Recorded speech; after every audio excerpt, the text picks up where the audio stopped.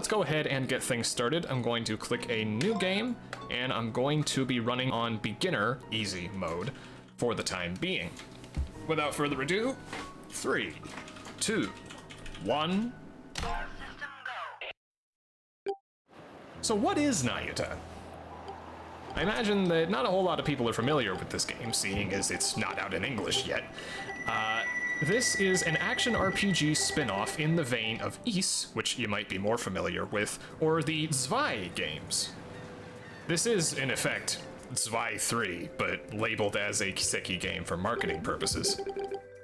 This game blends a lot of different elements from a lot of different Falcom franchises together. It blends Ys, it blends Trails, blends Zwei, even has a little bit of Xanadu in there. It is a veritable hot pot of Falcom's greatest hits. And like many of Falcom's franchises, this is quite an experimental entry in the series. There are a lot of unique gimmicks and mechanics that we'll be getting into as the game goes on.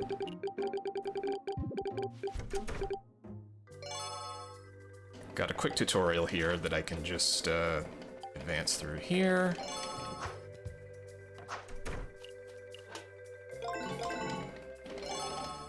We begin with our Astro Boy extraordinaire Nayuta Herschel, who is somewhat of an odd job hunter around this hometown of Remnant Island. He does jobs to, you know, help the townsfolk, make himself some spare cash on the side. You know, things every 15-year-old boy does.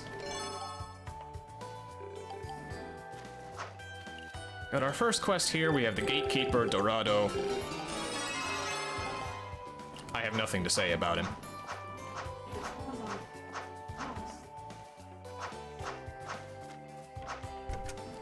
Here in our house, we are introduced to Eartha, Nayuta's sister.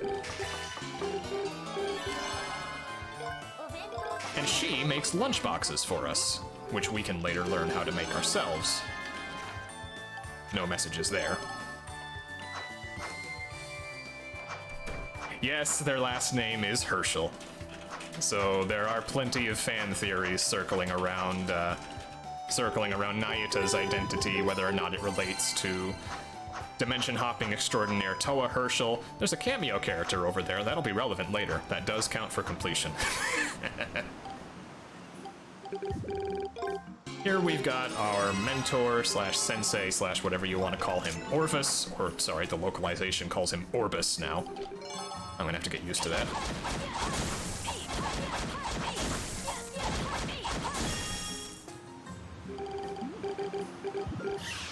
Pretty basic combat here to start. You unlock a lot more abilities as you go through the game. Unlike some Ys games, though, like particularly Origin, you have double jumping off the bat, and you have a couple other moves that you can use at your disposal. Not Yunka. Yeah, it's kind of blatant, isn't it? Hey, Kiva, thanks for stopping by. And yep, this was somewhat of a last-minute addition. Beef and I had been tossing around the idea for some time now, but only in the last couple weeks have I actually routed and practiced this category. Yeah, 28 constant hours of talking wrecked Beef's throat so much that he sounds like me now. Oh, sorry, he sounds like Schtolteheim. So a random tower just fell out of the sky. I completely forgot to mention that. And being the odd jobbers that we are, we've got to go and give it a bit of a look-see. That there is money. I'm gonna pick up that even though it has absolutely no value because it does count for completion.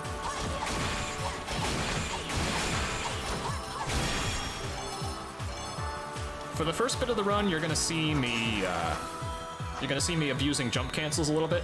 This will become less relevant pretty quickly, though.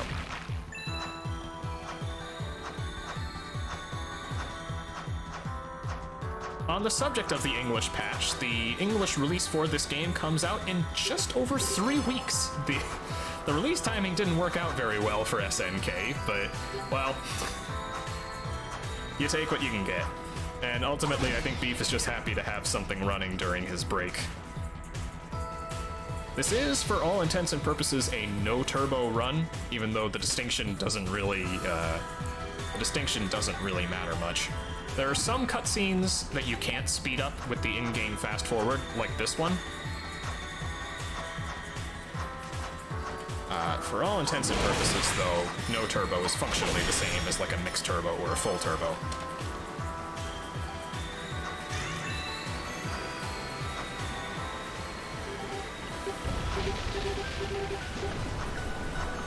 It looks like there might be some sort of video issue on RRLAT. I'm not sure what I can do about that. If someone wouldn't mind sending them a ping, I would appreciate it. Nayuta is very similar to E7. I believe it runs on the same engine as E7, and initially it released on the same system. This came out a couple of years later. Compared to E7, I would say this game isn't quite as fast, the speedrun especially so, but I would say it generally has better level design and a much more even difficulty curve. And yes, it is pretty much a Trails game in name only. This is a spiritual successor to the Zwei duology. The issue is that Zwei 2 sold like ass. It really, really tanked. So much so that I believe Falcom actually got booted off of their Japanese distributor's website back in 2008 when the game first came out. So the Zwei brand was pretty much cursed. But, you know, they wanted to make another Zwei. So they made this, and they just bundled it under Kiseki for marketing purposes. As far as we're aware, this game is not canon to mainline Trails at all, though that can change whenever Kondo wants it to. 96%. So, what I count as 100% completion... Oh, thank you, Softnum. What I count as 100% completion is getting all 48 of the in-game trophies. However, we only get 46 of them in this run, because one of them requires getting to 50 hours on the in-game timer, which... and the other requires getting all of the other achievements. So... we don't get those, and as a result, we just get the 46 trophies we can get, or 96% of them.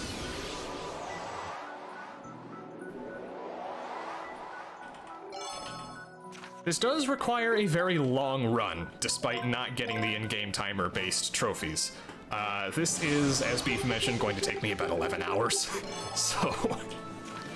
we're gonna be here a while, and you're gonna have to put up with me for a while, and you're just gonna have to deal with it. Into our first bit of gameplay proper now, and we're introduced to the basic gameplay loop that we have here. I might be talking a bit disjointed in this run, just because being an action RPG, there's a lot more stuff happening in real time, and I do kind of have to concentrate. Pick up that there. I said pick up that there. I'm killing these enemies not necessarily because they give good experience, but because they count toward the stage objective on this stage. Every stage has one. There are a total of 3 stamps that you can get for each stage to count toward your training book that your Master Orphis gives you.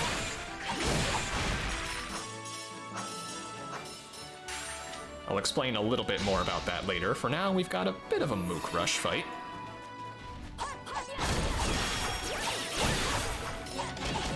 As you can see here, I can use both physical attacks and this fairy character Noise arts at the same time. This is a bit of a departure from Zwei, if you're used to that, where you had to switch between characters to use the other's respective attacks. Here, you use them both at the same time.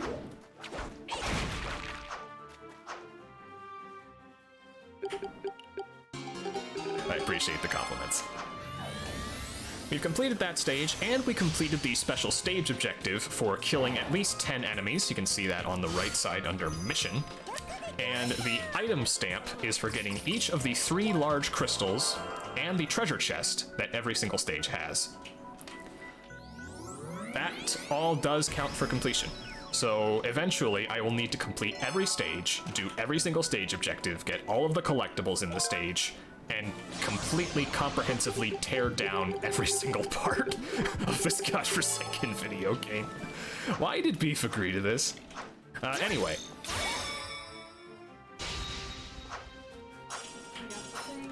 special stage objective here is picking up 50 of these crystal thingies, so I'll be monitoring that closely. I'm also going to try and passively kill enemies where I can, or just hit them, like this guy. And that is because of my chain, which you see in the bottom left corner of the screen.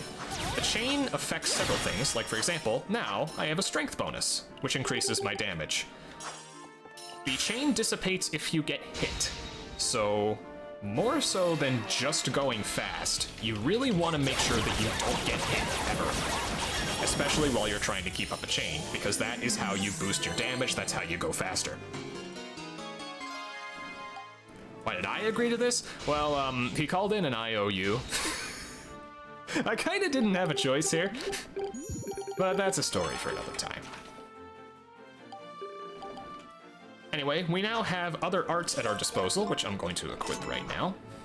This is Fleur Edge. Noi has a selection of arts that were stolen from her by the big bad of this game, and over the course of the game, we will work to get them back, one of which is Fleur Edge. Very nice ability here, very wide area of effect. I said very wide area of effect.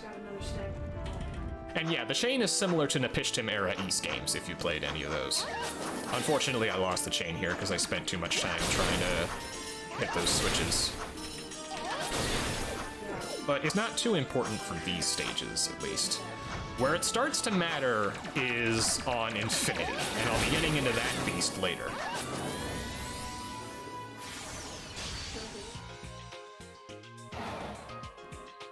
Yeah, the English release of Kuro is very heavily implied. I think PH3 stated as such in their dev blog.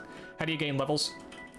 You gain levels the standard way, by beating enemies, but you can also gain levels by eating food, like you can in Zwei. PH3 is the company responsible for porting the Trails releases to PC. They started with CS1, and they just did Kuro. They also did this port of Nayuta, which again, the English patch for comes out in just 3 weeks.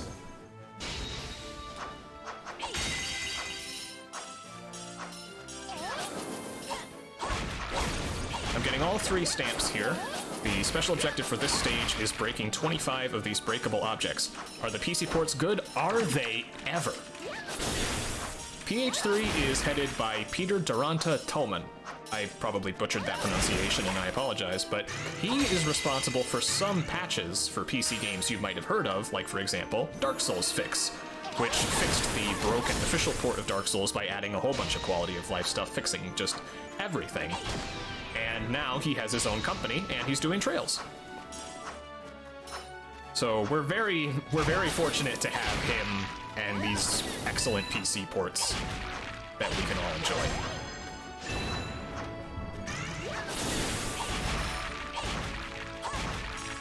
Just breaking more of these stage objects for the stamp objective. I'm also getting the item stamp, so I'm breaking all of those crystals and getting the treasure chest over here. I said getting the treasure chest over here. Thank you. I'm gonna go ahead and kill this guy just because I can. That will matter for completion.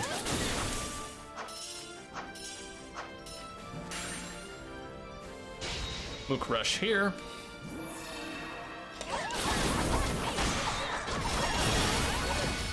And we got a level from that, which is very nice. I want to be level 2 before I head into the next level.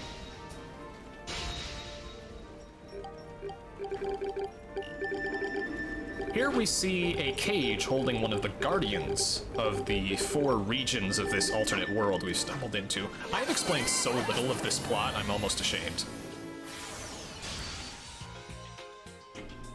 Basically, it's an isekai. That's all you need to know.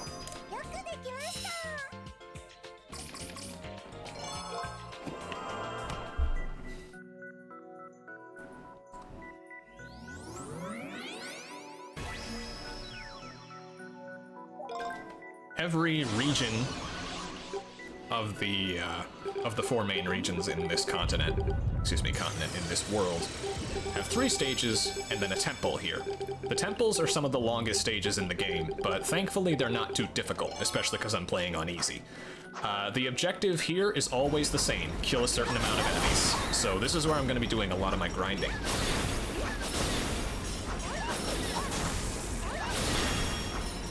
Flare Edge is very nice because for the most part I can fire and forget it.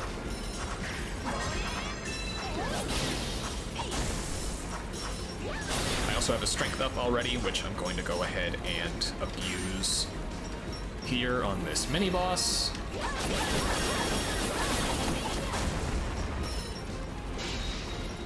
Fantabulous.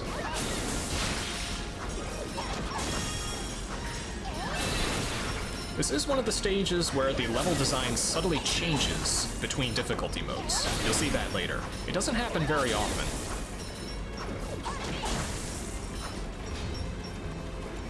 Crystals are money. Those large crystals especially are lots of money. Oh wow, I got the achievement already for getting 100 chain. That is the first of 46 trophies I will pick up in this run. And you'll see more of that later.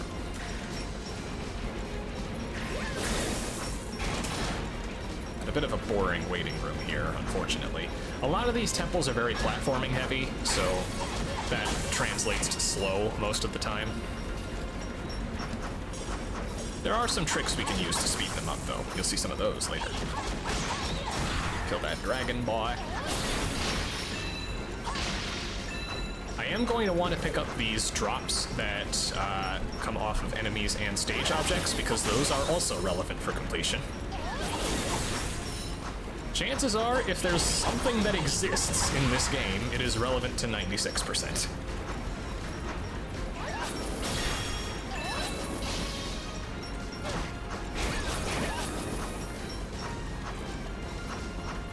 Through that part of the stage without much fuss.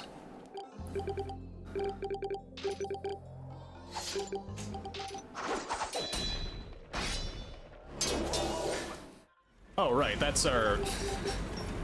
Not actually our brother, but he kind of acts like one, and he is taking the fight to the big bads himself. We'll see how that goes in a little bit. I don't want to spoil anything. More enemies to fight. These ones can be pretty annoying. They can really trip you up if you're not paying attention.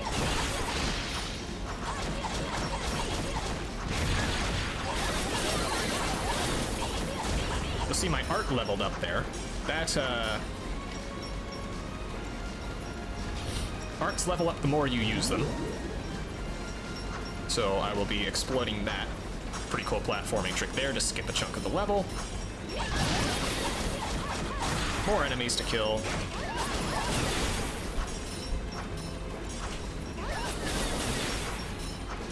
These have some pretty janky hit detection. You can kind of dance around them. And you can also use iframes from a double jump to just phase right through them, though you will take a bit of damage. I will be exploiting that here.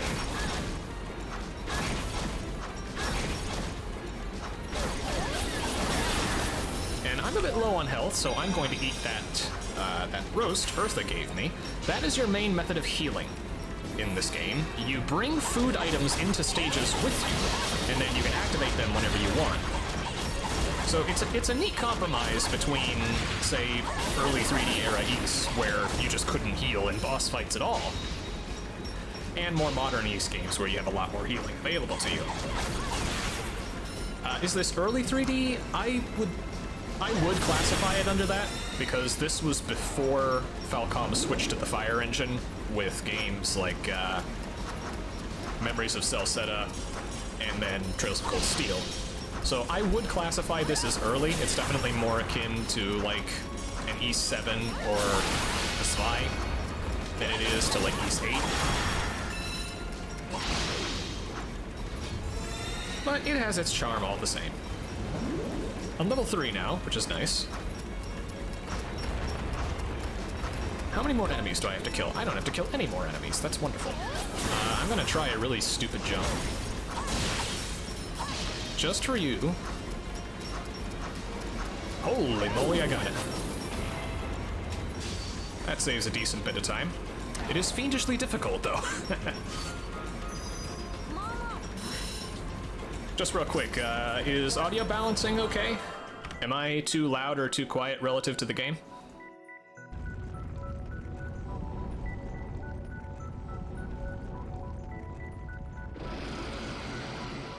Perfect. On to the first boss fight now. Unfortunately, this is about as fast as movement gets for the next hour and a half. There's not much I can do about that, unless I were to run New Game Plus or something. But that will be alleviated in time.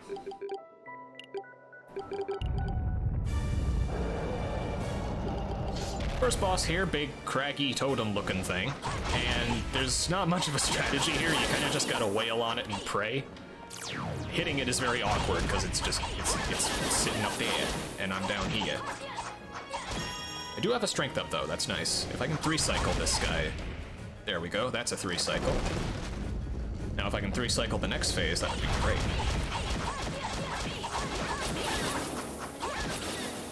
Ooh, that's good. There we go, good fight. Were there dudes up there before? The big bads placed that trap there for us. So, they were the ones responsible. Anyway, Signa is very happy that we managed to get out of that alive, but understandably, he doesn't want a 15-year-old kid going and endangering himself when he's already lost his parents. Eartha does not need more tragedy in her family life. So he wants us to just back off and never return to this place. Unfortunately, we are a JRPG protagonist and we do not listen to him. And this gets us into all sorts of wacky misadventures. First though, brief town intermission. Here we are introduced to the museum, which is where we send all of our items that we've collected throughout the stages. This does matter for completion. Yeah, it's pretty much dimension hopping, so I'm going to go ahead and turn in my items here, get a cool 165 Mira. The game does use terminology common to other Trails games, like it uses Mira, it uses lengths of measurement like Arge and Selge. So it is very loosely connected to Trails in just like a terminology kind of sense, but outside of that it doesn't really share any story elements at all. Except for one, and you'll see that later.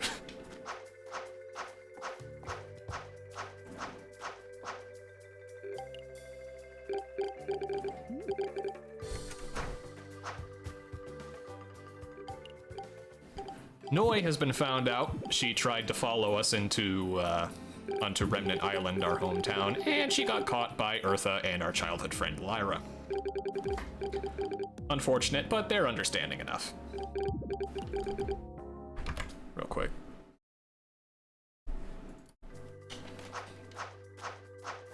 My notes were on the wrong place. Nayuta does have lines. He's actually quite the talkative protagonist, for better and for worse. Here, we are introduced to the Astrolabe, one of the central governors of this dimension, and we'll be using it a lot later. Just not right now, though. Quick warp to Terra.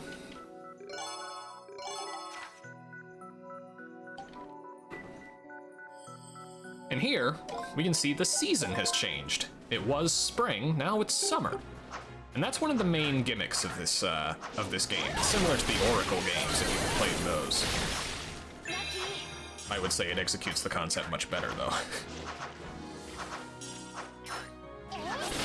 All of the Terra stages here have 4 seasonal variants, and each of them are subtly different in level design. For example, this was the 3rd level we visited back in the previous chapter, but you can see it's slightly different. It's got different layouts, different enemies, and, well, a lot of different visuals.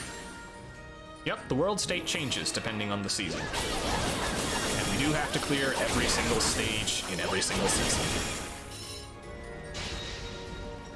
There are 60 stages in total. I believe, quick math here, 52 of which are in Terra. So that's 13 stages for each of the 4 continents.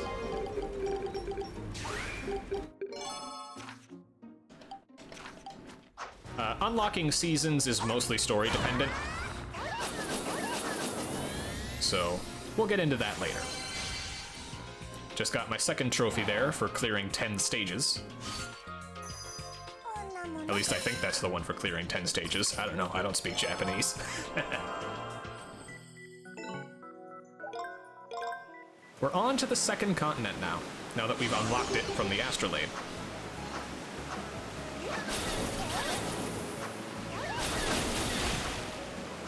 Here, I'm not picking up all of the crystals, nor the treasure chest.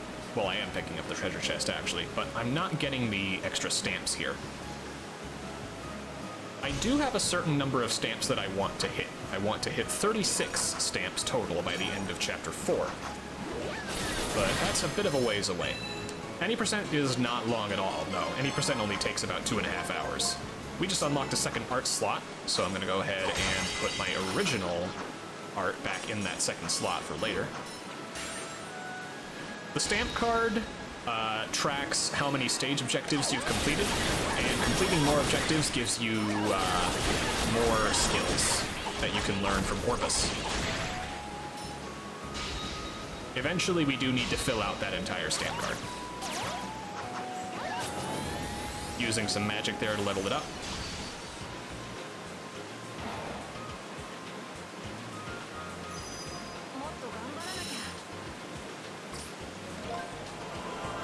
The main reason I'm not completing some of those stage objectives is just because it's faster to do so later. And that is because, well, it's because of the reason why this run is so long. Because this is a full completionist run, and because some trophies can only be obtained on higher difficulties, this run does 2 playthroughs. The first playthrough is going to take a little over 4 hours. The second will take over 6. Got a mini-boss fight here. I need to be very careful with this because they can paralyze me, and that makes me very slow.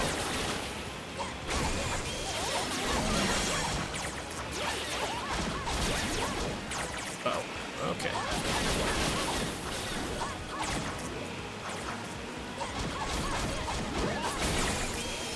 Okay, got that done. Yes, the second playthrough is New Game Plus. Indeed, you cannot just do the highest difficulty at once, and there is a lot of content in this game that's locked behind New Game Plus. So, even if I could do the highest difficulty off the bat, I still wouldn't be able to do all the things. Defeating that mini-boss gave us an art. We're not going to equip it, though, because it kind of sucks. I just do it on the first playthrough, because that boss is easier on the first playthrough. Special objective here is killing 10 enemies with magic, so I'm just taking that kind of slow. And yeah, it's kind of like CS2, only a lot worse.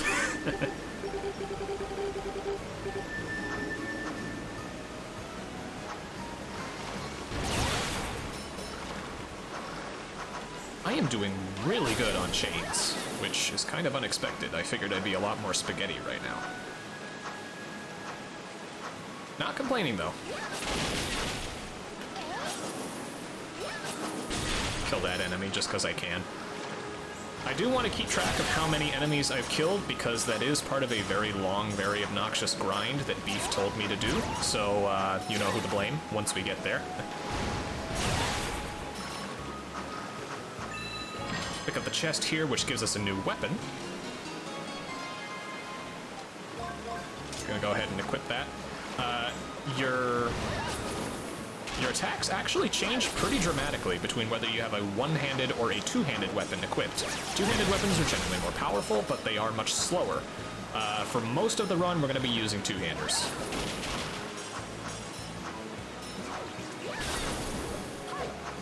Get that crystal there. Cherry tap some of those enemies. Don't actually have to trigger that mini-boss spawner, so I'm going to ignore it. Check the special objective. I have killed more than enough enemies.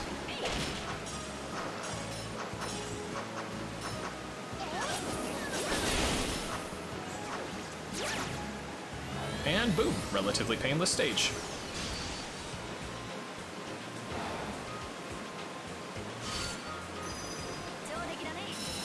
Doesn't really matter whether I miss any stamps for now. There are only a couple stamps that I can miss.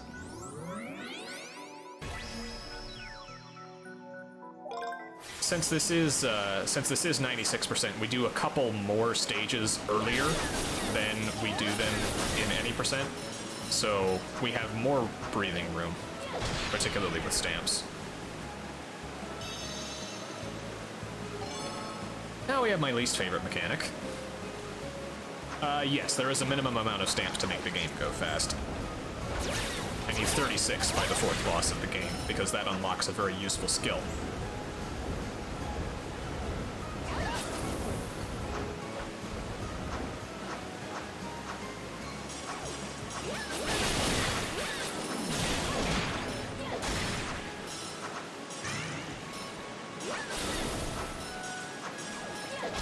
Just killing what enemies I can here and picking up these stones. The stage objective for this stage is getting 30 of these crystals. And it's also good money. I need a total of 2,500 Mira by the time I exit this stage, which I already have, so that's nice. I don't have to worry about that money gate as much at 96% because I'm doing more stuff.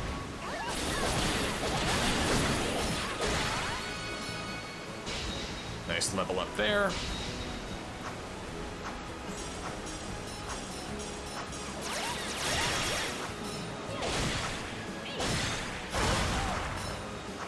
I generally want to try and kill as many enemies as I can while still going fast. That is a bit of a departure from any percent, where generally you just don't care. I'll get into that later.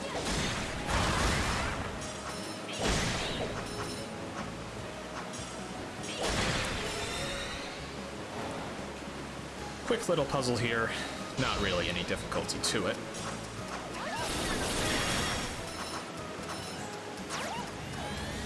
And that is Rieseveld done. Well, except the temple. We don't talk about the temple.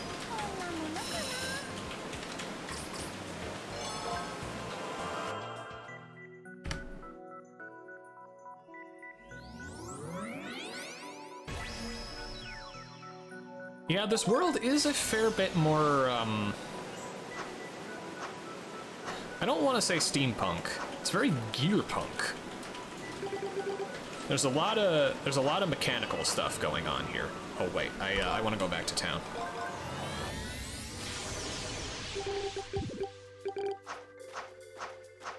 Clockpunk, that's a good way of putting it. And in a sense, Trails is clockpunk too, just in a bit of a different way.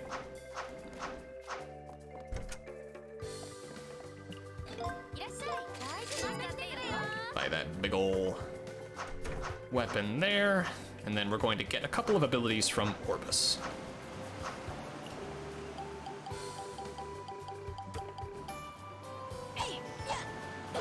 We've filled out 3 rows of the stamp book, so we get 3 abilities here. The first is an air slash, just jump and attack right afterward. The next is our down slash. This is going to be our primary offensive tool for the rest of the game.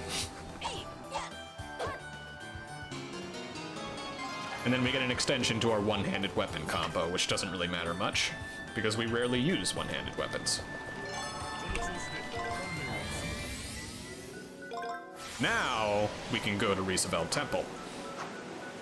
This, unfortunately, is my least favorite stage in the entire game. It's a very long, boring waiting room. It's not quite as bad yet, but in the second playthrough, we're gonna have to do all the stuff here, and that makes things very, very slow and tedious.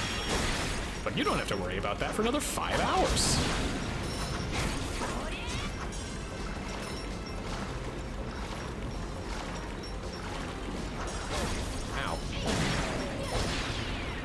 stage objective here is the same as Oltapia Temple, the first continent. You just gotta kill a certain number of enemies, which we will do very easily. There are a lot of forced fights here.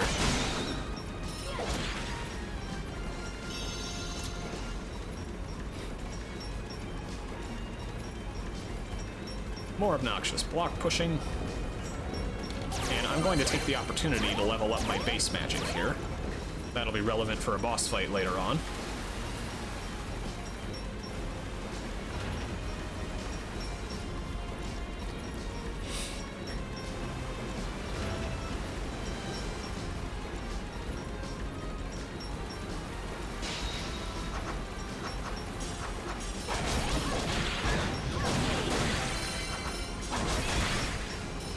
Alright, got that done. Just gonna mash a bit here.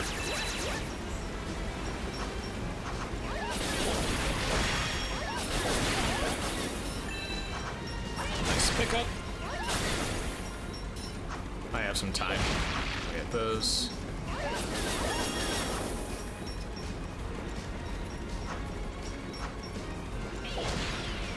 Get this switch here. Drink some water because my throat is already dead.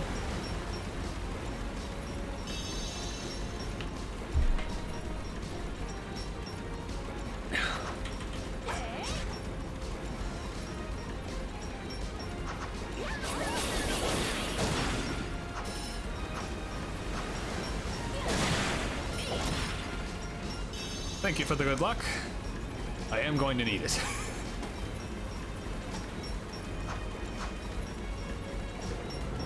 Oh, that's not what I wanted to do. I gotta reset that. That's what I wanted to do. Never messed that up before. Must be marathon luck. I've never played the Goemon games. I probably should.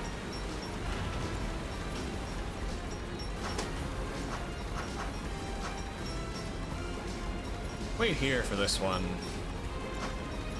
Charge some more magic while I'm at it. The level cap for both Nayuta and for Noise Arts is pretty low on the first playthrough, so I'm not going to be doing too much grinding. I actually want to minimize the stuff I do in the first playthrough so that I don't waste experience. That, and just because doing a lot of stuff on a more difficult playthrough makes things more entertaining. And ultimately, I am a man of the people.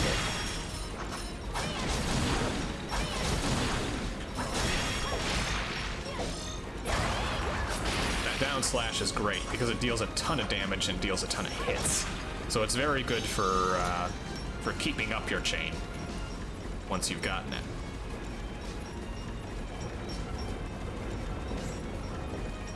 Oh, nope. There we go. I want to be level 7 when I leave this level, and it's looking like I'm right on track to get there. Compared to any percent, I am generally a higher level for just about all of the game, so that does make a lot of segments much easier, particularly toward the end.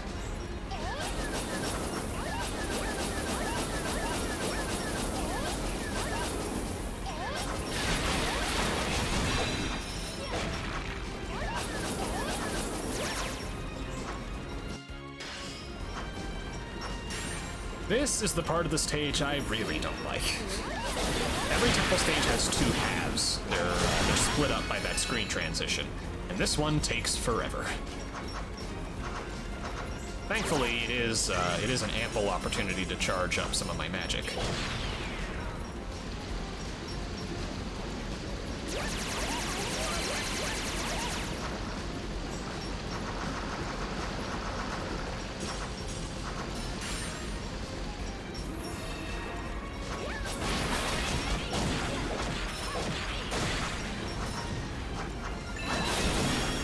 Ooh, I got a dino fossil.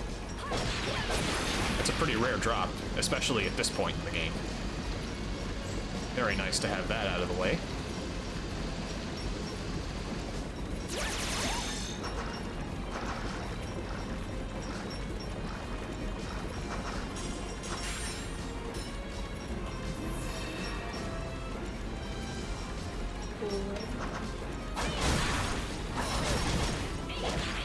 I don't mind taking damage here, because I am on easy mode, so I'm not really in any danger of dying. So generally I can be pretty reckless here. I am going to want to change that once I get the second playthrough, and you'll see why. Oh, will you ever see why?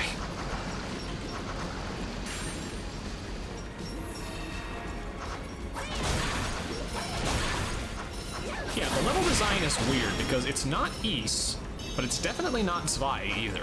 Zwei was very dungeon crawly in its level design, so it very much does its own thing. And I think that's pretty cool.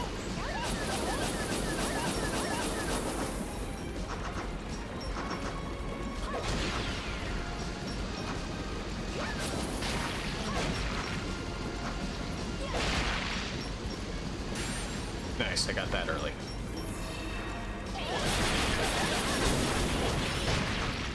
Kill these two idiots. Hit this switch, we just lowered the water level, now we're going to raise it all the way back up.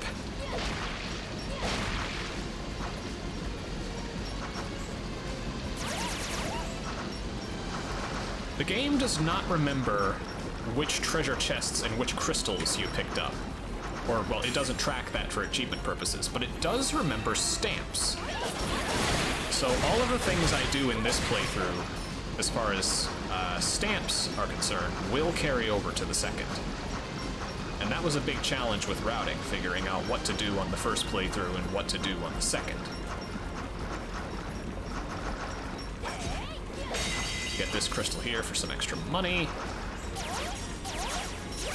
I'm probably not gonna make that cycle. No. I'll just break some of these instead. Ooh, another nice drop.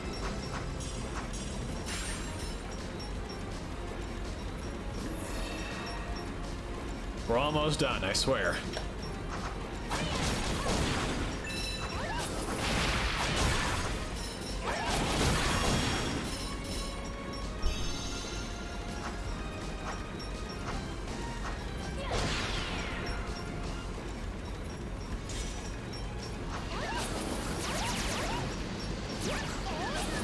Yeah, enemy spawns can be a little dickish, shall we say. Especially in the later stages. It's just encouraging Nayuta to do his exercise, though. We get that stamp, now we don't have to worry about it on the second playthrough. All things considered, we're making pretty good time so far. Watch that immediately change. This boss is very RNG heavy. So depending on how it goes, I could lose a fair bit of time.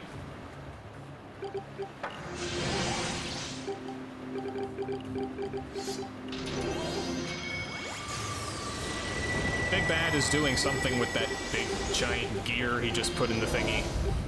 I don't know, I don't speak Japanese. And now we have to fight a giant fish. And the fish is doing what I want it to do, which is good.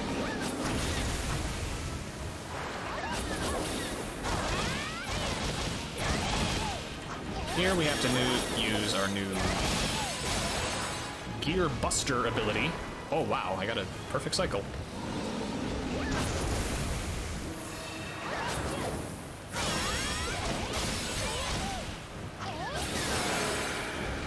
We need to break the scales off of its spine. Now we're falling down the entire tower. We're taking the boss with us. And now we break off its teeth.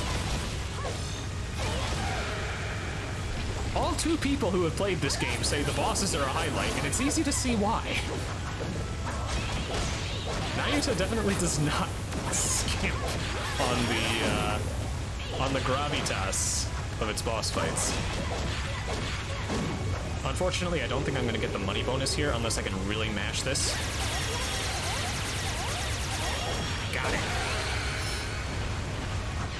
That was an excellent fight. And as you might have seen there, getting a 60 chain increases the money you receive from defeating enemies. So we just got a whole bunch of extra money from beating that boss, which is going to be very nice.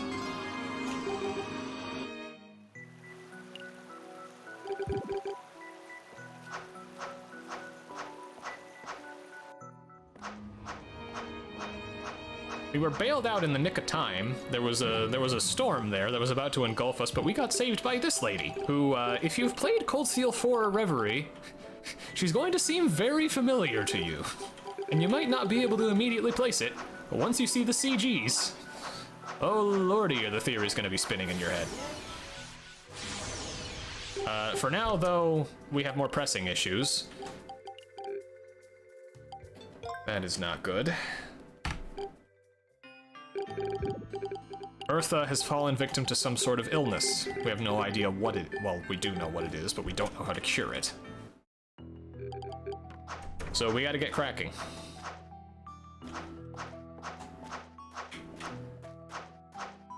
We think the museum curator might have an idea. So we're gonna go there, we're gonna turn in all these items. Get some rewards there. Talk to the curator. He says that there's this specific flower that doesn't grow here. This also isn't the season for it. But, you know, we have a whole other dimension we can use to solve that problem. So we're gonna go right back into the isekai, and we're gonna get things done.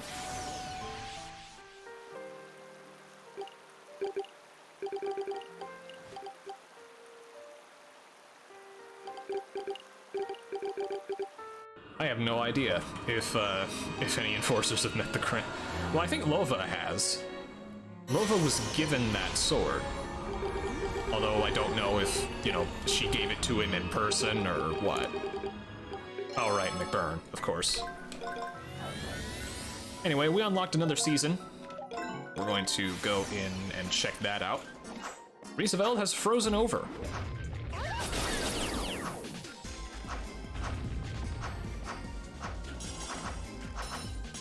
This is the first major departure from the any percent run, where normally we would just get the things we need to get in this stage and immediately get out. Here, we do everything, we clear every stage objective in this level, so that we don't have to visit it again in the second playthrough. This also means killing all of the enemies here, just to get copies of them for our notebook. Or, sorry, bestiary.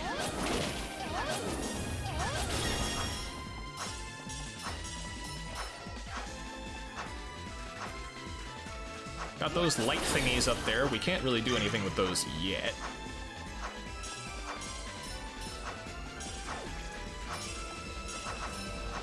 Here, though, we can free our second guardian. And this cutscene makes me so happy that there's an updated re-release of this, because this cutscene chugged on PSP. I would honestly argue that this is the best looking game on the PSP, but man, the system could not handle it. You would see frame rates in the single digits when trying to fast forward cutscenes like that.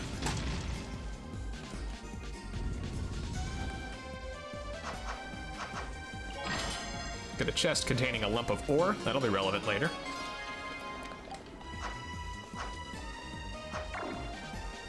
Now we can grapple onto these. It's not quite as freeform as something like a hookshot, but it's still nice to have. I'm gonna kill that guy because I don't like him.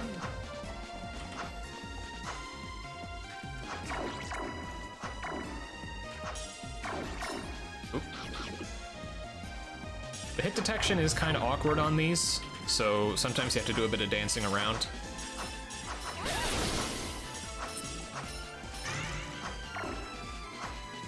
Get that crystal there. Just one more to go. Yeah. We do have to fight the mini-bosses this time.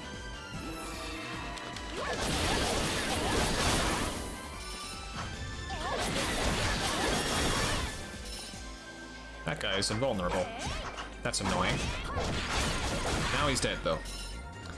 Was that 20 next to my art mean? That's the amount of charges I have. As arts level up, they'll get stronger and they'll reload faster, and I get more charges.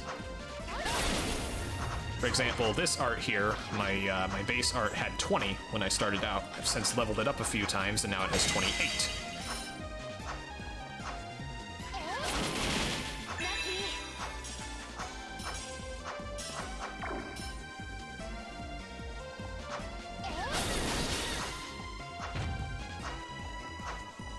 And we're through that stage. Get another trophy. I don't know what that's for. Yeah, that's pretty much Campanella's job. Anyway, we are now off to do the only side quest we ever do in any percent, and that's because the reward is so busted that we just can't ignore it. All 4 of the Guardians each have a quest, so we're gonna go and pay her a visit.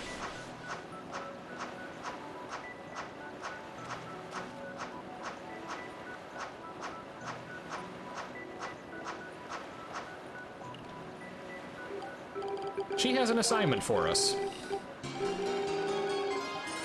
There's a species of animal that has gone extinct, and we need to plant these eggs she found that will hatch and reintroduce the species back into the wild. So we need to go to this little pillar over here, plant these eggs. Yeah, she is kind of an Undine. And now we switch the season to summer, which will accelerate their hatching process, and now, by the time we get back there, the eggs will have hatched.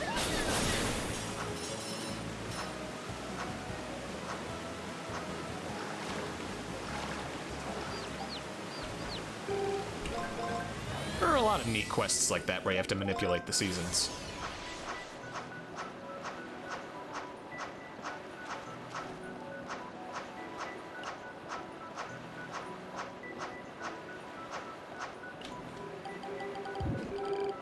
For our diligence, we get the art White Nova, and this is the single best art in the entire game. We are going to abuse it to heaven and beyond for the entire rest of this run. I cannot overstate how broken this thing is.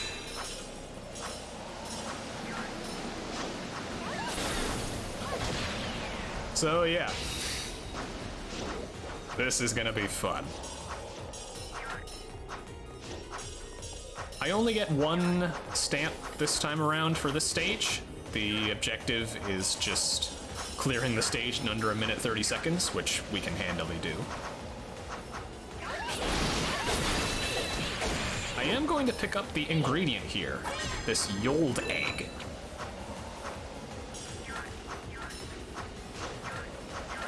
That is going to be relevant later in a few chapters. Oh god. I wouldn't say my voice is naturally like this, but I am not really experienced with presenting things. Anyway, this is what White Nova does. It murders everything.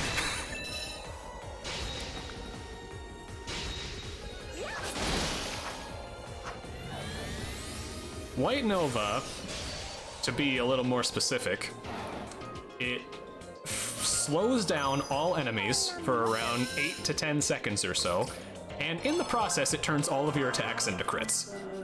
Serious offer. So it's like a flash guard on command.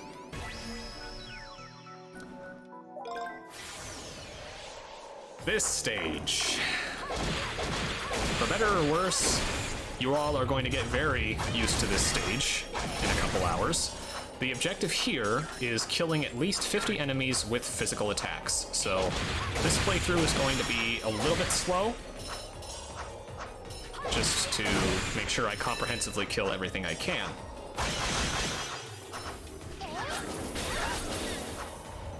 There are some enemies I ignore just because it would be slow to kill them. Like this guy, I'm not bothering with him, he's a dragon.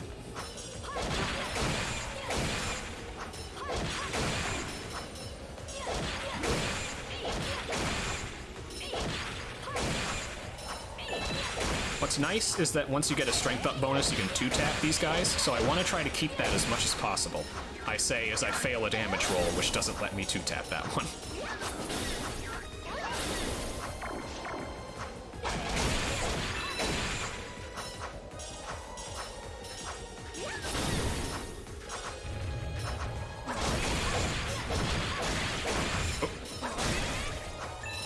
That guy thought he had me.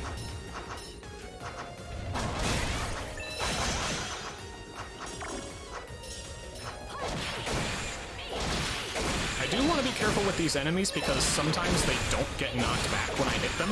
Sometimes they'll just start their attack cycle anyway. So I want to make sure that they don't catch me off guard and hit me, thereby breaking my chain. Alright, how many enemies have I killed? 53. I am perfectly good.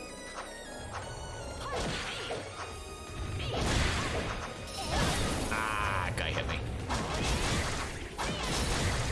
So I don't think I'm going to be able to get all the extra money from the mini-boss here. But that's not the worst thing in the world. Or, well, no, maybe I might. I do fight this art boss to get the next art in my repertoire.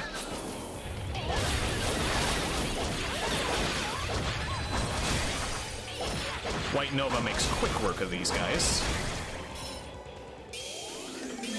And for that, I get Icicle Spear. This is going to be my main go-to magic for the next couple chapters.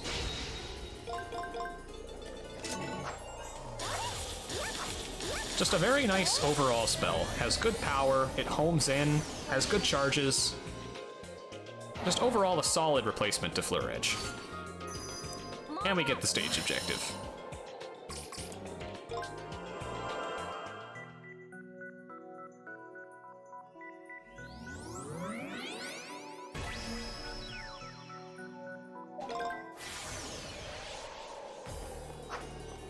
This next stage objective is pretty much a gimme. You just, you have to use one item of food or less, which I will do handily because I have no food. Nayuta will go hungry for a little while yet.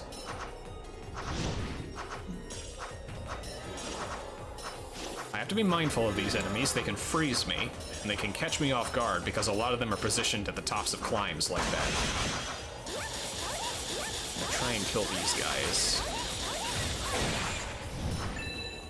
I do want to generally kill one copy of every enemy so that I can fill out my bestiary. Or bestiary, I don't know how it's pronounced. So you know what, I'm gonna kill this guy.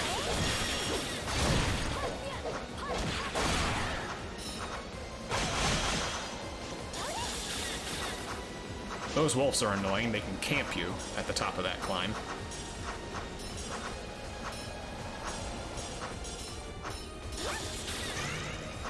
Welcome back, Fontano.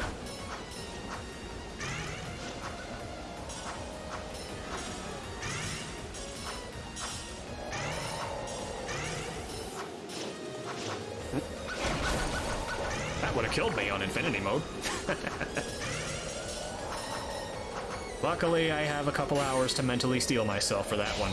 What does White Nova do? It does this.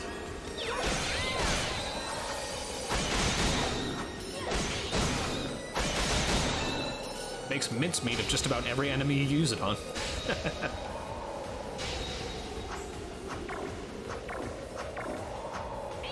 I'm going to get that crystal there, just to help with money. I want at least 8,000... Mira by the time I'm done with this continent. The temple will give me plenty, thankfully. Clear that stage mission to get 2 stars total.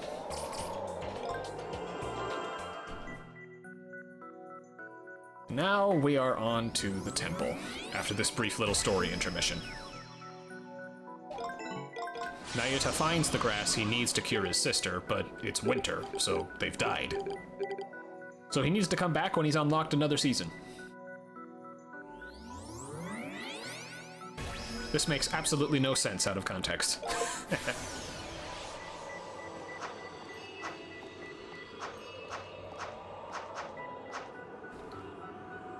Here we have another run-in with the big bad's right-hand man, and he gives us a bit of a walloping.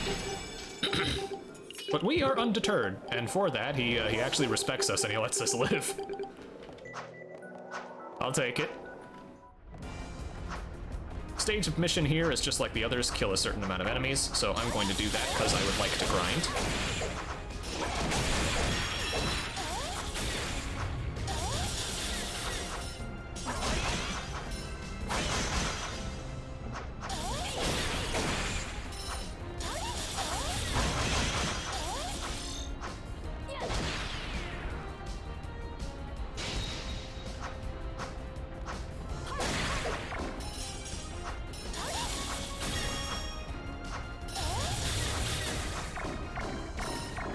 Icicle Spear is nice because you can just, like Fleur Edge, you can fire and forget it.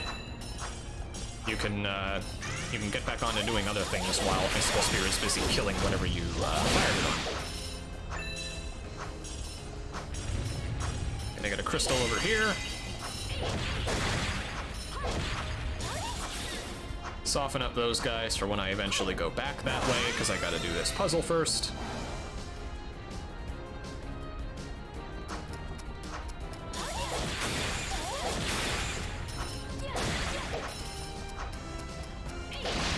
Keeping up a chain here is especially important because I want money. So I gotta make absolutely sure that I don't get hit.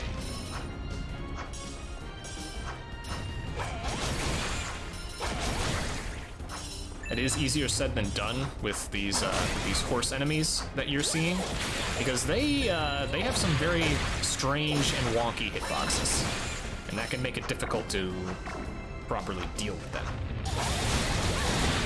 Sometimes, though, Icicle Spear will just freeze them, which is wonderful.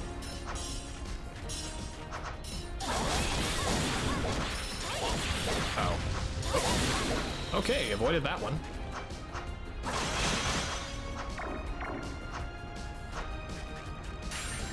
Alright.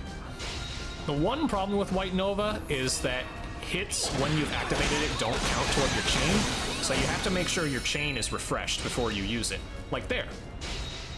I gave those dragons a love tap, and then I went to town. Luckily for me, I did not get hit a single time during that first half of the stage, so this temple has been going very, very well.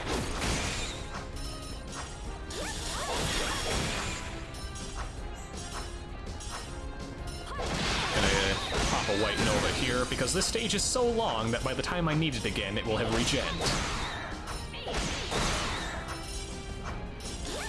Keep my chain? No, I can't.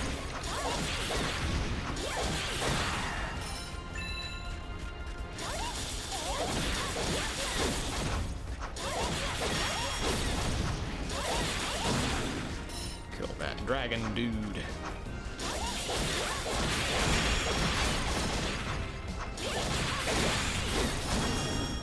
Nice. I am going to lose my chain here, unfortunately. There's a lot of walking I have to do. What did I do to Beef? Ask Beef what he did to himself. He's in bed. Or maybe he's not, I don't know. I don't have Discord open because Discord doesn't really like my graphics card, so I'm saving processing power. I have no idea what's happening right now. I am... Outside of you guys in the chat, I am completely isolated from the outside world.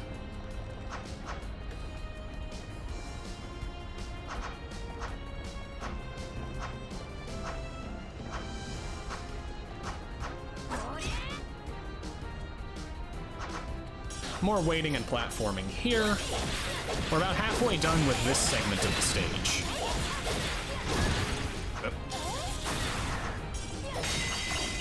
Gotta remember to pick up this ingredient here. This is important.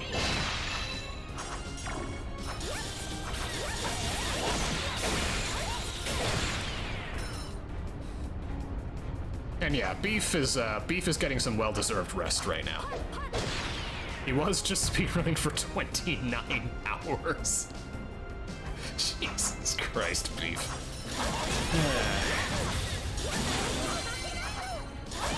Oh, nice icicle spirit level.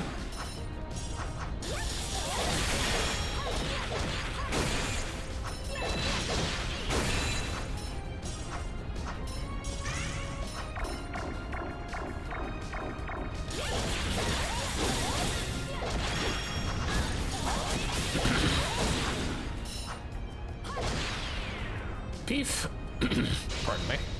Beef has said that he is open to running this game, but he wants to play it casually first to see how he likes it, which is understandable. This is very much a departure from previous games in the series. So I don't blame him if this turns out not to be his thing. Got a white Nova at the ready. I'm gonna let these guys walk toward me a bit so that I can hit all three of them at once. That is how you do it.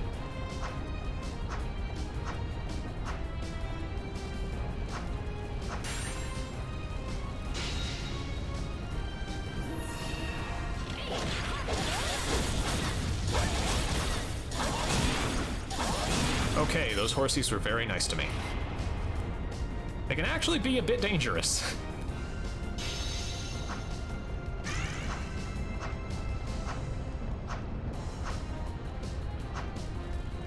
Yeah, that's a wise idea. You can play this game with very limited Japanese knowledge, but you'll be missing most of the things, and if you're a completionist, which many Trails players are, that just won't be your thing.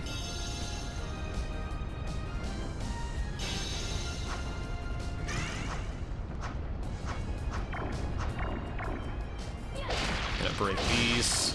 Ooh, nice. I really want to see those dinosaur fossils, like heads and wings, because those are some of them rarer and more difficult items to collect. Nice, I'm level 13. That's where I want to be for this boss fight coming up.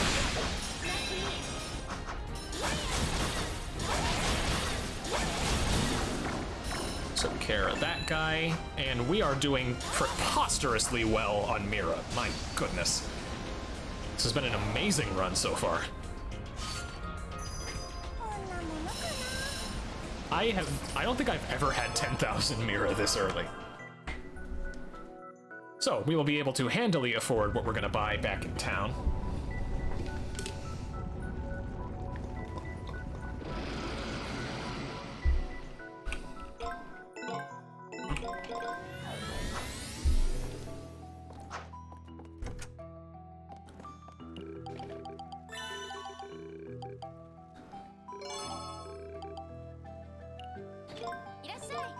Buy the sledgehammer, which is an item you're not supposed to have yet.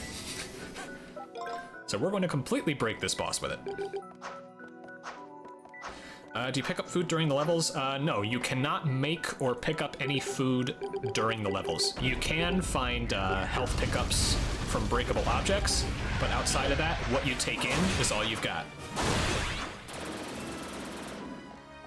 So you gotta make all your food in between levels. Yep, September 19th is when this game comes out. Just a little over, not even 3 weeks from now, actually. Anyway, this spider's annoying. He can do anywhere from like 3 to 8 attacks before he actually opens himself up for counterattacking, so this is a bit of an RNG fight, and he was not very kind to me there. I would highly recommend this game. It is one of my very favorite Falcom games in general. It's just such a lovingly crafted game. And I hope I'll be able to demonstrate that over these ensuing 11 hours.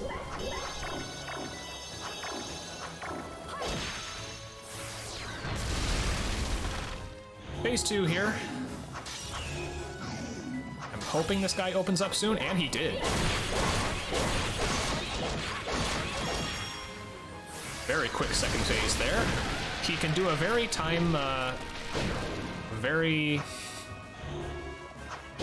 wasting attack on that specific phase, so I'm glad that he didn't do it. This phase can be a bit annoying. Oh wow, he was pretty quick.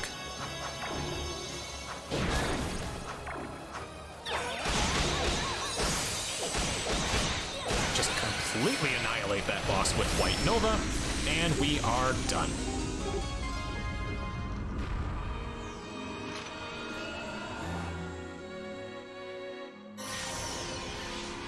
We unlock Autumn for Heimel, which might be early enough to get the grass, but alas, no.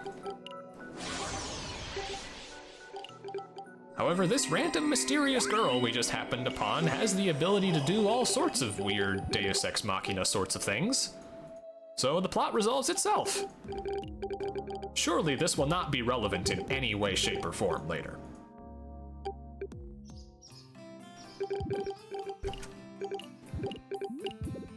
Now that Earth is all better, we need to go and talk to her real quick.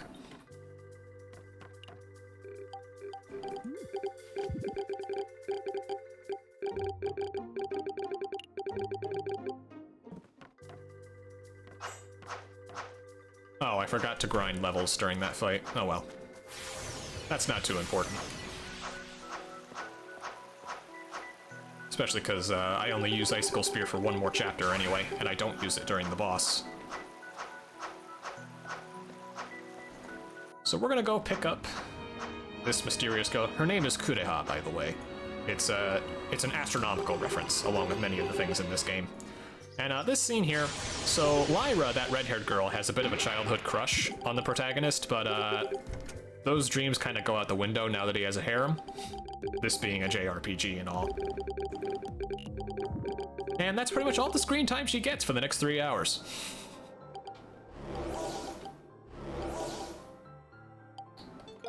More scheming.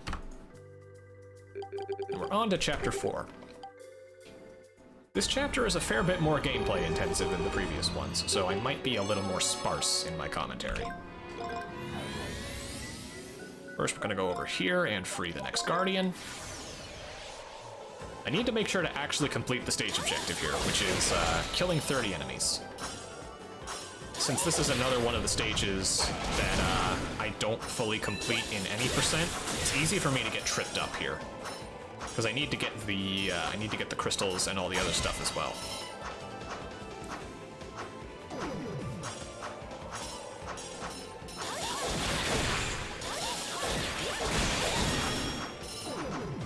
I don't really care about the poison here. It doesn't do enough damage to really harm me.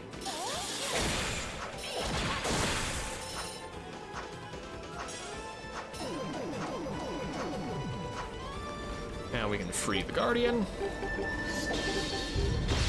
I think the technical term for them is administrator, but, like, let's be real, it doesn't really matter. Oh, is that Noi? You got good taste. Oh wait, no, Nayuta is Kiseki, so you said non-Kiseki, so that would mean... Yeah. I'm already not thinking straight and we're only an hour in. This does not bode well.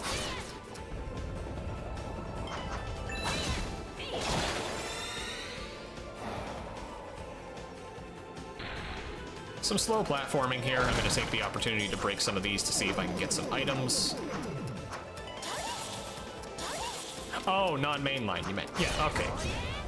Cool, cool.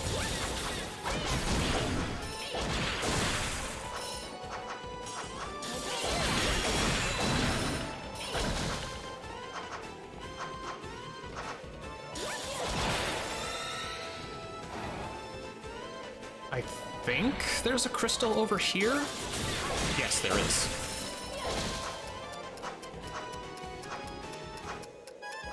There's always a crystal that I miss in this stage, so I need to be careful.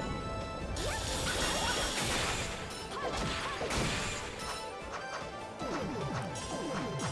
think it's somewhere up here.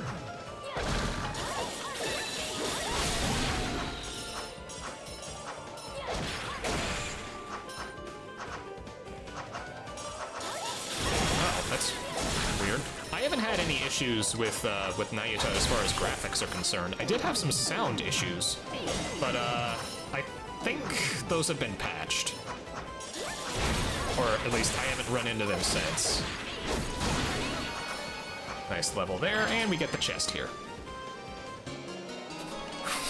We got a nice new, shiny new weapon in the treasure chest, which is worse than our current one, so we're not using that. So, oops.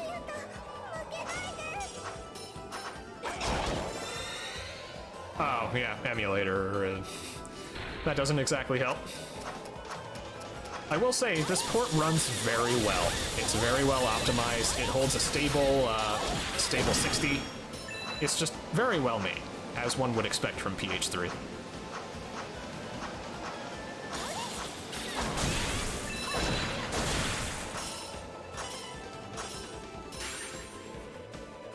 Mini bosses here. Gonna let them get close. Oh, I one-shot them. I forgot I do that.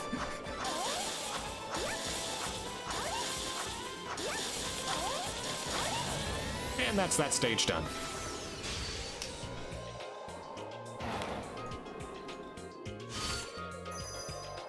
Very nice.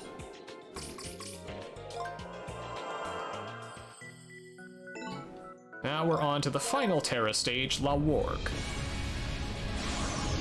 We also full clear this one to get the treasure chest here, which has a very nice, very useful feat.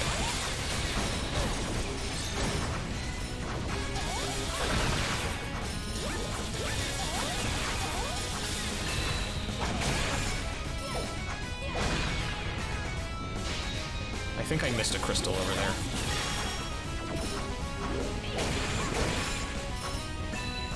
I did. Make sure to get that taken care of. You don't want to miss any of those crystals because they do count for the item stamp. And those in turn count for completion. What does lava magma have to do with it? This is autumn, so it's hot. You'll actually, this continent changes the most dramatically with the seasons. In spring, it's a pretty temperate lake-ish area. In summer, it's a desert, and in winter, it's completely frozen over.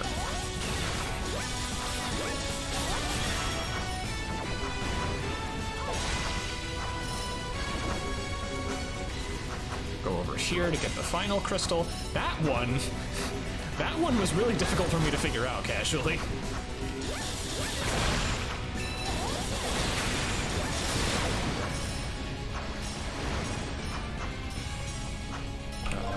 Yeah, I'm good.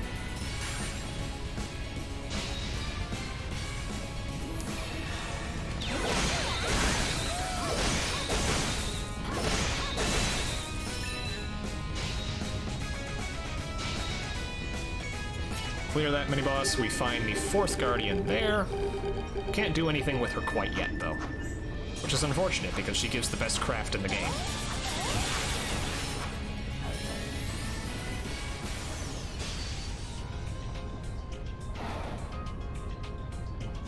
Not gonna run that ever. Honestly? Nayuta any percent is pretty fine. There aren't really any bosses that are that obnoxious. Selim can be difficult, the penultimate boss fight, but it's nothing on the tier of some East bosses. Honestly, I would say any percent is pretty easy, but then I might just be used to it because I run it so much. This is one of the most difficult stages in the game, in the run, because we have to do everything here. We have to get all the items, and we have to clear it within a very specific amount of time. So I gotta be quick here.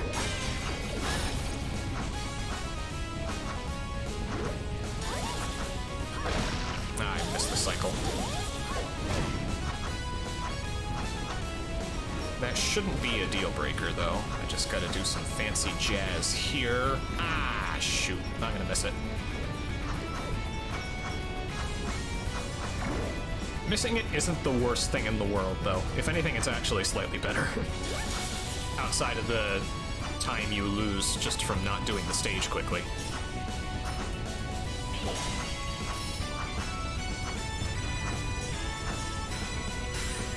Gonna fight an art boss here.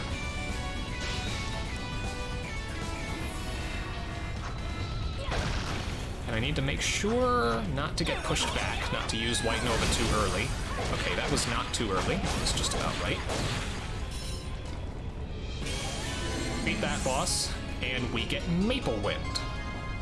A nice little art that we'll be using for most of the rest of the second playthrough. I'll equip that in just a second.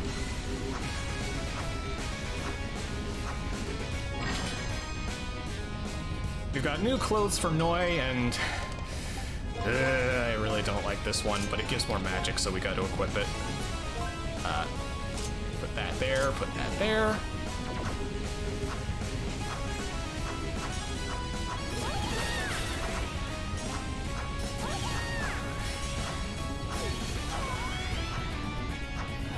And that's that done. I think I only got 2 stamps there. Oh my god, I got it exactly.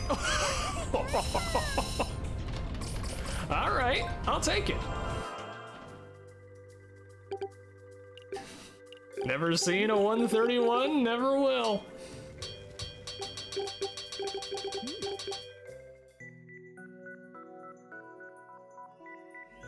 So that's that taken care of. Getting more stamps does give you more money at the end of the stage, so even in any percent after the point where stamps don't apply anymore, we still try to complete any stage objectives that we can, if they're not too slow, just to get that extra money.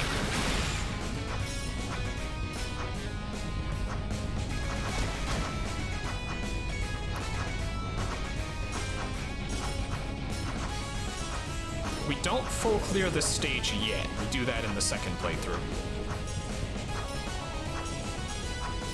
What you might have seen there as I was going through the lava is a technique that I affectionately call fire hopping, where if you jump fast enough after you enter a stage hazard like lava or poison, you can actually avoid it and it won't damage you.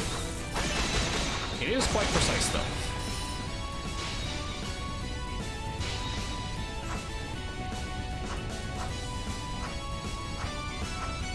Don't mind that orb there, that doesn't do anything.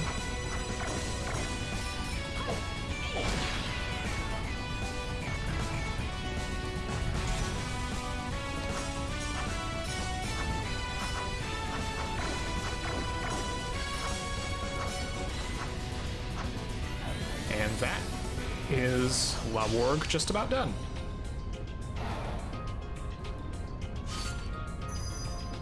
Stage mission there was just not using my gear shield, which I don't have to do, and I can fire hop. Here we just have some cutscenes of Kureha getting used to the new environment here, because you know, being a JRPG wife, she's got amnesia and all that good stuff. We're now ready to enter the temple, but we're stopped. Right-hand Mook out here trying to dissuade us again, and this time it actually works. We have to go back to the town because we're scared. So brief interlude here. And what I'm going to do is I'm going to cook a bunch of lunchboxes.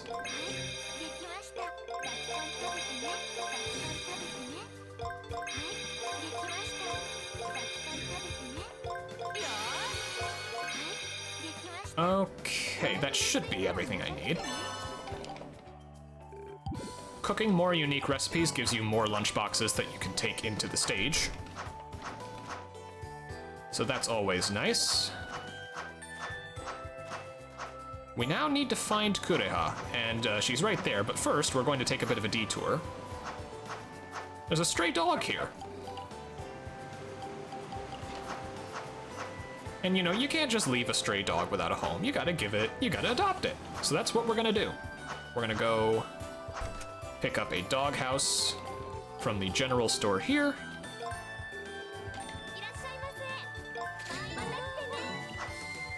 And then we're going to go get some lessons from Orvis. Yeah, you can eat lunchboxes during stages.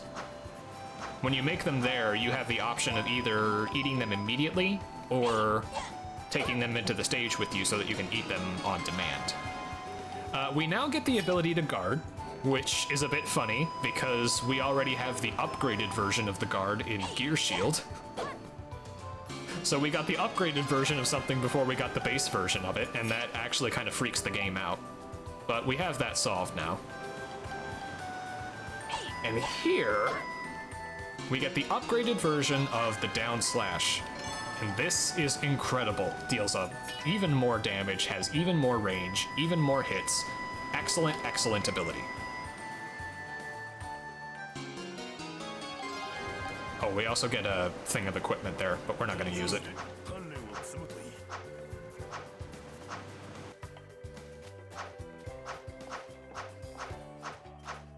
Now we're going to go and adopt the dog.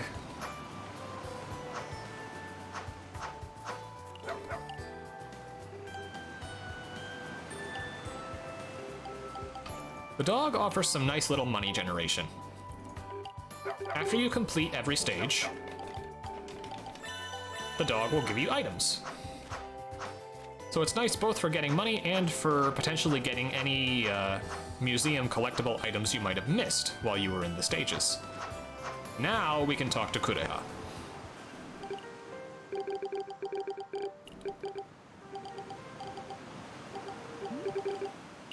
I'm sure that CG didn't remind you of anything at all.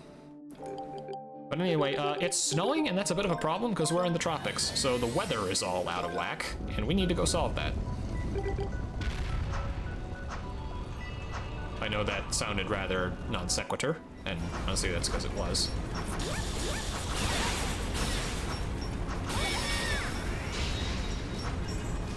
Same stage objective here as all of the other temple stages, just gotta kill a certain number of enemies, and that was why I made the food.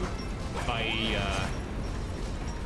getting all that food and getting to level 17, I'm hoping to be level 18 by the time I exit this stage.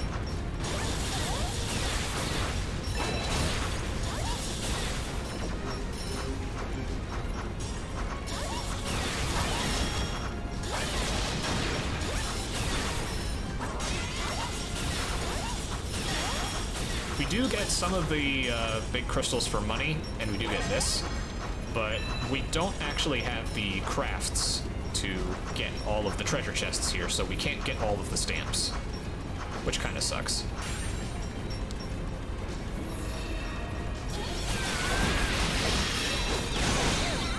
Nice. Maple Wind has a nice radial AoE, so that makes it nice for clearing out enemies. We will be getting a much better art a few hours down the line, though.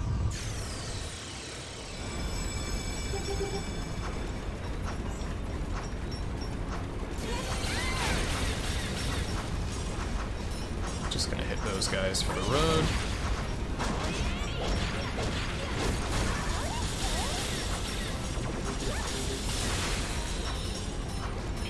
Block puzzle that you can completely ignore because two-handed weapon hitboxes are gigantic.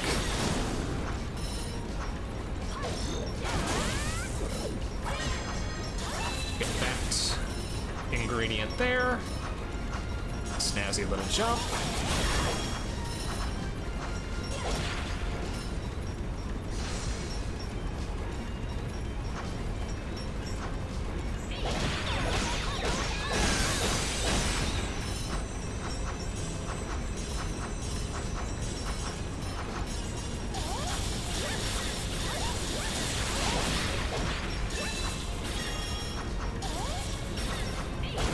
Okay, whoops. Bit of a time waster there. Ah, I got hit.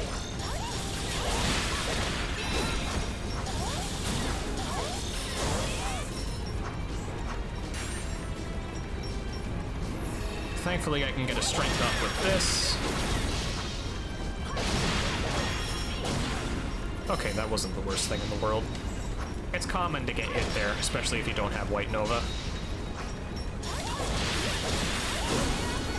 Okay, I'm level 18, which is where I want to be, so that's nice.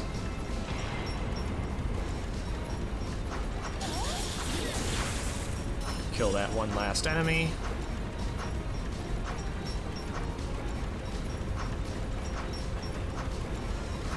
And I'm actually going to want to equip that base magic from the very beginning of the game here.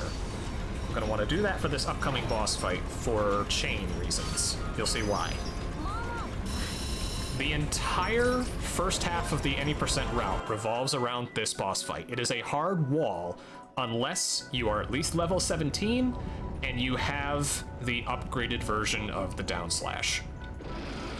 So that's why we needed 36 stamps by now. That's why we needed to be level 17 by now. And That's why this boss sucks. Fortunately, we can whiten over the first phase. Now for the second.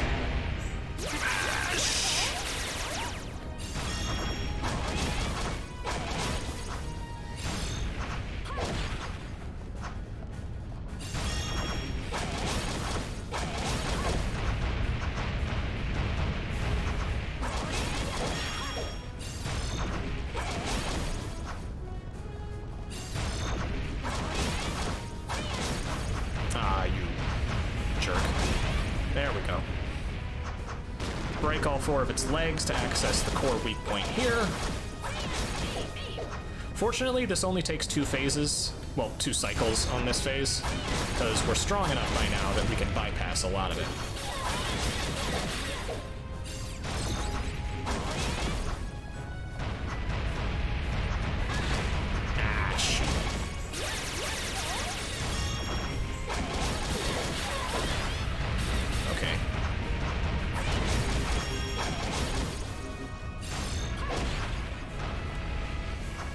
If you guard just in time before an attack, that is this game's equivalent of a flash guard.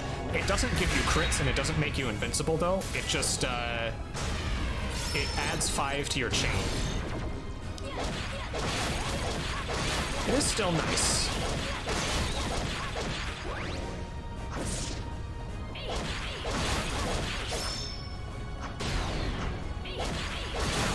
Okay, very nice fight. Got hit a couple times, but it didn't matter. I still got the money bonus when the boss died.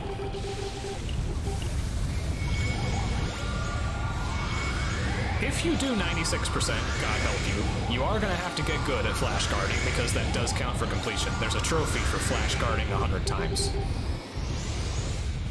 There are a lot of bosses you can farm that off of, though. A lot of bosses are very telegraphed. So these MacGuffins we're collecting, they power up the astrolabe, and we got all 4 of them, but we're too late. The big bads are doing weird weather stuff all across this continent, and well, needless to say, it's become a bit of a problem.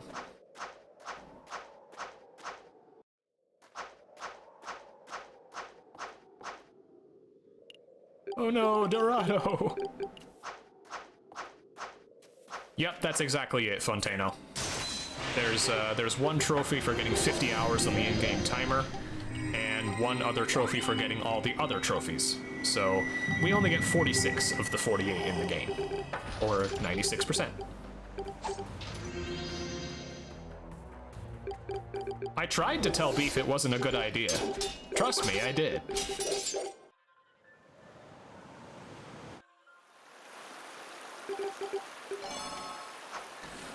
But there's a lot of bad stuff happening right now, and we need to escape.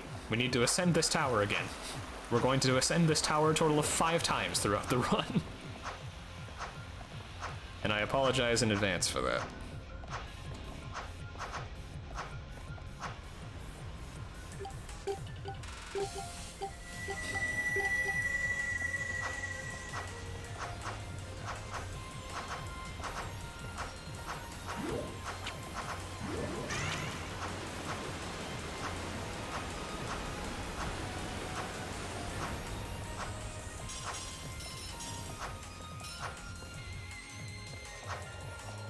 As it turns out, Kureha's memories are starting to come back to her, and it turns out she's one of the bad guys. Which, unfortunately, the right-hand mook reminds her of, so she's no longer on our side, which is just wonderful. I would have appreciated the ability to just magic bullshit everything. But, alas, we carry on.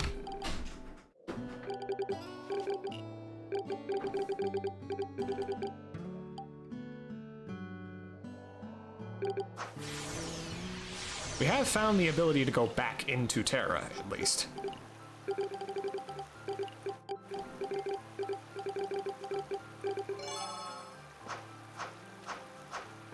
Oh, I need to remember to re-equip Ice Spear.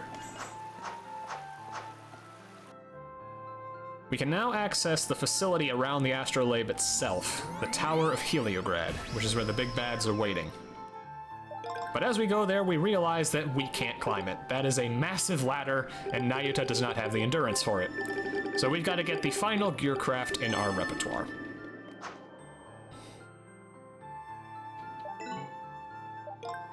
First we go over here to free the Guardian, and we do full clear this stage, the objective for which is killing 35 enemies. There are like 38 in this stage. So indeed, the stage objectives are starting to get a little bit finicky. Precise, if you will. And that's going to be a running theme.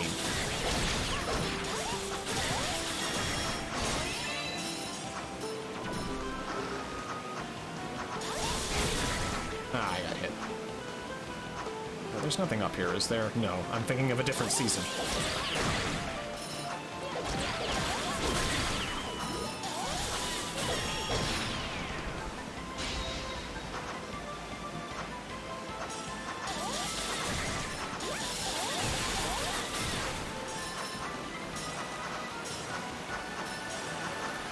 Get this crystal here. Ooh, I kept my chain. Not often I get to do that.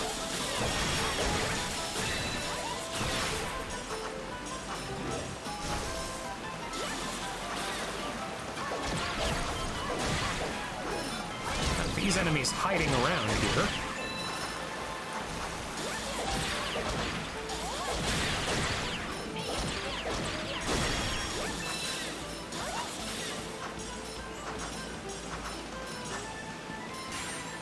And with this strength bonus,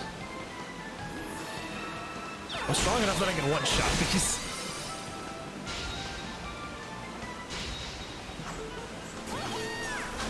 Also gonna level up Maple Wind while I'm here. And we free the final Guardian. This gives us the best gearcraft in the game, Gear Dash. And if you'll pardon my voice crack, it does exactly what you think it does. Now the game is fun. Because we can go fast.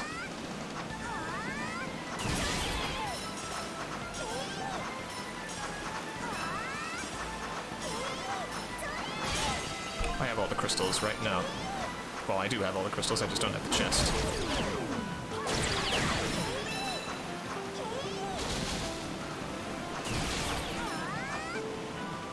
So now we can do what some might call zoomies. Unfortunately, it does have finite uses.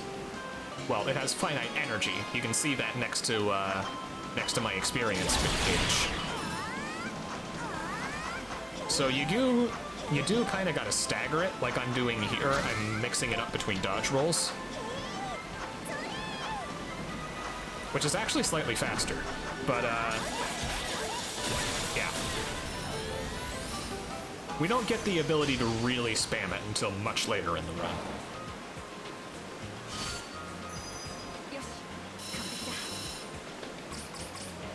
Three stars there. Next, we full clear this stage.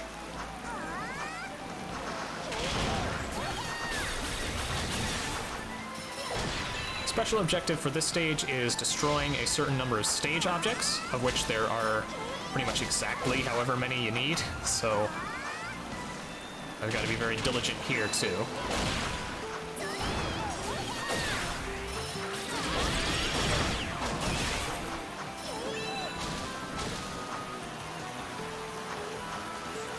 Wait for these here. Get that crystal. Also need to get this. Wow, I can't believe I made that jump. That was pretty smooth. Head up here. Might as well fire off some more Maple Winds.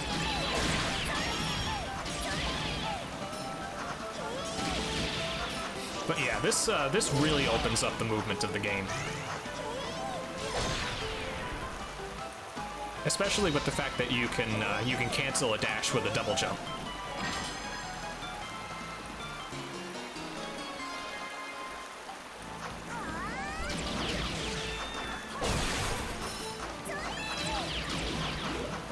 Thank you. They were blocking me. Got a quick mini-boss here. I want to make sure not to get hit. I really want my chain here. And fortunately, I kept it.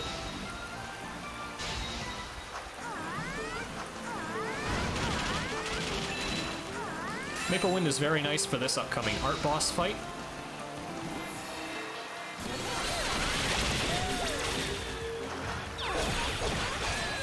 Make sure I have my chain, and I do.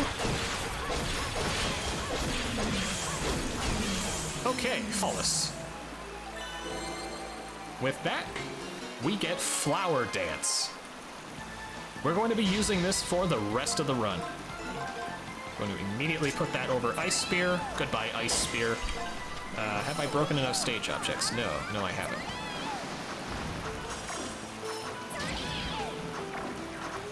Are there enough over here? No, I missed some. I have to go back and get those.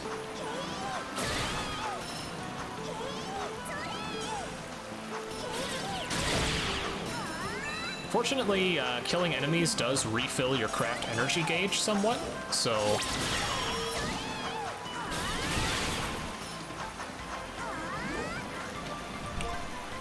Oh, don't tell me.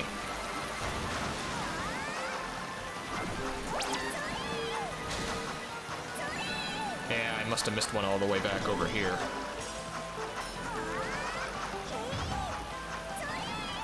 Wherefore art thou, breakable object?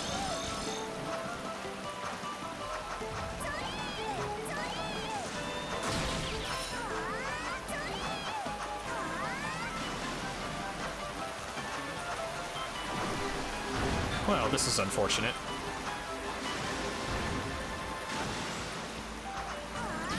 It's not too much time loss in the grand scheme of things, especially now that I have gear dash, so I can mitigate backtracking. But it's still annoying. There it is. That's what I missed.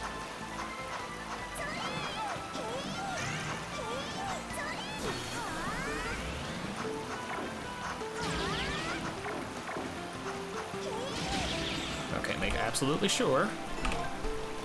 Yes, I have all the objectives here. Alright, minor mistake, but that's fine. This has otherwise been an amazing run so far.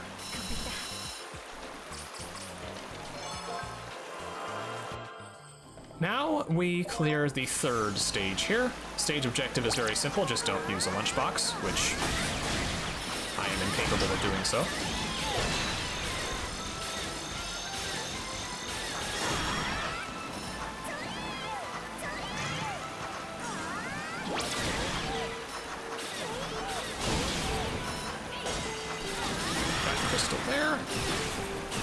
The reason I'm passively killing enemies, even though there doesn't seem to be much of a point to it, it's not giving me much experience, that does count for completion.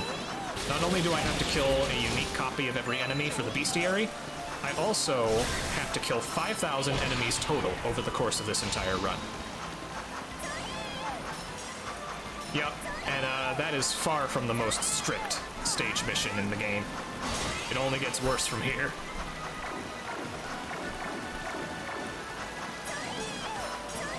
There's one stage where you have to break 77 breakable objects. How many breakable objects are there in the stage? 77. So yeah, I'm not looking forward to that stage at all.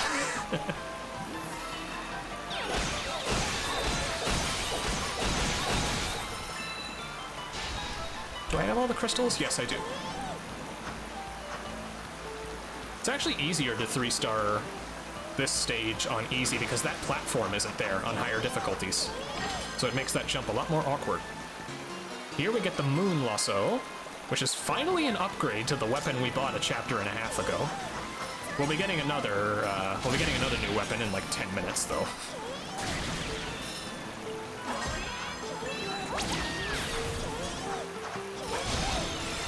Get this thingy here.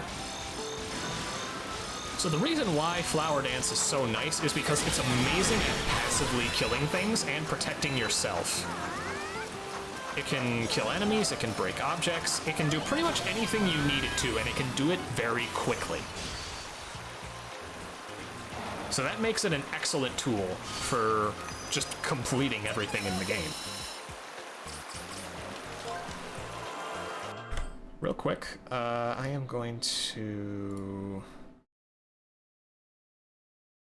just do one quick thing real quick. I'm going to adjust the limiter. Oh, that's why I'm so quiet.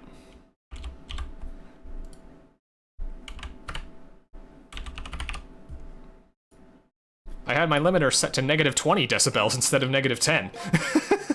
All right, now I'm at full volume. Anyway, Primal 1. Pretty simple stage objectives here, just don't fall off.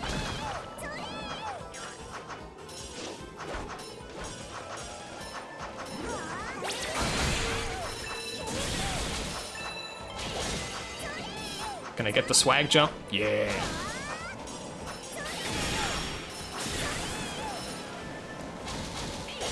Now that I have gear dash, I can go up here and get that second thingy. Might as well get that too, because why not?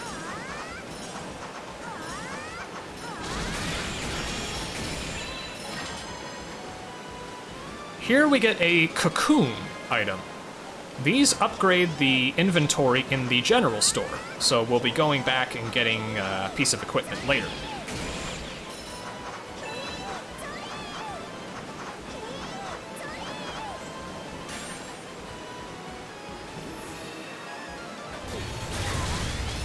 Nice. Don't even need White Nova for that.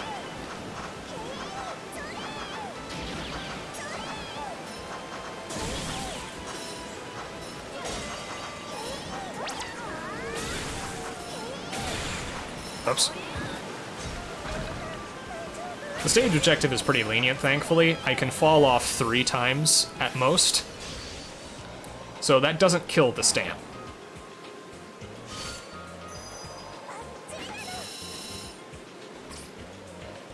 Get some more stars for the book. Now we head back to Remnant Island. Oh, we also talked to her. And she gives us our first star shard of the run. Those will be relevant later.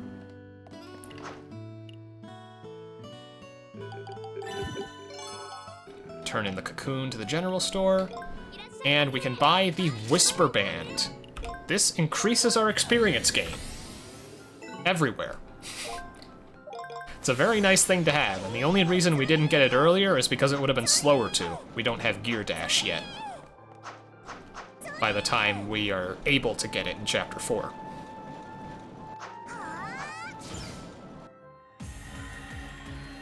Now we enter Heliograd. This is one of the few stages in the updated Kai re-release that is slower than the PSP, and it's because of these cutscenes here. Whenever you raise these platforms, the game takes absolutely forever to actually pan and show you what's happened. This, Rybos said he would report this to PH3. It's pretty much my main principal complaint with the game from a speedrun standpoint. It's really not that big of a deal, though. I just make a big deal out of it because it's funny. But yeah, that can make things a little bit tedious here. Outside of that, though, this is an excellent stage casually. I really loved blasting through this place on my first playthrough. It's just unfortunate that it's not really that great in the speedrun.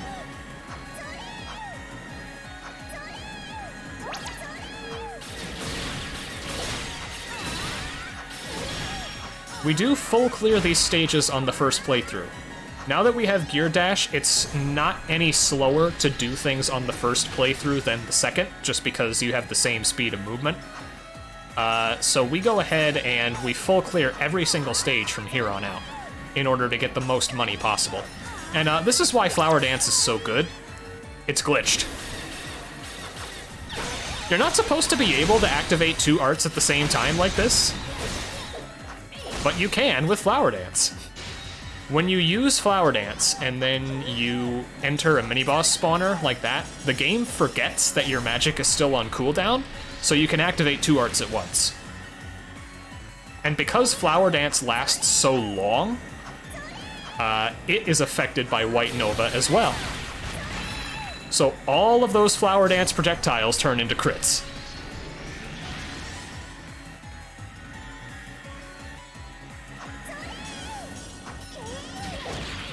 Gotta kill that guy for extra craft gauge.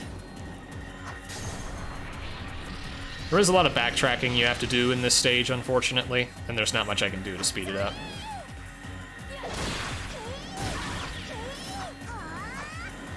Like, for instance, here, I've got to go all the way back over here in order to get a crystal.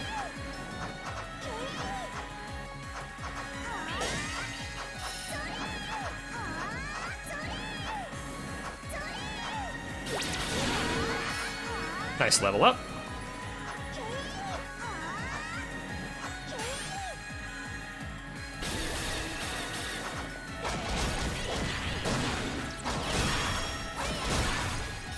Decent fight there.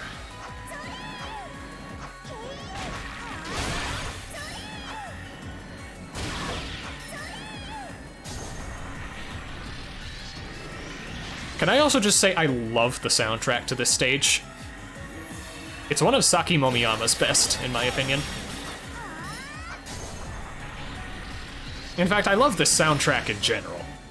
This is a really, really excellent soundtrack. The honors for that mainly go to one of my favorite Falcom composers, Saki Momiyama. Go up here, gotta backtrack here to get to a chest.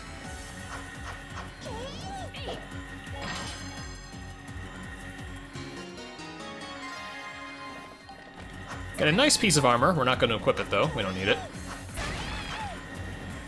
Defense is for losers. And then we gotta go over here.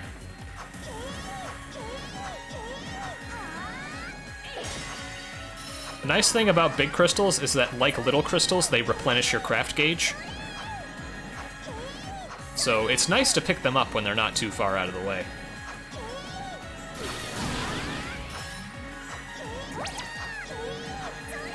Okay, I think that's everything. Yes, it is. And wow, that was really fast. I think my my practice run I did completed this stage in like 3:31. So it's nice that I've gotten the hang of that. On to Heliograd 2 now. There are only 2 stages in this world, and they don't have seasonal variants.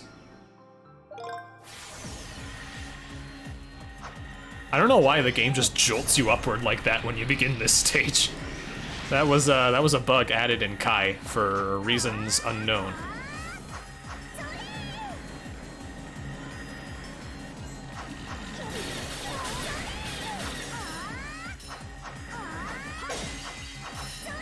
Get that crystal there. Got camped by that projectile.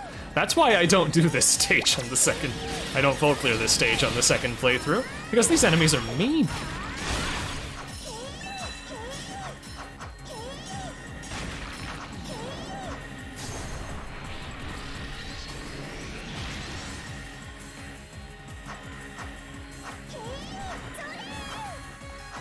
I do have to mind the craft gauge, because if you ever run out of energy, then you enter a forced cooldown period where Noi can't do anything. She can't use gear crafts, she can't use arts, she can't do anything. So that loses you a lot of time.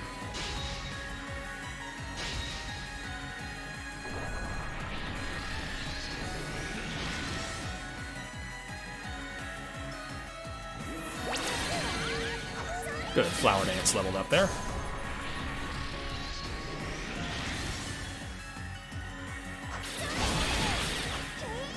I'll kill that guy later.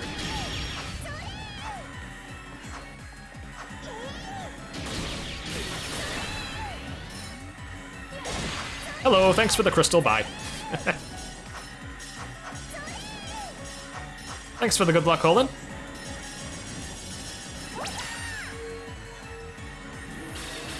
Use some more double arts on this boss. Just ruin their day, my goodness.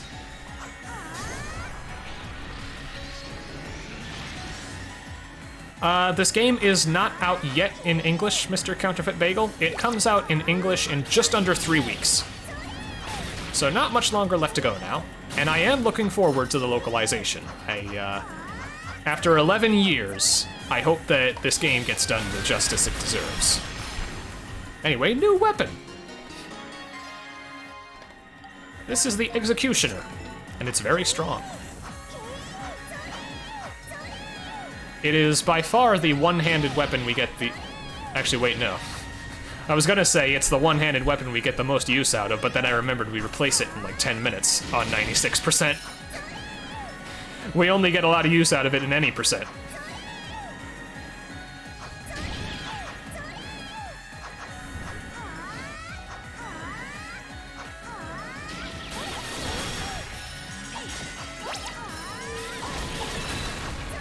I must say, this Flower Dance Maple Wind combo is working out really well.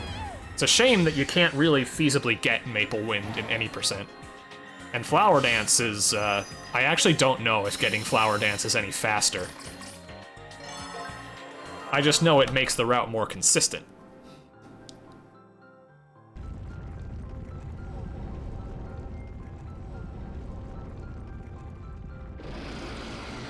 If I can be done with Chapter 5 before the 2-hour mark, on 96%, that is the hallmark of a ridiculously good run. I don't think it's gonna happen, though. These are some really lengthy cutscenes, and the boss tends to take a while. But, like, I think it says something that I'm still ahead of the PSP any percent pace.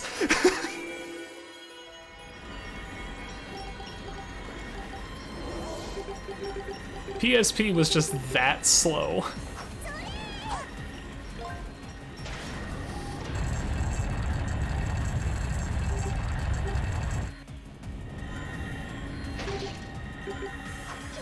So for this boss, we have Infinite Gear Dash, which is kind of a ripoff. Like, why can't we have that anywhere else in the game? Have you ever used an elevator and then the elevator became the boss?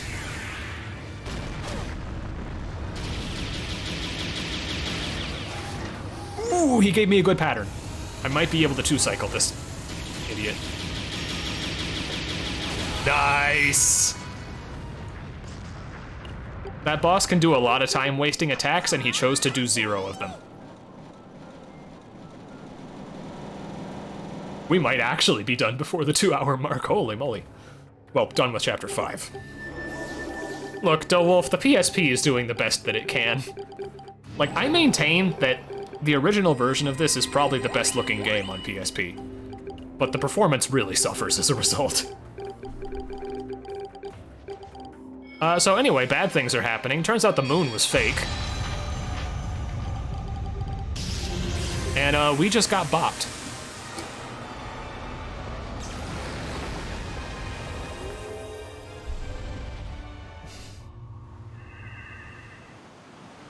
So yeah, there's a giant death laser in the sky. That's neat. And we're a bit at a loss. As it turns out, our brother-in-arms was one of the bad guys too. So pretty much everybody we know has betrayed us. Which is a slight problem.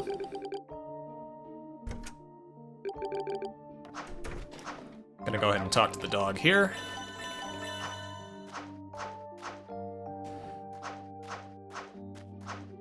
There's a bit of busy work to do here. First we have some plot triggers, in good old Kiseki fashion.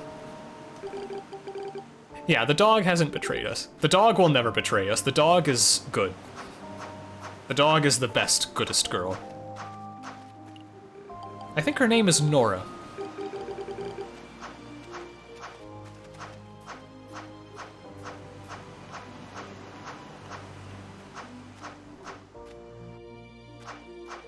Now we gotta talk to the mayor next.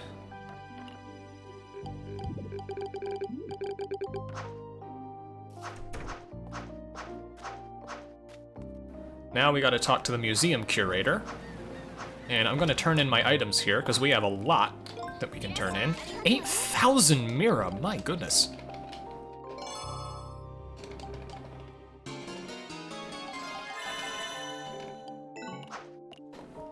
Alright, we are well on our way to the next significant money gate. We need 35,000 Mira by the end of, I have to buy a whole beat. Yeah, inflation really hit Remnant Island hard. But yeah, we need 35,000 Mira to get our next weapon upgrade, which we'll be doing 2 stages from now. Big ol' boss here. That's not the art I wanted to use. But it doesn't matter. Flower Dance cuts through him like scissors.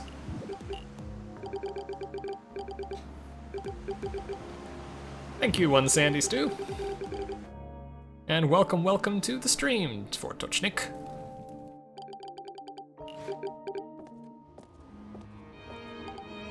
So it turns out Orbus just has a dimensional portal in his basement. And now we get to use it. But before we do that, we're gonna make a very specific piece of food. This egg burger, and we're gonna keep it with us for the next few stages. We're gonna use it on a specific boss fight because eating it gives you a strength up bonus. And that'll come in very handy.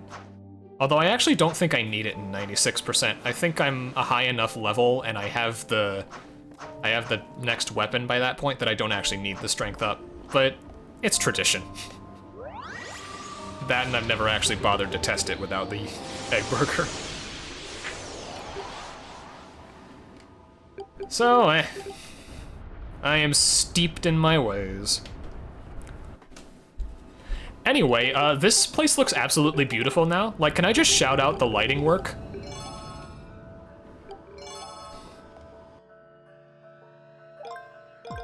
So, anybody ever played Final Fantasy IV? It's like that. We have the underworld to go through now.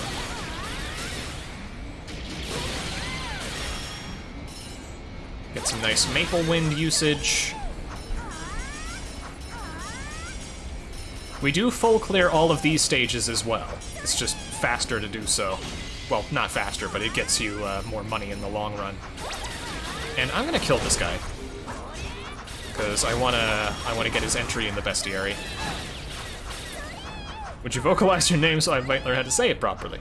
Why, certainly. My name is Schtolteheim. It's a fake name from the Suikoden series that you can employ during a quest. And it stuck with me.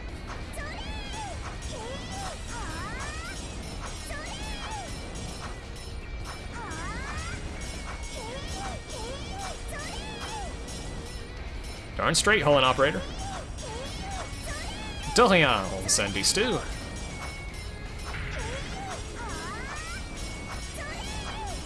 So anyway, each of these underworld stages, it's technically called Lexandria, they each employ a different gearcraft as their main gimmick. This one is the dash.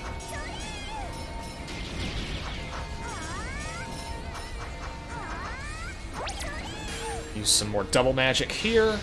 I don't really need it, but I like to have it just as safety. Like if that enemy there decides to misbehave. Oh shoot, I missed the crystal. That's fine, I'll just pick it up next plate. Actually, wait, no. The game doesn't remember which crystals you picked up, so I need to go back. Hello, please let me through.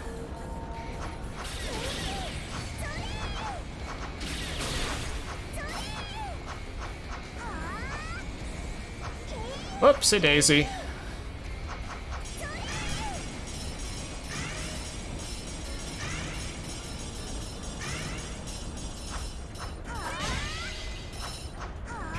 Oops. Way to miss the platform, bud. I gotta stall let my craft gauge replenish. Okay, there we go.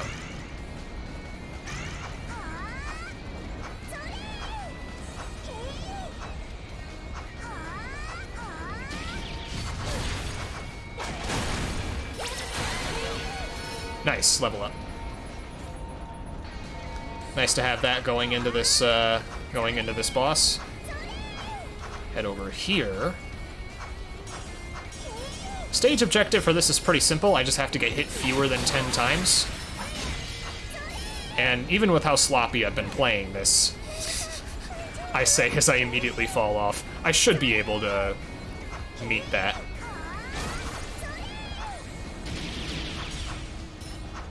There we go.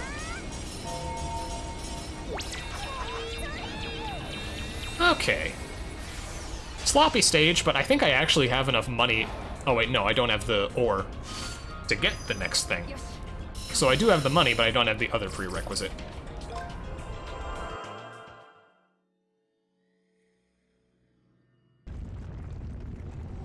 But that doesn't matter. This boss fight is incredibly easy anyway. And it's actually better to have a one-handed weapon, because your attacks are faster, and the boss moves around a lot.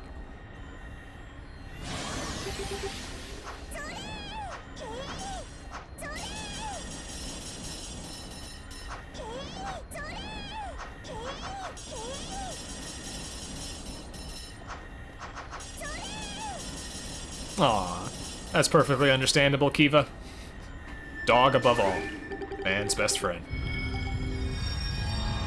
Anyway, we have to fight the administrators now, because it turns out they've betrayed us too. Okay, good. That's the attack I want to see.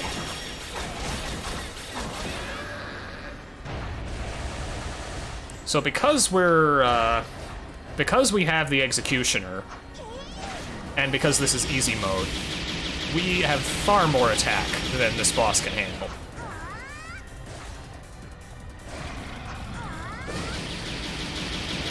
Knock this guy off the platform.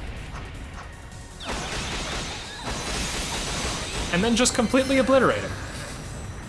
That's the power of White Nova, baby.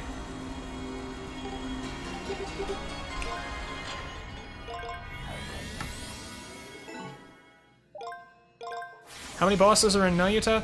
A lot. I'd have to actually try. I'd have to really think to count them. For this, I actually want to equip a two-handed weapon, because its hitboxes are bigger. In terms of mandatory bosses, there are, let's see here. 1, 2, 3, 4, 5. 8, 6, 7, like 15 or 16. Don't quote me on that.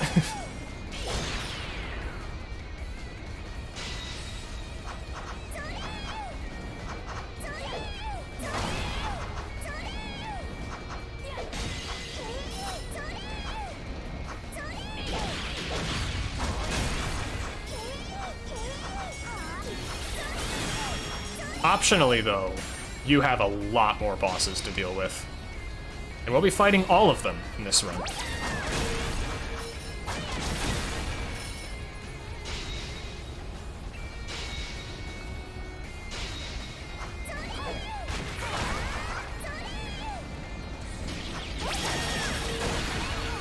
Stage objective here is pretty simple. You just gotta get a chain of at least 40, which I just got there.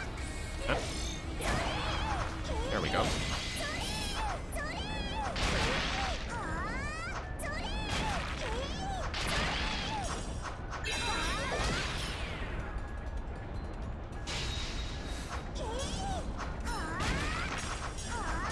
I could re-equip the Executioner, but I'm gonna be replacing my weapon after this stage anyway, so it's not that important.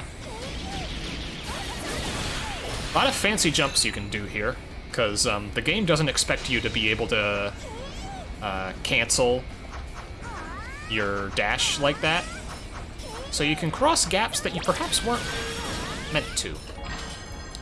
There's the ore I need.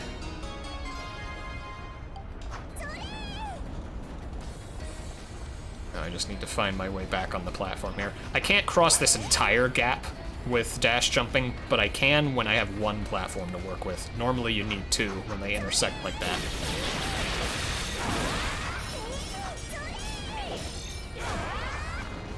Man, Maple Wind is putting in work.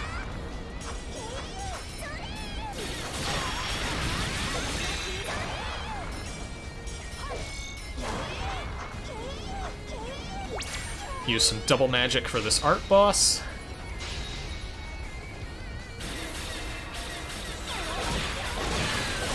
And goodbye, art boss. We used to actually, we used to fight this art boss way back when, before I got Flower Dance. And we would, prior to that point, we would just use Icicle Spear the entire time. I got all the things, right? Yes, I did. Swag jump there. Very nice Reese District.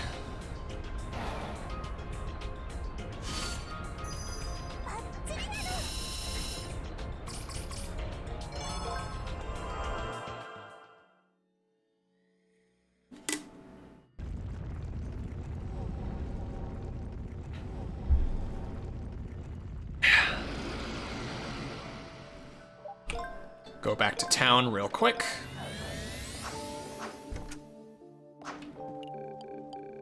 Turn in the ore to the smithy. I like the smithy, she's cute. And we get the Lost Dragon. Oh, that's not Alexandria. This is the best two-handed weapon in the base game. We won't be able to get a better one until New Game Plus. Oh, that's not the right way. Gotta go here.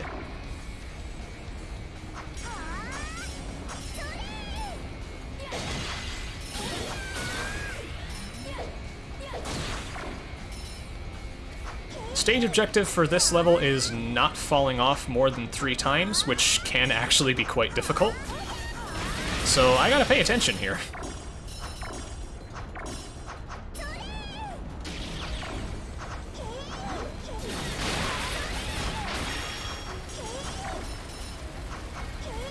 Ah, shoot, I got greedy.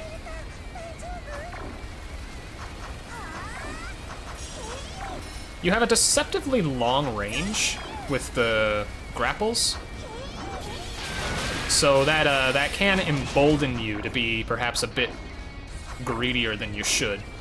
Like here! Oh, nope, that worked.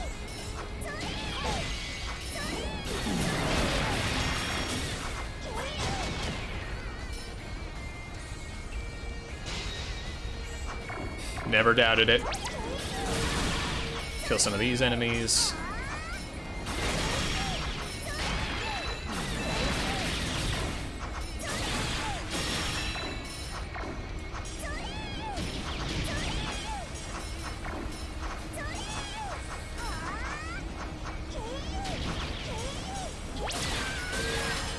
Okay.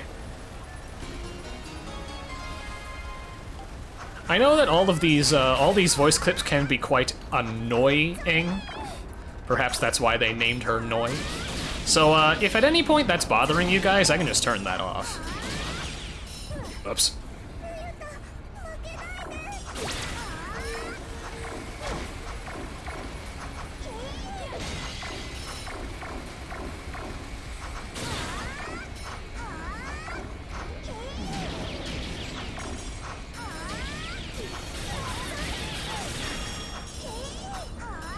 Okay, so far so good. Got another art boss here. We won't be using this art either, though.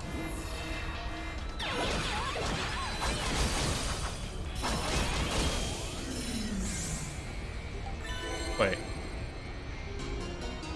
I didn't fight the Rieseveld boss. I was supposed to go do that. Whoops.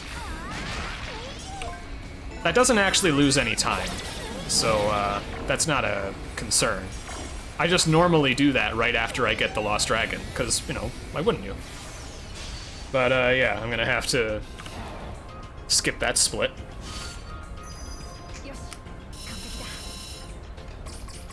Got my order of events mixed up.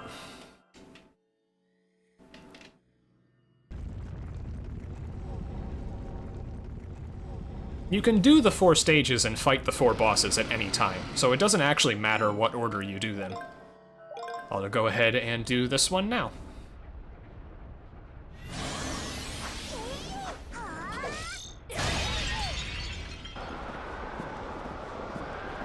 Long fall here. I do need to pick up all of these crystals, because that does count toward completion.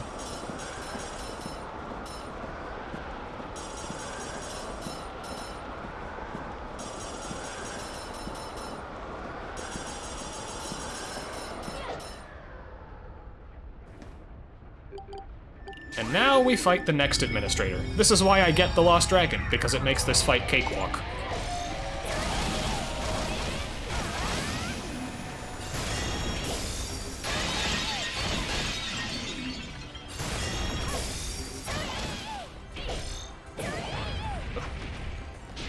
You can only expose this boss's core by, well, doing that. It's only vulnerable to Gear Buster. This thing I'm doing here.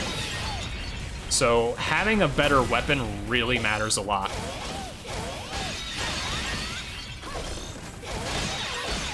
Anyway, you're dead now.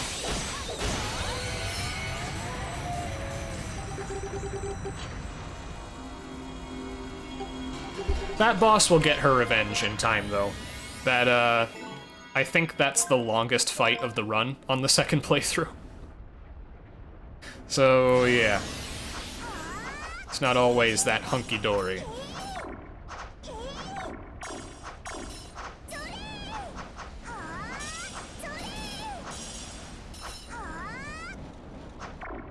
Some fancy movement here.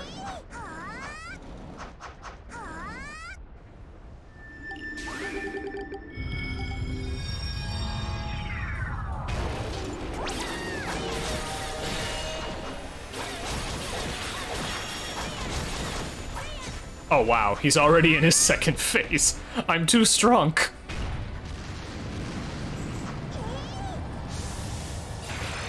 I guard these to keep my chain up.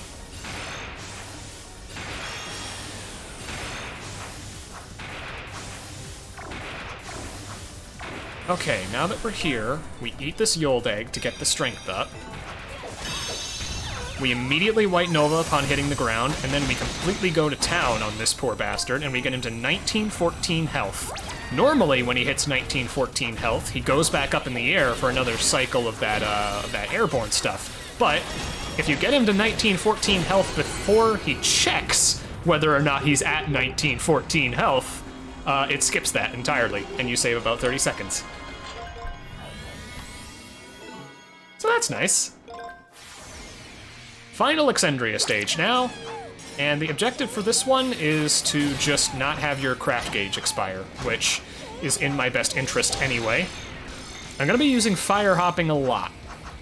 I've generally gotten kind of good at it, but I still get hit a fair bit. Thankfully, this is uneasy.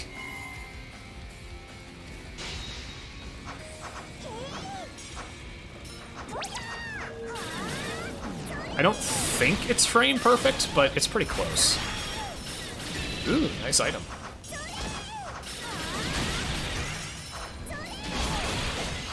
Get this over here. Whoa, hello. That there is one of the weaknesses of Maple Wind. The hitbox isn't very wide, so once it fans out past the relevant enemy, it can miss entirely. Hit this switch here.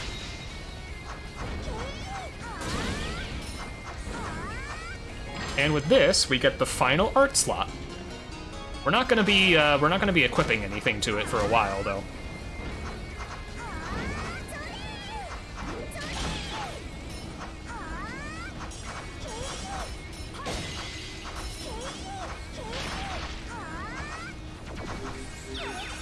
I did not mean to use that there. That's unfortunate.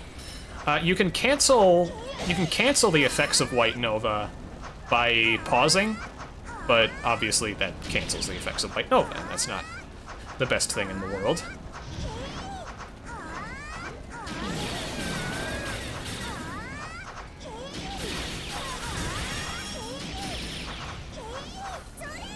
I meant to use it here. But this, I think this will be fine.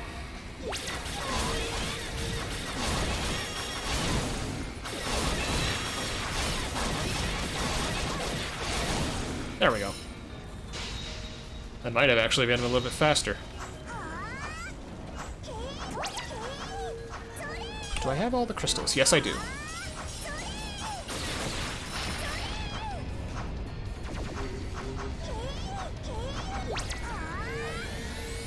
Very solid war district.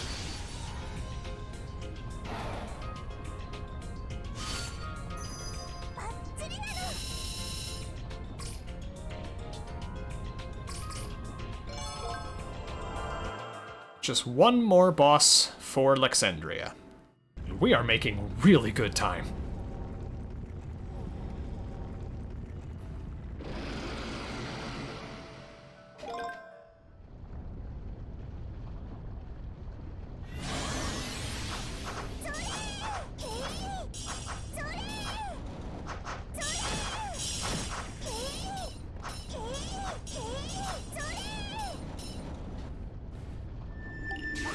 This, I personally would say, is the toughest of the 4 boss fights. You don't really see it in the first playthrough, but once we get to Infinity, my goodness.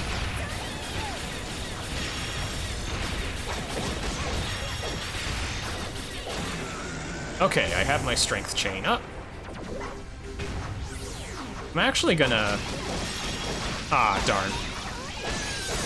Oh well. Still a very easy fight, I just didn't, I wanted to get the extra money from it, and couldn't. Oh well.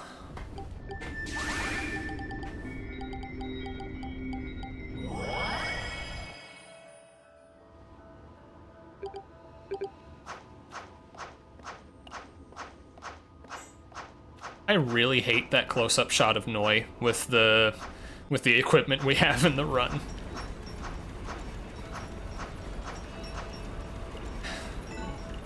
We do eventually replace it, though. Thank God. So yeah, we got all the 4 light crystals previously, now we have all the 4 dark crystals. So the astrolabe is at full power. Kureha tries to turn us to the dark side, but we managed to pull an Uno reverse card, and we turn her to the light. But not before hearing about her sad, sappy backstory. Oh, by the way, the world is, like, blown up. So that's a thing.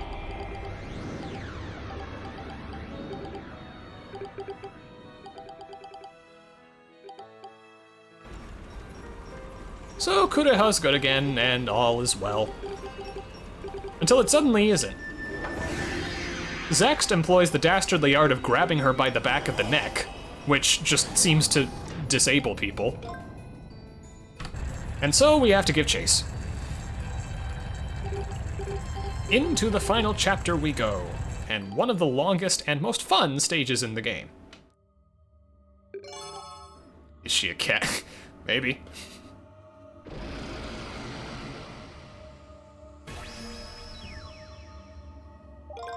We enter the cradle, and I love this stage. It's so much fun, both casually and in a speedrun sense. There's so much cool stuff you can do.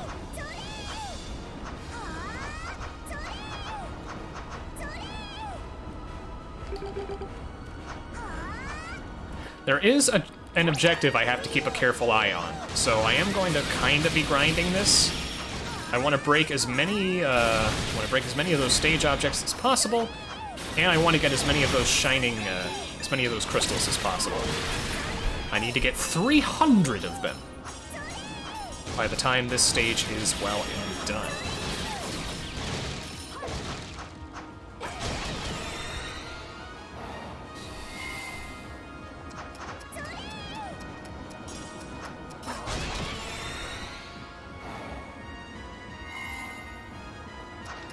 Little puzzle here.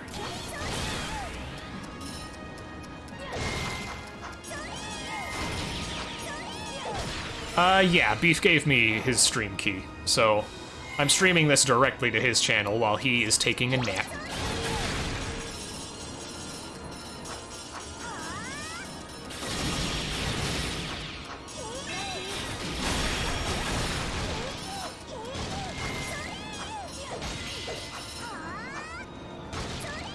Get that crystal there. Oh, wait, I don't need to hit that button. Or wait, no, maybe I do. I need that crystal there. Or I could just not get it anyway. I know what I'm doing. Right. Fun jump here. I love that jump.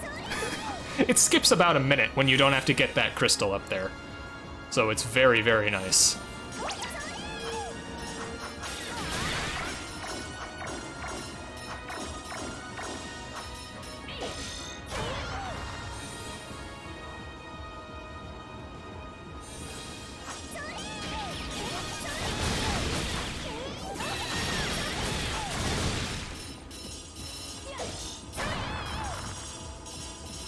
First, we go down here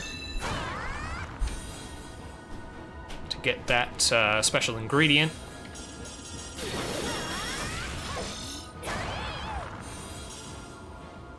There is a lot of stuff you have to do here. Like, for example, there's a really mean hidden chest right over here. Very easy to miss that one. I missed it a lot when I was doing my practice and when I was routing the game.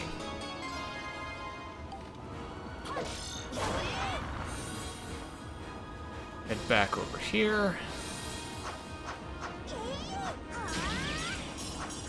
Pick up those crystals. Pick some of these guys. Another fun jump.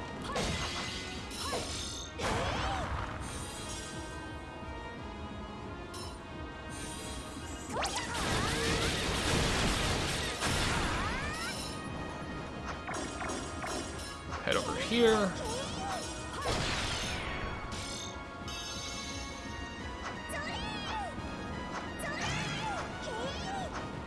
Oops.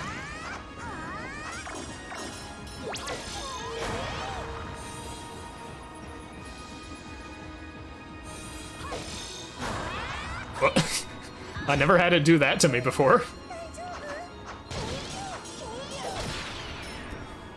Hit the first of two switches. I would love to skip that section with the platforms you have to raise, but I have not found a way to gain vertical momentum. So for the time being, that is beyond my reach. Now I gotta go back here.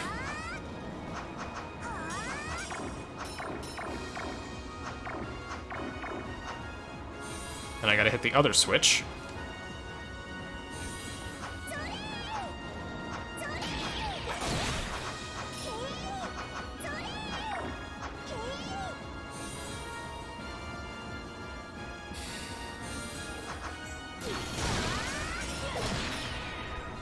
Alright, that's both the switches, and that is everything done. Well, okay. Gaining vertical momentum outside of jumping is what I meant. Nice little jump there.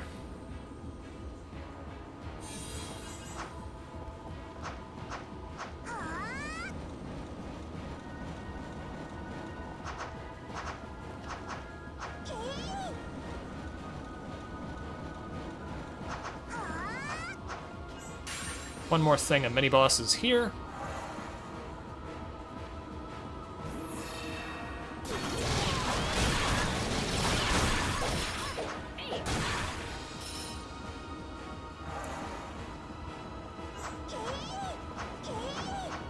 Neat little jump to save that. That transition between the first and second half of the stage used to take 20 seconds on PSP. I'm very happy that this version exists.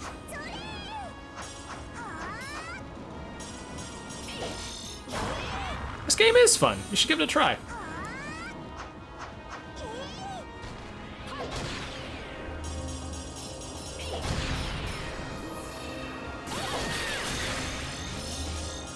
Got a bit of a mook rush here. This part of the stage has a very strange glitch that I'll be showing off in just a second here.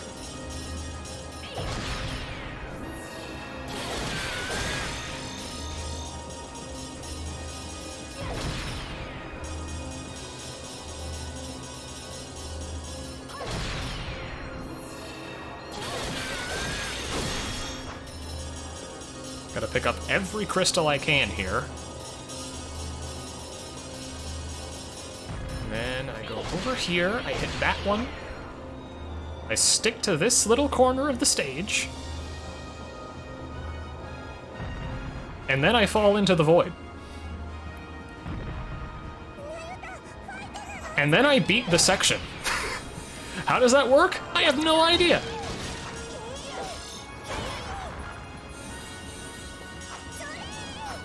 My best guess is that by jumping over that platform I did at the start of the section, the game forgot to set my respawn position, and in doing so, when I fell off, it didn't know where to spawn me, so it just put me on the closest possible terrain.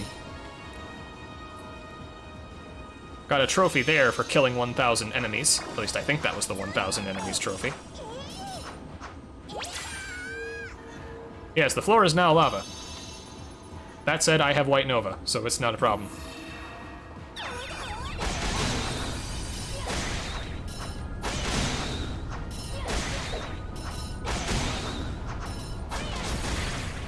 There we go.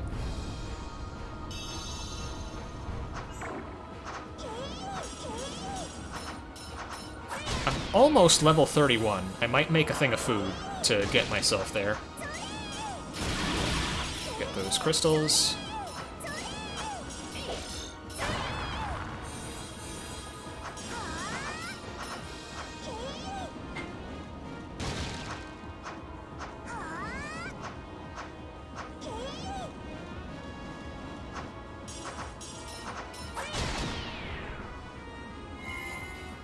This is another section that tests all of your gear crafts, kind of like a miniature version of Lexandria. These are much more short and sweet, though. And they're more puzzle-oriented.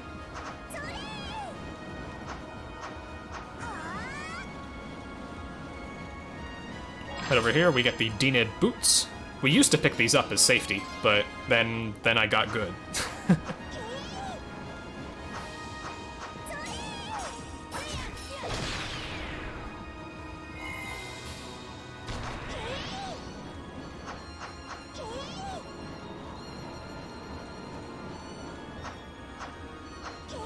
Do some jumps to save Gearcraft gauge.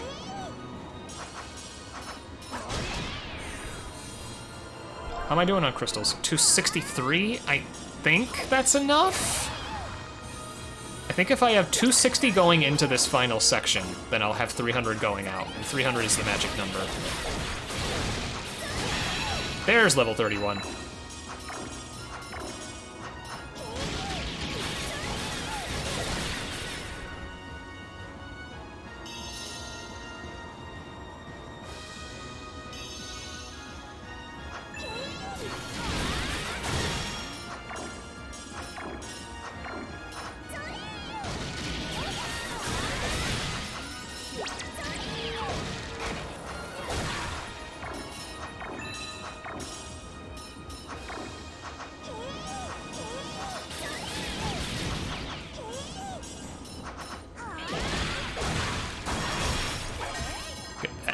There. I think I'm good. Do I have 292? 292 is the magic number heading into the final room. 294. Oh my goodness. Did I ever cut it close?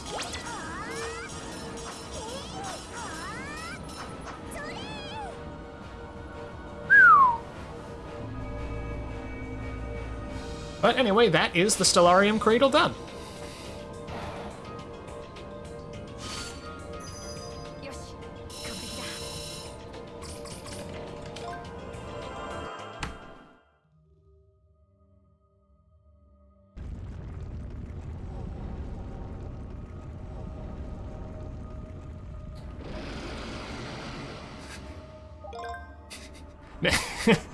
Not a doubt in my mind, Thorn.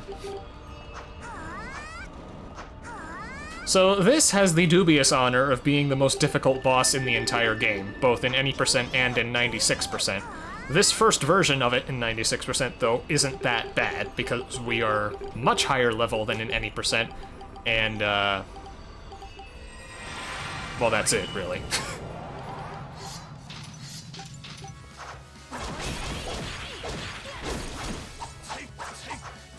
Selim is like a freaking fighting game character.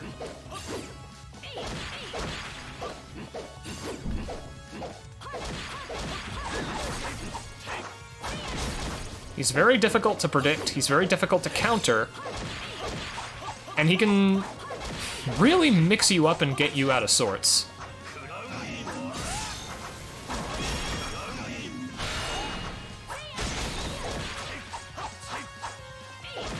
He can also just instantly kill me anytime he wants to, depending on,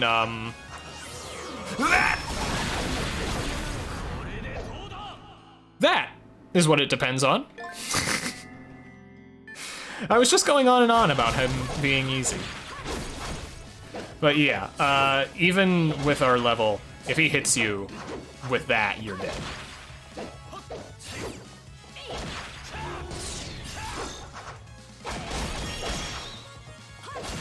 Okay, good. I like it when he does that.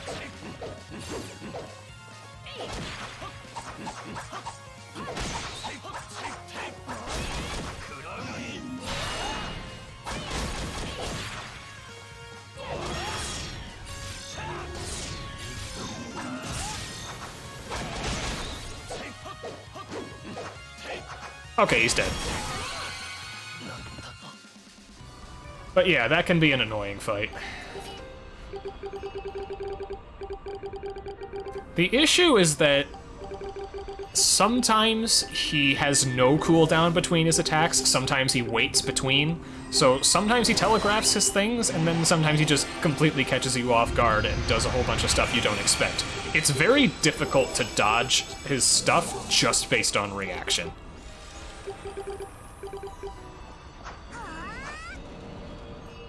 But anyway, that is done, thankfully. And now we are on to the final stage of the story. It is not the final stage of the game, good heavens, no. The stage kinda isn't very good. It's a rather boring waiting room. But there are ways I can speed it up. So there'll be some snazzy jumps I can do to make things a little bit more bearable.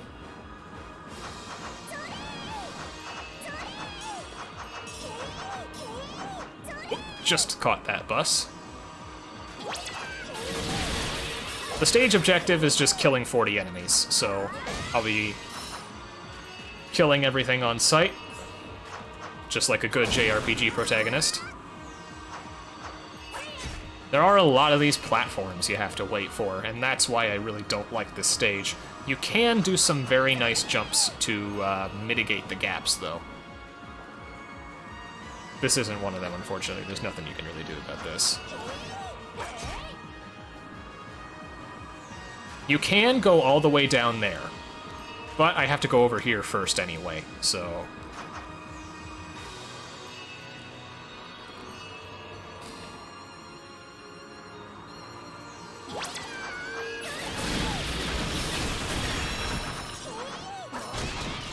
that switch, because if I'm over here, I might as well make it easier to get to that platform.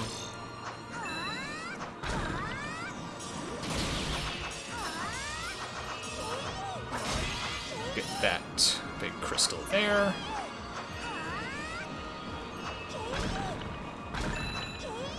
Ooh, nice drops.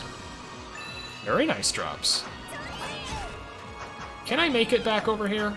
Oh, no, I can't. The platform isn't there. Well, that's what I get.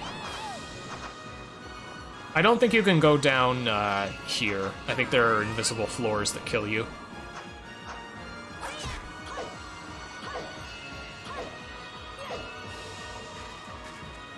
Alright, gotta do this the old-fashioned way. What I don't know is whether or not I'll actually have the the capability to do that snazzy jump in another 7 hours, because I'll be tired as hell by then. We'll see.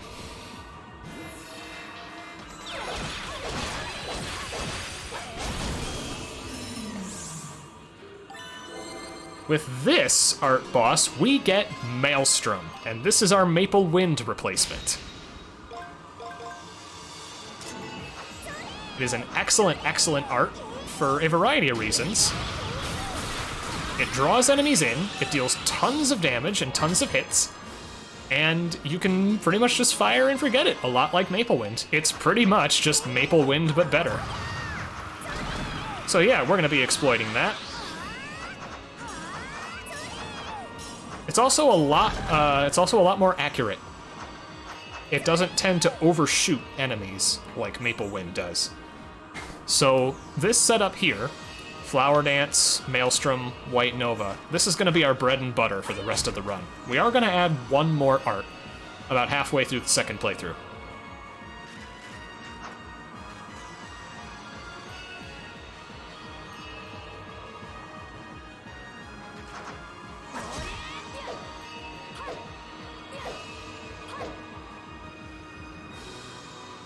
Maelstrom also synergizes very well with double magic.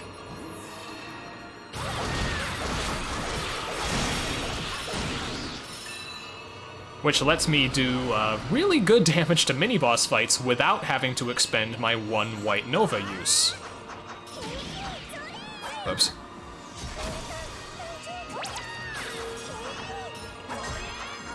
Get that food ingredient. Break some platforms now that I have to wait for the bus. Use Maelstrom to get its charges up.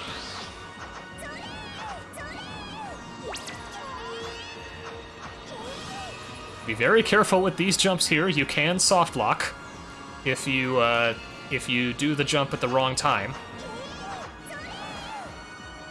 Okay, that's long enough. There we go.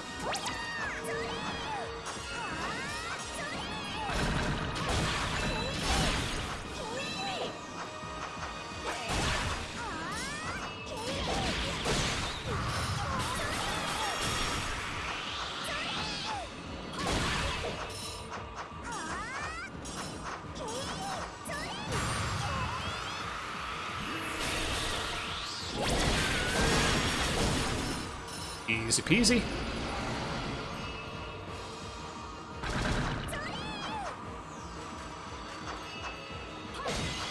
Final crystal for the stage.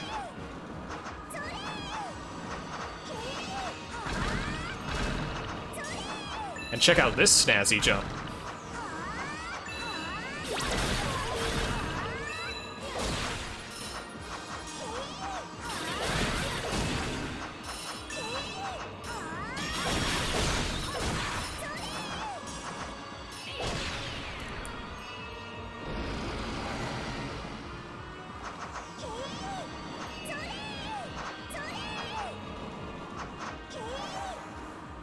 Head down over here for some more enemies to fight. And then I think I got ahead above them. Gotta head up here to get the switch. That unlocks the path to the last treasure chest.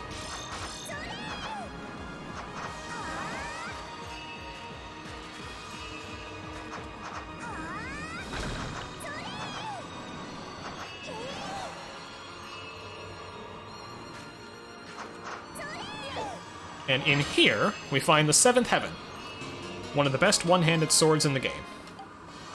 We actually used to pick that up before we got the Lost Dragon. That was in a very, very early route of the game. Really before I knew what I was doing. They do have a lot of dragon enemies in the game. They're like the boilerplate mini-boss fights. Gonna do some double magic here.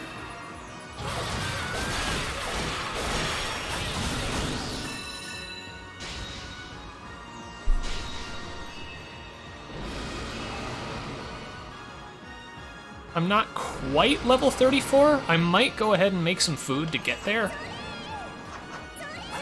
Well, we'll see how far away I am after this next series of enemies.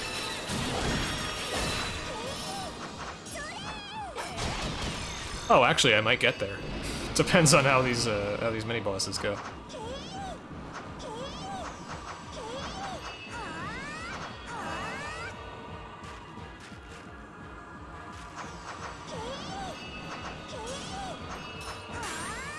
Oops, I didn't use any magic. I was supposed to.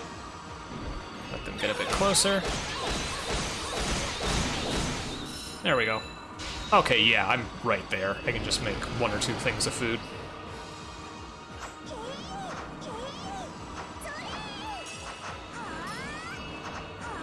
With that, the final stage is done.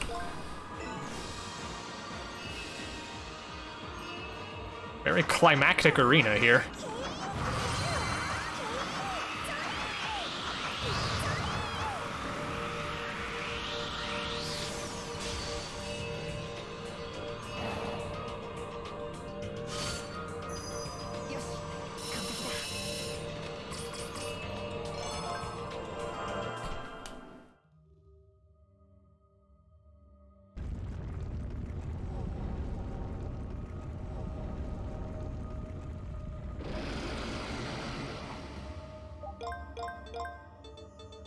Let me just...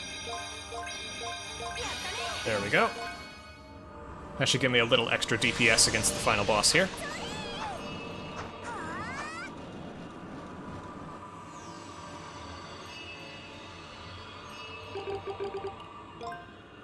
And in we go to the core of Terra. Complete with amazing Technicolor crystal battlefield. Can you tell this is a final boss arena?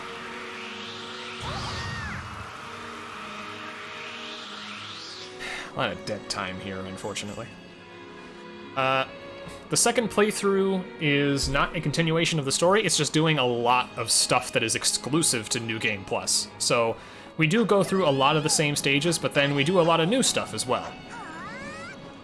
So it's not a complete and total retread. If anything, the first playthrough is just an abridged version.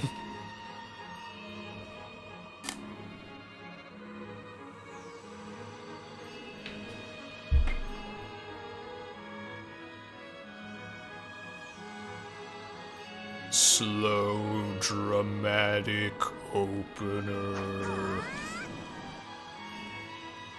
Alright, here we go. Oh no. So Selim / Signa and Kureha unbetrayed us, and for their heresy, they got stoned to death. So we gotta fix that.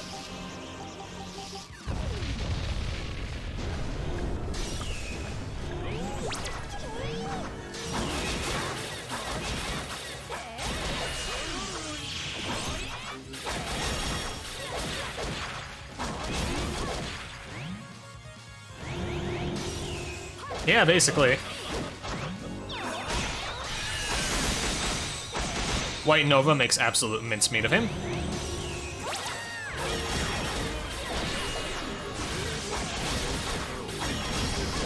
And that's Sext. Triple cross or quadruple cross? Well, the funny thing is it's about to get even more complicated because it turns out this Sext is fake. He's a robot.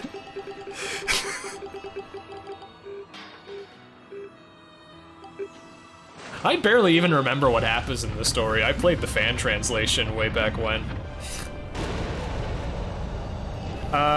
Same final boss for both runs? Yes, just much harder. This boss here, he's up there with Selim in the second playthrough as one of the hardest bosses in the game. Gonna guard to get a cheeky chain there. And now we have to completely dismantle this thing, starting with its crotch?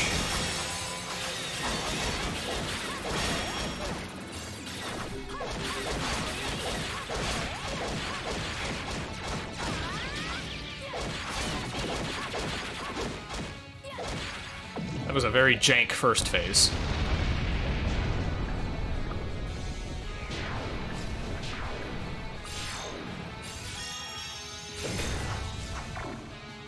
Yeah, this This is like the E7 final boss, complete with ascending it and taking it down piece by piece. Anyway, now we have its arms.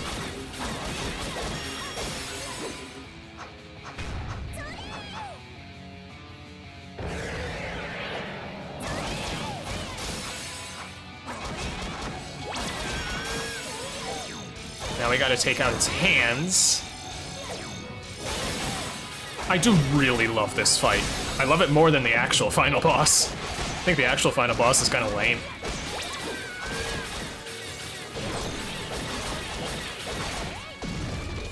Okay, second phase done. Also, can I mention I love this theme?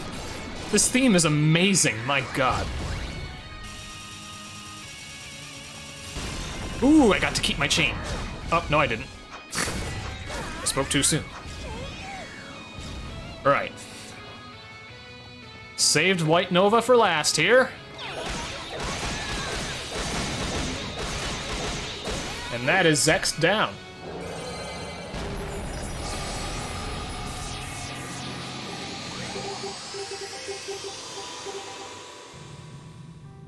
Unfortunately, he kinda did a lot of damage to the planet in the process, so we gotta fix that.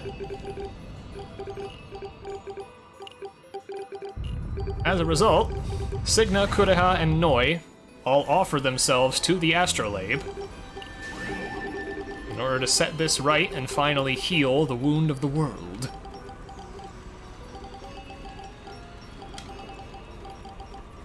I really like this ending.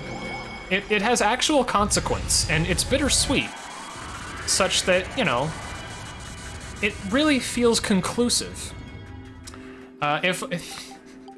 I really hope there's not some kind of contrived true ending that just erases all the consequence of it. Anything carry over into the second playthrough? Everything carries over into the second playthrough.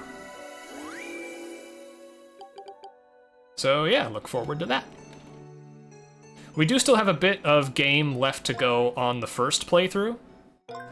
This is the after story, also known as the true ending, which is where all of that consequence from the first, from the normal ending goes to die. Is Kureha a god? Probably like a demigod? But yeah, thereabouts. Anyway, it's 1 year later, and we're on a date with Lyra, which is wonderful. She finally gets her closure. She gets to confess to her childhood crush, and oh god, what is that?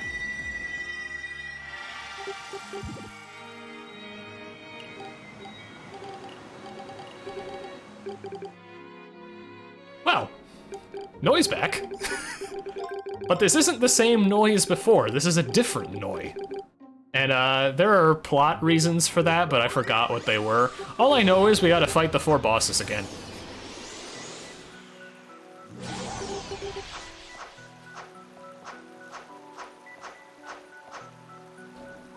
So we're back in Terra after, you know, we said goodbye. The portal closed a year ago. We never thought we'd be back. But here we are. And we gotta save Kureha and Signa because they've been taken over by the Astrolabe somehow.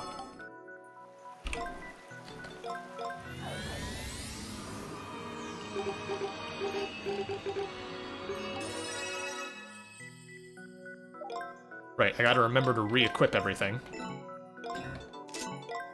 I'm actually going to equip my armor here just for safety, and then I'm gonna equip Whisper Band, thingy. There we go.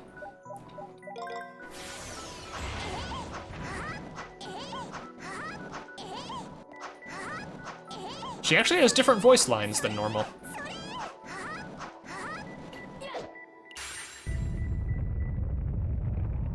The reason why we do these refights is because we get a really good weapon out of it, and because it's easy levels.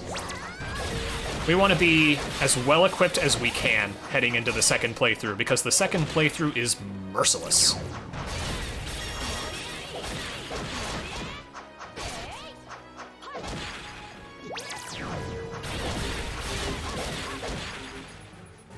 Decent fight there.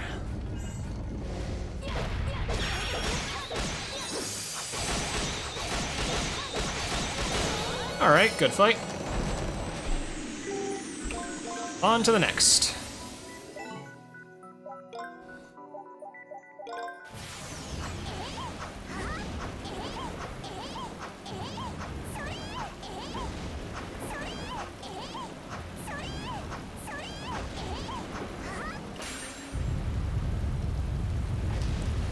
Yeah, time for the real big fish. Oh wow, he's being really kind.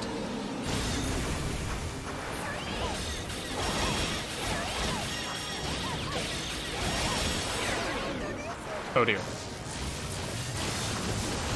That might be a problem. Nope, we good. Ah, shoot, I missed one. That's another phase. Might be able to get it here, though. Oh, no. Slow fight, but that's fine.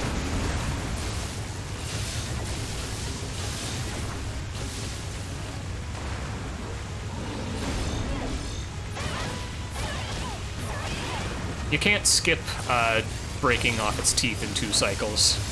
Unfortunately, you have to do it in 2.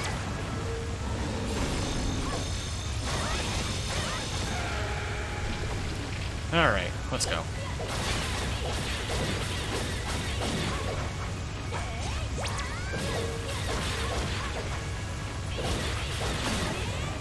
Alright.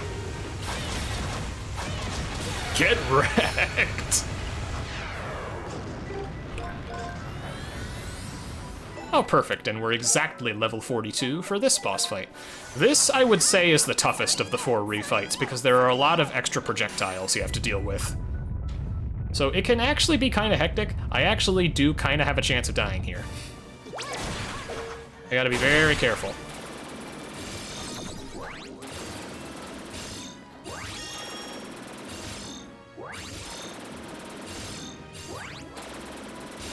Okay. I've never seen him spam the same move that many times in a row.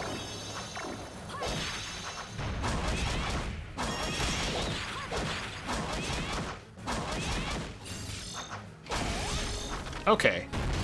Good first phase. Do you have any other attacks in your repertoire, sir? Okay, good, you do.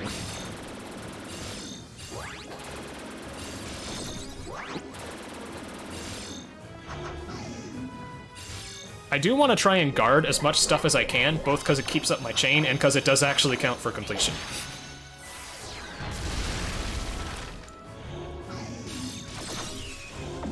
Okay. Oh, he's doing the really time-wasty attack. He should open up after this, though. There he goes. Very, very good fight so far.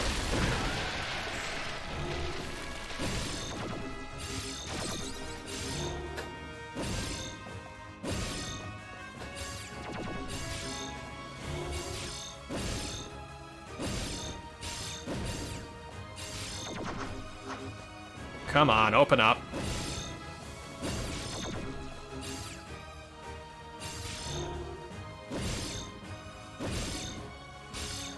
Come on, dude. There we go, thank you.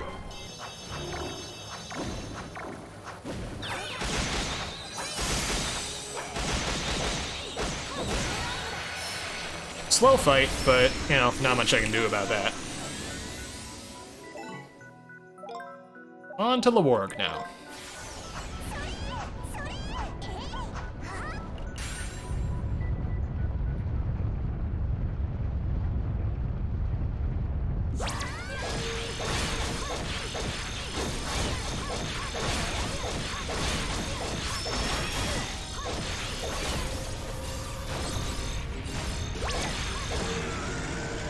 Alright, that went decently enough.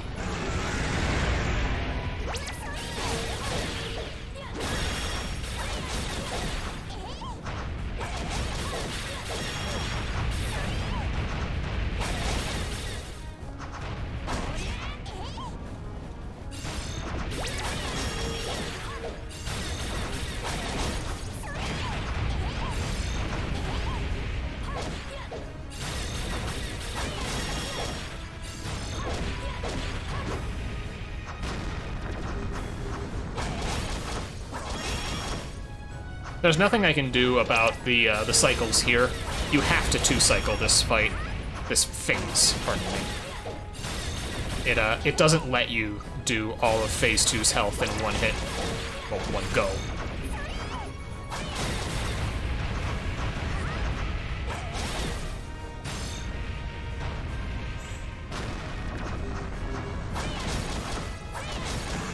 This has gone pretty good so far, though.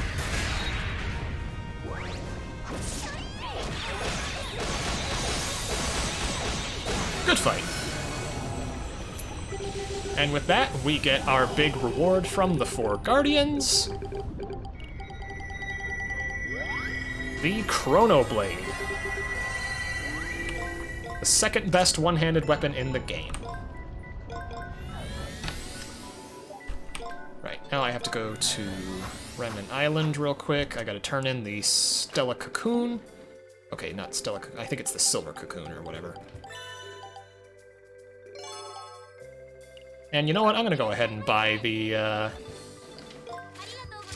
that thing just to get Noi out of that stupid outfit. Now we come to the part of the run that I have been dreading. Because I need to kill 5,000 enemies, and I have 917. So I need to grind all that, and for that, I'm going to be here in this familiar old stage, Heimel 2, for the next hour. Gonna go ahead and turn the music off, and I am just going to put on some tunes from the Resident Union guys while I go ahead and grind this and regret my life. Roll the montage soundtrack indeed, here we go. Let me know if that's coming in too loud, by the way.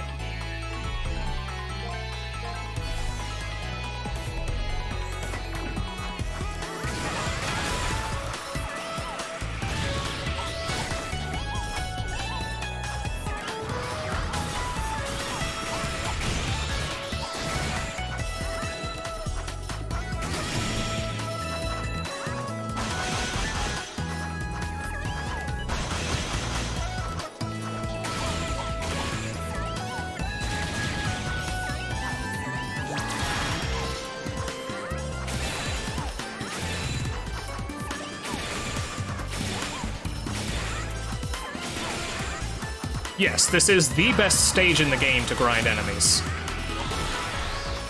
It has the most enemy density, the easiest enemies to kill, and overall it's just the best.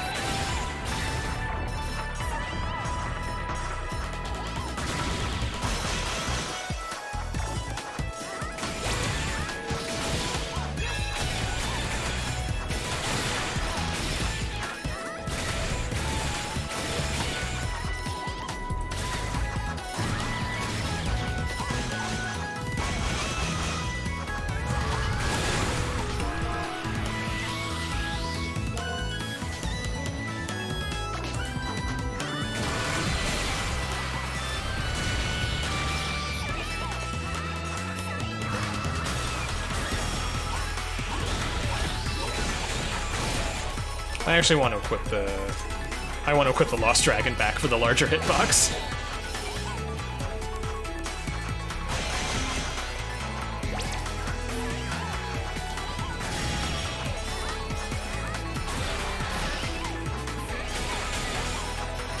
Beef told me to do this. You know who to blame. I told him I could skip it and just do a 94% run. But you know what he said? 96 is the opposite of 69, and that's why I want you to do it.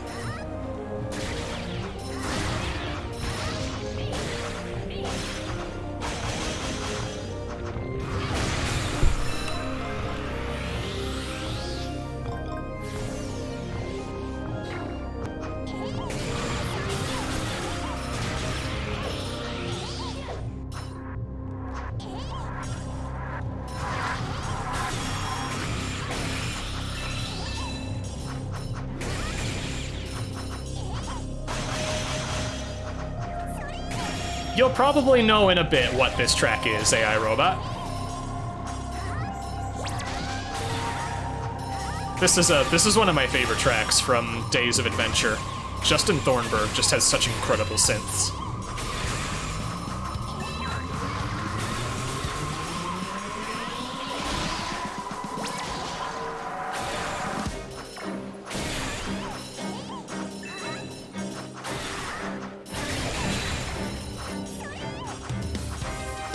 Here it comes. Here comes the drop.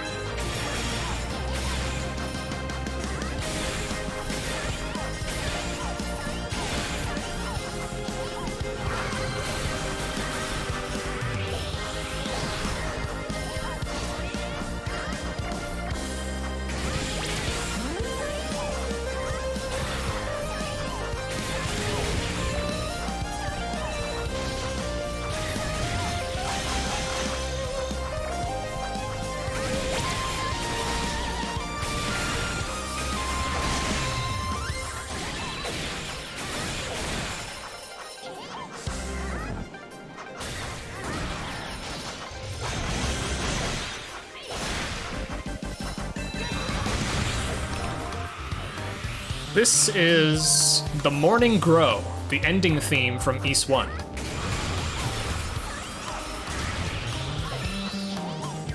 This is not the PSP release, this is the updated Kai re-release for PC, which in turn is based on the PS4 port.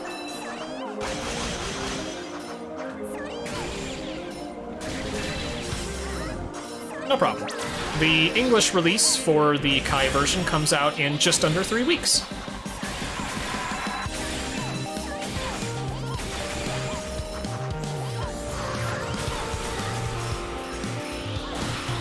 Comes out on the 19th, I believe.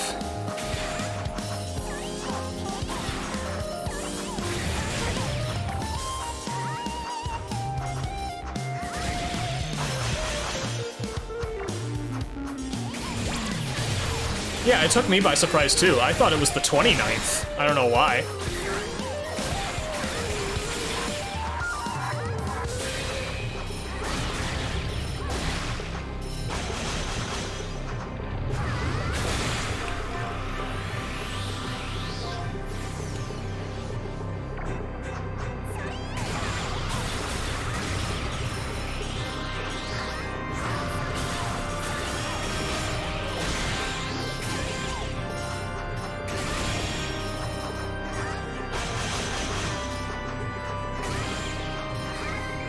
Hey there, Manok. Run is actually going fantastically. Like, this has been incredibly quick.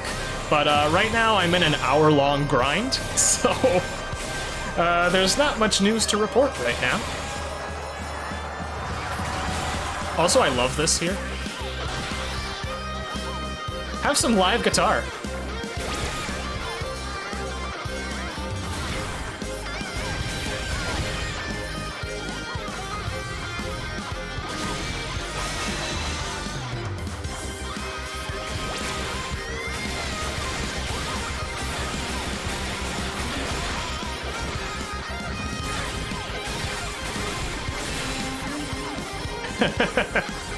Yeah, I put on some other tunes.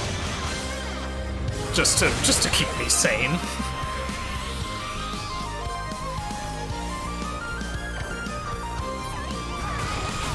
We've now maxed out Maelstrom, which means we have more charges, so that makes the grind a little easier.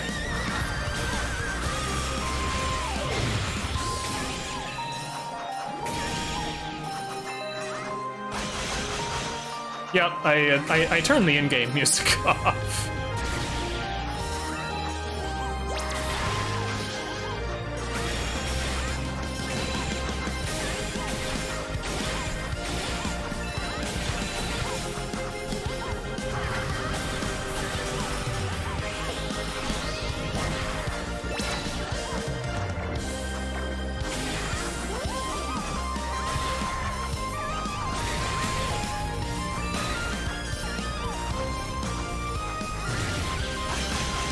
This stage is good for about 75 to 80 enemies per trip, so I need to clear this, I need to go through around 30 to 35 times.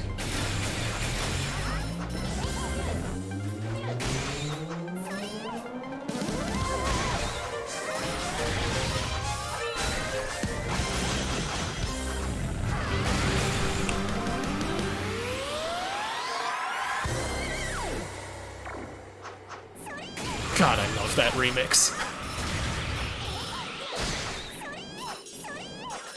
Yep. I need to kill 5,000 enemies across these 2 playthroughs. We are on the East train today.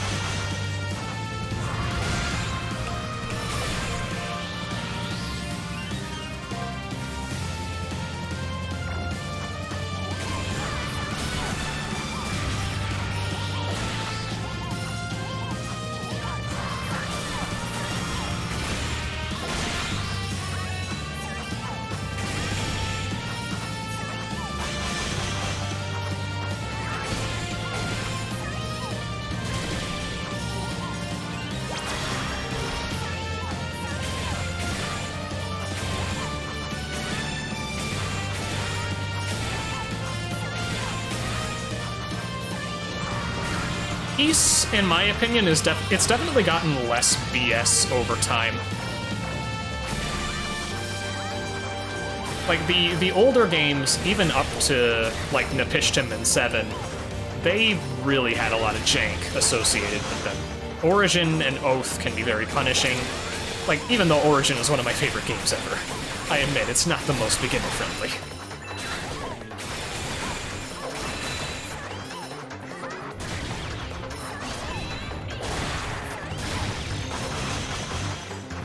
But the modern East games are definitely more user-friendly, like 8 and 9. If you're looking to get into the series, I would recommend this.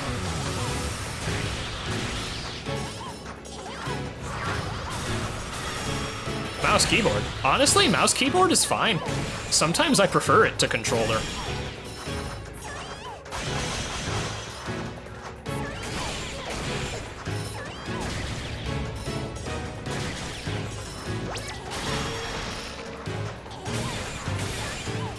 For Nayuta, though, I do prefer controller, just because I like having analog control in more 3D platformers like this.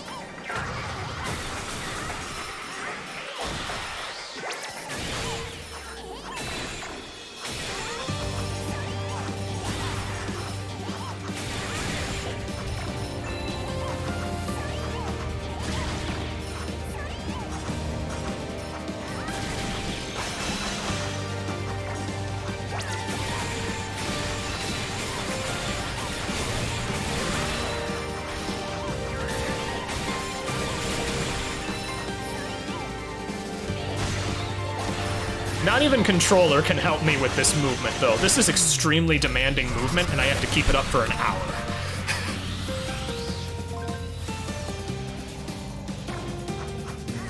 So, despite this being a very repetitive grind, it is not at all brain dead. It's very, very, very involved.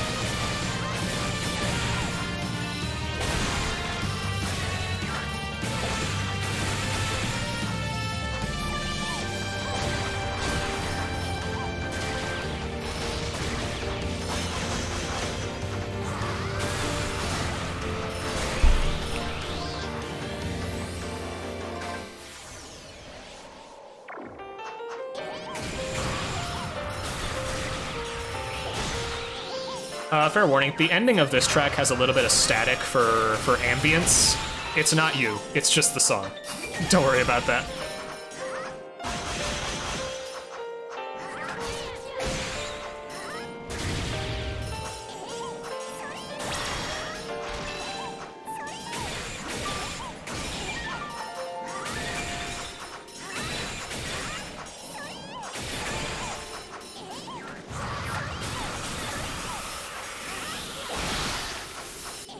Okay, that was it.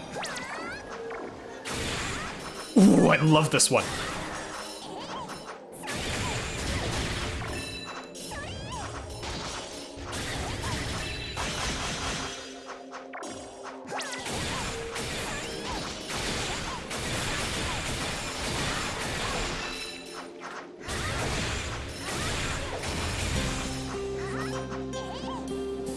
Wolf, you might recognize this one.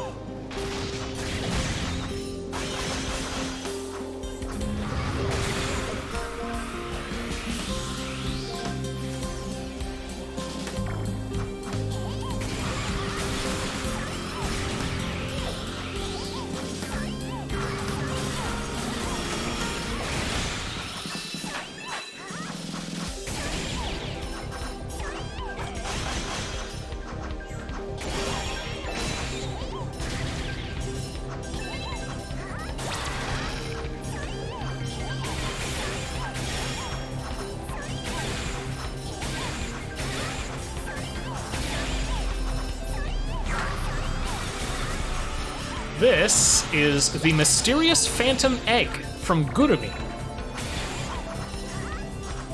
One of my favorite tracks from that game, and one of my favorite arrangements from the Guru Guru Jam album.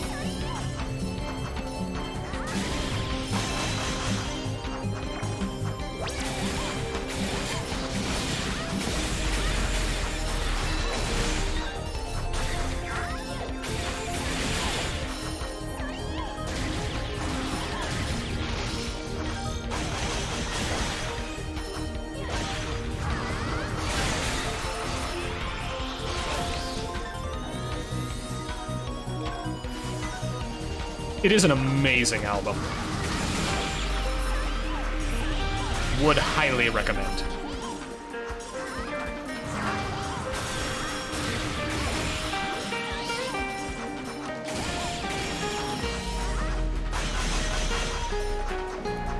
Yeah, good. I mean, it could use a remaster. I'm not sure if Mastiff has anything planned for their licensing rights, though. I know they have it on Steam. And really, they put a lot of effort into that release.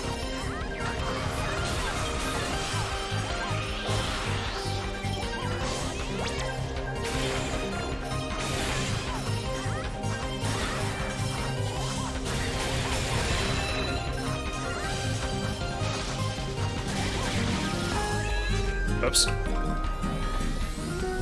It's more efficient to just reset if you flub platforming like that.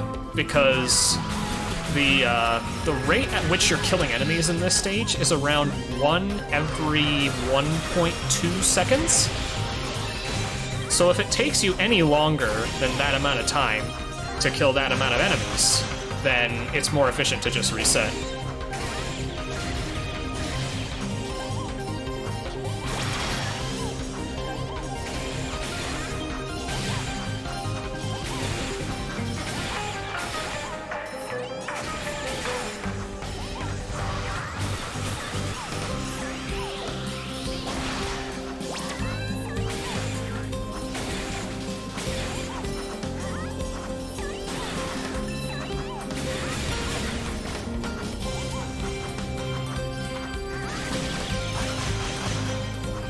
And similarly, some enemies I just leave behind because it takes longer than 1.2 seconds to kill them.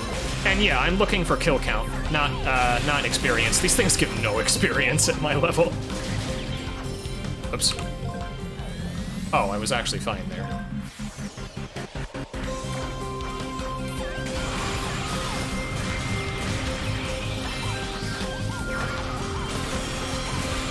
Okay, I think that's the 2000 right there.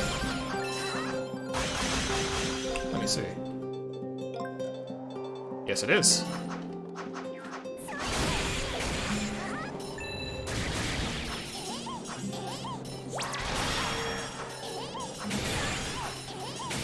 Yep, the game does also use Zwei's XP system for food. We'll be exploiting that a lot in the second playthrough.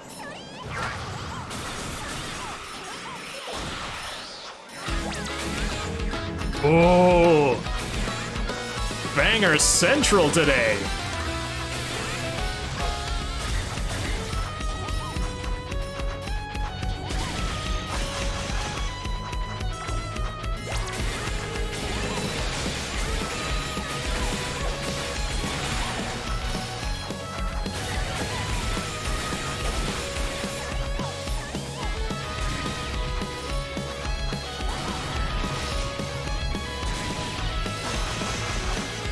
I mean, yeah.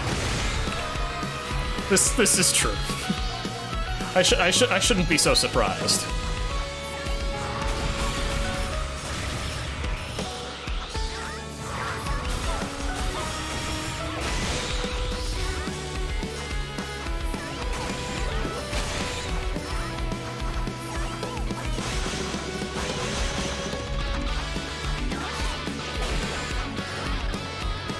There are a couple of obscure tracks in here. Just depends on whether or not the playlist picks them. I have it on shuffle. I've got a track from a Falcom game you might not have even heard of.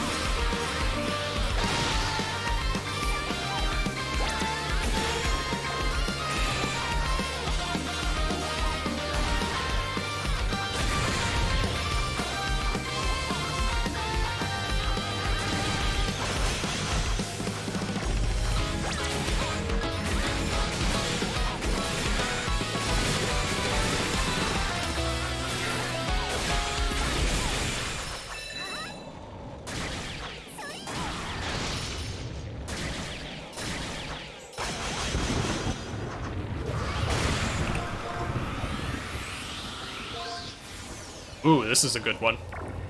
Bit heavy. This is the Valley of Kings from Ys 8.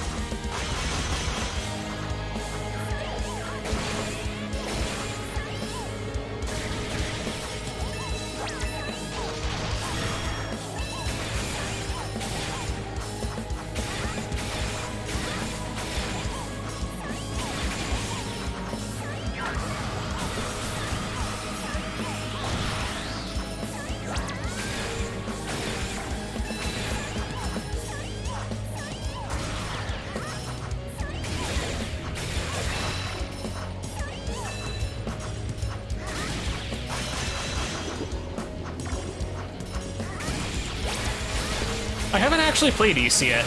East 8 yet. I've been meaning to do that. I played Origin, I played 1 and 2, and I played a little bit of Oath, and a little bit of Silsetto.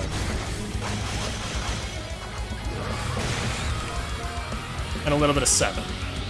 I have a bad habit of just dropping things.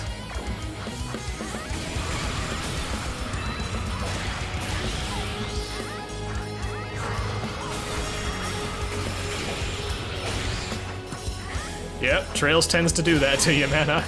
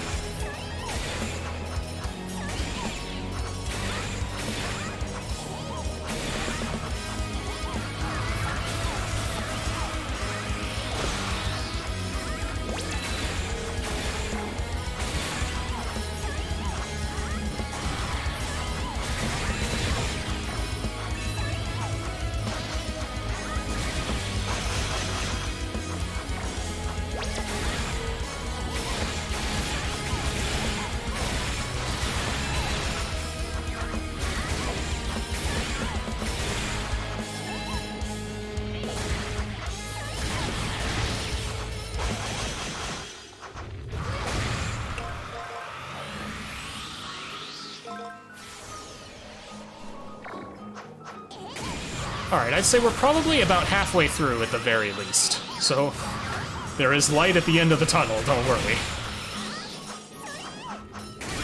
And I've got plenty more bangers.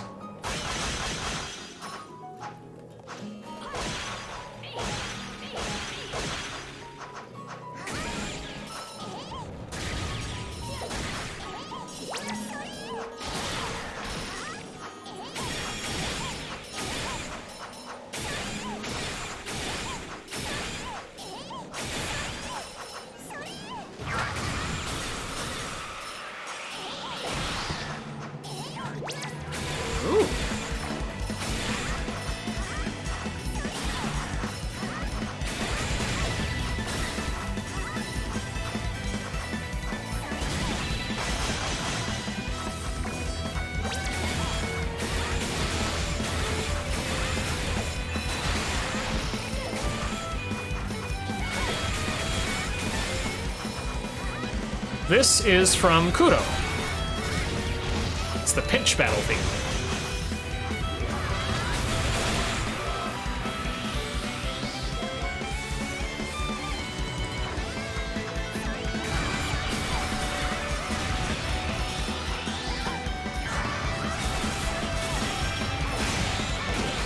Yeah, Koguchi has some real bangers in Kuro, as does Jindo. We don't know what Dawn... I don't want to say Dawn, that's the consensus name of it, but it's not guaranteed. I mean, they can do anything. There was, the placeholder title from PH3 was Trails in the Dark, which they clarified was a placeholder title and probably wasn't the final one. So I have no idea what the final title is going to be. A lot of people say Dawn. I feel like that's probably what it's going to be, but I don't know for sure.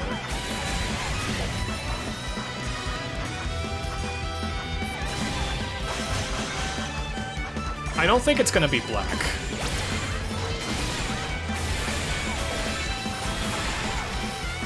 Just because Kuro, from what I understand, it doesn't mean exactly black. God, where's Dololf when you need him?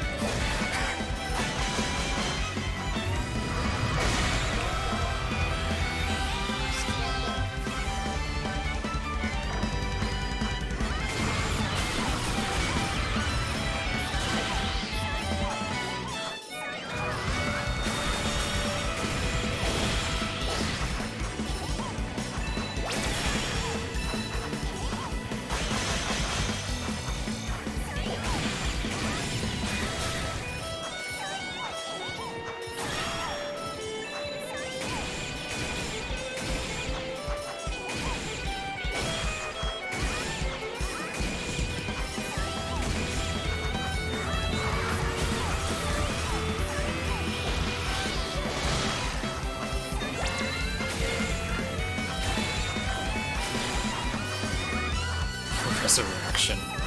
The preposition, I don't know what it's gonna be. But, well, just gonna have to wait and see.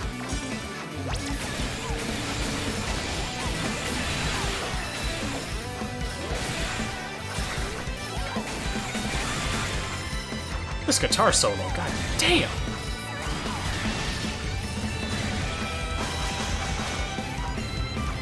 Hey, Mannix, good to see you. I am indeed hard at work. In the middle of quite a long grind. But it's going along pretty smoothly.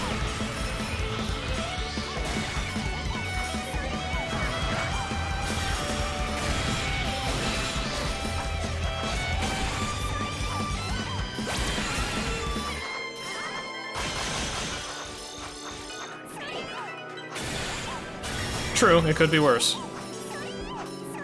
Oh man, Boss Rush second phase has so many amazing tracks. There's one composer who turned a 36-second NES boss theme into a 10-minute prog rock anthem. It's amazing.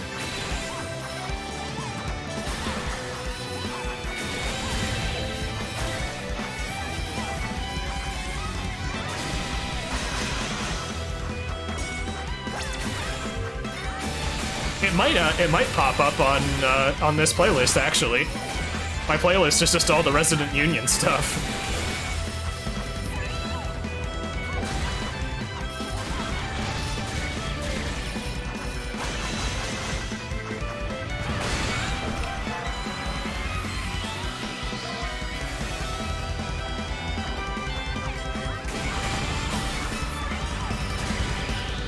It's also got plenty of Justin Thornburg doing Justin Thornburg things.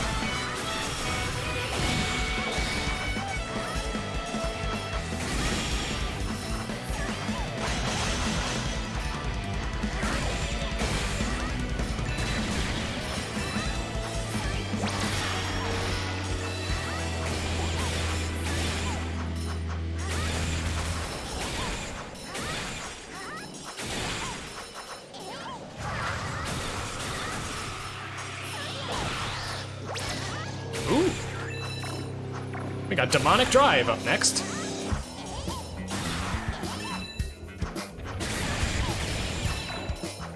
Which makes sense, because this is called Gear Drive, and I'm playing like a demon possessed.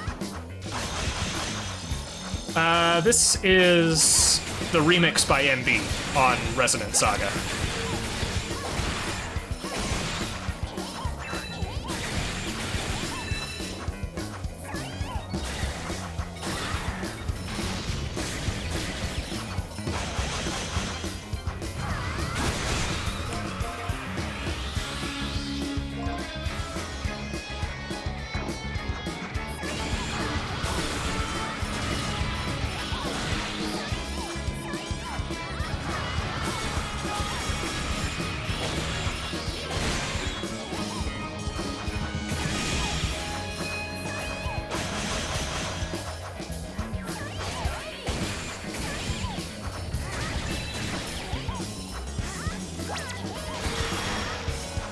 Yeah, the bass really chugs. I love it.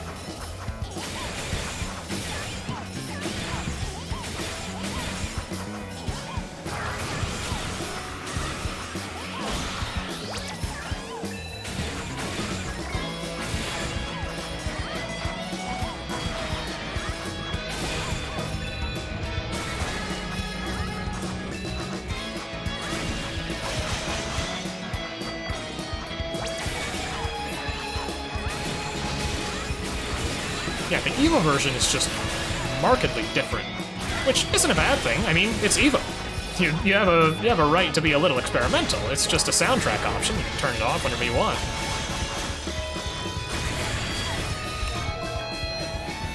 But yeah, it is a bit strange in the context of the game.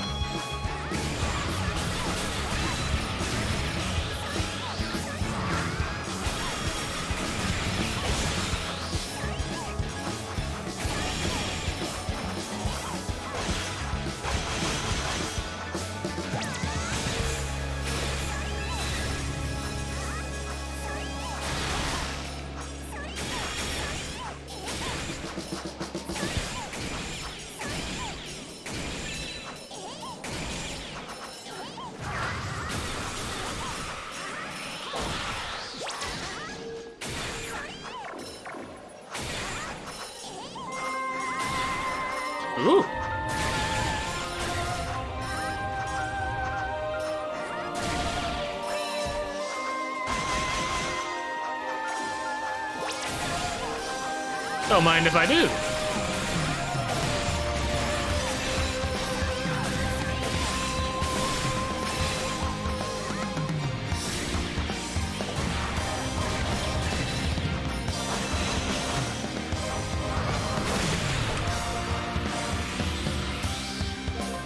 Alright. I feel the need to go ever so slightly faster as I careen off the wall.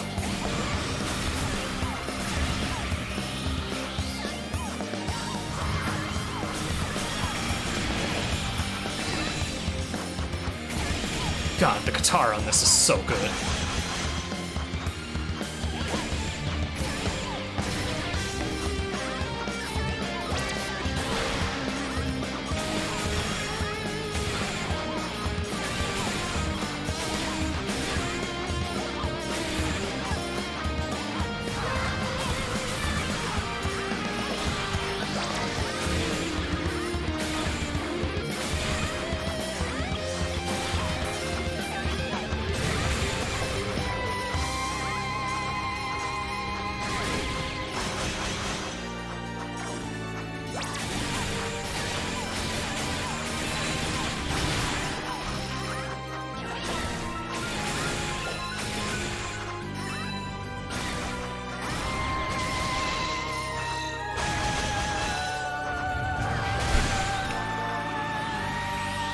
So far, so good.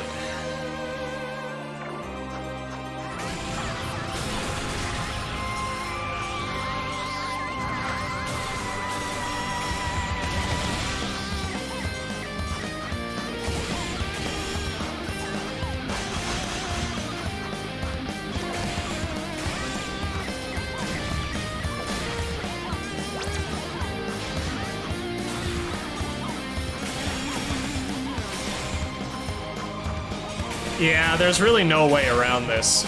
You need to kill 5,000 enemies to get one of the trophies required for 96%, and by the time I'm done with both playthroughs, just playing normally, I have about half of that. So the other half, I grind here.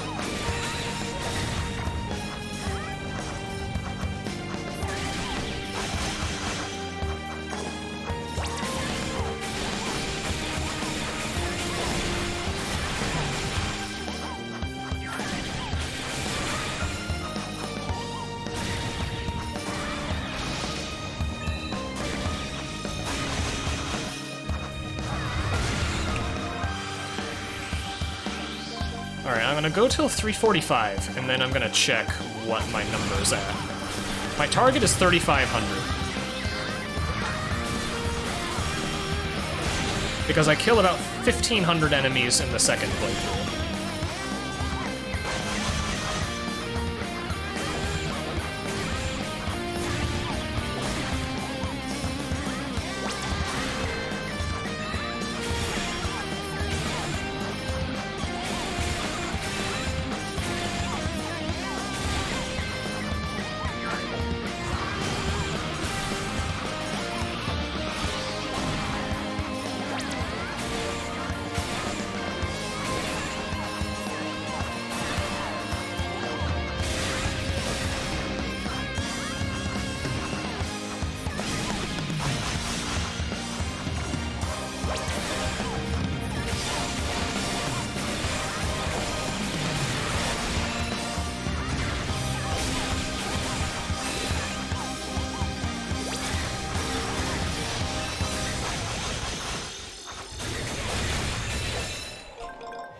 Alright, what's next? Interesting pick.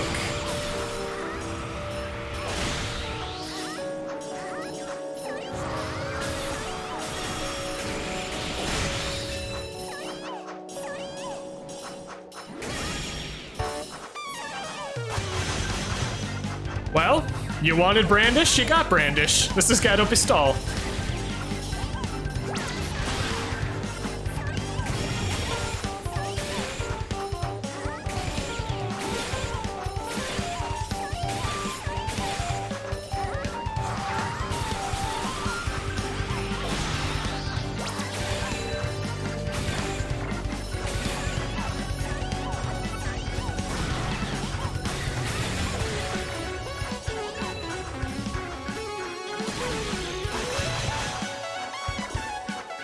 kind of want to play the funny Megalovania theme, just for kicks. I'd have to pull up a YouTube window for that though, and I don't wanna.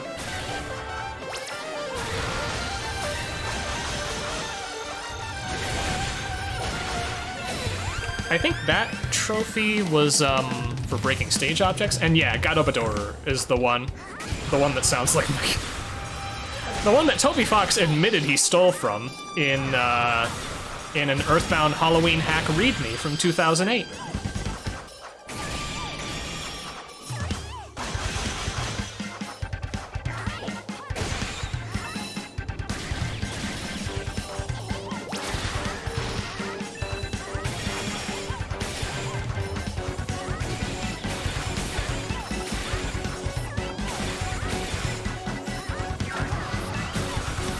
Yep. I actually downloaded the old Halloween ROM hack from 2008 that he made, and he straight up says, "Thank you to Falcom Sound Team JDK for giving me the inspiration, and for the final boss theme that I ripped off." Like, almost word for word, that's what it says.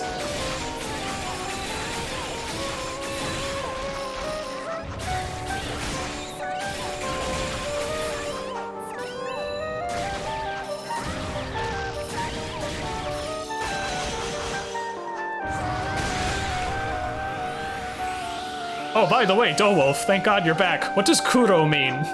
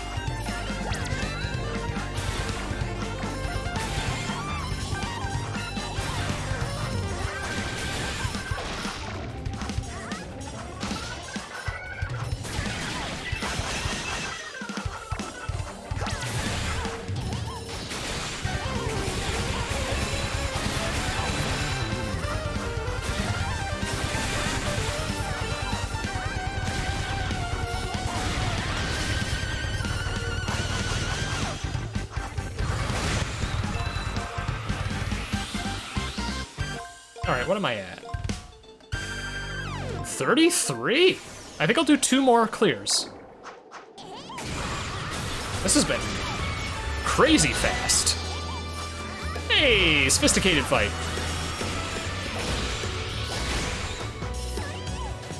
On the Resonant Saga album, this was actually arranged by former Falcom composer Takahide Murayama, in honor of his old co-worker and friend Wataru Ishibashi, rest his soul. He and Ishibashi worked together on the original Sky First Chapter soundtrack. Murayama, you might recognize from themes like The Enforcers.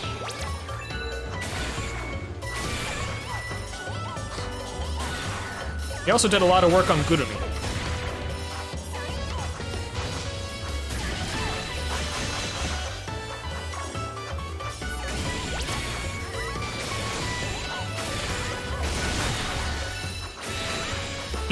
He goes under the alias Eiichiro Yanagi now. I think he does a lot of indie/dojin stuff.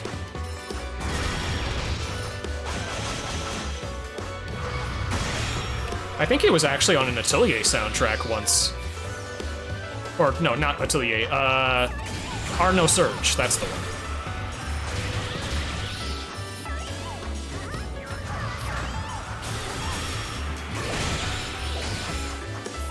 Yep.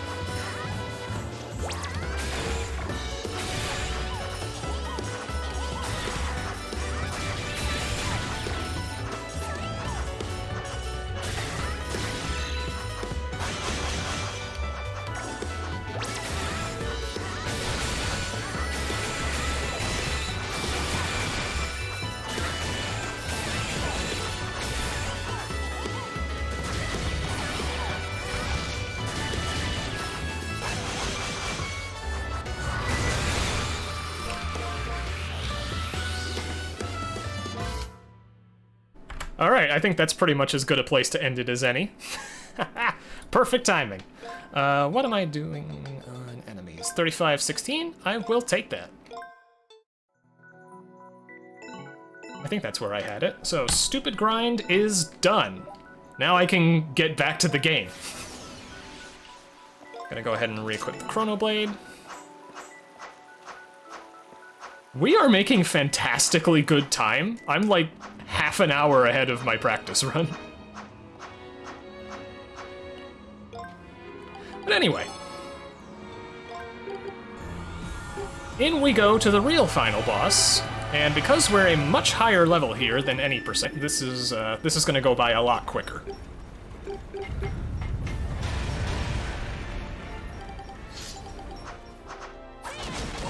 I also have a one-handed weapon, which helps with speed in this specific instance, because my attack power doesn't quite matter as much, since I'm overpowered anyway. But yeah. Very nice to have this boss go quickly for once. That first phase usually takes like 3 minutes.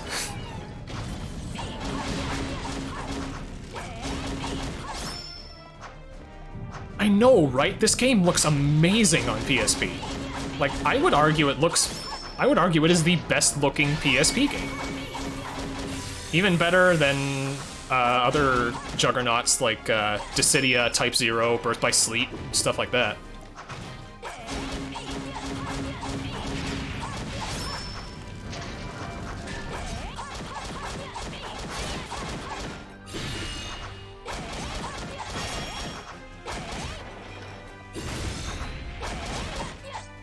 Alright.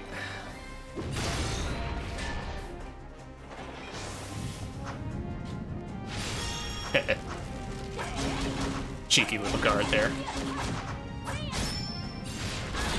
That was not a cheeky guard, that was me getting hit.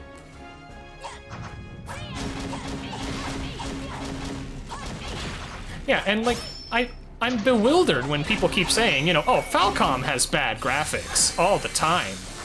Like, no, their games look great. They honestly had a pretty good model figured out with the Pishtamera East, with Zwei 2, with Nayuta. Those games look great.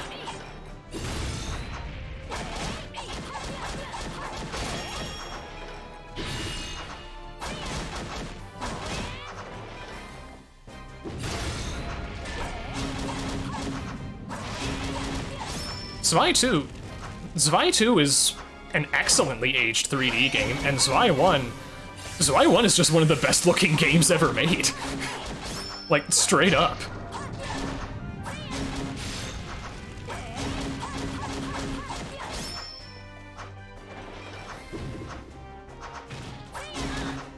Hey there, Coco, thanks for stopping by. You're just in time for me to get back to the game part of the game.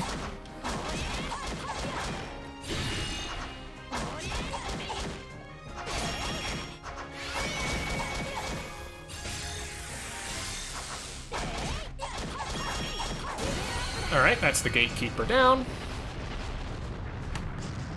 Yeah, you would not believe Zwei 1 is 22 years old. It's almost as old as me. And it's aged so much more gracefully than I have.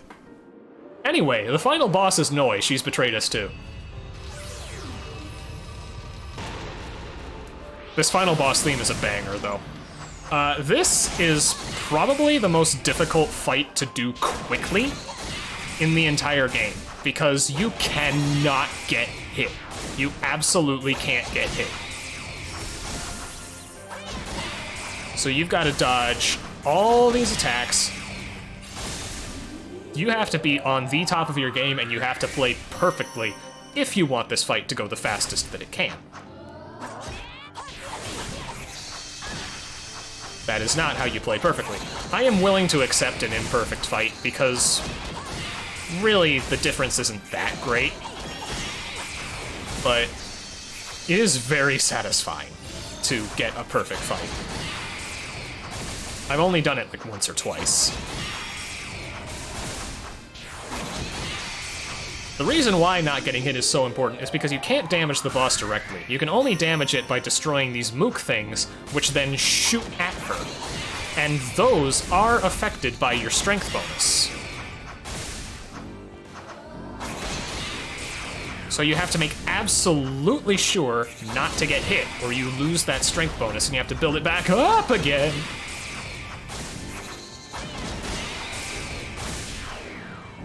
Guard that. There we go. Okay.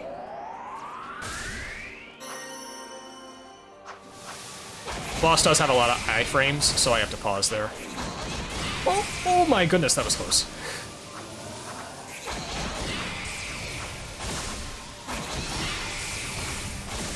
Okay, doing good, doing good. Excellent, excellent fight. This was almost a perfect fight. Very, very good. I'm actually going to equip the boss dragon here.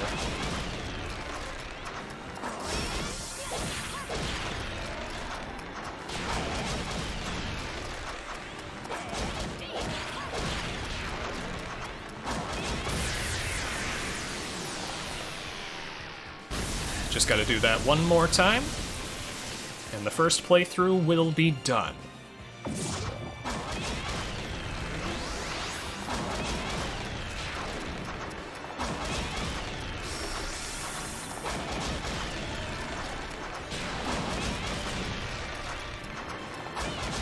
And that's it.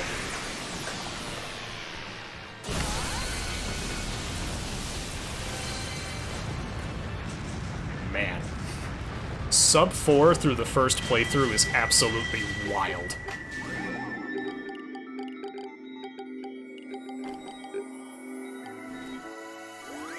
Now I just gotta do it again, except it's 10 times more difficult. Oh, man. This is gonna be fun.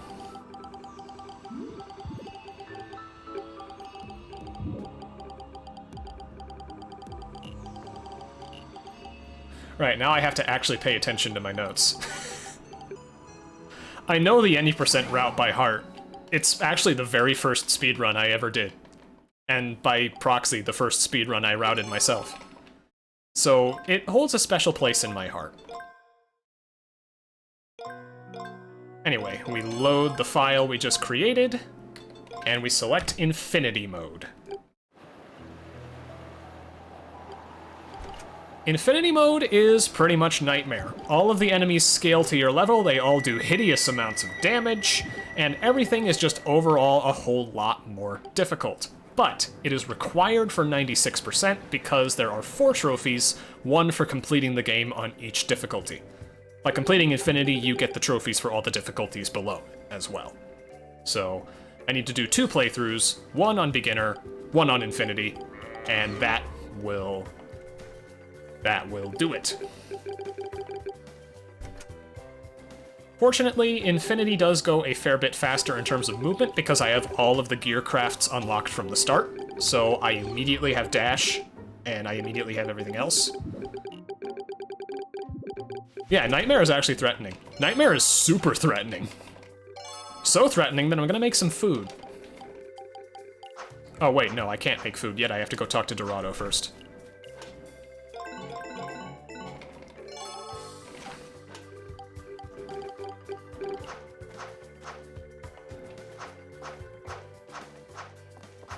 There's also just a lot more stuff to keep track of, because this is the playthrough where I do all the side quests. The game does not carry over your side quest completion progress between playthroughs, so in order to get the trophy for completing all quests, you need to do them all on the same playthrough.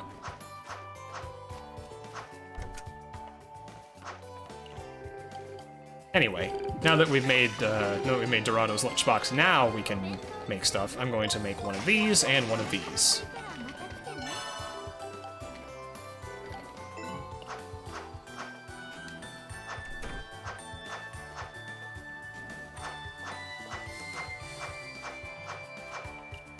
Give Dorado his lunchbox. And remember that cameo character from earlier? That does count toward completion. You have to find the hidden Mishi in every single chapter. That is a trophy. Anyway, Chronoblade. This. That. This.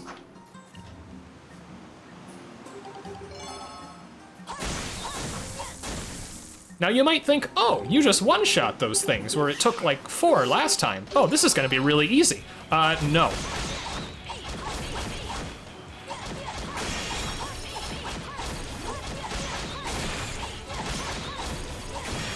Everything has so much health! We do learn all of our skills right off the bat, though. And we actually get this very nice piece of equipment that increases our strength.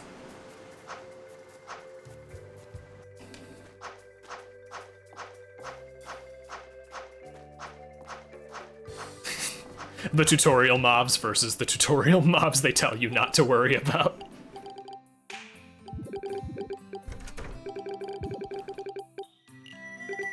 But yeah, for the most part, we're going through the same motions in the actual plot. So we still have to climb Remnant Tower. We still have to do all the stuff with Noi. But it will be a fair bit faster.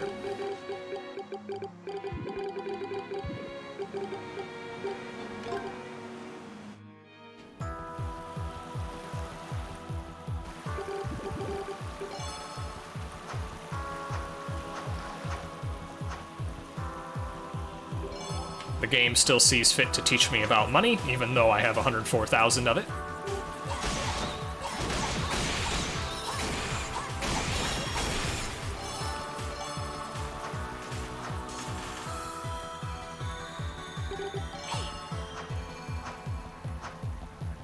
And we are just about at the 4-hour mark. Right in time for the music to drop.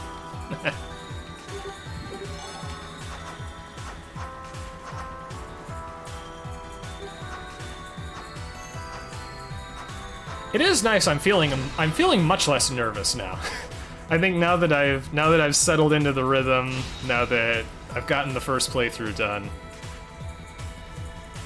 feeling a lot more comfortable now about the prospect of running 96%. Like, don't get me wrong, this is still an incredibly stupid idea, but I kinda know what I'm doing.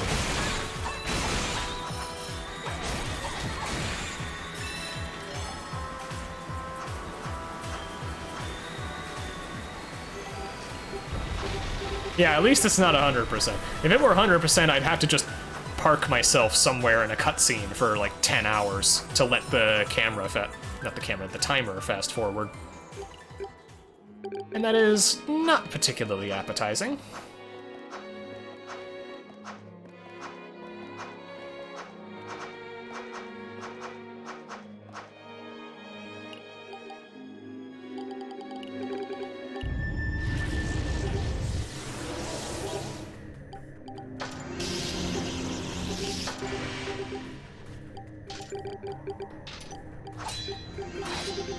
Same old cutscene as last time.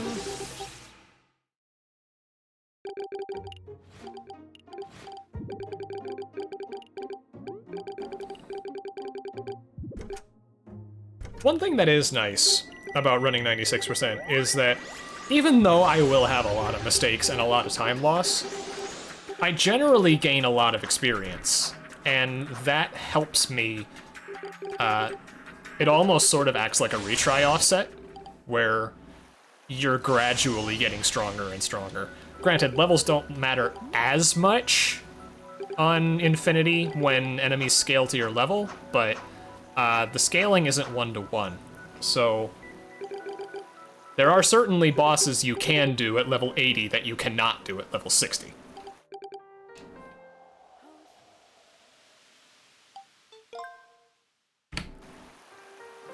Alrighty. On to Chapter 1, and immediately Chapter 1 is much more complicated this time around because we have quests to do. And we have to full clear some of the stages that we didn't previously.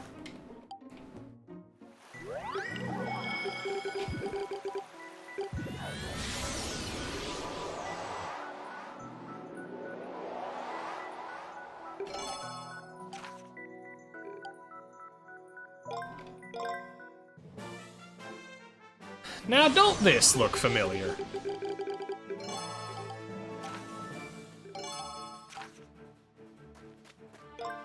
Immediately, I have to equip Noi again.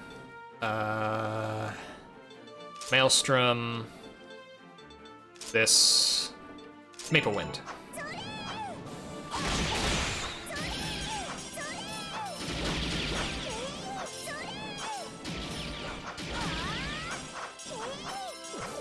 Since I full cleared this stage on the first playthrough, I get to speed right through it here.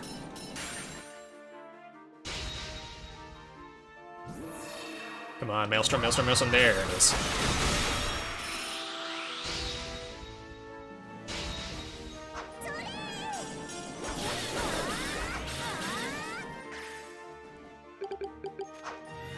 And through we go. I do have to full clear the next stage, because I didn't get the crystals nor the treasure chest on my first playthrough, and that was because I just didn't have the crafts necessary to do so. We'll see why in a moment.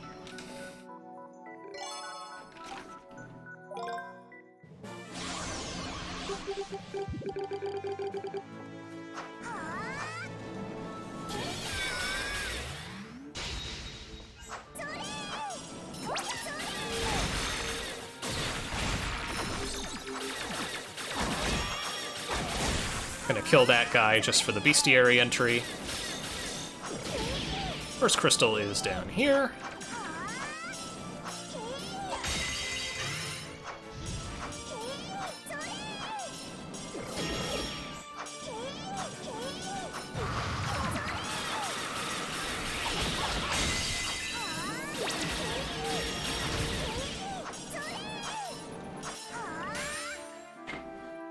And we do have to fight this guy again, but we have White Nova.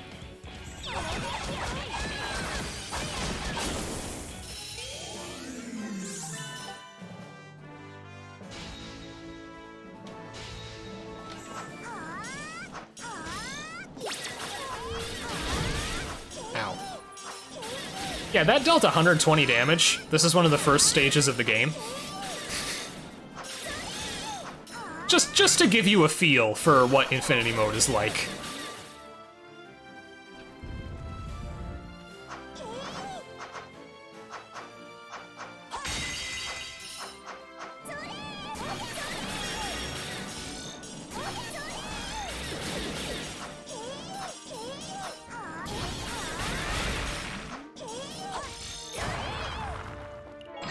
Get the chest here. We couldn't get it in the first playthrough because we needed Gearbuster. And yeah, that's with me at the current level cap.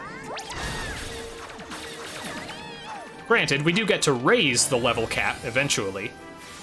But yeah, for now, and really for the rest of the run, we are extremely frail.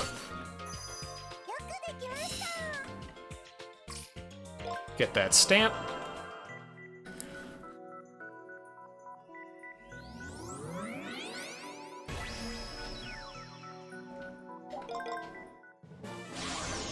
Fortunately, we don't have to do anything with this stage because we full cleared it in the first playthrough. So I just immediately get to go up here. I do still want to passively kill enemies because I do still need to grind them just a little bit.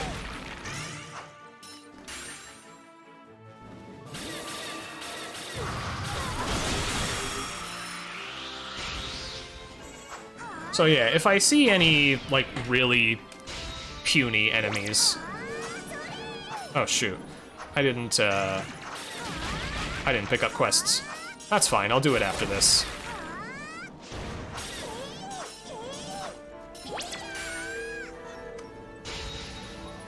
Flower Dance plus Maelstrom equals death.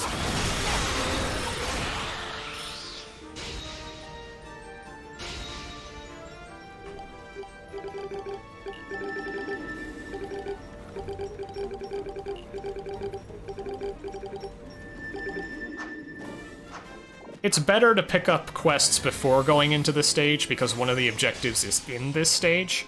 So that'll lose me like 30 seconds, but that's not too bad.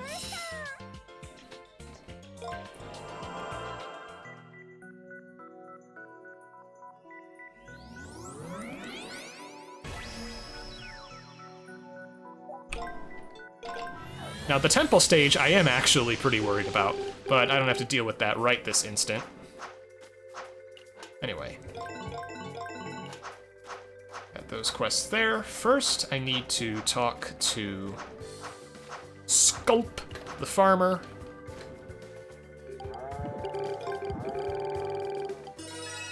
He needs a present for his wife for their anniversary. Find Mishi. Get the quest inside this house.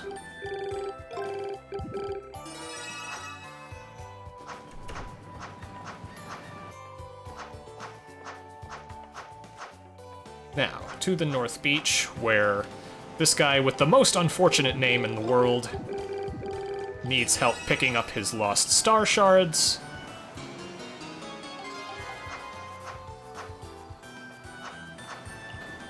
Yeah, Mishi does not Mishi does not eat any food here. We do have to chase him through one of the most difficult stages in the game, though. That kind of sucks.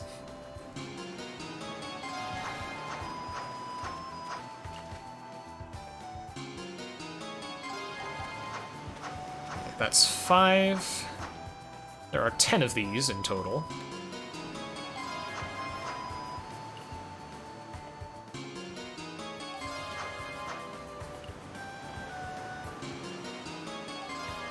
Alright, I'm missing one. Where am I missing it? It's the crab. That's why. The crab has one.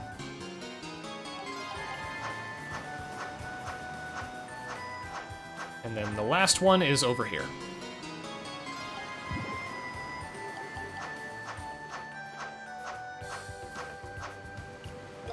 For finding that last one, you get an extra reward here. So that's always nice. And we're gonna talk to the dog, but we're not gonna adopt her yet, because we have to go back down to this beach in the next chapter anyway.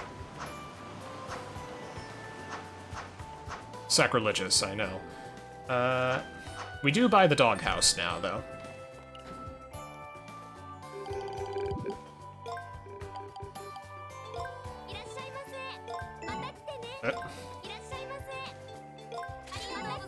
There we go. And we hit up the second floor of the store to get this... Let's Playing, it says. Oh, fine, we'll adopt the dog. We'll do it after... Wait, no. No, I can do it now. It's actually not that inconvenient to adopt the dog now.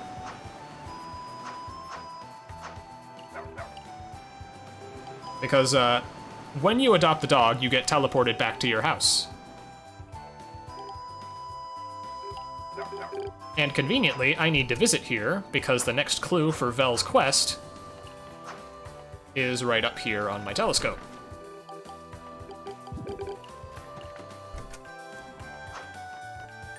Oh, wait.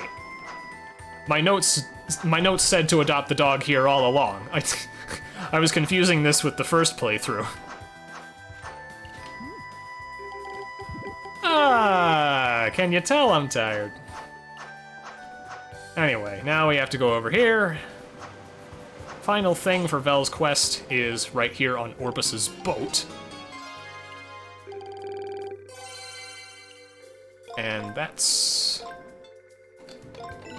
most of the quests completed. Right, got this cutscene. Yeah, only 7 more hours to go. Oh shoot, I need to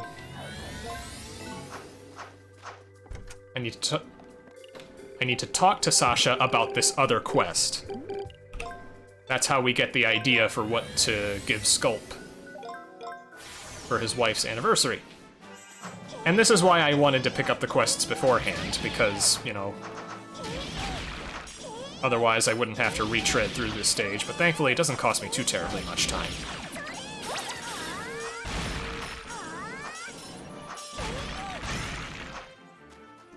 is right up here. Now we go into the temple, and I am actually quite concerned about this stage because it can be nasty. When all of the enemies here scale to your health, and all of the obstacles do as well, it can be very difficult. So that's why I brought those 2 lunchboxes. And I'm also heavily relying on the mid-stage heal that you get.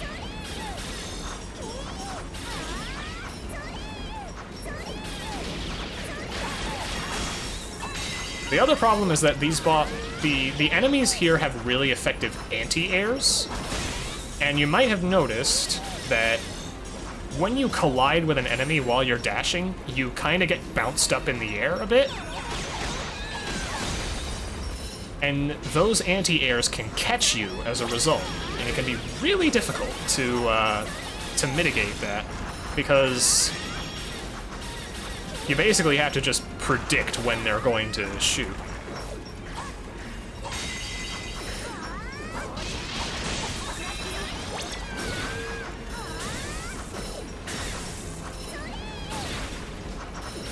Also, the level design is a decent bit different here. These platforms start falling.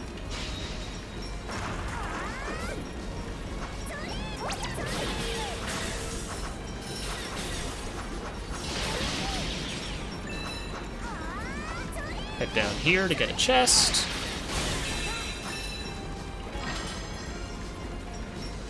For a piece of equipment that we will never use.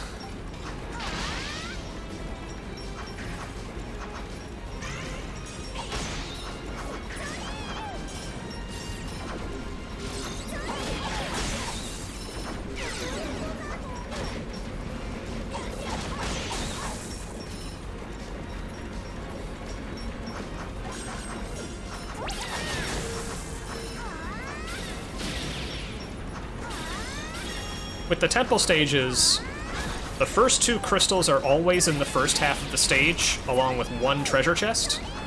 And then the final crystal and the final treasure chest are in the second half of the stage. So I can check now, I got the first 2 crystals, I got the first treasure chest, I am Gucci.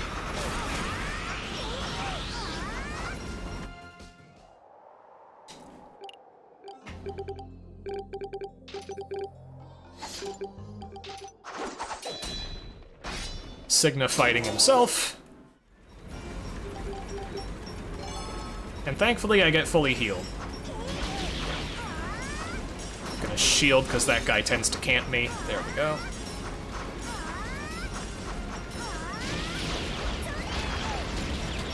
How did I not get hit? Like, usually I get hit like at least twice there. Fortunately, there are no crystals nor chests in that segment of stage I skipped. So I can still employ the same strats as on the first playthrough. I have to be very careful with these doors, though, because they deal a lot of damage.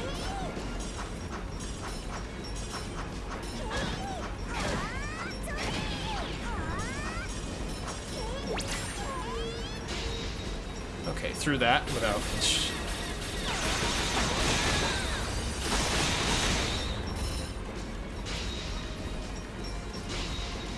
And I'm gonna go ahead and pop some safety food just to be safe.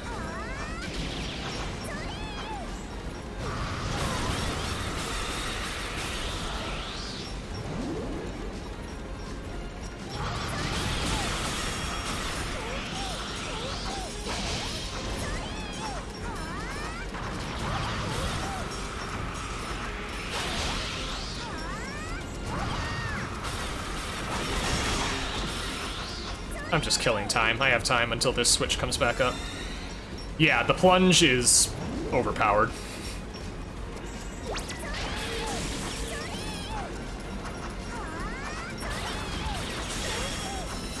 I do have to head up here. I have to get the 3rd and final crystal. Might as well kill this guy.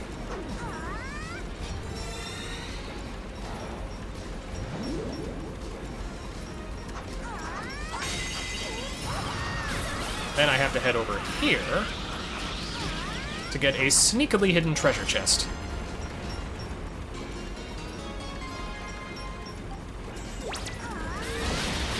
Whoa, that was close. That would have killed me had I not healed. Infinity mode, ladies and gentlemen.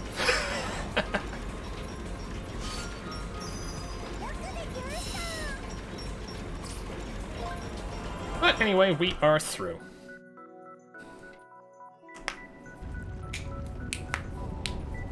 Sorry, hope you don't mind the finger cracking ASMR. With how much movement there is in this run, it really starts to wear out on your fingers after a little bit.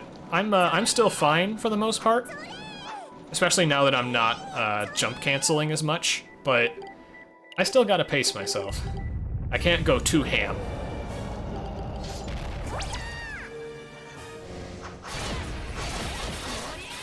So this boss is really awkward with a one-handed weapon.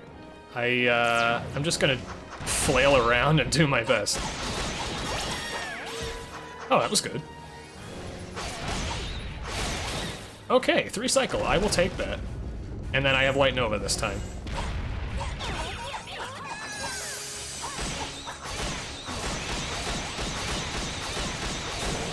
Okay, decent fight.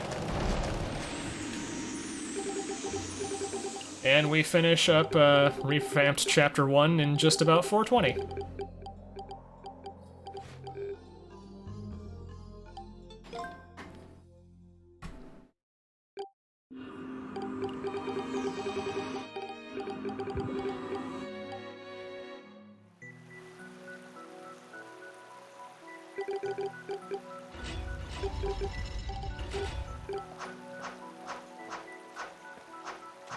Oh, I just noticed.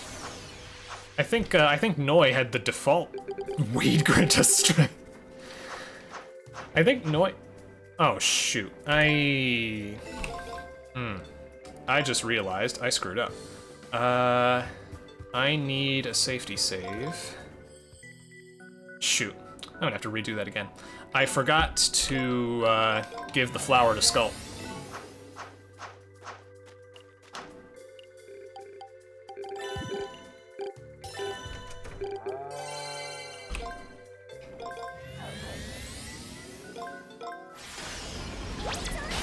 Thankfully, I can continue from here.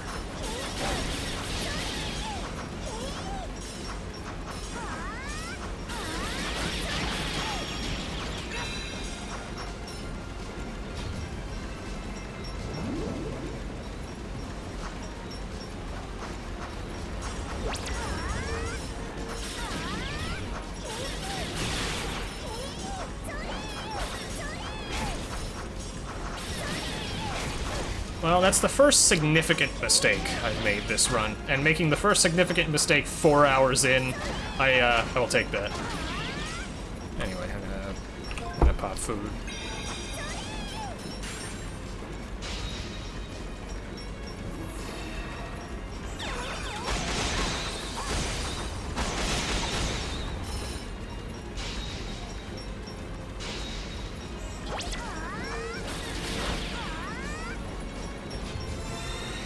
Well, here we go again.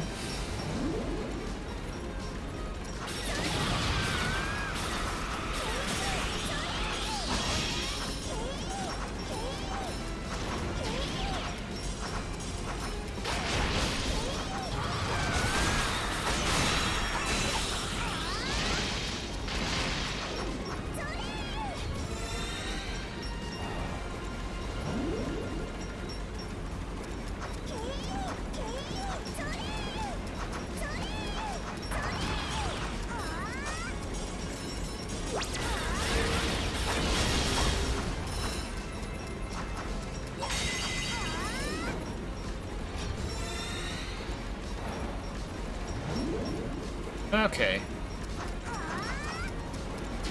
Let's try that again.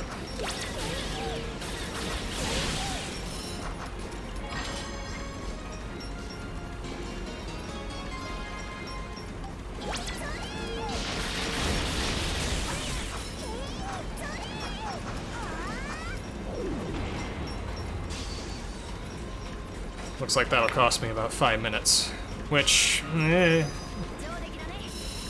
not the worst thing in the world, but, you know, I could have done without that.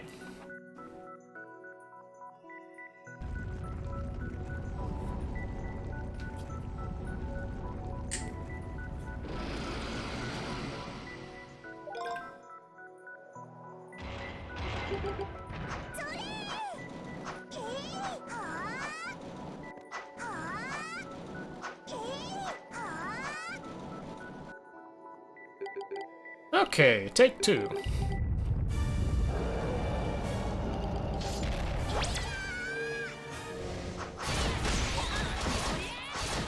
Oh, I'm almost dead.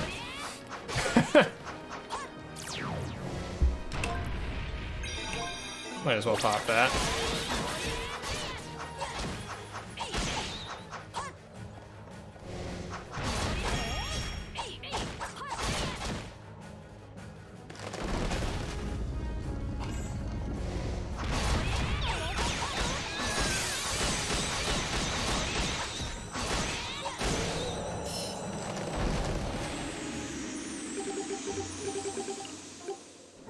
I could have just loaded a safety save, but like this is well ahead of PB pace, so I want this run to actually be legit. Okay, back to our regularly scheduled chapter 2. And real quick, I'm going to edit my note. I'll just update the position of my notes. I do have to manually scroll my notes down, which is a bit inconvenient.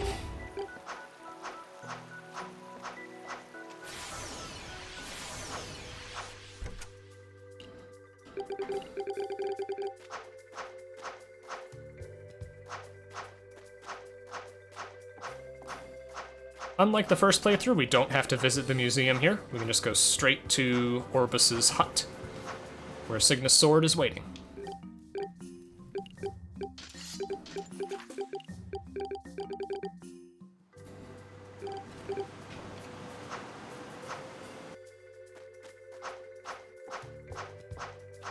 Also, I'm gonna make myself some food.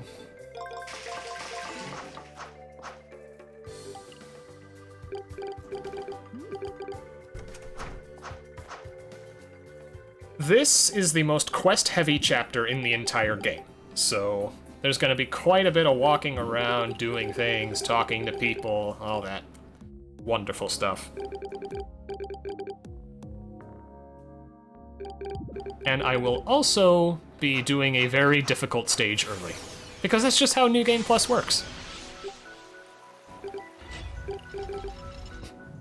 Before that, though, we are introduced to the Astrolabe again, and perhaps the most baffling feature to ever be hidden behind New Game Plus, the Astrolabe shop, where you can use trophy points from achievements you've earned throughout your playthrough to buy upgrades for Nayuta and Noi, as well as new seasons for Terra.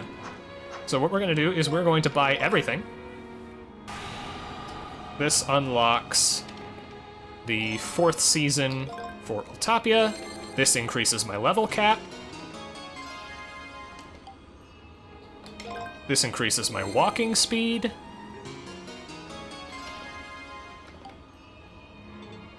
This increases enemy drop rate.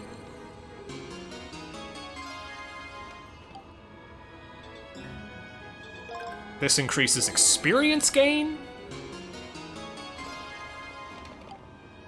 And this increases the cap for Noi's arts level. Yep, this is for full-on gameplay features. And it is just hidden behind New Game Plus. Also, I never equipped Noi. Finally, we have that stupid dancer outfit off of her.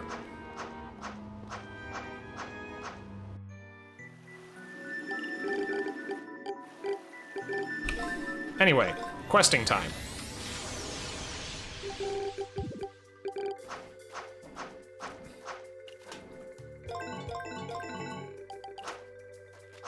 Might as well get the dog.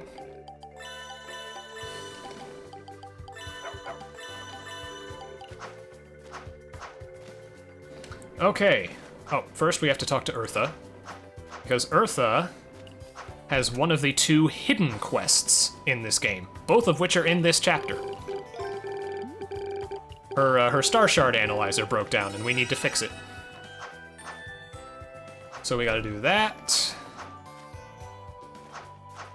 Oh, then we gotta talk to the old dude at Altapia Temple.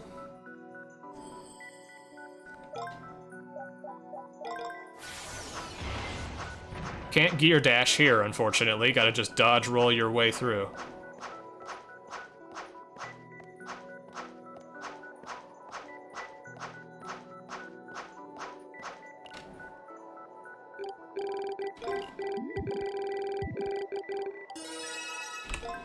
Back to Remnant Island.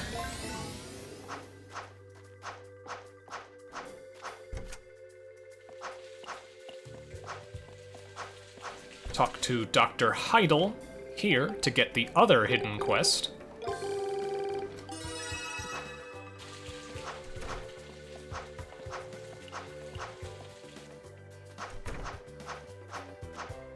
Now we have to go to the fisherman's house.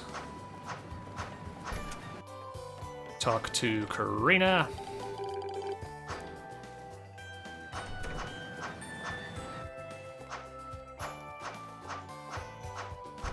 Elder's house, talk to him.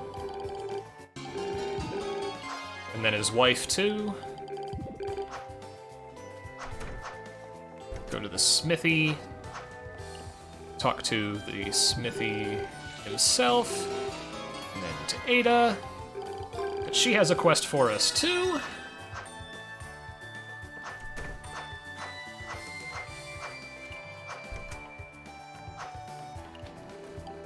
Farmer's house, talk to Karina. Now we have to talk to Sasha 4 times.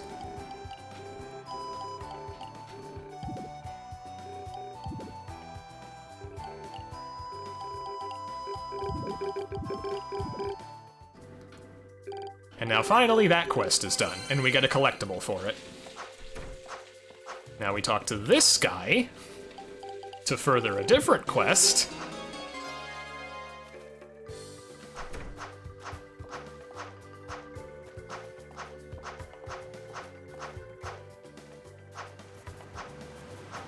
And then we inspect the ruins here. And that's it for the old man Gio's quest.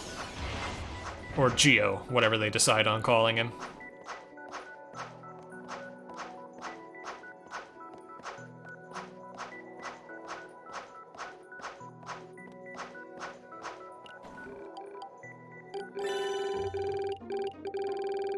For our efforts, we get Soul Erase, which is a very nice art, but unfortunately we kind of get it too late for it to be useful. We are going to equip it, though, because it has very nice AoE hitboxes. Anyway. Now, we're going to go into the 4th season for the first time, because we have some quests we need to do for Eartha. And these are the most difficult and demanding stages in the entire game.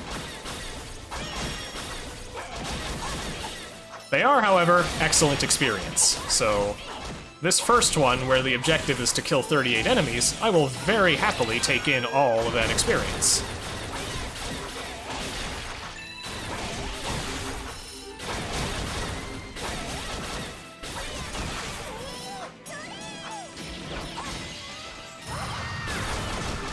I am going to liberally apply Gear Shield, so that if I take any stray hits, I can tank them.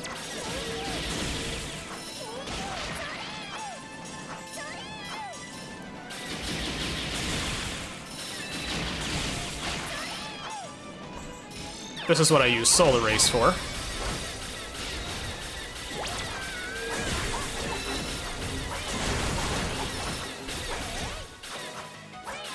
Yeah, that experience... I am getting a ton of experience very, very, very, very quickly. I also die in 2 hits, though.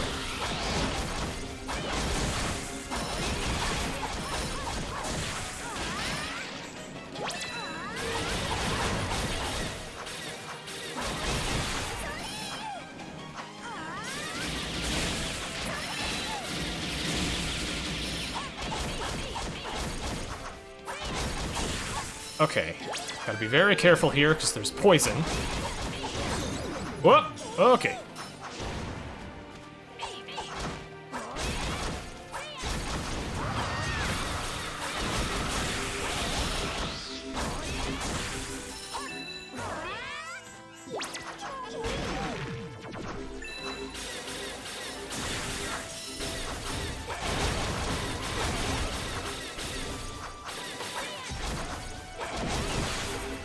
Okay, I have a strat for this. First, you double magic with a tornado. And then you murder them. Thankfully, poison tiles and stuff like that don't get rid of your chain. So I can still schmoove on him. Also, I just leveled up, which healed all of my HP! Oh my god. My hubris! Well. Welcome to Infinity Mode. Enjoy your stay.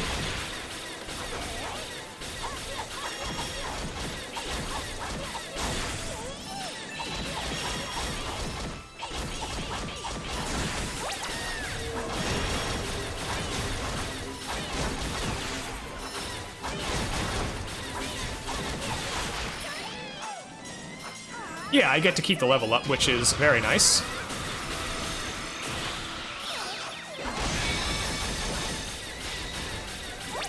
And I also didn't use any of the food I had. So I've still got that.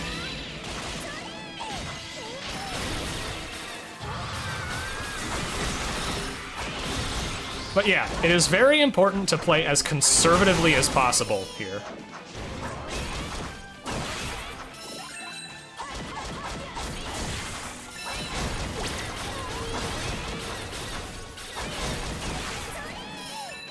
I will be donating $5 for every death. So right now we're at 10.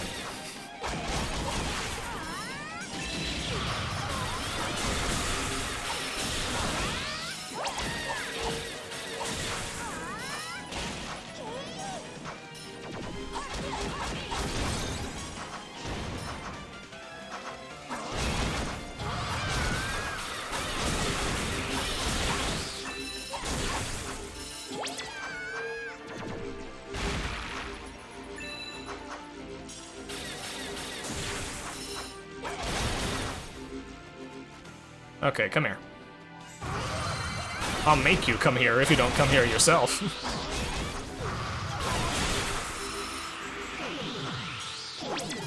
Okay. But yeah, I already have almost another level. This place is nuts.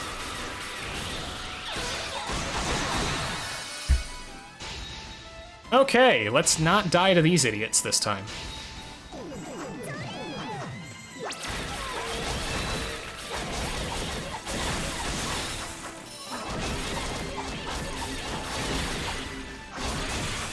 Cool.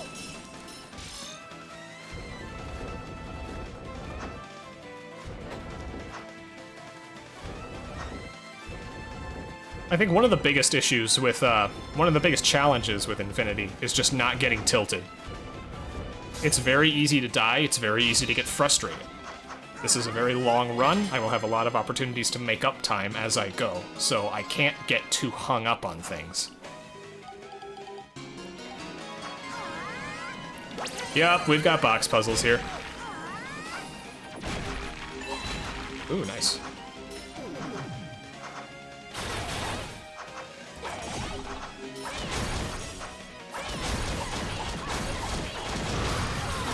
Whoa, okay.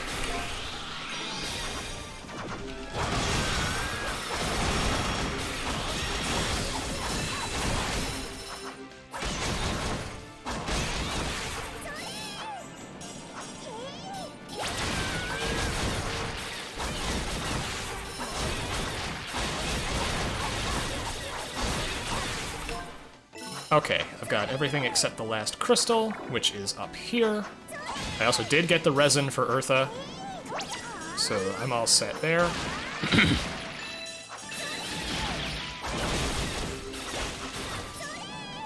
Last thing I need is just this over here.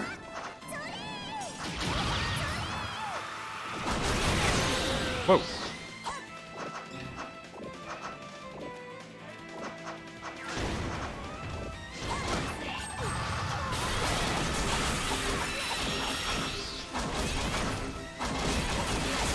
Okay, I'm not tempting fate any further. I'm getting the hell out of here.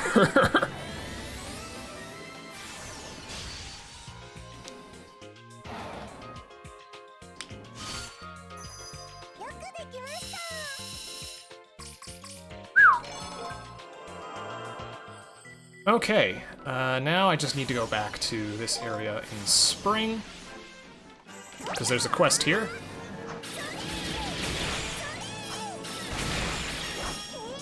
Overall, one death there is not the worst thing in the world. I've definitely had worse. And I probably will have worse.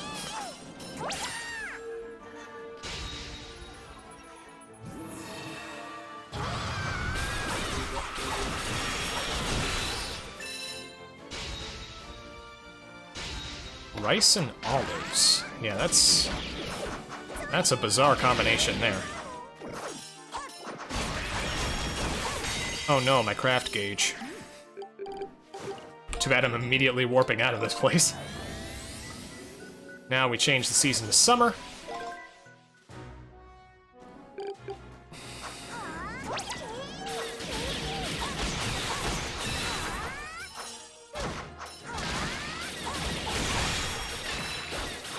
So we do full clear this stage, and the clear condition here is just getting a 30 chain. So that's pretty simple.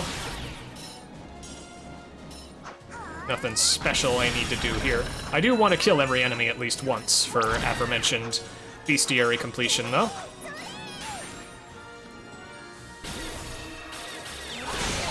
I also want to use White Nova as much as possible, because now that Noise Arts are uncapped to level 10, now White Nova can level up, and I want White Nova to be as high a level as possible immediately. So it's actually kind of good that I got an extra White Nova usage by dying in one autumn, because I need to grind it anyway. There we go. That was weird. Do I have all the crystals? No, I don't. Is it here? Yes, it is.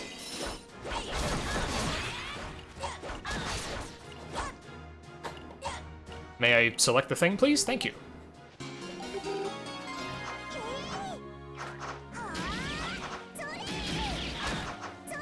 What's funny is that, honestly, of all the continents, I would honestly say Otapia is the hardest. The very first one is the hardest. Because in a speedrun sense, it has a lot of obstacles that really penalize you for going fast, or trying to go fast. And that can make things very difficult to navigate.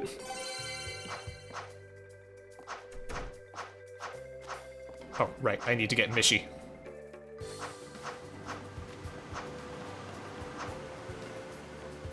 Mishi is hiding here behind the stairs at North Cape.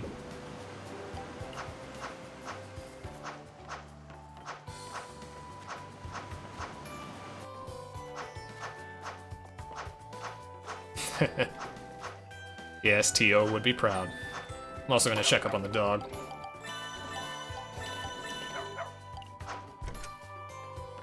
Gonna deliver the resin to Eartha.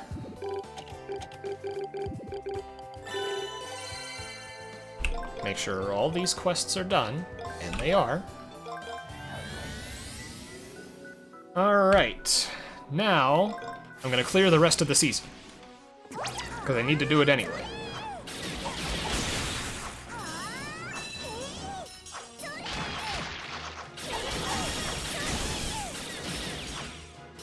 But yeah, whether it's these spikes that trip you up or other things that really.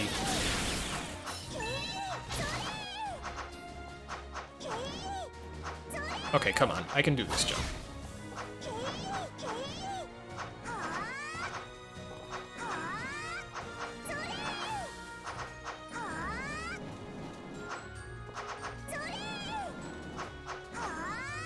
Huh, guess I can't. Oh well. I guess it only works if you bounce off an enemy.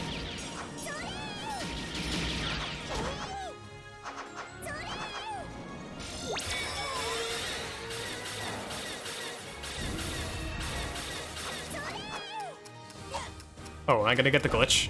Nah.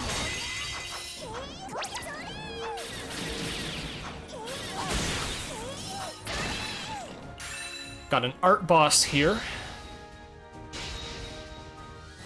I'm gonna try to get a strength up before I White Nova. That works. Perfect. And we get Cyclone, which is the basic version of Maelstrom, which I already have. So, no thank you.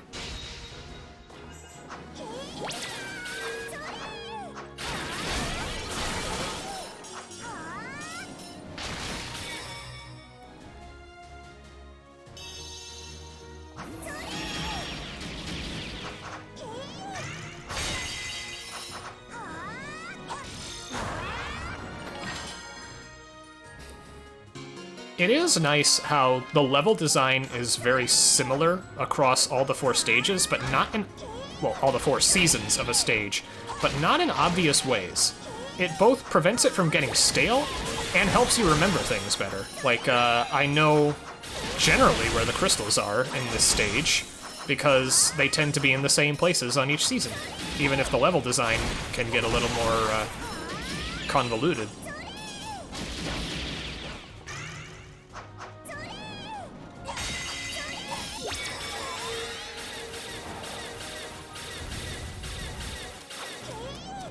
Yeah, I would say this game has a lot of replayability value.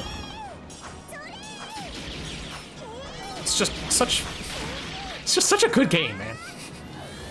But anyway, that's Rieseveld 2 Summer cleared. Stage mission there was just taking damage 10 times or less, which, that's easy.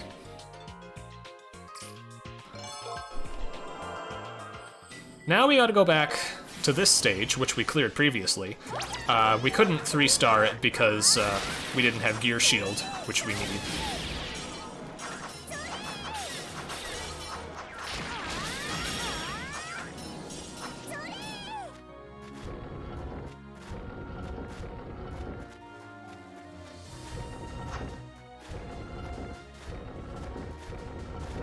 More box puzzles.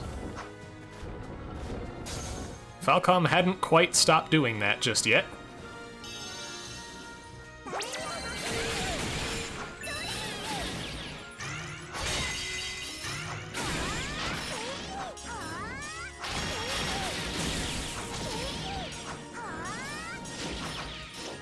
That was the first one, right? Yeah, that was the first one.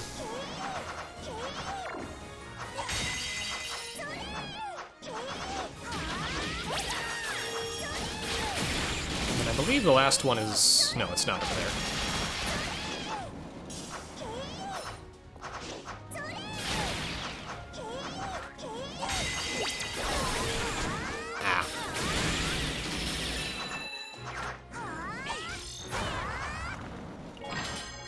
Ah.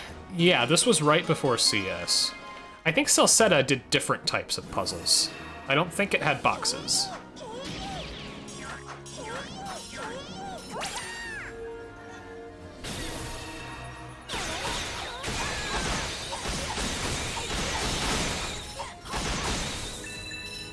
Alrighty, we are through.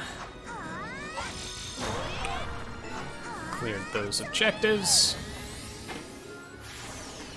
Celceta was about touchscreen stuff, cause you know, you had to exploit the unique gimmick of the Vita. Anyway, that's Ultopia Summer done. Now on to Rieseveld.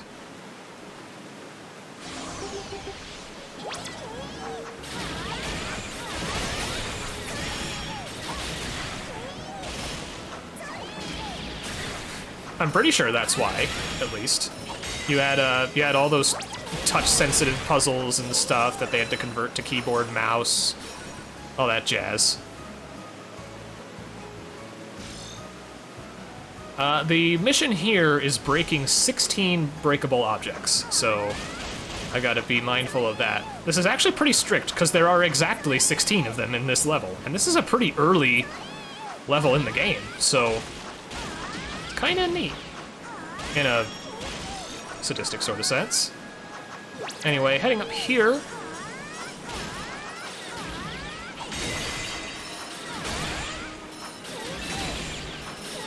Head up there. Oh, that's nothing. That's just...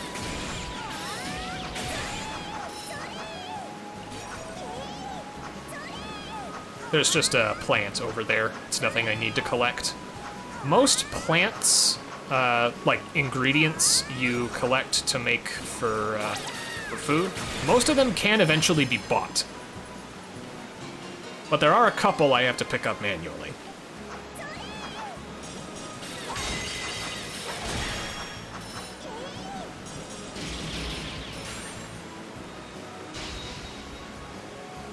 Yeah, the Vita was such wasted potential, man. I'm still mad over how they handled the PSTV.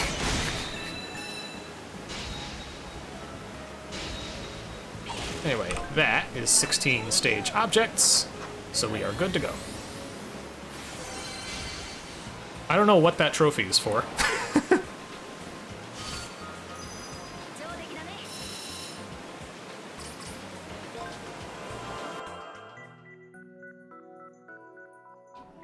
Yeah, that's hashtag not my PSP.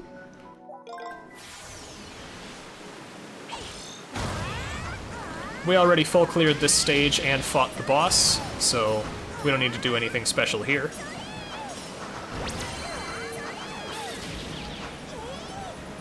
In fact, we don't actually have to kill a single enemy here. This is one of the few stages in the game where the mini-boss spawner is optional.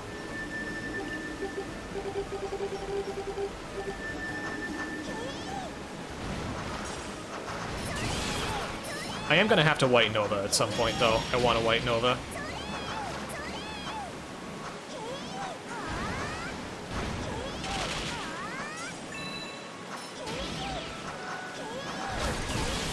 Ow.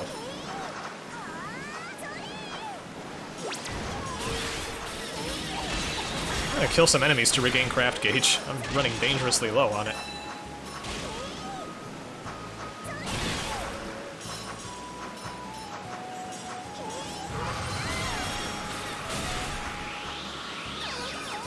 Okay, that's that done.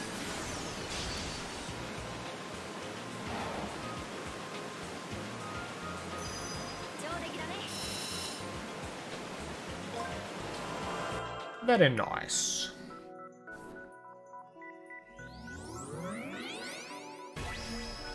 Now for Rieseveld 3 Summer, which we got the stage objective for, but we didn't get all the crystals, so we need to do that this time.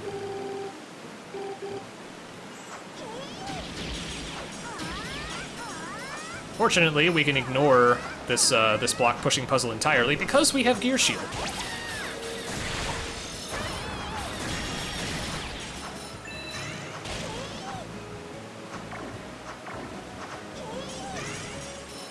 Might as well get this while I wait. Okay, can I please hit this? Thank you.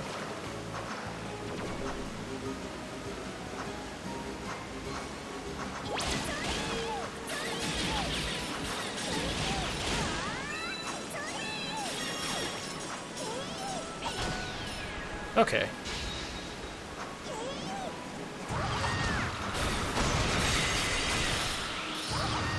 Might as well kill that guy.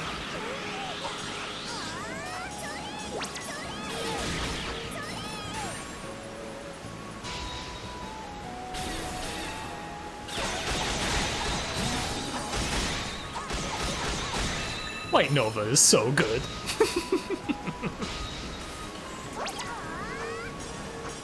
Just puts a smile to my face and I'm strutting my step.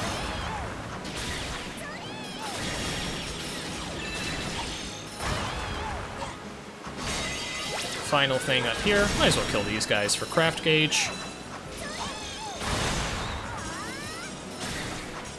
Treasure chest is over there.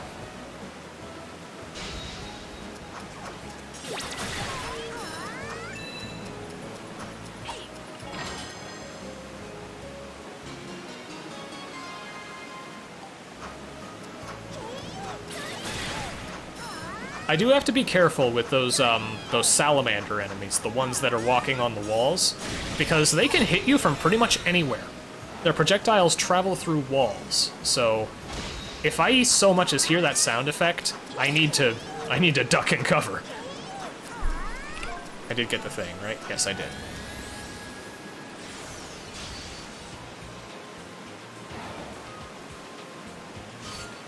That's that stamp done.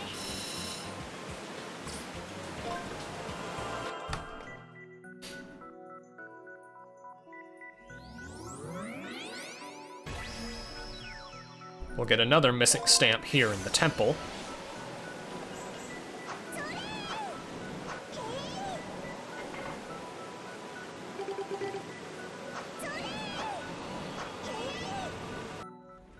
Don't have to kill everything here, though I probably will end up actually killing enough enemies to meet the requirement, because there are just so many of them in here. I'm also going to kill these guys so they don't camp me. Smooth jump here.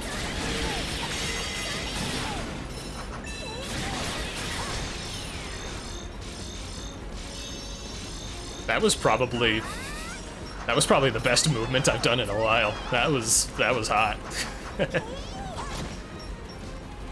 Okay. Still got these to do. Might as well level Tornado.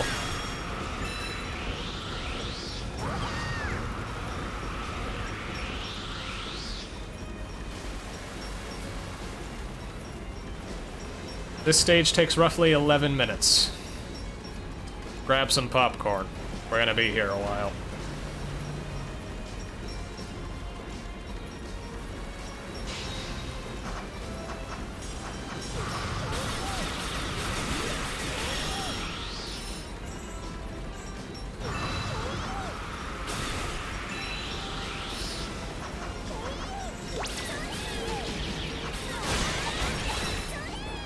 Ah, I missed it. Missed the bus.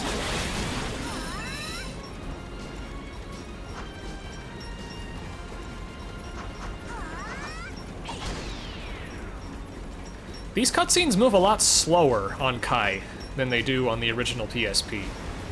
I think I mentioned that earlier. I'm hoping they do something about it. It doesn't seem to be a 60 FPS thing. It happened to me on 120 as well. That's pretty much the only thing that makes Kai at all slower than PSP in any respect.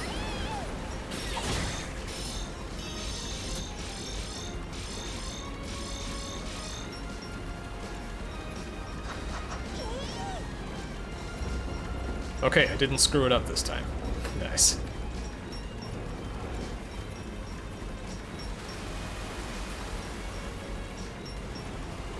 What sucks about this stage is that you have to do a lot of backtracking, especially if you want to get all the collectibles. It's just really, really tedious. And I think I just missed the bus there. If I hadn't stopped to kill that enemy, I probably would have made it.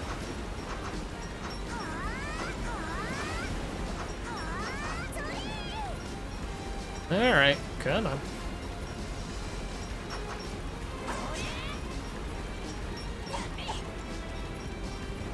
You gotta ride it to the top here, then head over here.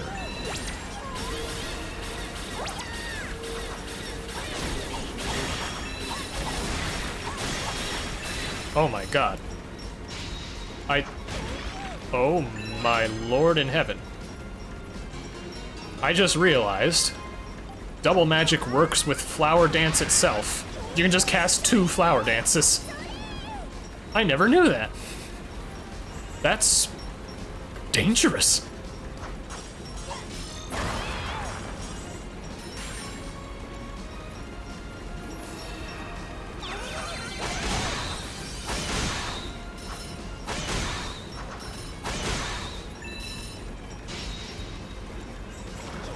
You gotta head down here to get the crystal. I got hit in the cutscene. Thankfully, it doesn't count when that happens. And then you gotta head all the way back up, because God hates us.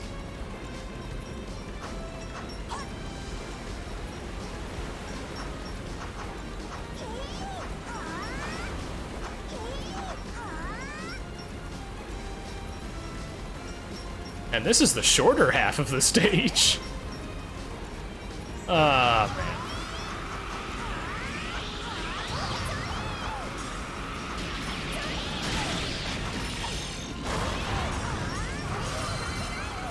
Okay, cool.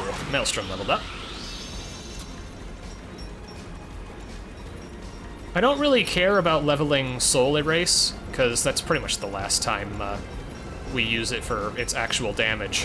What we do use it for sometimes is that whenever you activate a Guardian Art, as I call them, you temporarily gain a little bit of crits. Kind of like a nerfed version of what you get with White Nova.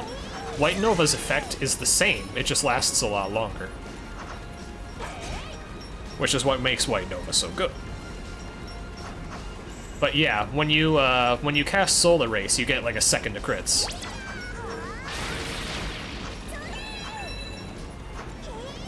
Okay, we're finally through.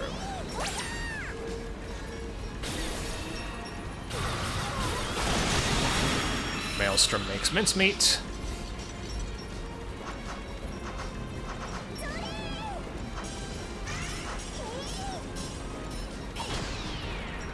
And now we play the waiting game. Fortunately, Gear Shield lets you rise up the water easier.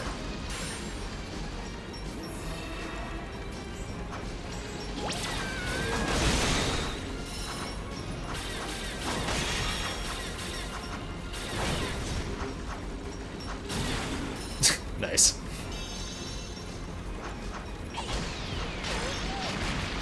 Now that my drop rate is up, I'm going to try to pay more attention to breakable objects, because I might be able to get the ones I'm looking for if I'm diligent enough. And lucky, of course. Alrighty.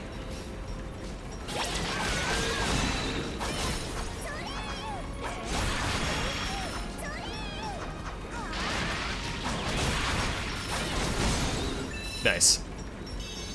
I have to remember to pick up the chest. Pick up the chest, so God help me. If I miss it, I lose like 5 minutes.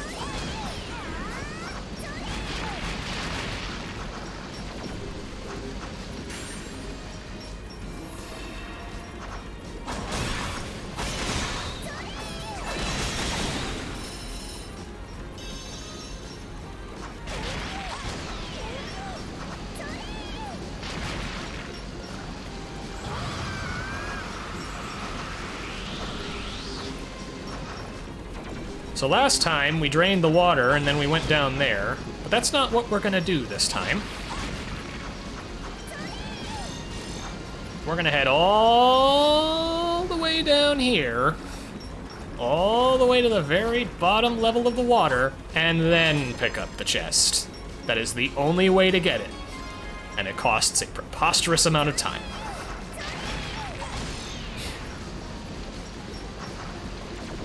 So yeah, can you tell I don't like this stage?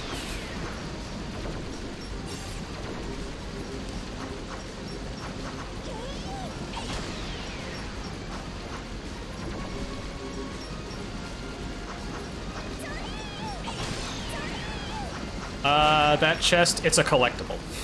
That's all it is. It counts for completion, and that's all it's good for.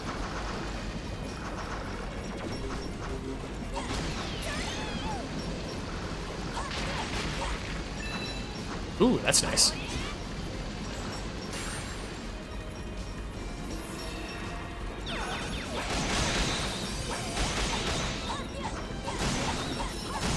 That was jank. But oh well.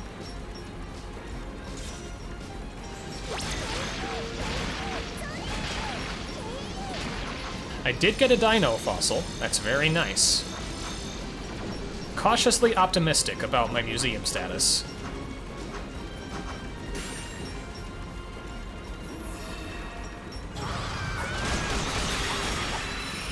Nice.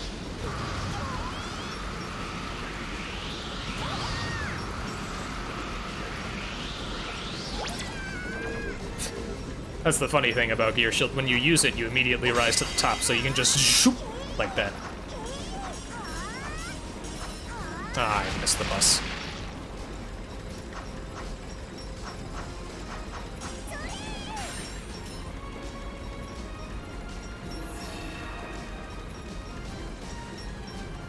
I love how there's just one right behind me now.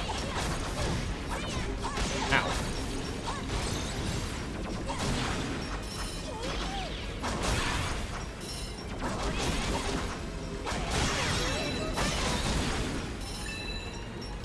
That's a little unfortunate.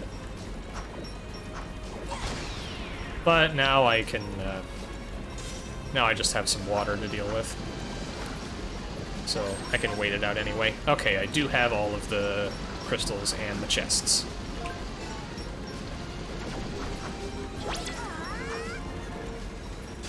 Nice.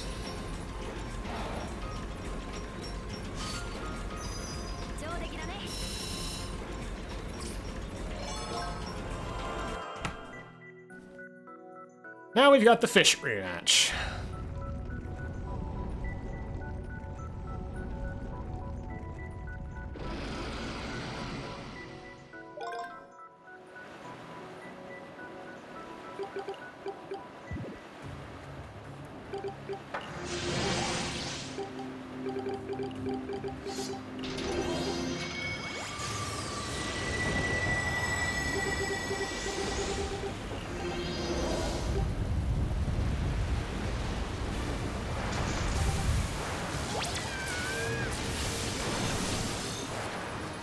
Okay. What's nice about Pedal Shield is that you can get some chip shots in like that.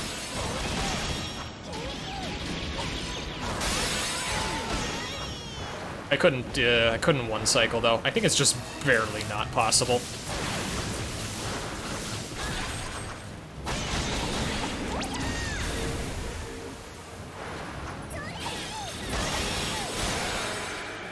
Okay, I actually gotta be careful here. I'm just gonna pop my food just in case. Okay. Can I get the one cycle? Looking good. Got it.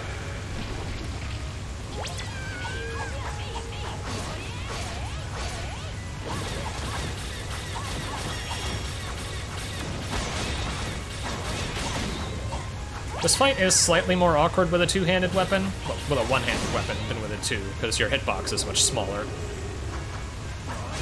But that doesn't matter much, thankfully. Overall, not a bad fight.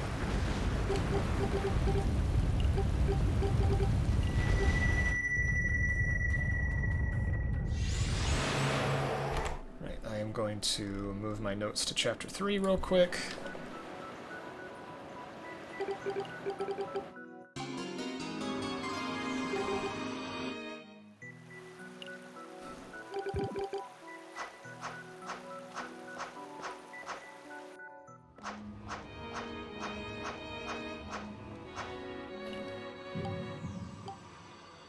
Here we see Kureha again, doing Kureha things.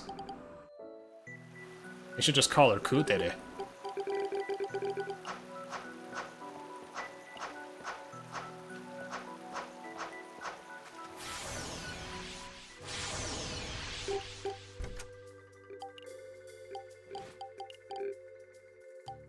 And that is Chapter 2 done. Just over 5 hours. Which is pretty good pace, all things considered. I had that screw up early in Chapter 2, but aside from that, this has been a pretty smooth run. My quests are done, right? Yes. Anyway, I'm gonna buy some thingies. I am going to buy a periwinkle anklet. And then I'm also going to buy the excellent bone.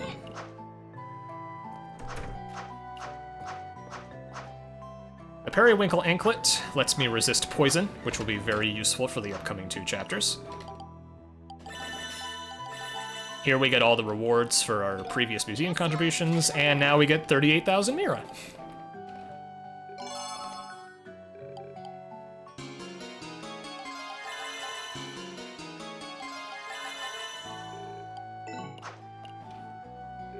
Nice to get that done.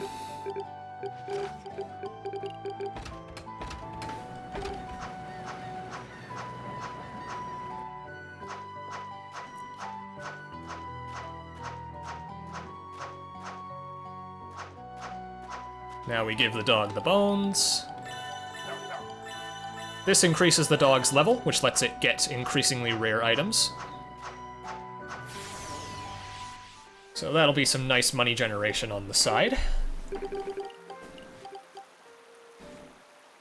Oh shoot, I forgot to pick up Mishi in Chapter 3. I didn't forget Mishi in the other chapters, though, so I can always go back and get Mishi.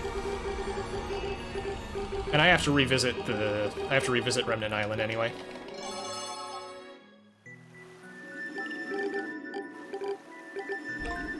Like right now, mainly.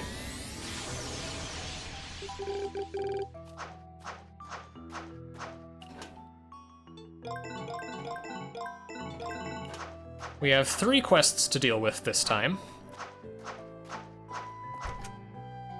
First, I'm gonna go ahead and get Mishi.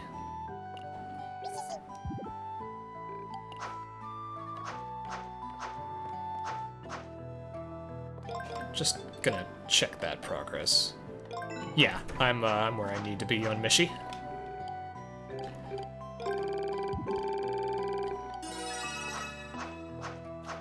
Talk to Pixia there, and then Ursamina here for these 2 quests.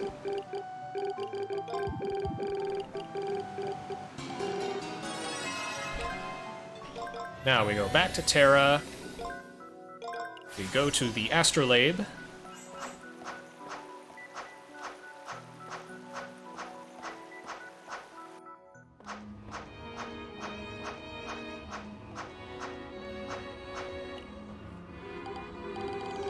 We do the Astrolabe for the quest, and then we also unlock Rieseveld Spring, its 4th season. And if it's not outright the most difficult 4th season, it's definitely up there. Next, I need to go to Rieseveld Temple, talk to Elisette.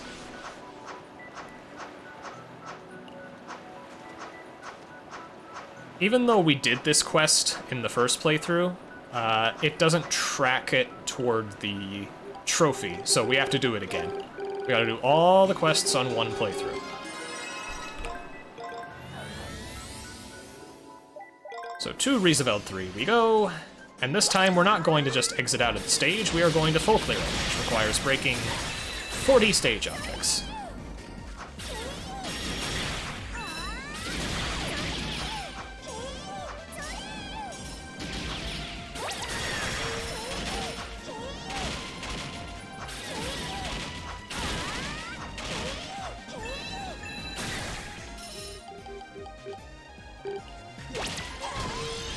Get that done.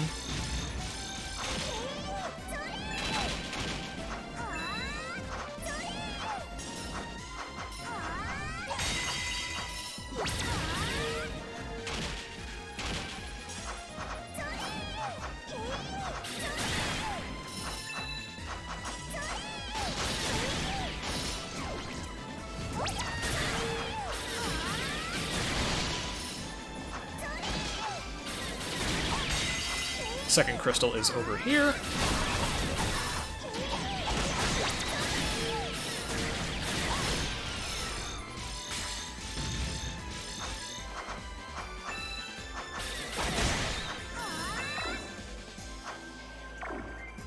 Bit of a long wait for this one. Not much I can do about it, though.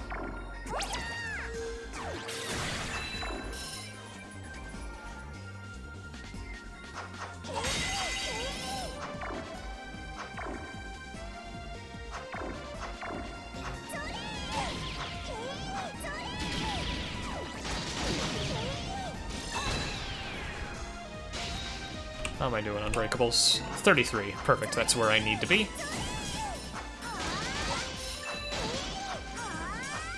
Now we fight a mini-boss.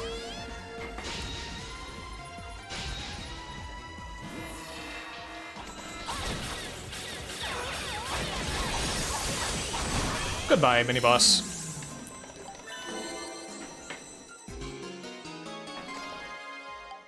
Frostwave is actually not a bad art. At one point I considered picking it up for any percent, but it wastes too much time.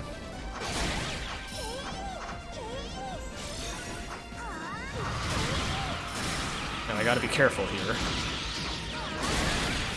Because you just saw that projectile came and hit me out of absolutely nowhere. And also I don't have any food, which might be a problem.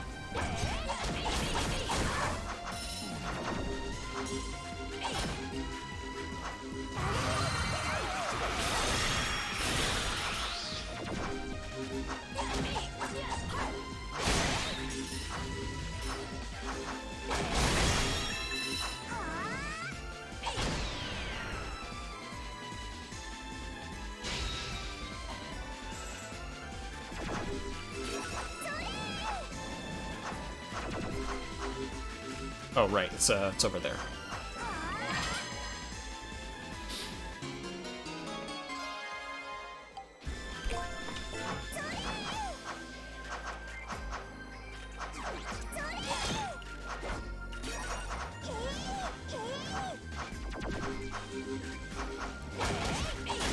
Kill that guy just so that he can't.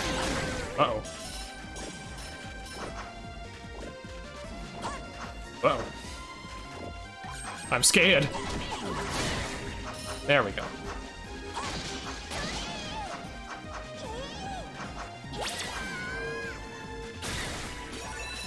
All right.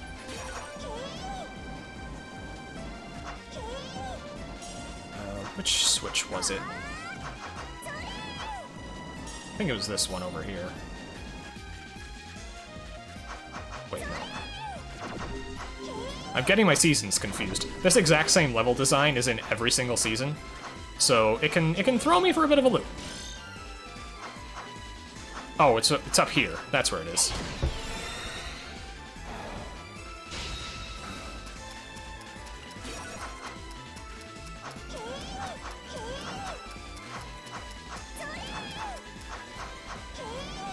Right, we are through. That was a bit scary. But overall, not too bad. I am going to need to make more food, though. Especially for these upcoming levels. Oh, boy. Alright.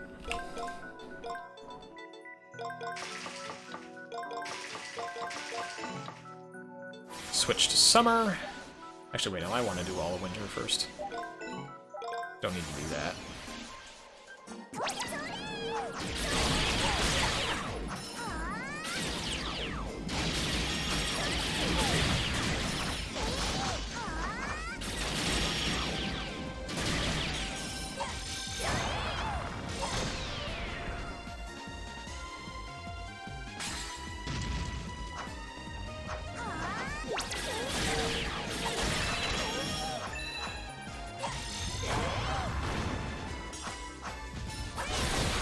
Hello, goodbye.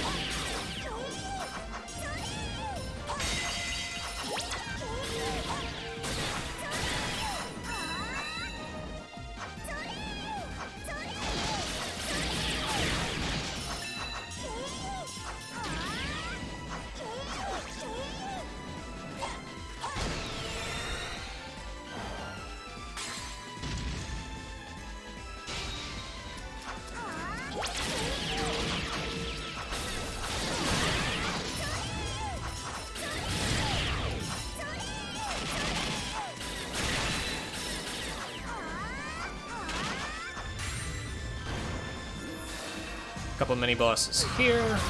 Nothing we can't handle, though. What the?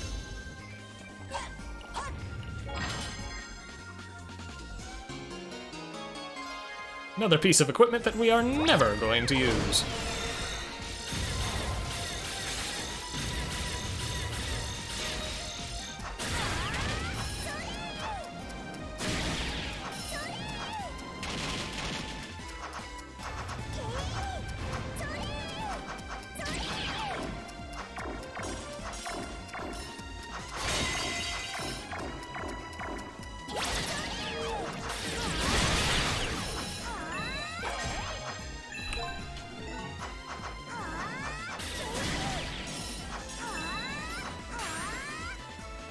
Right.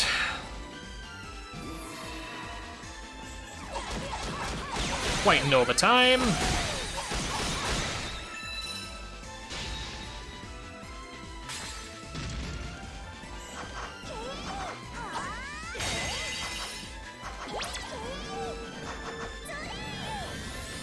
And that is Rieseveld Winter.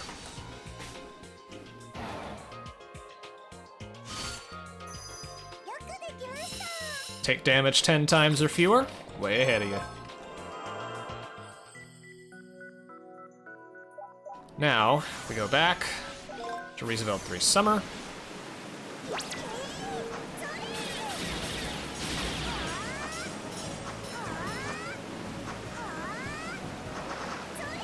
We check in on the bird eggs.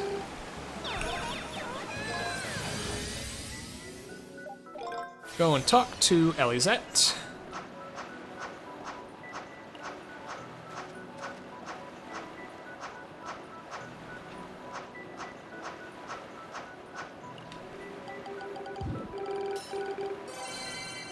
Since we already cleared that quest, we just get 3,000 Mira.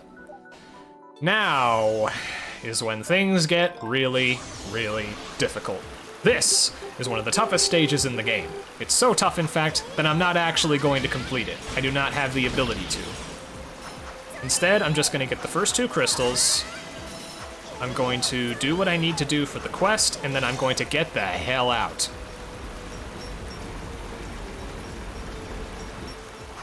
The enemies here are really nasty, and they will not hesitate to combo you to death. And indeed, they've got those salamanders too, the ones that I love so much. So that's the first 2 crystals. I just need to set that back.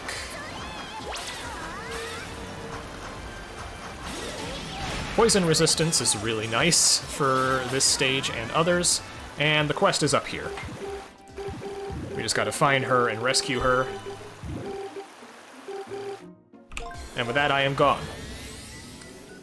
There are a couple other stages I have to clear, though. I have to clear this stage, the autumn variant.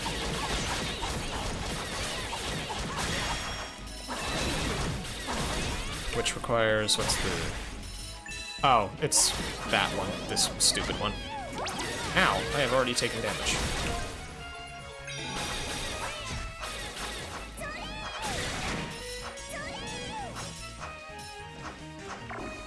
This stage is a bit of an imbroglio. Lots of high-flying, death-defying jumps here. But also I have to play very conservatively.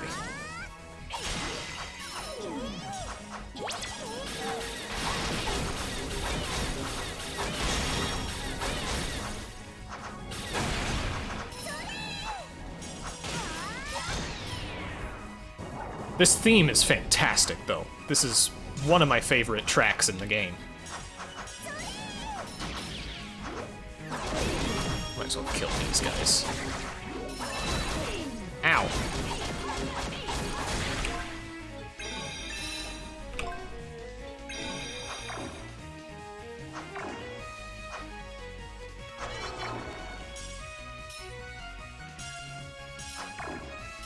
Okay.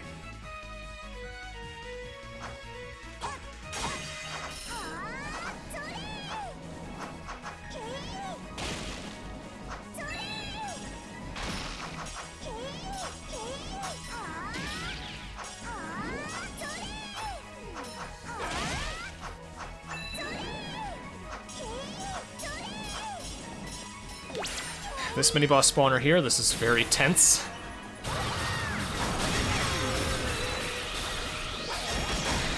Okay, got through that without much issue. I'm going to wait, though. Okay. There's another down here. This one is much tougher.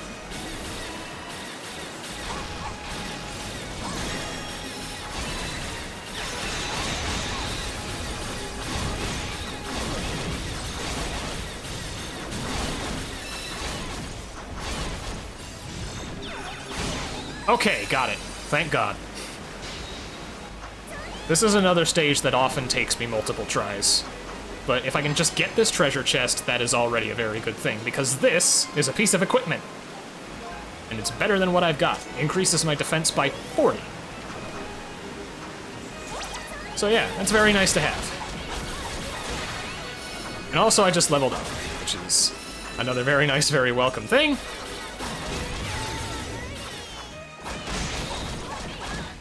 Whoa, oh shoot.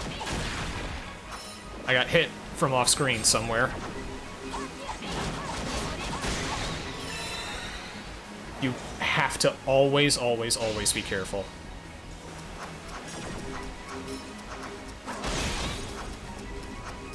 Okay, I hit this switch.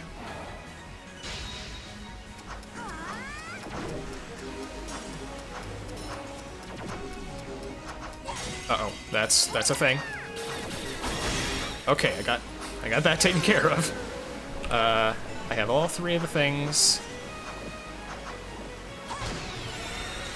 What was I saying? Oh, right. This is one of the few stages where you can't get everything in one go.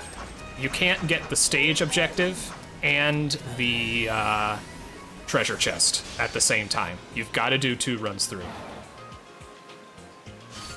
And that's because this stage objective requires killing 3 enemies or fewer.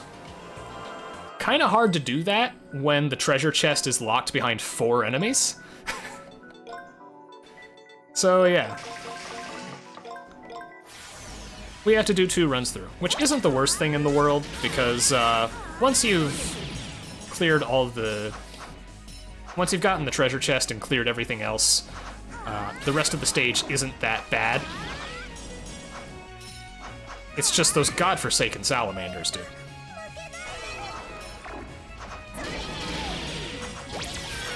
I'm gonna have to pop another safety.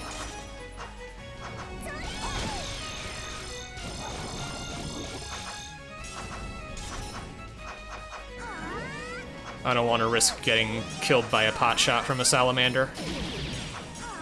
Or gecko, or whatever it is. And I'm also nowhere near a level up, so that also complicates things. Uh-oh. Okay, we good.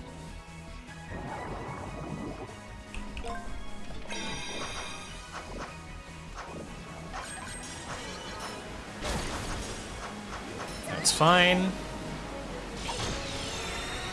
I just want to get out of here. Wait, I didn't kill an extra enemy, did I? No, I did not. It's very easy to kill those geckos. But anyway, thank God. That is a very stressful stage, and I'm glad that I'm done with it. And the fact that I got through it without a single death is very, very good. Now I gotta do another one. Alright, let's do that. Stage objective for this one is a lot simpler. You just gotta fall off the stage 5 times or fewer.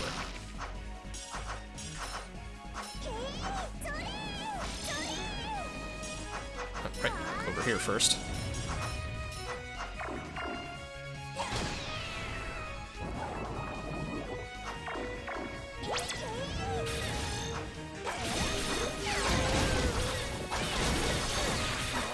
Ow. I actually don't mind taking a hit here, because I'm going to exit out of the stage anyway. This is such a massive dead end that after getting this crystal, it's faster to just reset the level.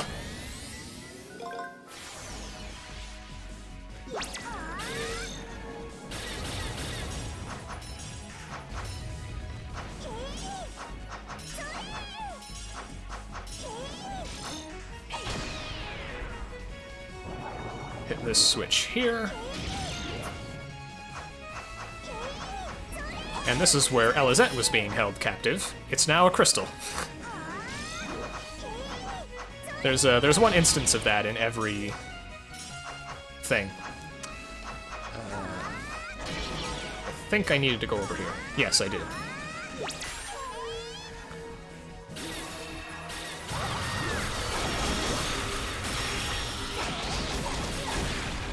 Fortunately, now that we're getting to a slightly higher level, we don't have as difficult of a time taking these things out, and this is what I came here for, the Schtolteheim. This will give us access to the second best two-handed weapon in the game after I'm done with the stage. And it is what we will be using for the next several hours. Oh boy, this.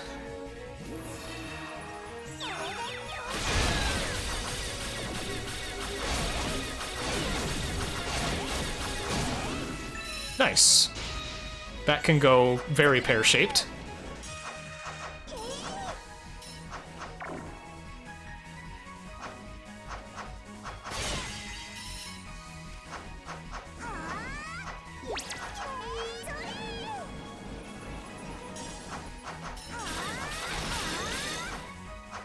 I think I'm gonna kill one of these to get it on the bestiary. And I'm also gonna White Nova. Yep, that's everything. Excellent. Excellent, excellent, excellent session.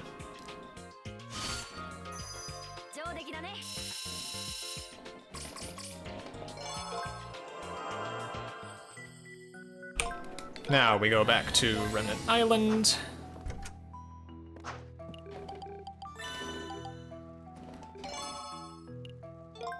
And we get the Kaladbolg. A wonderful weapon. Has everything I could want. And with that, we now go on to Heimel.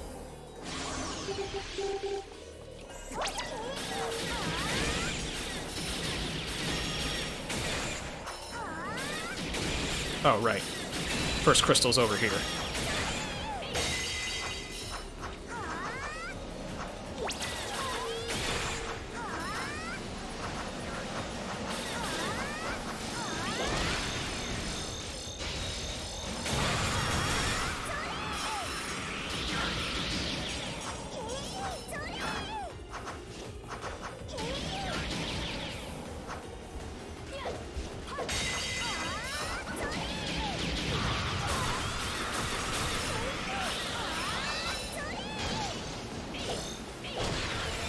Gotta do this quick little thing. And then that gives us access to the chest for this stage. Whoa, that nearly killed me. That could still kill me. Okay. Yeesh. Gonna have to play it very carefully.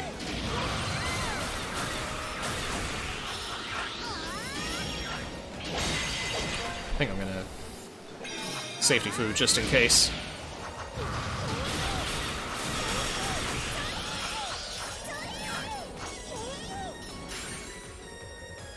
Well, that was stressful.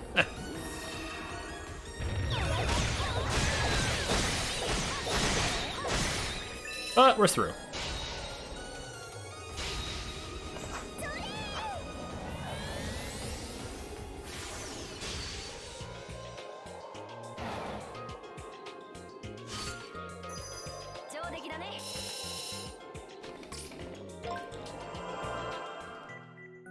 Oh boy, it's time for everybody's favorite stage.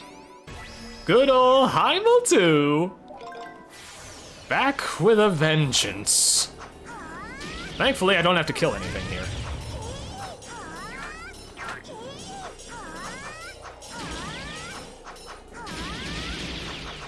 And all the better for it, because these things are a lot tankier than they were 2 hours ago.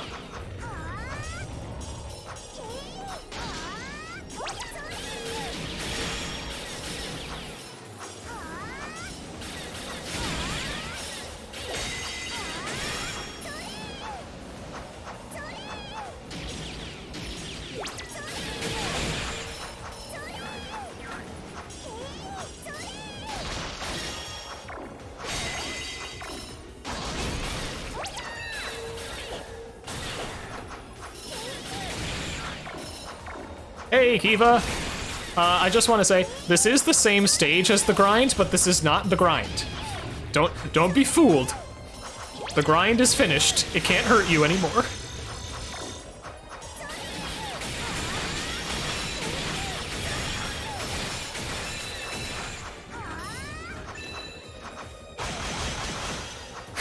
I'm sorry, no wolf. Yep, I am in NG+. I am on Chapter 3 right now. And so far, things have been relatively smooth, outside of a couple hiccups in Chapter 2.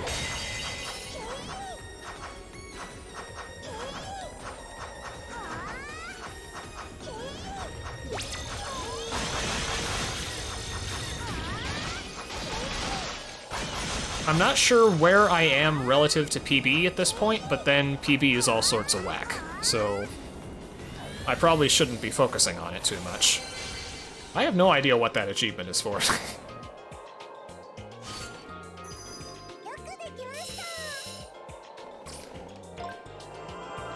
Yes, enemies do astronomically more damage.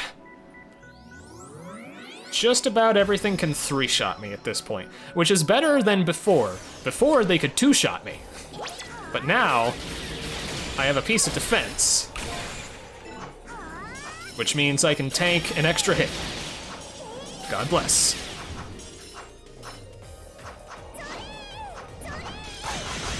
Now I gotta full clear this stage. I gotta remember to full clear this stage.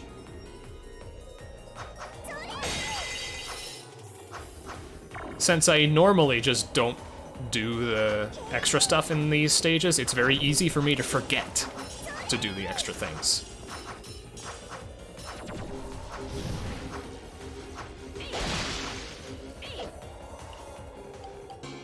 Gotta get these pigments for the side quest.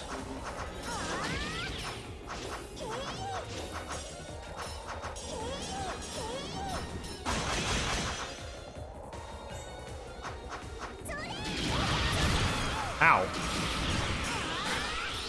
See what I mean?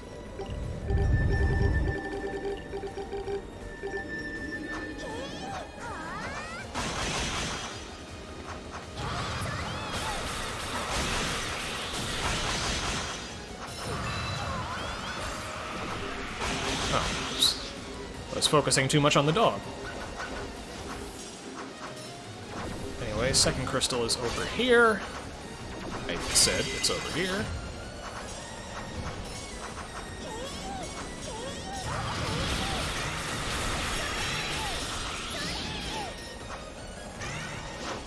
Got the next piece of pigment here.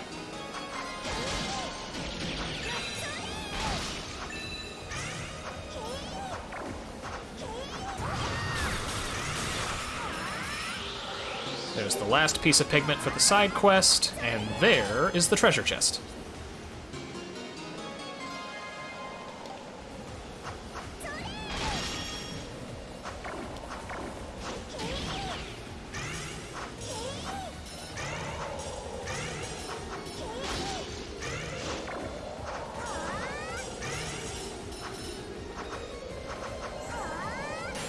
All right.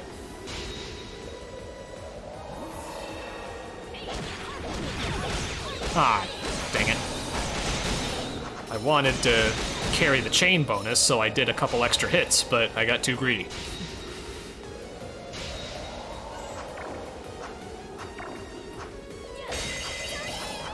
There we go.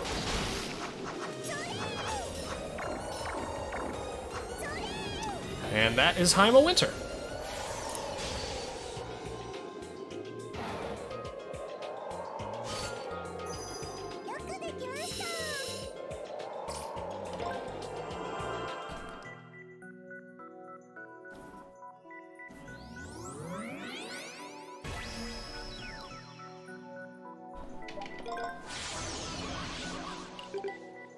Got this scene with the grass again.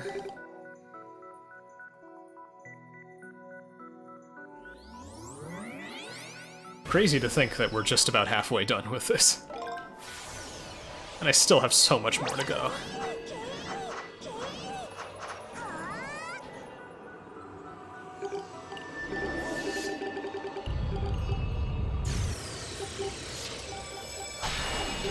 Once I'm done with the temple, I'm gonna head back to town and turn in all the quests. And then I have to make sure not to miss the most missable collectible in the entire game.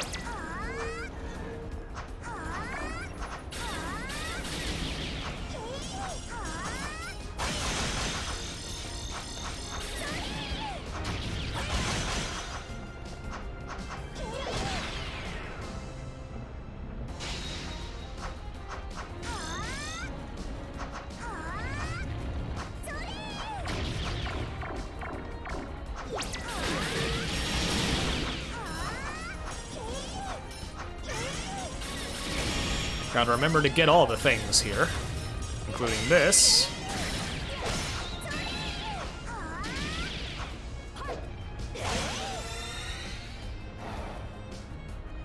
You might have been able to see that second crystal way in the corner of the screen for a second.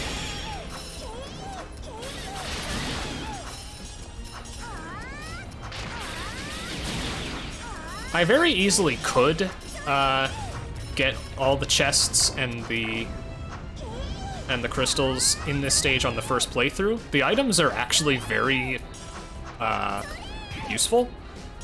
The problem is just that it takes so long to go through these little offshoots and side paths that it's just not worth it.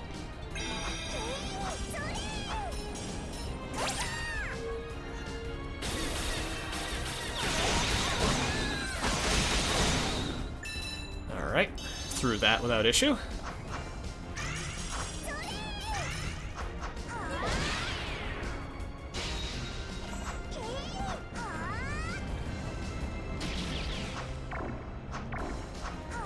Because in addition to doing that offshoot, you also have to go over here.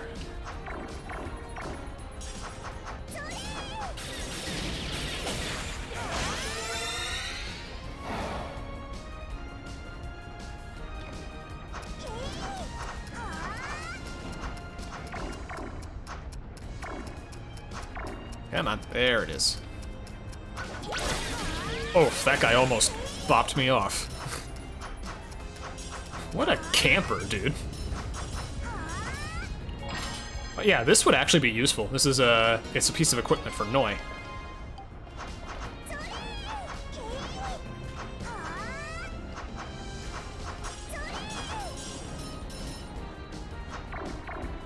But alas.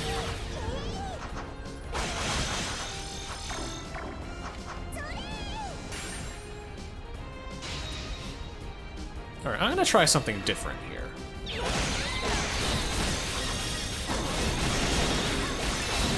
Oh, that worked alright.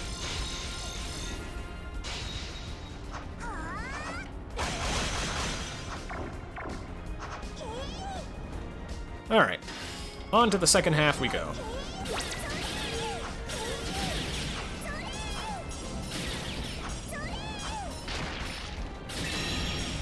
I'm actually gonna have to make sure to kill this guy, because I don't want him messing me up when I go back through that area later.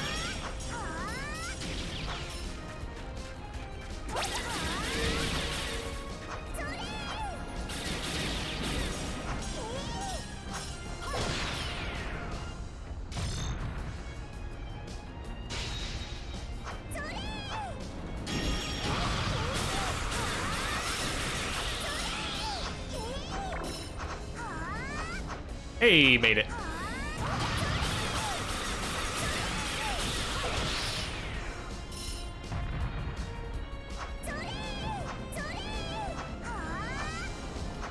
Oh. Oh well, can't win them all.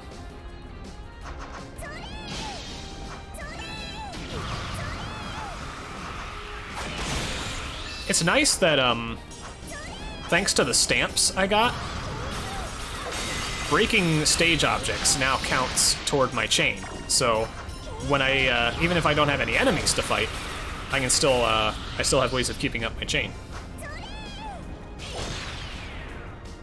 At the very beginning of this playthrough, after you're done doing the tutorial from Orbis, you actually learn any techniques that you have the stamps for, regardless of whether or not you learned them at all in the last playthrough.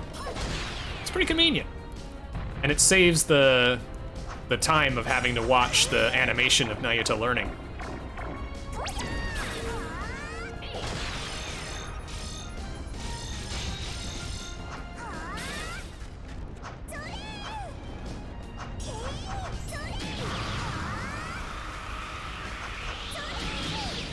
This here is actually a safety item if you don't have enough money by the end of Chapter 3 in any percent. Very rare for that to happen, though. Let me through, thank you.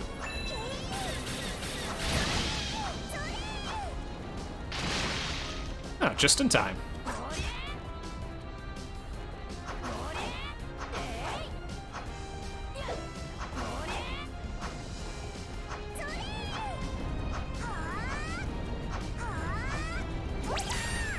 Alright.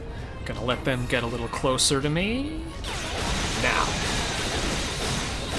Absolute carnage, baby.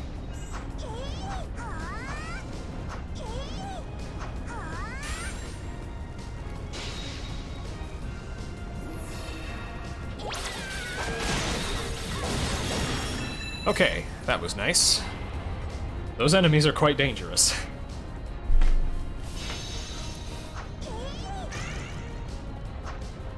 Oh wow, I almost lost my chain gauge there. Wait, craft gauge. That's... Chain gauge?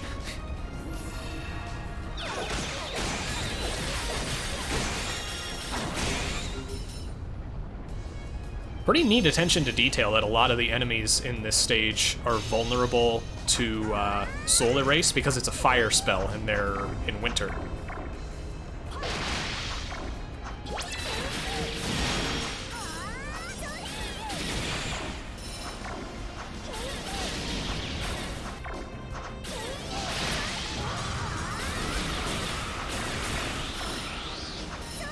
Okay, with that we are through.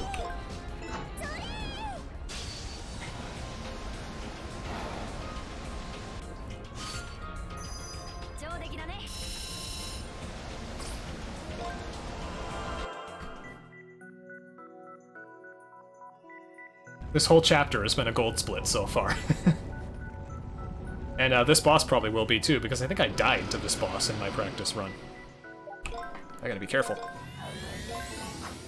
Anyway, turn in this quest.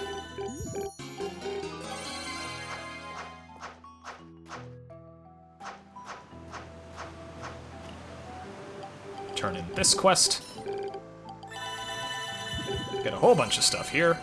I want to make some food. What can I make? Not much. Just have to make do with that.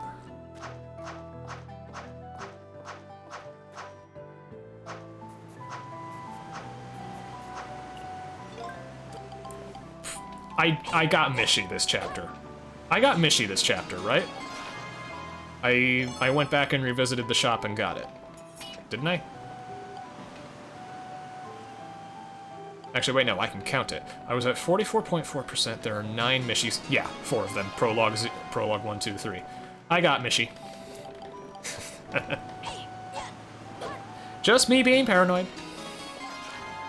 Anyway, this is what I'm here for, the chain bonus. Now I have more stuff to work with.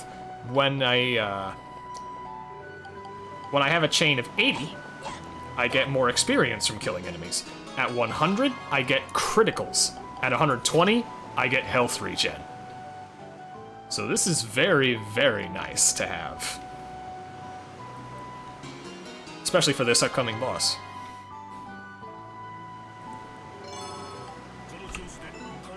Anyway. Off to Oltapia Temple, of all places, for the most missable collectible in the entire game. Once you've turned in the quest to Ursamina, you have to go and find the people you rescued earlier, and they will give you a collectible item. This sells for 50,000 Mira. So yeah, you don't want to miss that. Anyway, with that, we are finally ready to face the boss.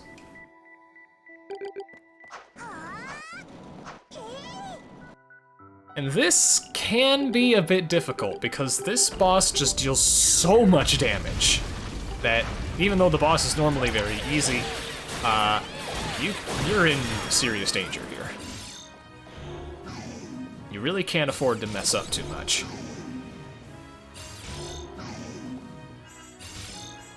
What I'm just doing here is I'm getting my strength up. Now what I'm gonna do here... Hope I can one cycle.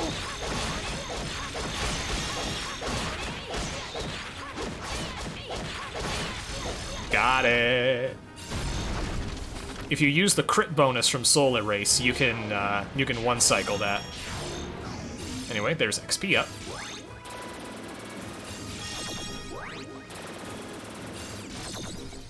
Ooh, I need to be careful. Okay, that's good.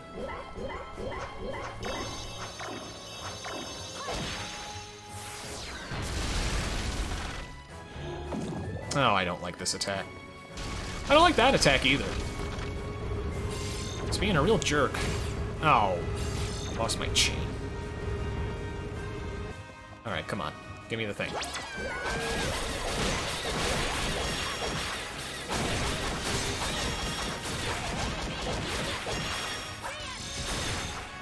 Okay.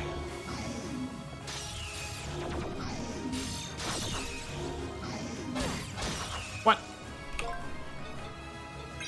I guarded that, you boob. Okay, I at least got through that phase. But yeah, this is sketch. Ooh.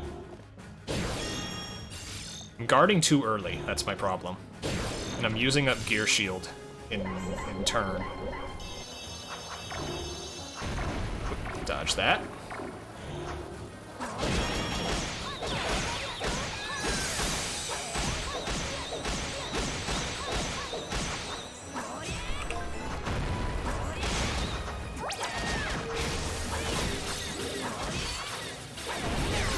Uh-oh. That could be bad.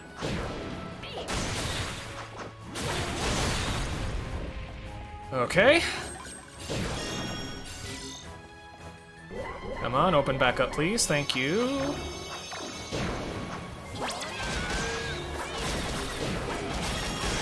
Okay, that was stressful. Yeah, it turns out that boss is kind of difficult when you can't kill it in 5 seconds. But we're through. And that's what matters.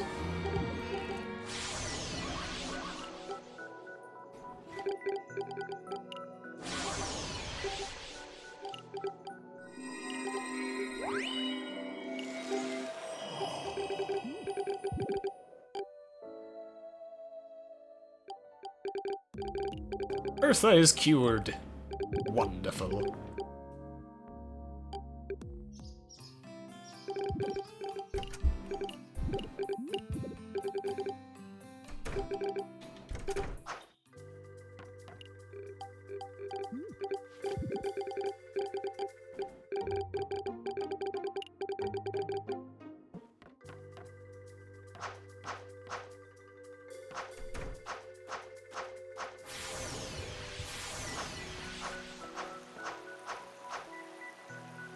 All right.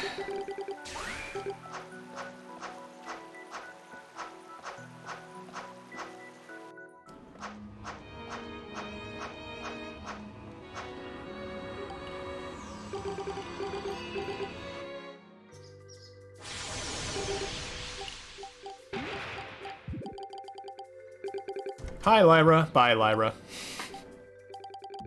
You don't get your screen time for another few hours. Actually, it's gonna be a while. Probably at least 3 or 4. Depends on how well Chapter 4 goes. Chapter 4 is massive.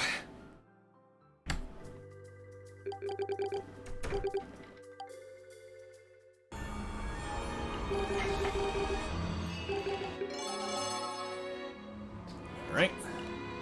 Going to unlock Heimel Summer here. And then I'm going to change my notes here real quick. Just scrolling my notes. Don't mind me. Your stream did not freeze.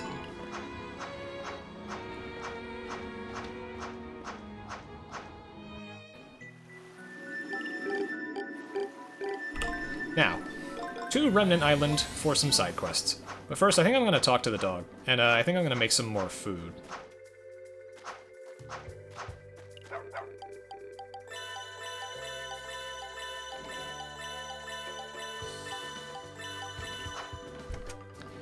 Alright, what can I make here? Oh. There she is.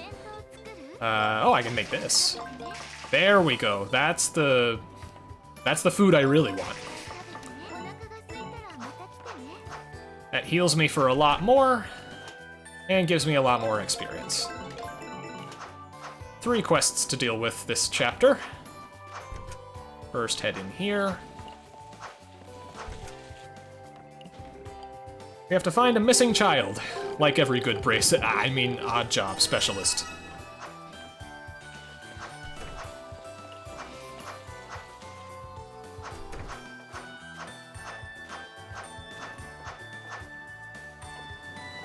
Oh, right.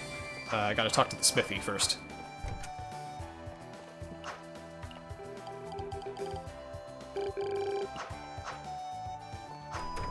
Now I go down there.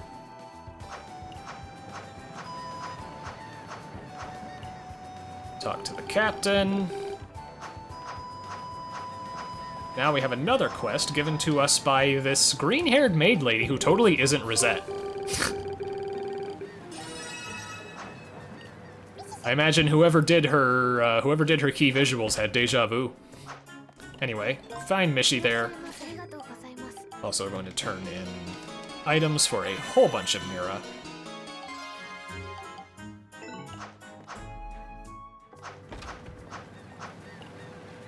Talk to Aquila here.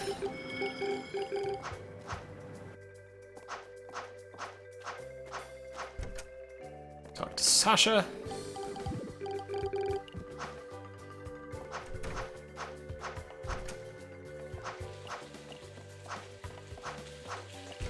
Bye, Lyra. Bye, Lyra. Hi, Lyra. Bye, Lyra. Nayuta gets an idea, and then he just randomly finds the lost girl in the Star Garden.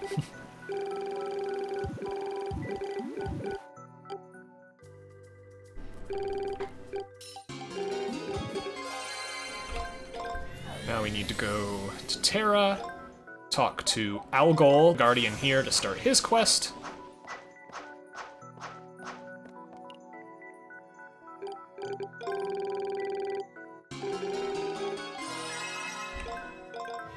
Next, Geo, or Geo.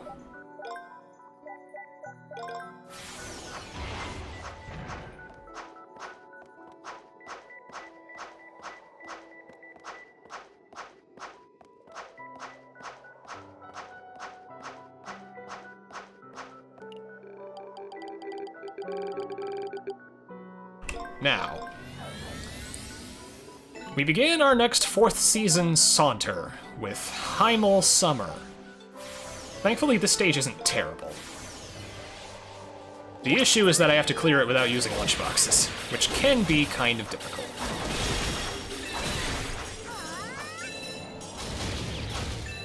Make sure to kill one copy of everything for posterity.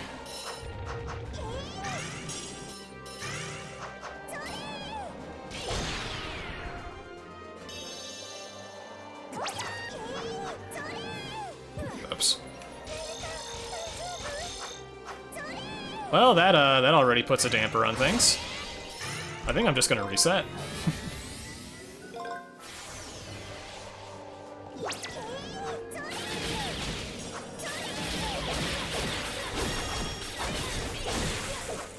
Kill that.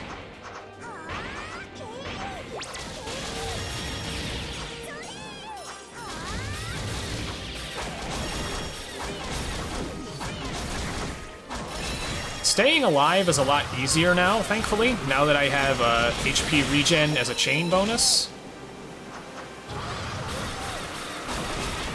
And I have crits. Crits are always nice. Anyway, head over here to get the second crystal. Oops.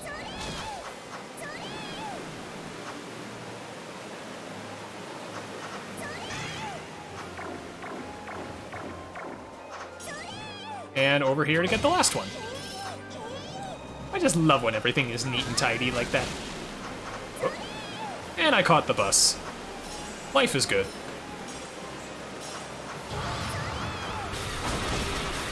Kill these guys. Collect all crystals? Yes, that is an achievement.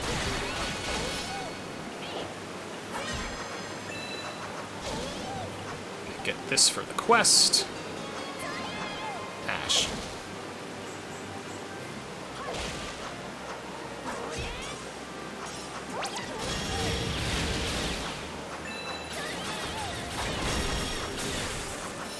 Ah, I missed the bus.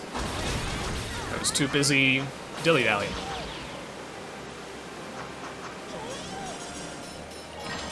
Get this chest up here.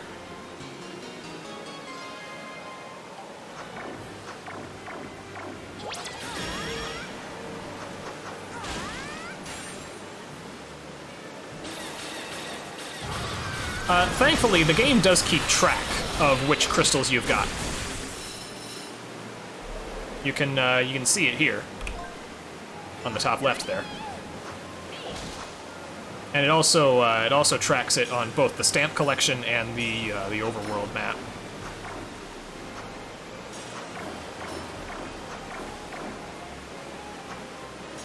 Gotta be careful not to fall off. It's very costly if you do. Alright, and that is Heimel 1 Summer. Very smooth, no deaths.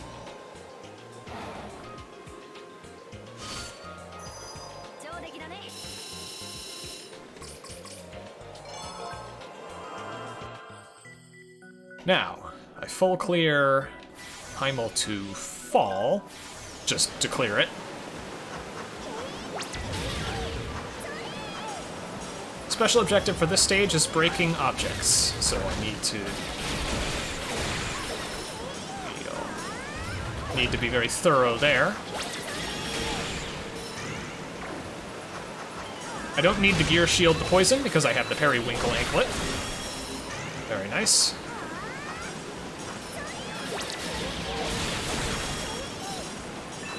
Oh, be very careful with these.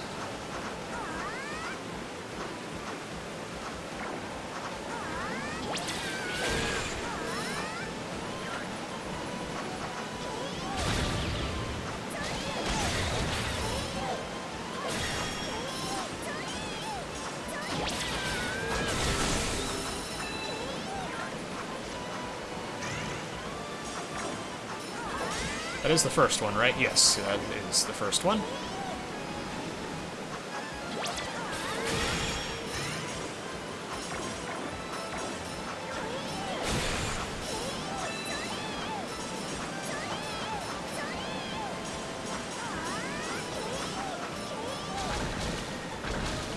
Okay. I think if I do this, I should be able to get a chain. I want to be very careful with this because these guys are very, very, very, very, very, very, very, very, very, very dangerous.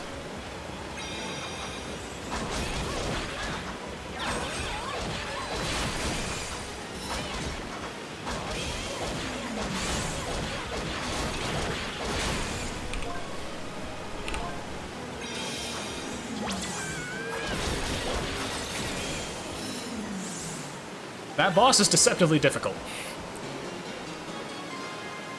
So I'm happy that I managed to beat it without dying. That is the standard I've set for myself with that fight. Now I'm a bit low on food, though.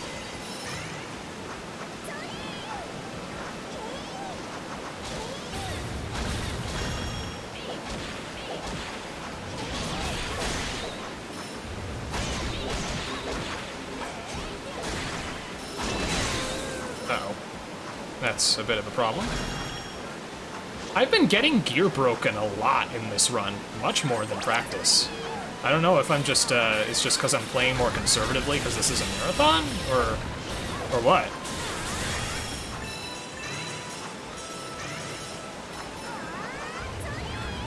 Although really, I'd rather get gear broken than take a hit.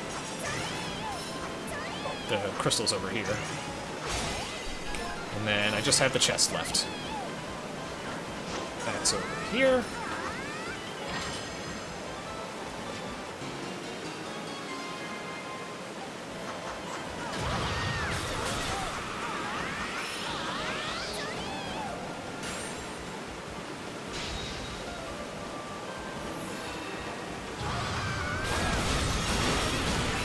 There we go.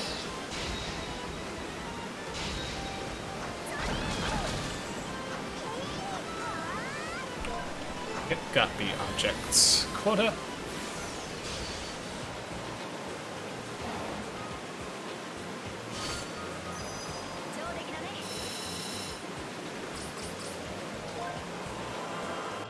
And that's our Heimel foray done. Now on to Lewarg.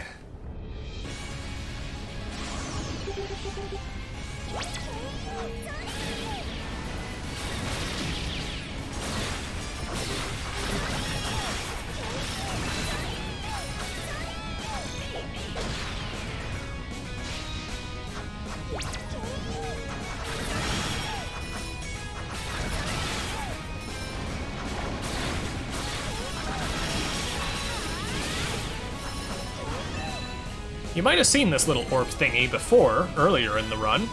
Now we're actually doing something with it.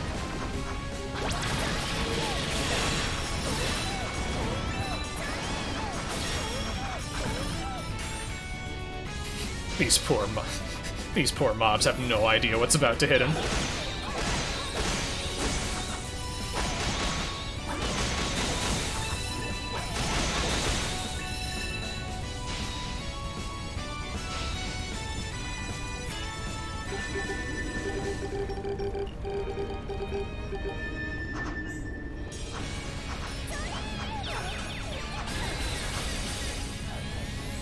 Alright, that's Leward 1 taken care of.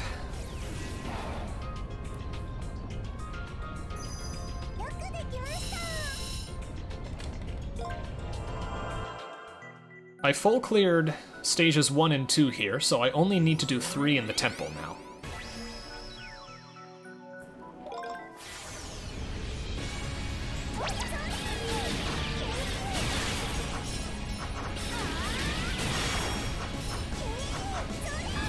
Oops.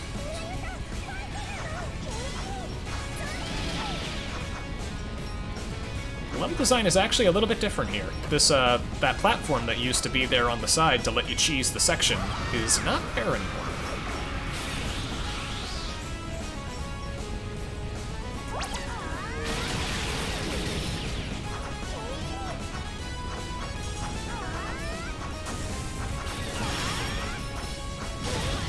Ow.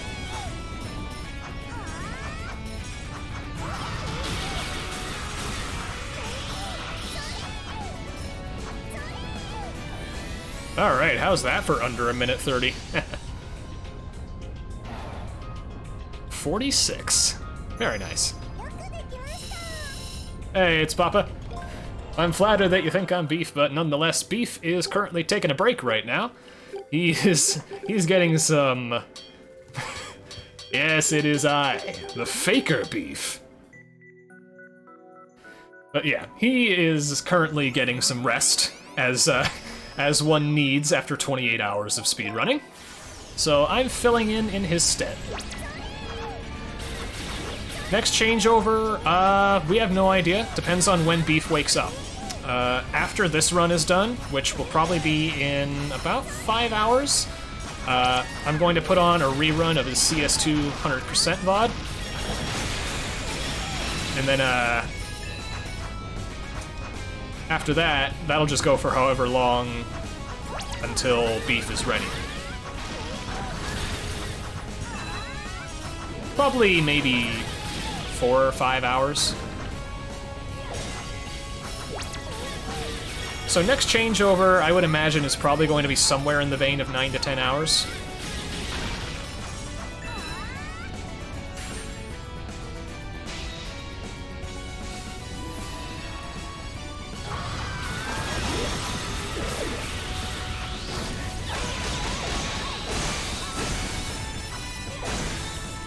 Oh, I'm getting kind of beat up here. I'll probably be fine.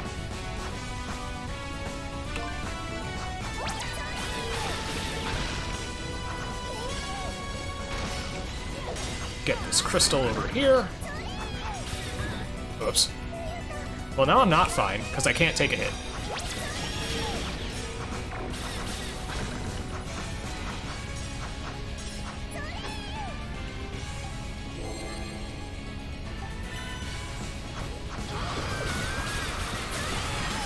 Okay. Orb.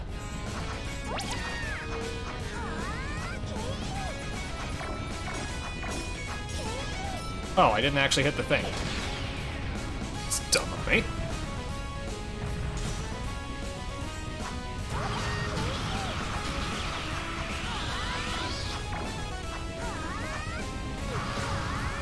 Okay, we are through the morgue.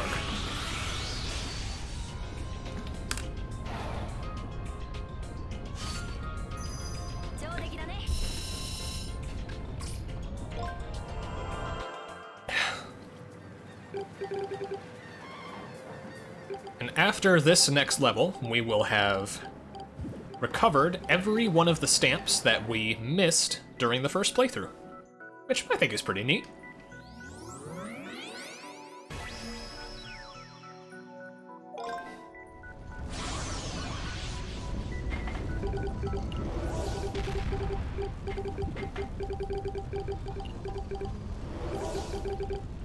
Gonna head back to town here.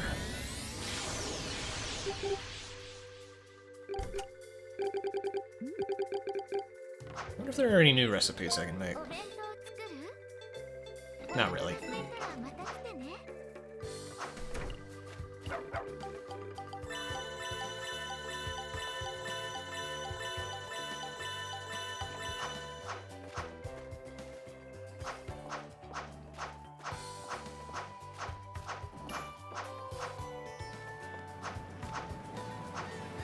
First, we're gonna turn in Norma's quest.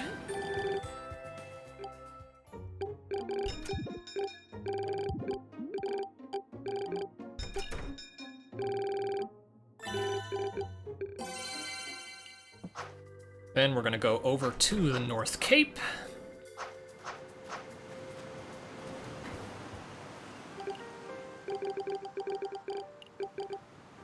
Oh, I forgot to split from the work. Oh well.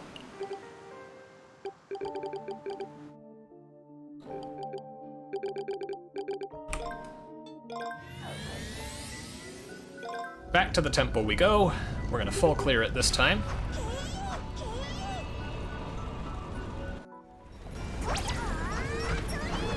The level design here is markedly different. There's a lot. Platforms are a lot more tricky here.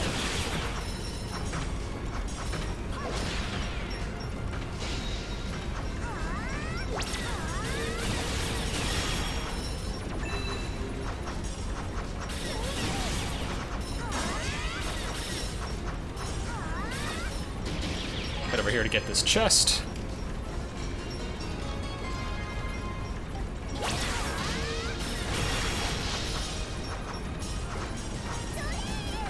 Get this.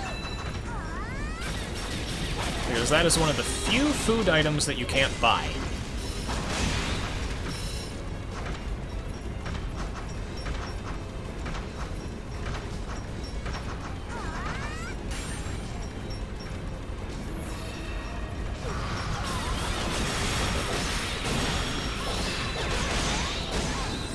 Nice Kaishin. And we now have 270,000 Mira, and that is a particularly important number. You'll see why in a bit.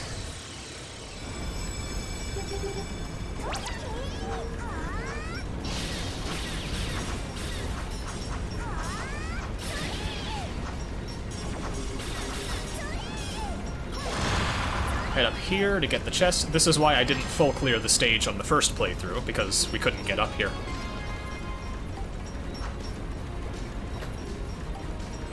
Boo, Manix.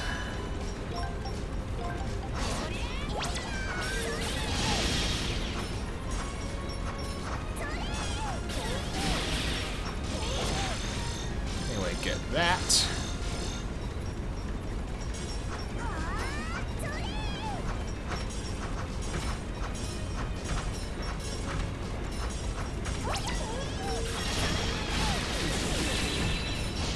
I have no idea how to collect this crystal without falling off, so I just fall off. Plus L plus ratio. Okay, I still have White Nova. That's a very good thing. Let these guys get closer and then go to center.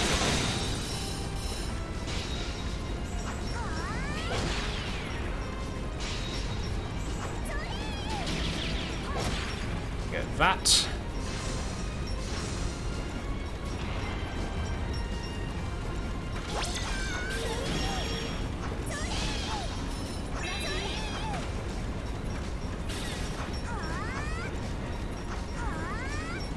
We are through Laworg Temple. That's all the stamps we missed in the first playthrough.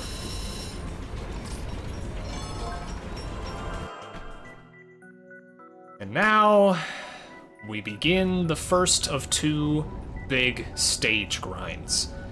These are going to be much more... They're much more involved and interesting than the other grinds, so don't worry about that. First thing I'm gonna do is I'm gonna turn in stuff at the museum.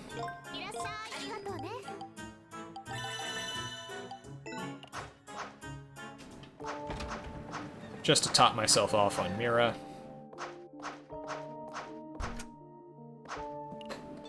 Then I'm going to buy... Oh wait, no, I can't do that yet. I got ahead of myself.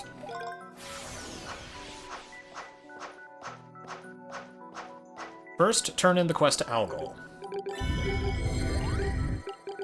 This gives us Grand Terror, which in my opinion is probably the second best art in the game, and that is why it is forming the permanent anchor to our art slot. We also have White Nova at level 10, as well as all of our other things. That's going to be important. Now, we begin one of the big grinds. First up, Rieseveld Spring. The stage, I actually like this stage a lot. I think it's pretty elegant. It's not too difficult as long as you know what you're doing.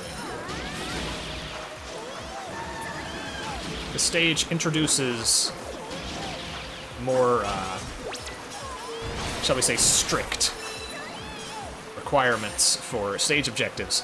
This one requires that you collect 40 Mira Stones. How many Mira Stones are there in this level? 3 guesses. The first 2 don't count.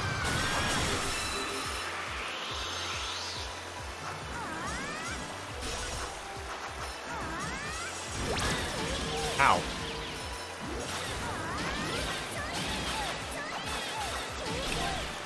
I don't have any food items, and that might be a slight problem. But,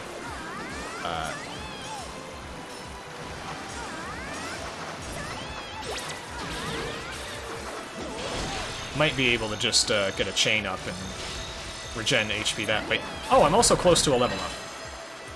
That's what I'm looking for. That's the ore that lets me craft the best armor in the game.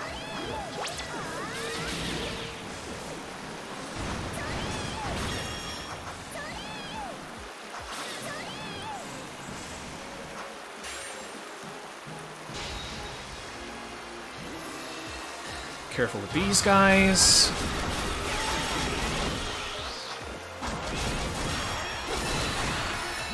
Nice.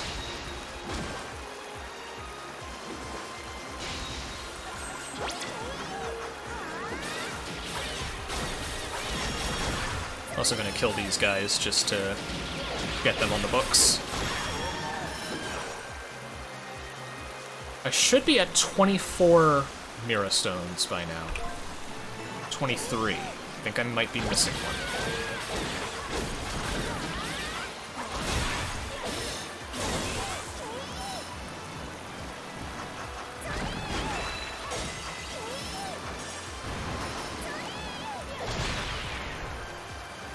We'll see once I get a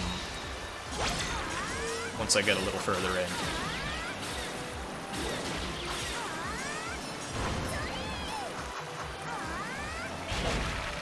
Pick up this. Yeah, 32. I'm supposed to be at 33. I'm missing one. I don't know where.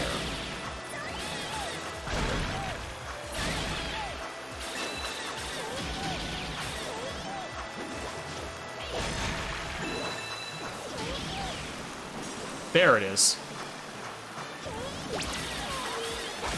Okay, corrected that mistake.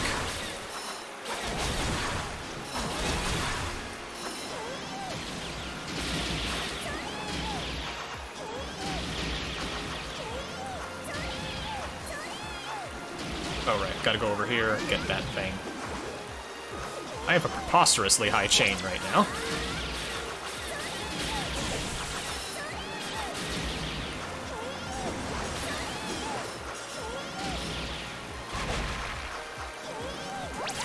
Alright. Max level in this game is 99. We don't get there, though.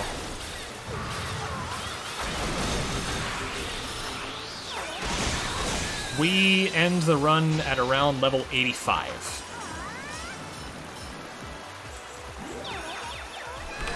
Anyway, that's Grand Terror.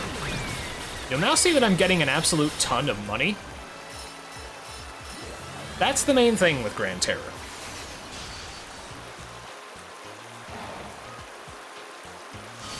It is an incredible money-making tool, in addition to dealing a lot of damage and dealing a lot of hits for your chain. So it's very useful to have, and it will be our main money-grinding tool. Anyway, now we can give Ada the things. And I'm going to buy this, and I'm going to buy this.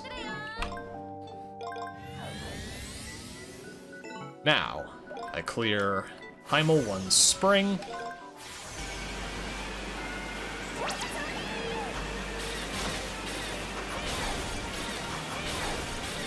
Ow. You know what, I think I'm just gonna reset. Yeah, I know, right? I also need to make some food, so I'm gonna do that before I go in. The objective for this stage is kind of annoying. You need to kill 20 enemies with magic attacks. Fortunately, this dash attack I'm doing here with Nayuta actually counts as one. So, in addition... So, in conjunction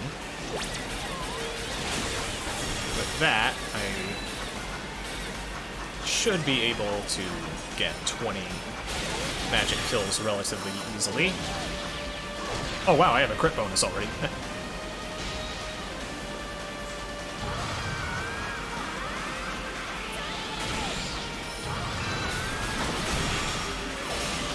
First thing up here. Oh, this is awkward.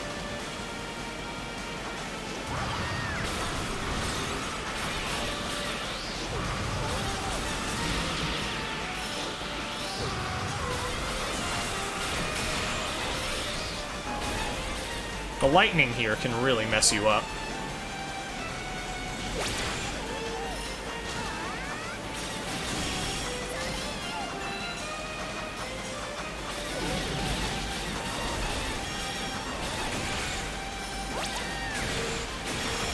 I think we're almost at 20, though.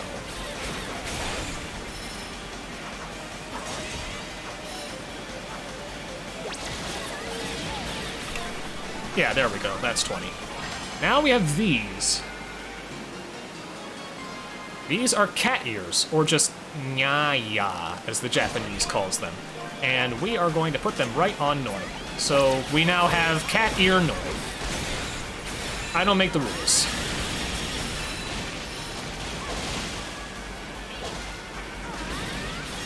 The reason why we equip the cat ears is because they increase the drop rate from enemies.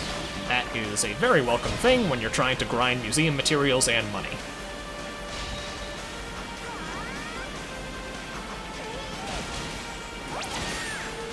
Mini-boss here.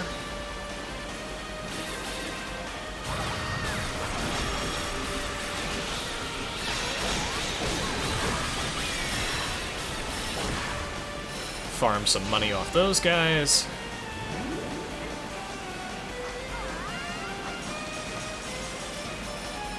Nayuta does get pretty dripped. I respect it.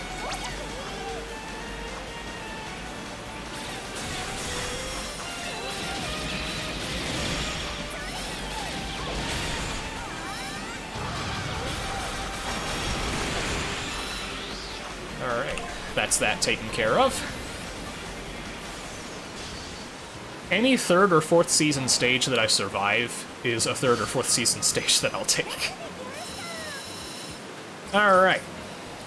With that, we are ready to begin the fourth season grind. And it starts with the most difficult one, Autopia. Now you might be asking, Schtol, why are you doing the fourth season stages before the third season ones? And the answer to that is pretty straightforward. Clearing enough fourth season stages unlocks more perks at the Astrolabe shop, including more uses of Gear Dash, increased level cap, just about everything we need for this run to actually function. So we are going to clear the fourth season stages as soon as we reasonably can. And it starts with these.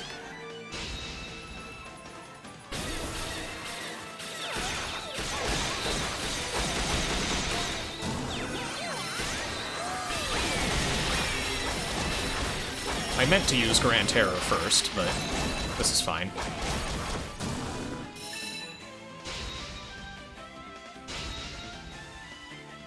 This is another one of those stages where it's very difficult, if not outright impossible, to clear the stage mission and get the chest. I do need to go over here. I need to get the thing. Ah, yep. You pretty much can't avoid getting hit there because those things are waiting at the top of a climb, and they will camp you out with anti-airs. This stage is mean.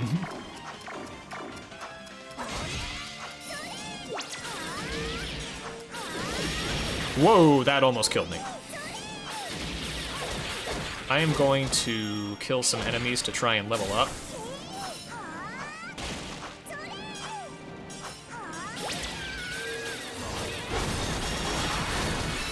Oh, you're kidding me. I leveled up and I died anyway. Alright. Well, I got 2 of the crystals, so I might be able to do the special stage objective here.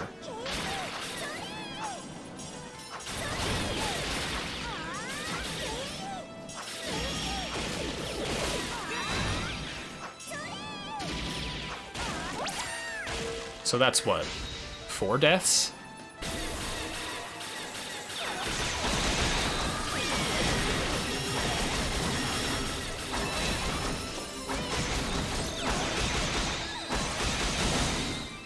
Okay, fast fight.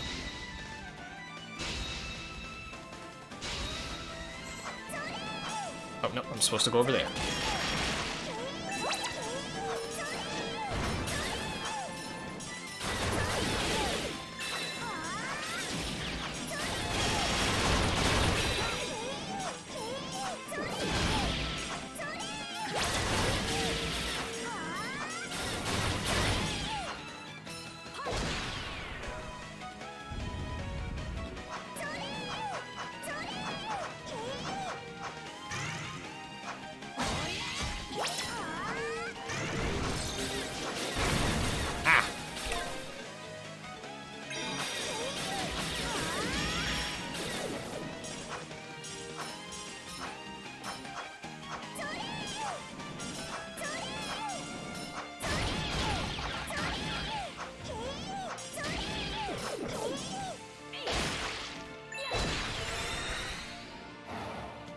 Alright, now I gotta get my ass down there.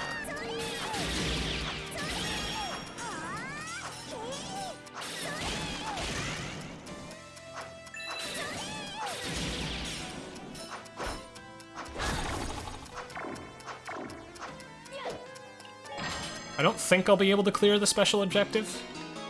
I think I've taken just a bit too much time. But, you know, never hurts to try. Actually, wait, what's my time? Oh, 1:36. I've already failed it.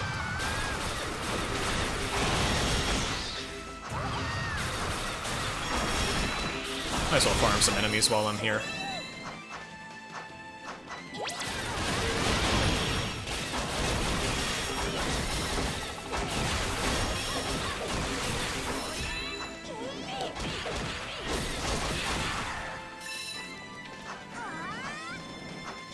These stages are very nice for experience, so it's not the worst thing in the world to stop and kill a couple enemies. Especially when they're all bunched up together like that. Right. 1 death in Ultopia 2 Fall, I will take. Because this stage sucks. This is one of the most difficult stages in the game, if not the most difficult. And now we do it again.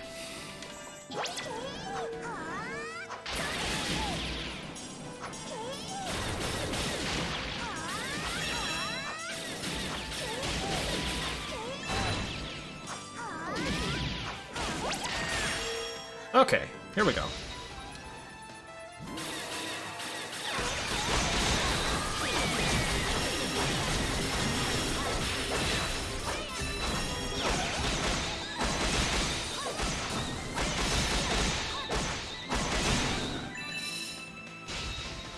There we go. Now I have free reign to just complete the stage as normal.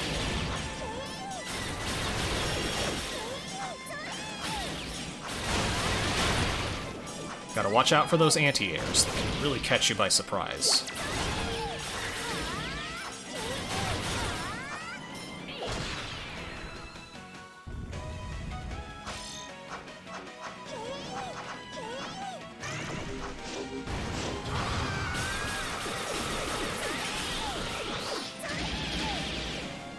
There we go. That's the stage in under 1 minute 30.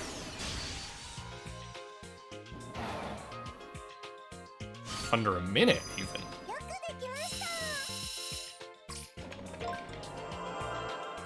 And now for Ultopia 3.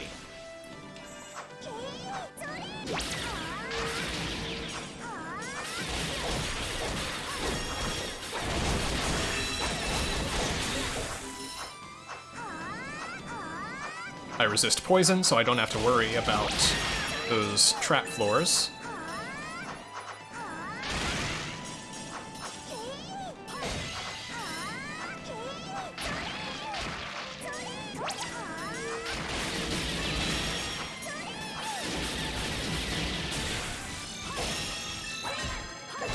Get that thing there.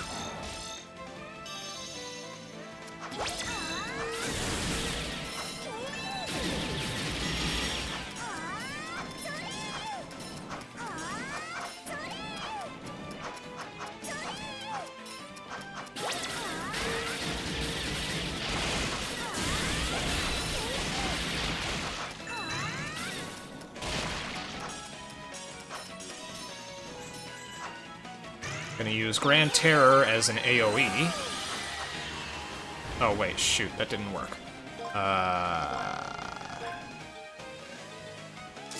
Okay, I'm gonna have to wait this out.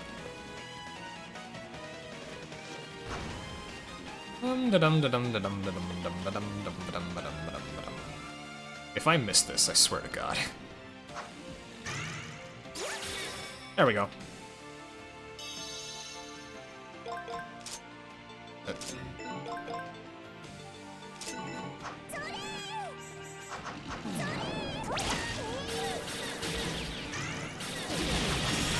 Oh no. Oh. I almost took damage for a second, and the stage objective is not taking damage, so you really don't want to do that. Speaking of really don't, I am going to... Okay.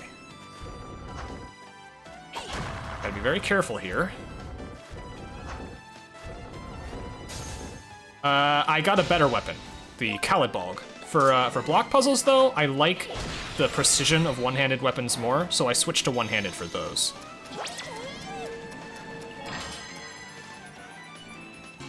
Yeah, the don't take damage objectives are really nasty.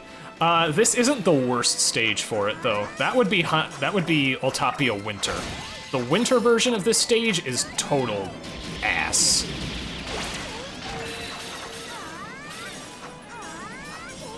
Oh, well, yeah, of course. Indeed.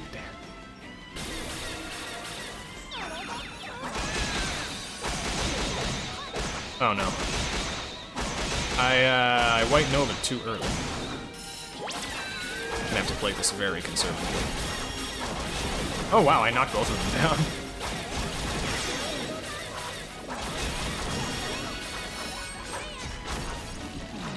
Whoop. Oh boy. Ah. Okay, we're good. It was very sketch. But we're through. Get the crystal here where Gio was held captive. And bam. Cleared Ultopia Autumn just like that.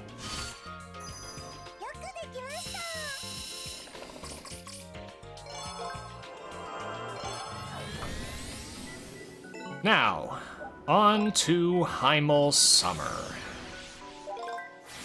Guarding is not as strict as it is in Ys, which I'm very thankful for.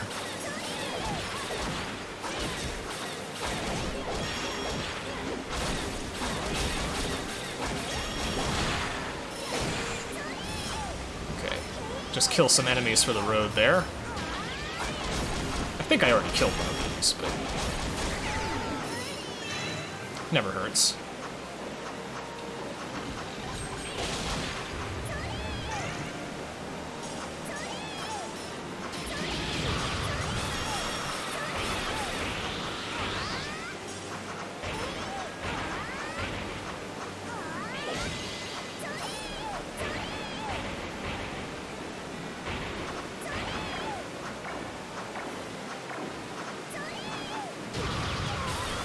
Nice, I cut the chain.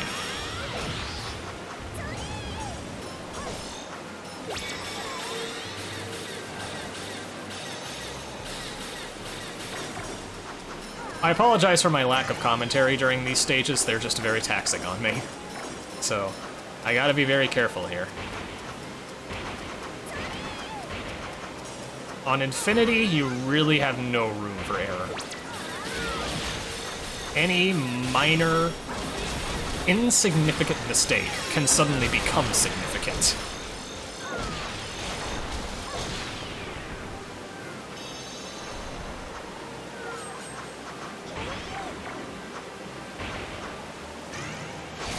There's the second crystal.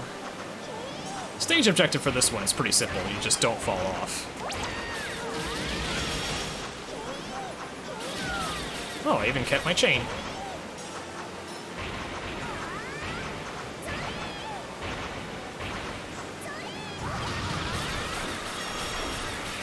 Keep those guys at bay.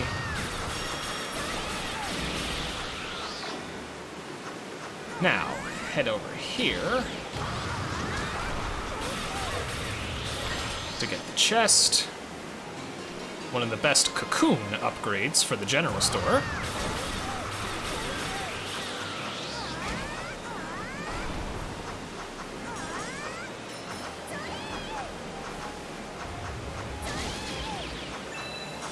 Up here, got the final crystal, and that's everything taken care of. I am not fighting that art boss yet. I am not ready.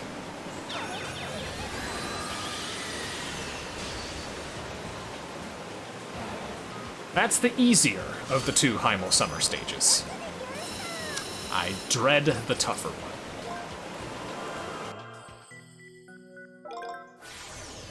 Gotta clear the stage in under 230, which you can't do if you get everything.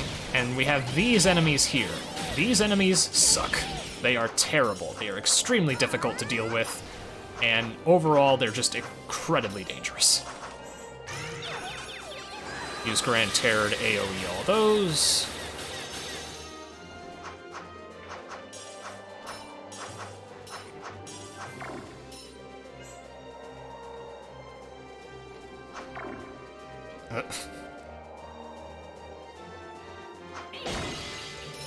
Okay, there we go.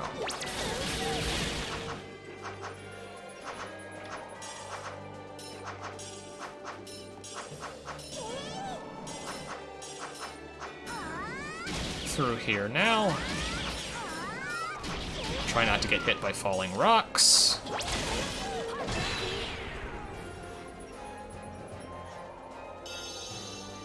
Very slow cutscene here. This is why it hurts that much more if you die here, which is very easy to do.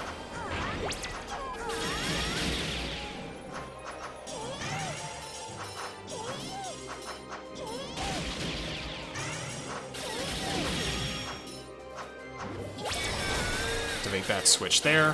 Thankfully, getting hit in the middle of a cutscene doesn't count.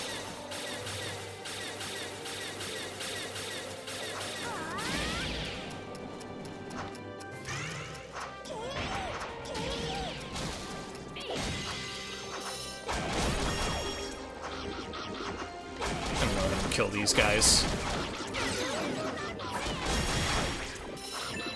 Whoa, that was close.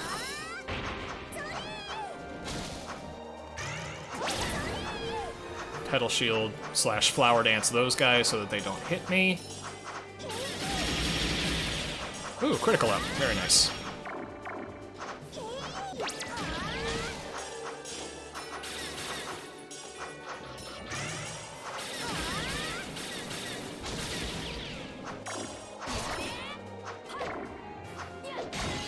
Last crystal is over there.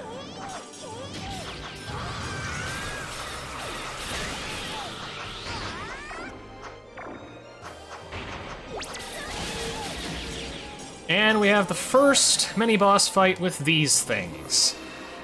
I don't like them.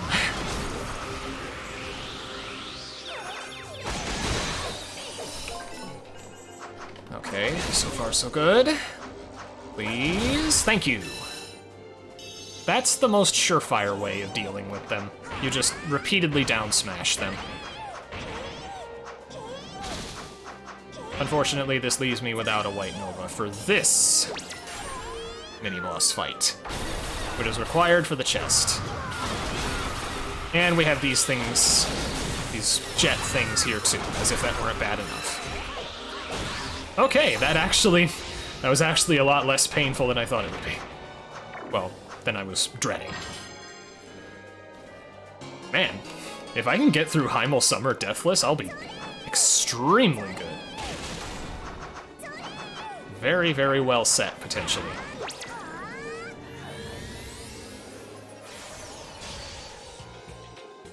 So that run was for the items. Now I gotta do the time limit.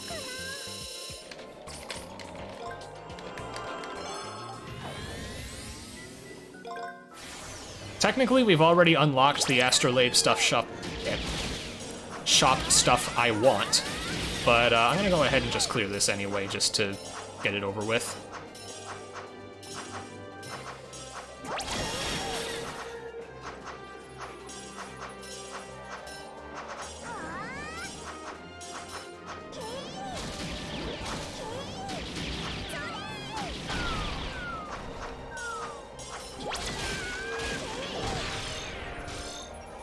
Phew.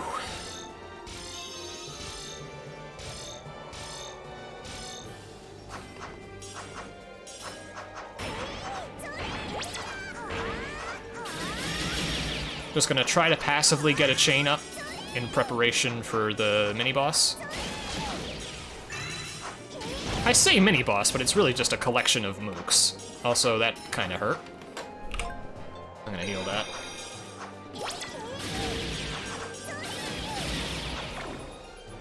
Oops.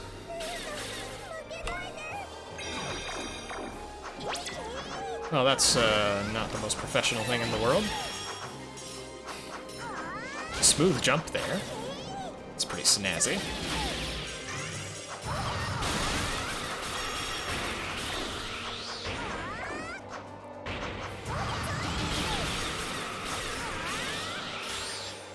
Oh boy. Here we go.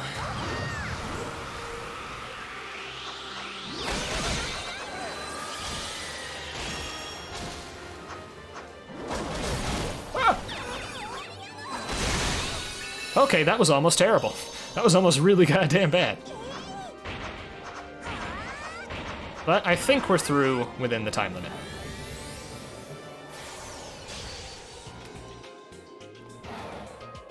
Bam, 135.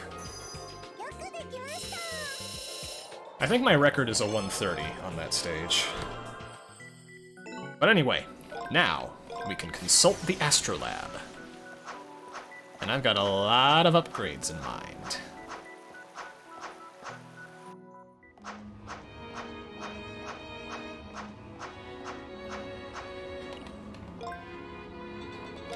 One, level cap upgrade. This increases our level cap to 85. 2, arts level cap upgrade. This will be very important in a few minutes. 3, gear dash upgrade.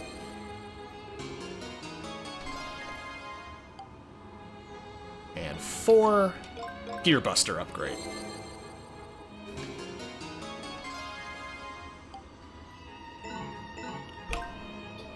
That's all we need for now.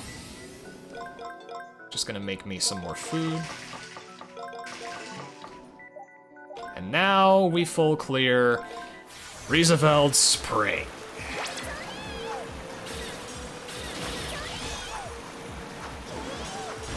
This place is vicious. Very difficult, very easy to get lost. Just overall not a good time. Rieseveld Spring, it's up there with Altopia Autumn as the most difficult 4th season.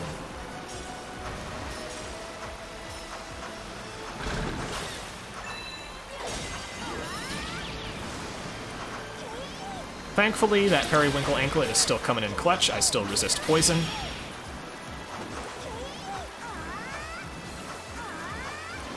Wait, nope, over there. Wrong season.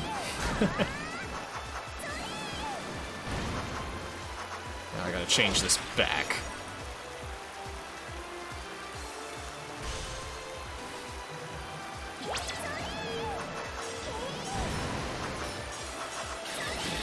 Nice, kept my chain. Now we go over here. Change the thing. So the gear dash upgrade I got makes it so that you spend significantly less energy on it, which means I can use it a lot more often, which makes me faster. This is why we do the 4th season stages early, so that we can get these upgrades and thus increase our speed as soon as possible.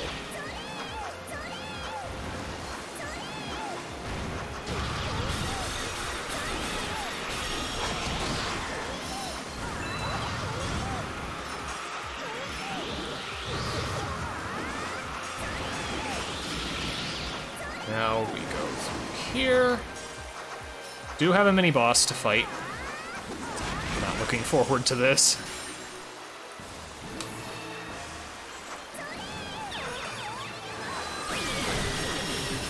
Oh, did that knock him down? Yes, it did. I got really lucky. Those big ogre bosses have 2 attacks, only one of which you can actually expose them against. Because when they raise their foot to do that big stomp on the ground, that's when you can hit their head and knock them to the ground.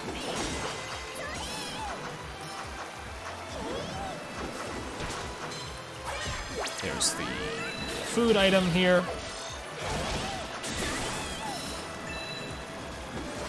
So yeah, very important that you time that. Guardian arts, like White Nova and Grand Terror, those are stronger at unbalancing them. So those work better overall. Alright, through that without a death. That is very nice.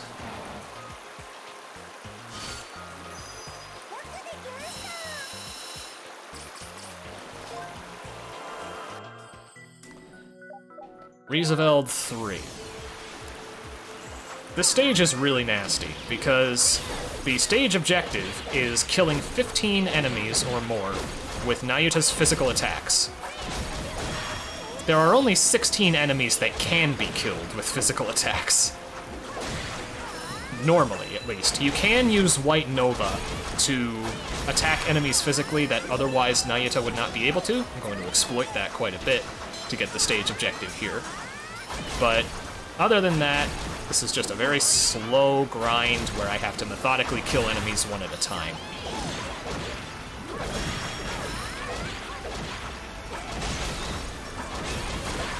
This was why I picked up the 2 crystals in the stage earlier. I just didn't want to bother with having to do this stage over and over again. Okay, that's done.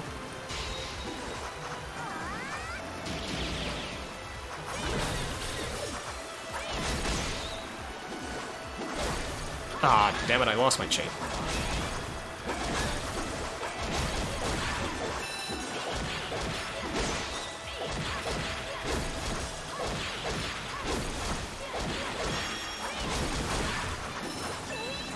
Alright. Here we go. The other achievement I don't get is the achievement for just getting the other achievements. So, naturally we don't get that one. Uh-oh. Okay, got that taken care of.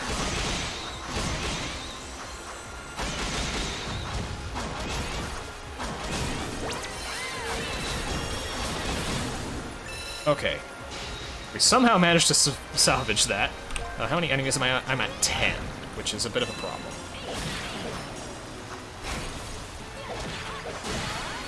Okay, leveled up. That's very nice.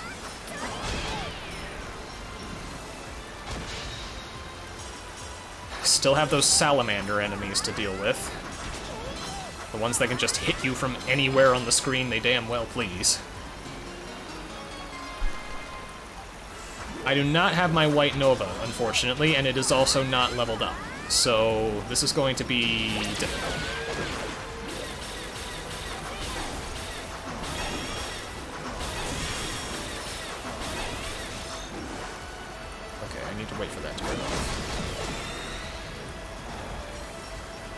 That's not quite what I wanted to do.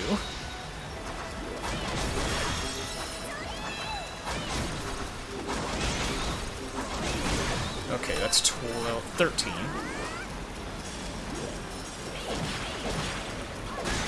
Ow.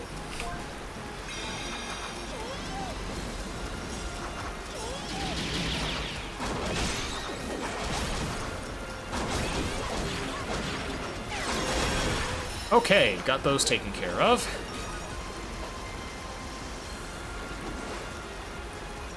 Yeah.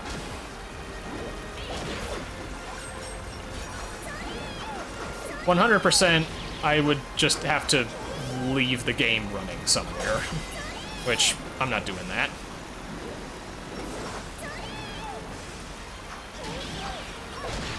Okay, I might be able to get away with this without a death.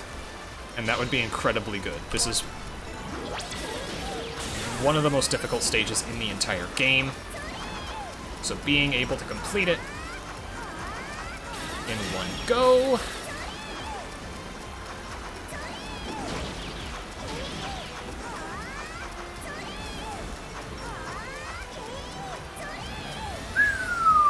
We are through!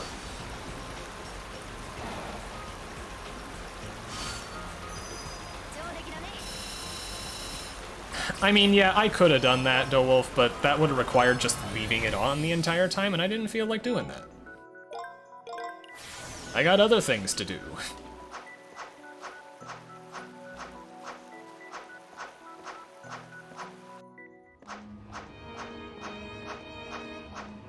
Anyway, back to the Astrolabe we go. Astrolabe? Why did I call it Astrolabe? And we can get infinite Gear Dash now. And we're gonna get infinite Gear Buster too. That'll be relevant for a boss fight in Chapter 6. How many points do I have? I have 750, so I can afford a lot. I'm gonna get speed up. I need at least... Oh, I can just afford everything. Nice. So I'm gonna get drop rate up and experience up.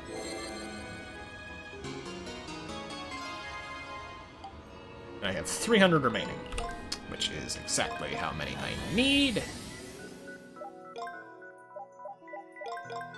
Now, I'm gonna make me some more food. And we are ready to fight the boss of this chapter. Finally. Did I do all quests? Yes.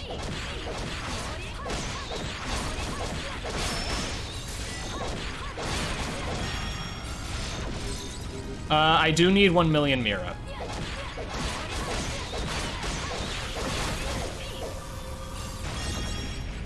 I will get that pretty much right at the end of the run.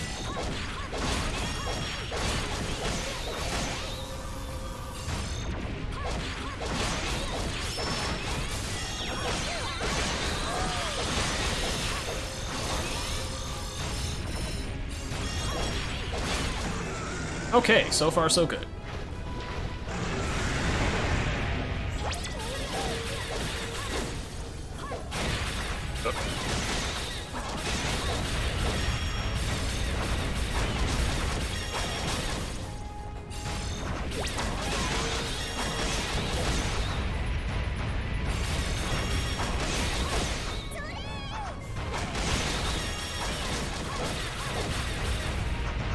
This fight is all about keeping the crits up.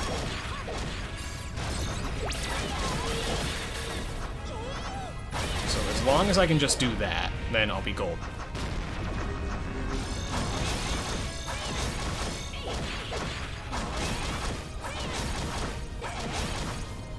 Okay, so far so good.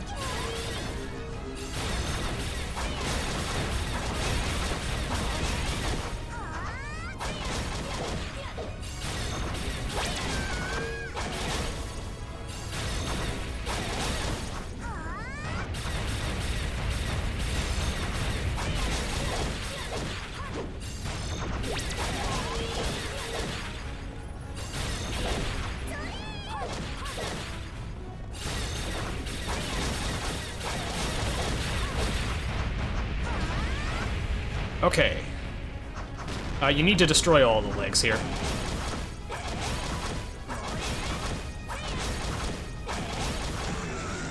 Good.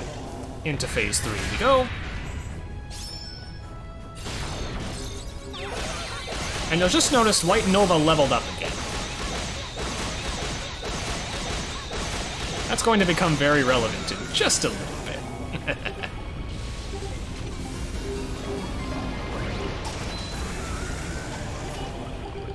So first of all, that was a very good fight. Second of all, wow. In end of chapter 4, after just about 7 hours, is incredible. Despite all the mistakes I had, I am still very much trucking through this run. Much better than I expected to. I don't think I'm going to get sub 7 through chapter 4. It's probably going to be like 701, 702. But it will be very close, and I will be very happy.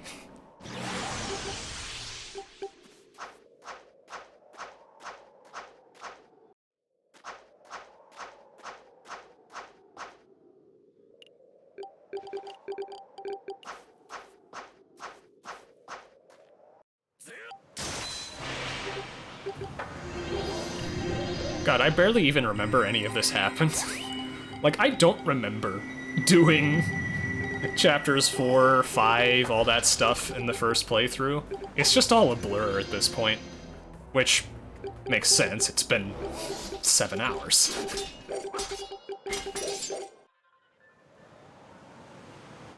Up the Remnant Tower we go again. This is not the last time we'll have to climb it, unfortunately.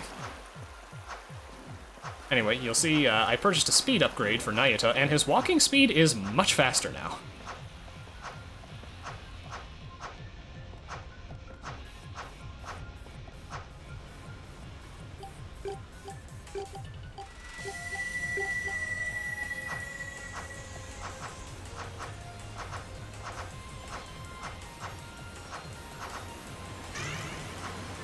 Oh, this might actually sub 7. It's got a chance. Well, it's not that I'm not used to long runs. I've done 9, 10, 11-hour runs before. I've never done runs encompassing 2 playthroughs before, though. And I've never done action RPG runs this long. Like, maintaining this much pace for this amount of time is really... It's really taxing on me. Granted, I know it's kind of nothing compared to what Beef has done so far, but, you know.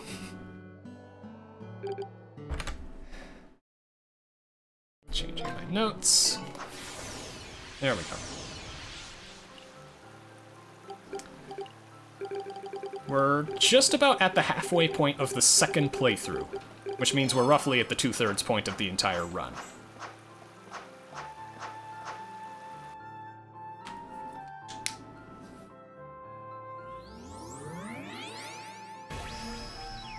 We still gotta do the rigmarole with entering Heliograd, realizing we can't actually climb it, even though we can climb it because we do have Gear Dash. Oh, right, I need to go to Terra Remnant Island first. Pick up the quests.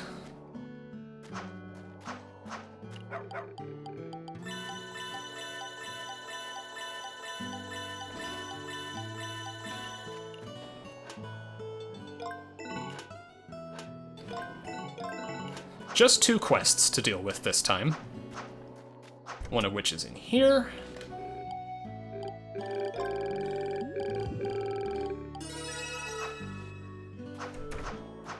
Next, we need to go over to the West Cape, where we will find a familiar friend.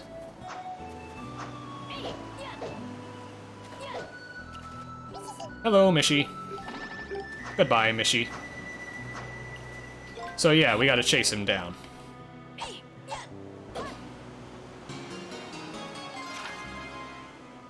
Gonna get some more lessons from Orvis. I don't think I'm ever going to get used to pronouncing it Orbus. Even though that's probably what it is. That's probably what it's supposed to be.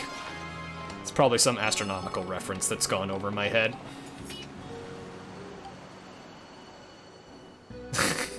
We only have to find him in one level, thankfully. Problem is, it's one of the hardest levels in the game.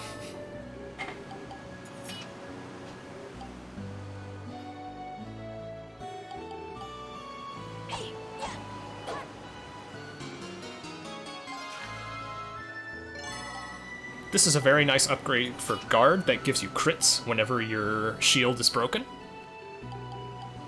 So it's nice to have that.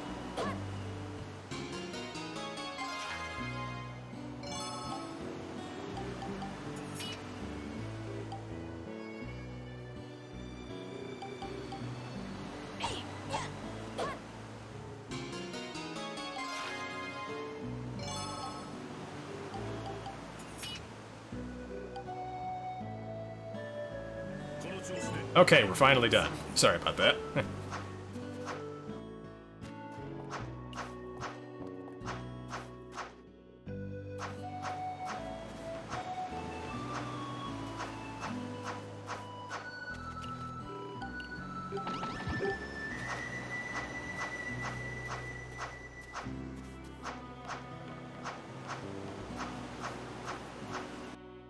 Now we gotta talk to Eartha.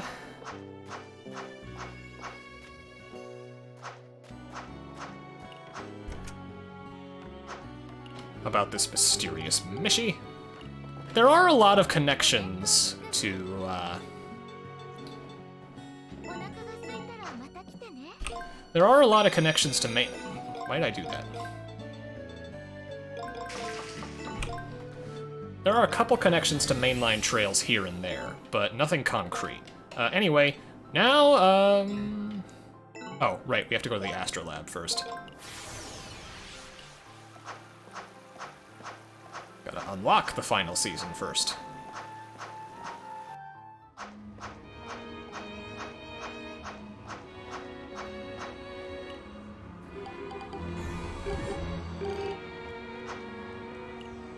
Now we unlock the final season for the final continent.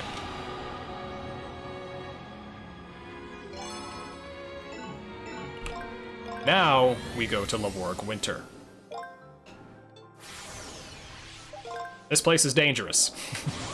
Not necessarily because of the enemies, but because you can bleed a lot of time here. I do like to grind these enemies, though. They're lots of experience, and they can't actually do much to hurt you.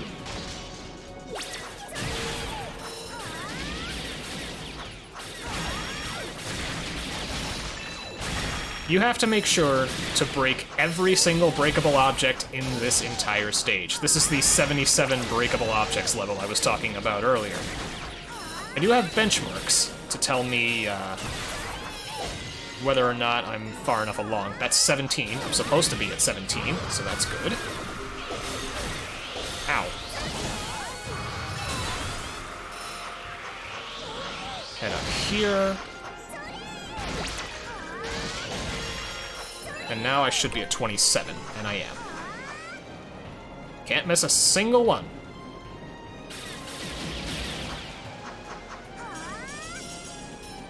Oh, don't worry, Fontano, I'm tired too.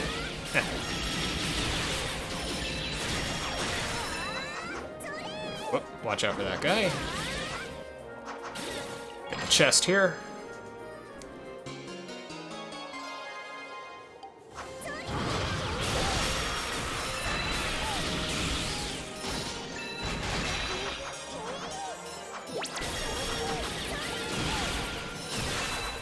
I think I'm supposed to be at 37, and I am.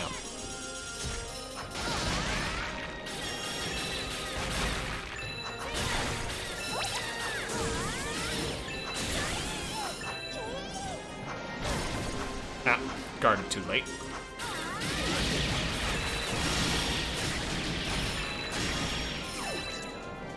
Go down.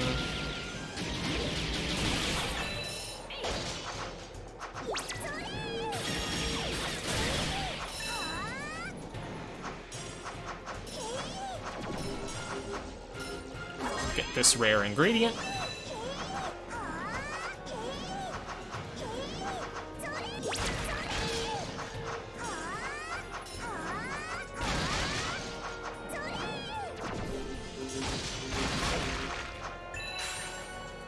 Oh boy. These guys are vicious. Anyway, you might notice that I still have a White Nova charge. That's because at level 11, White Nova gets 2 charges, which means I get to use it twice in one stage. Or at least twice in one stage in a reasonable time frame. And this lets you do all sorts of fun stuff. I believe the maximum amount of charges it can have is 5. Where am I? I'm at 65. I think that's where I'm supposed to be.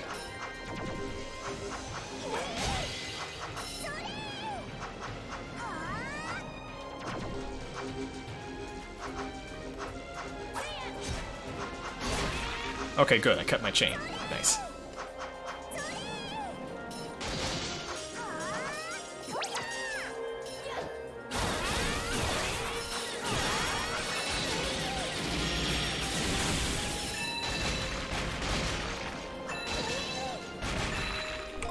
$77 exactly, baby.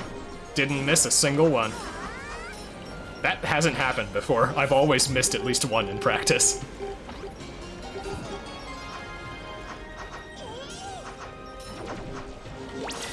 Now, did I get all the things? Yes, I did. And that's Laward 1 through.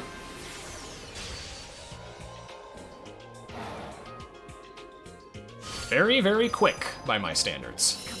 Happy with that. Alright. Now I got to...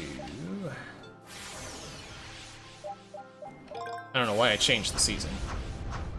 I gotta talk to Nemeus. Not, I don't have to do Laworg Summer. I did Laworg Summer on the first playthrough.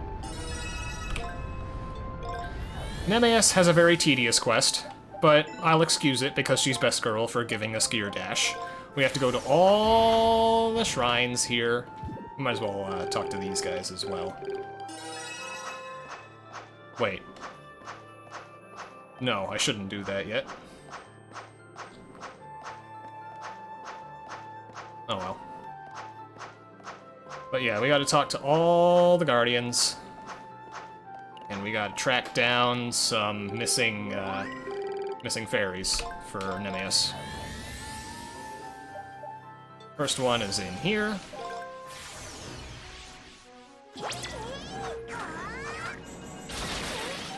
But yeah, this is why leveling your arts is important in this run, because the sooner you get to level 11, the sooner you can really abuse White Nova. And Gran Terra.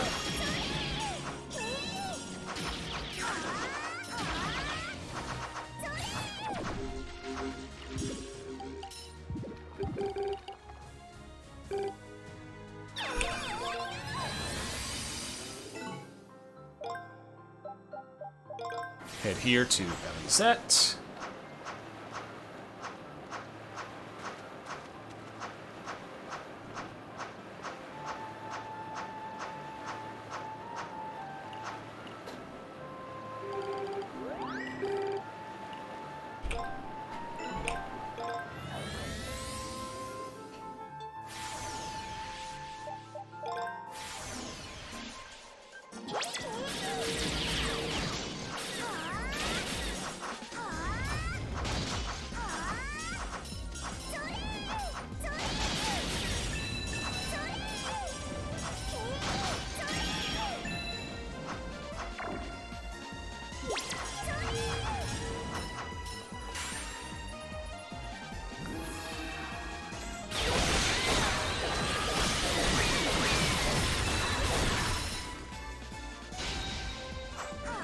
There she is.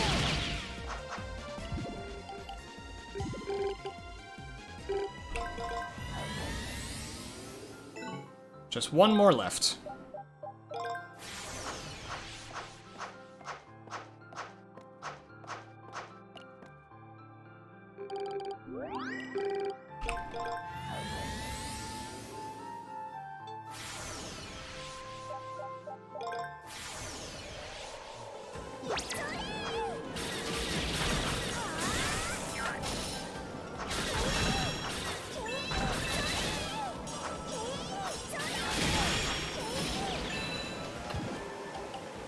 And there she is.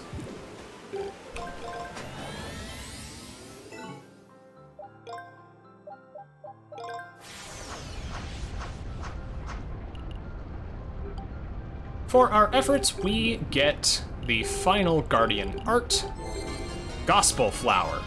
This is one of the best arts in the game, but again, like with Soul to Race, we get it too early for it to matter. We get it too late for it to matter. So we're just gonna roll with what we've got here. All right, we have turned that quest in, and now we can get down to business. I do have all the quests done. Yes, I do.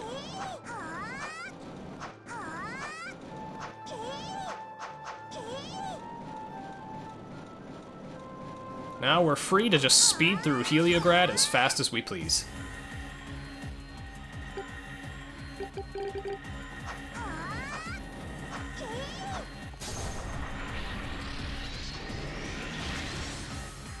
Get your sour pleases in the chat. This is a banger of a theme.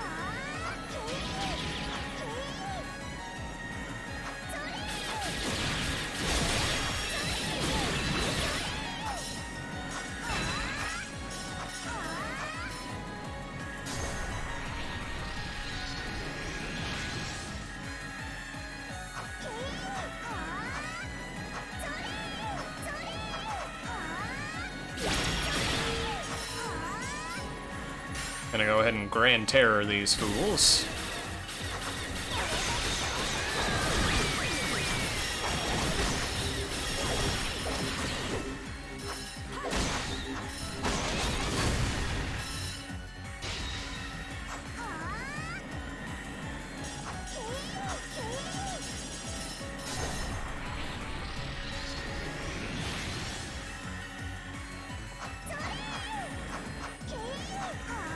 It's very comforting to know that the most difficult part of the run is pretty much over. There's not much left in terms of overwhelming challenge. There are still a couple of really nasty stages left, but the 4th season grind is, in my opinion, the most difficult part of the run. So I'm very happy to have that done with now, and to have that behind me.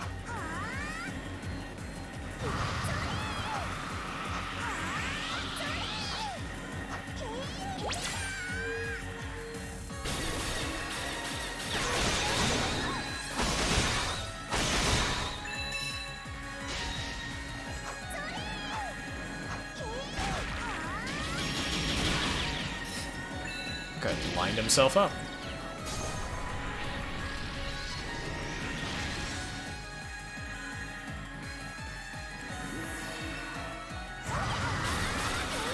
Gonna try to grind Maelstrom a little bit, just to get its levels up.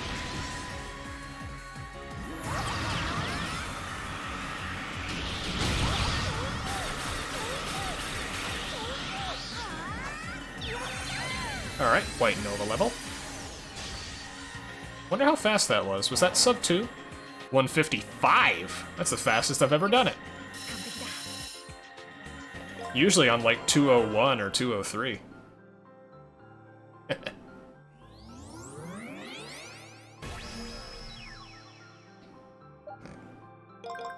What's this? Oh, it's these guys. The exclamation mark threw me off.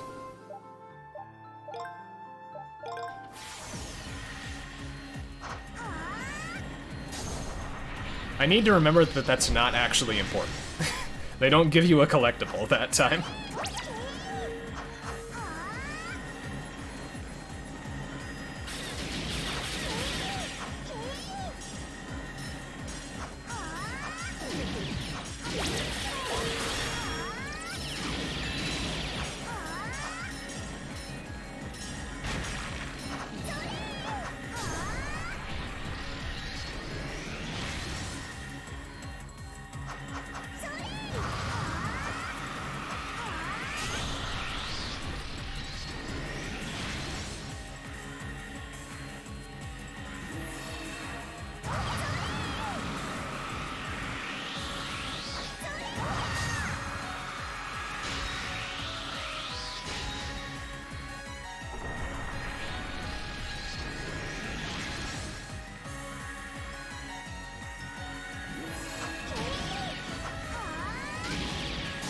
I apologize for not saying much here. There's just not much left to be said. I've still got the same old infinity trappings to worry about. It isn't quite smooth sailing from here. I mean, you saw it yourself. That horse nearly killed me at the end of Heliograd 1.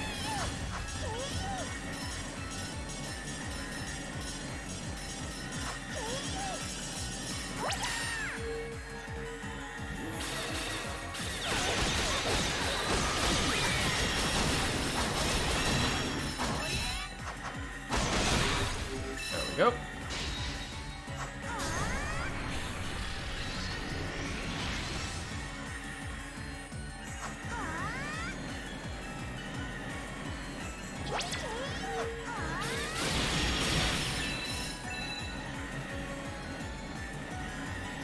It feels so weird not having to stagger gear dash usage here. I can just hold it down and go as far as I want.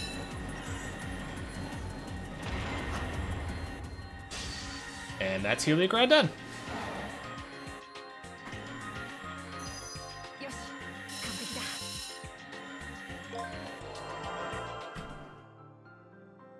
Now for this boss. This boss was cakewalk in the first playthrough. Here, it's actually pretty difficult. You need to be really careful, because I think it can two-shot you. Very little room for error here.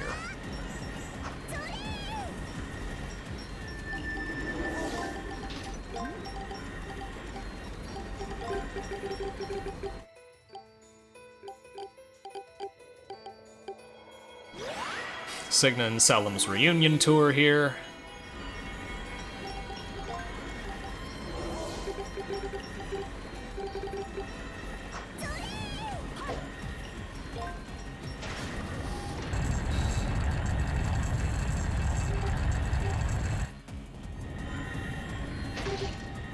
Now time for round 2.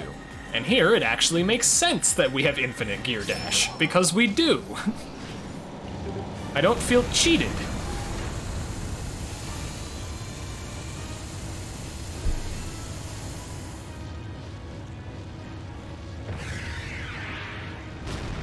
I think it was the same artist that did Cold Steel, so it makes sense that there are a lot of similarities. Alright, come on, stop dinking around with me.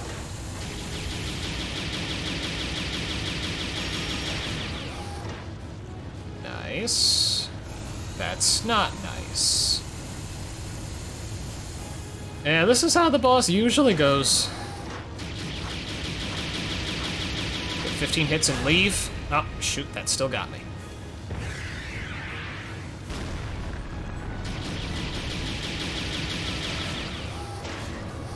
Uh-oh. Okay. Avoided that. Come on. You know you want to give me one more vulnerability. Thank you very much for sticking around, Fontano. Hope you have a good night.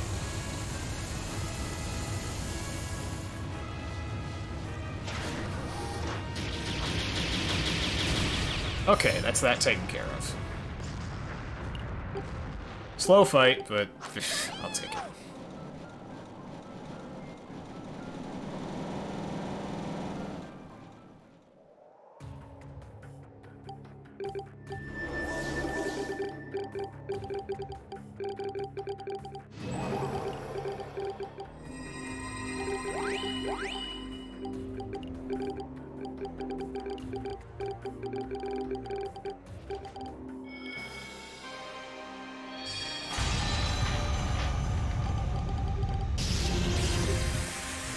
Nayuta gets BTFO'd again.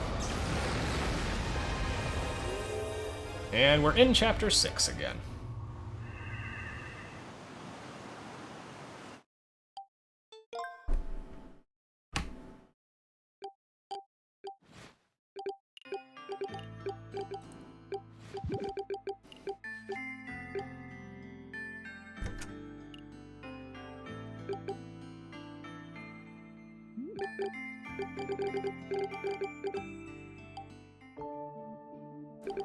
I'm not sure what I want to do about food right now.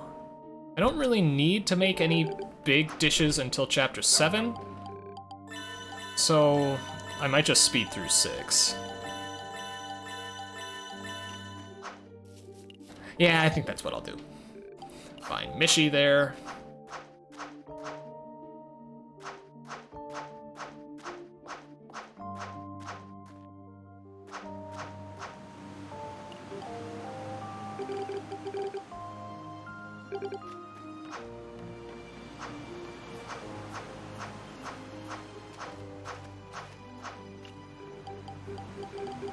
Talk to the magical floating Dorado again.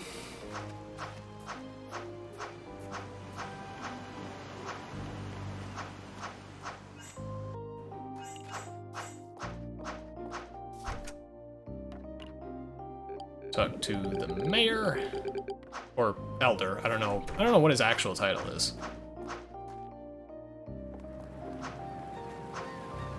Talk to the museum curator. Turn in our items too while we're at it.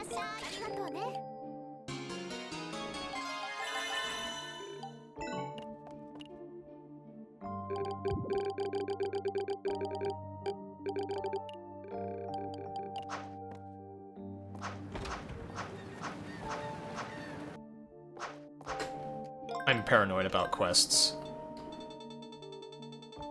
Yep, everything's good. Oh man, I'm gaslighting myself.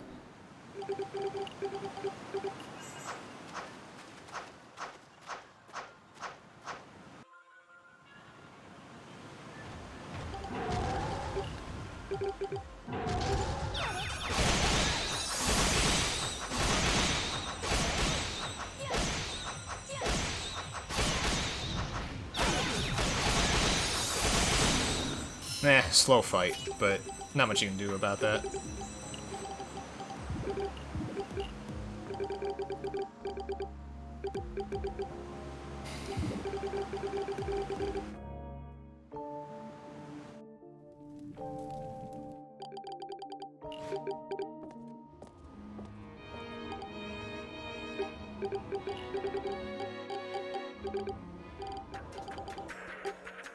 Okay.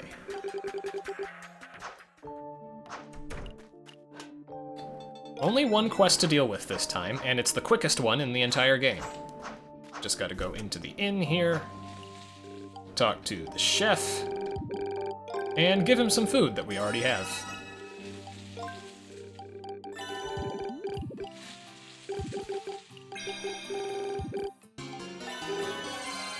And there we go.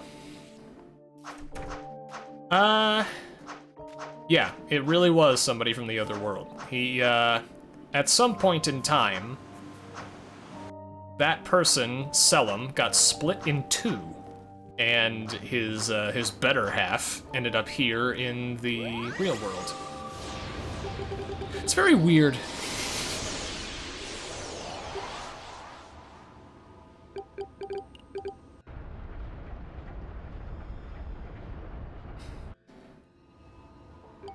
But yeah, Signa ended up pretty much just coming through Orbus's basement door, and Orbus took him in as his son. Anyway, back to Alexandria again. And this time we can go through it much more quickly because we don't have to clear any of the stage objectives. We've already done those in the first playthrough, so things should be a fair bit smoother. That and I have a lot more craft gauge.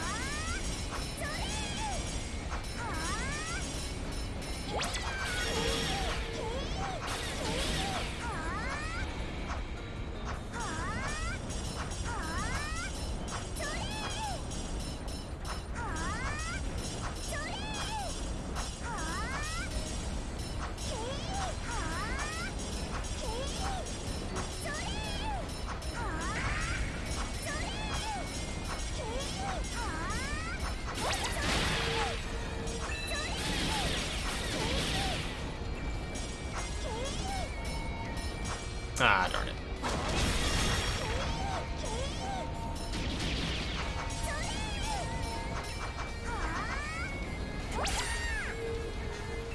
Let me get some Grand Terror up in this.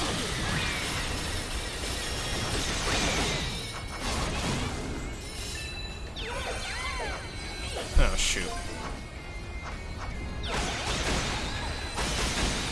Okay, that's better.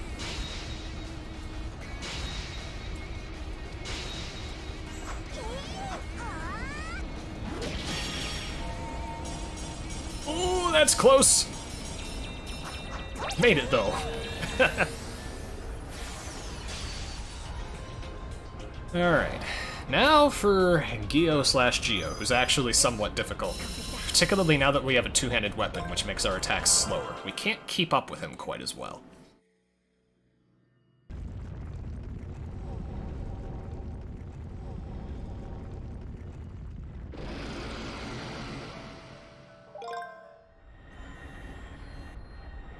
Here we go.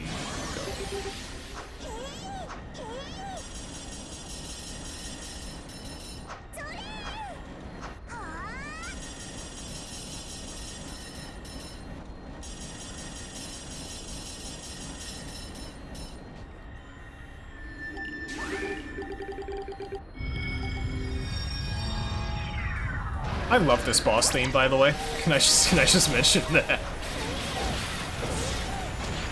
Ow. That hurt.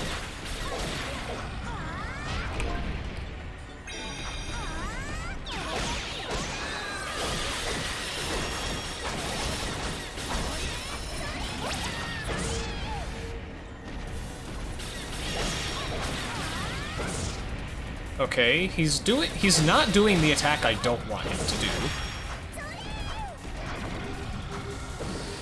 Of course, I had to speak too soon.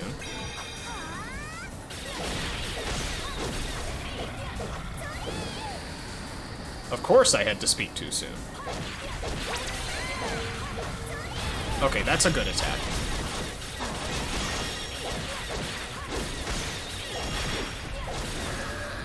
Okay, we're on to phase 2.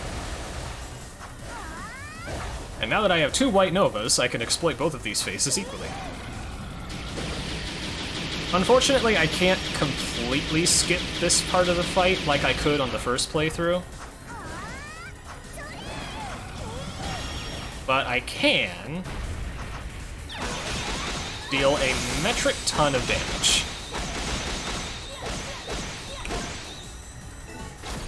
I have to make sure to cut White Nova short to end the, so that I can keep my chain. Oh, well, I couldn't keep my chain anyway.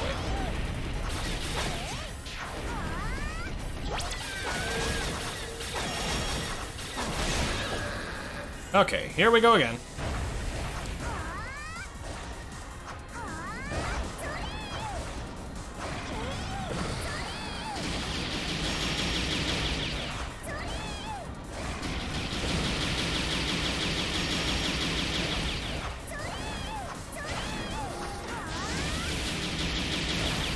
Okay, that'll do.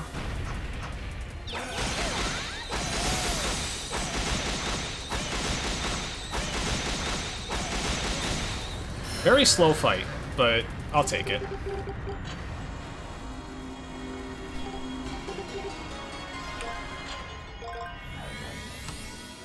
I gotta make some more food.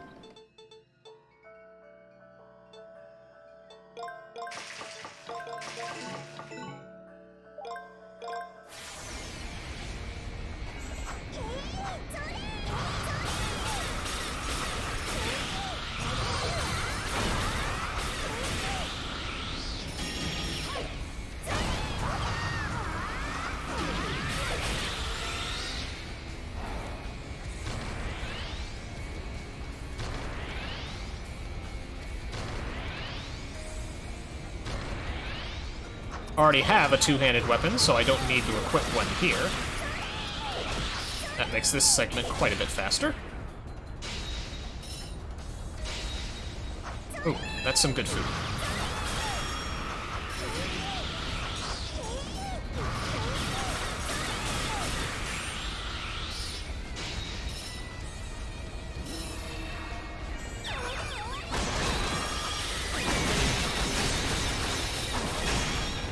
Nice.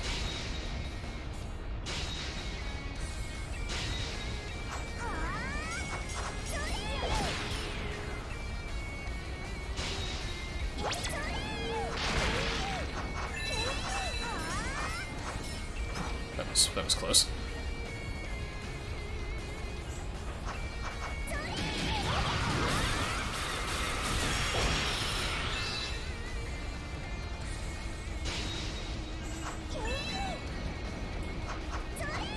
Oh. Nice.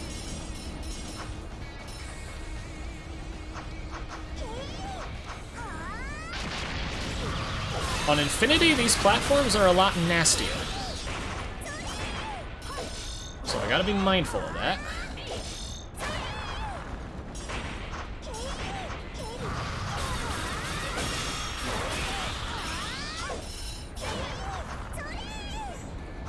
Don't have to fight that art boss because I already did.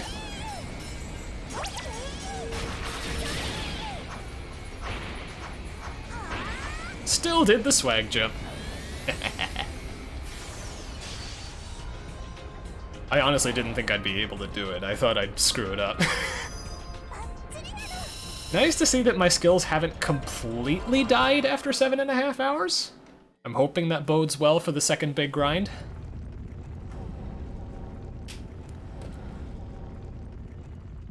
Stage grind, I mean. We're not doing another Heimel 2 situation, don't worry.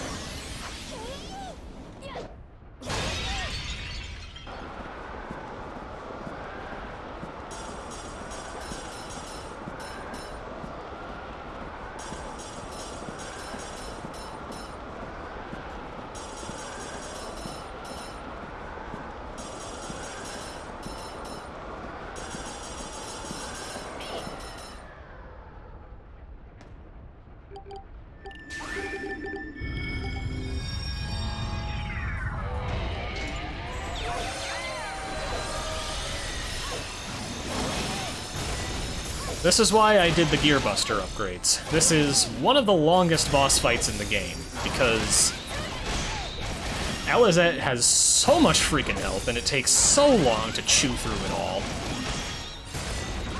that I needed any possible way of speeding up the fight.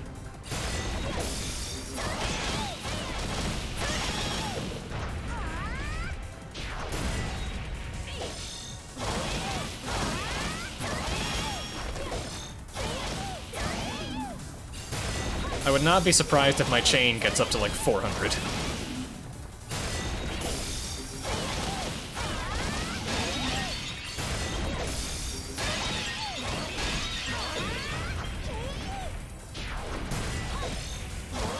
Hey there, Giraffe.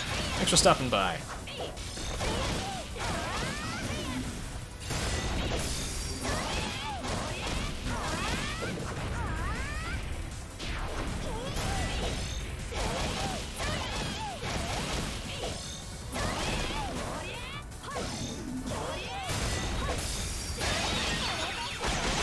Okay, now we go to town.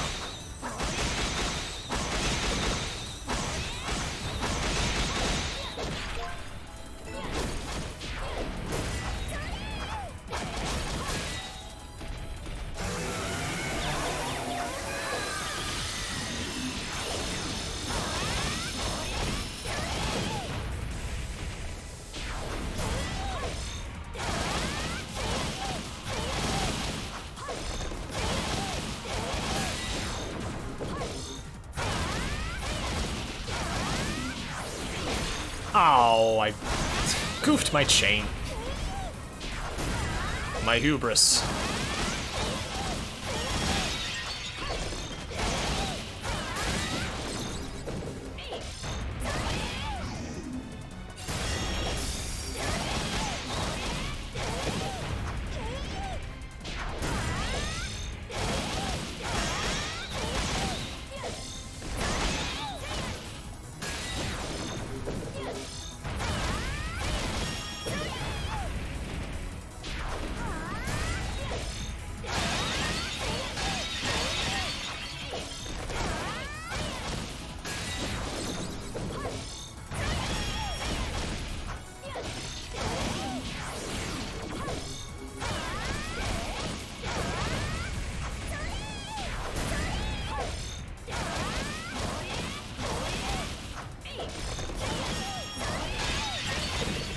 Okay, this is it.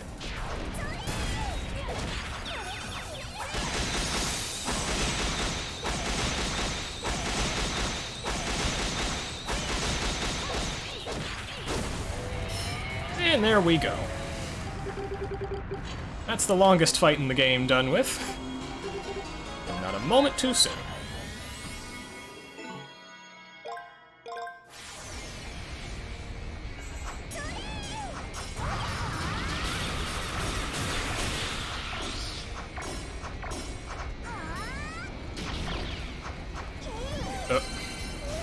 Oh, I finally got the achievement for falling off 20 times.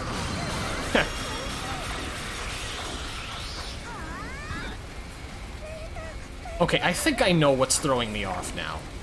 What's throwing me off is I think those platforms are smaller somehow. And that's why I feel emboldened to go for big jumps on easy, and then on infinity it bites me. Oh, wow. This was dumb.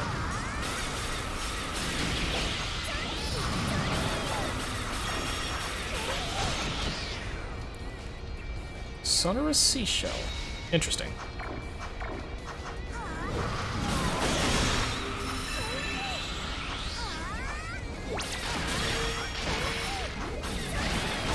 Ow, I should have healed. I should have healed. I got greedy.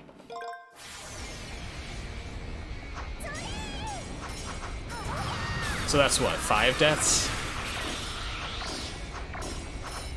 Honestly, for this point in the run, that's not bad.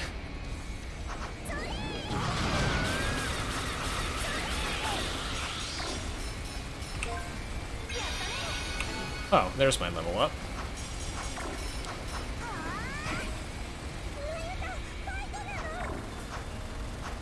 Okay, I need to stop. I need to stop trying to get fancy.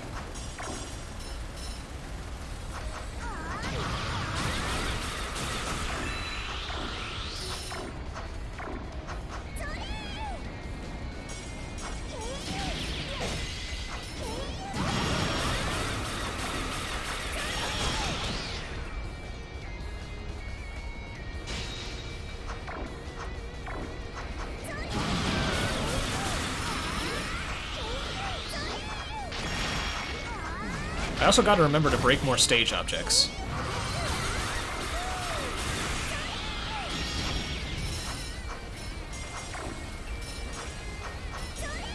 Ow.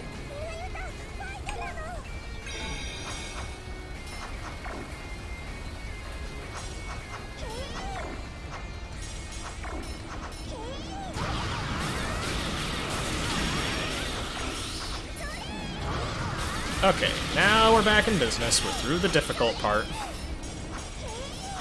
I can stop spaghettiing all over the floor now.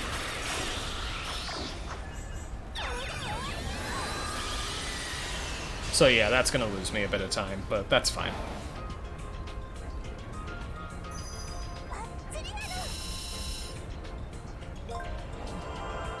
Excuse me. I'm not sure why I'm belching. I haven't had anything to eat in 12 hours.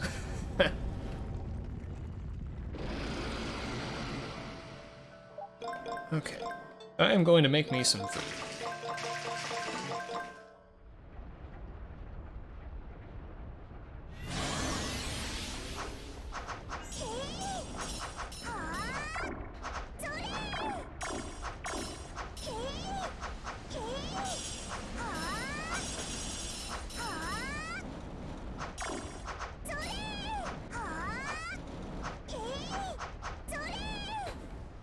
Alright.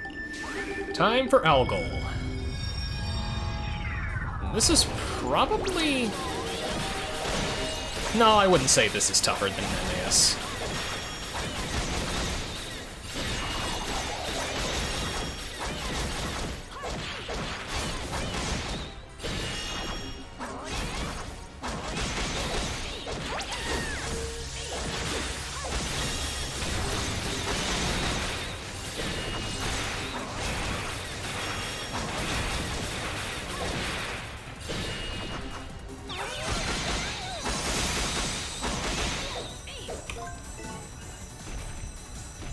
Alright, that's that phase done. This boss fight is so long that I can use White Nova 3 times.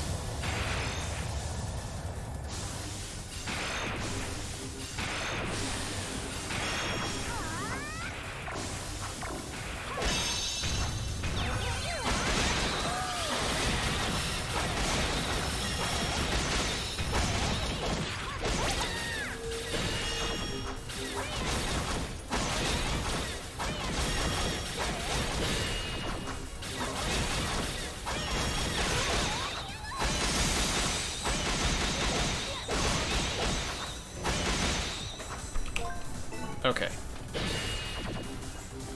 That's that phase done.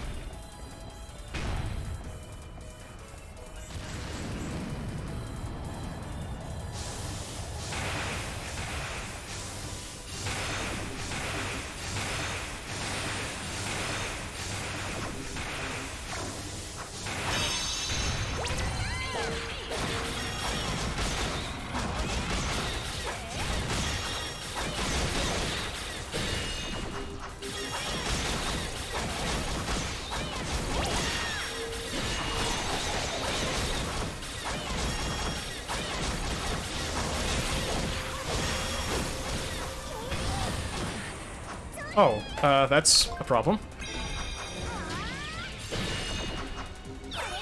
I can probably finish it with this, though. There we go.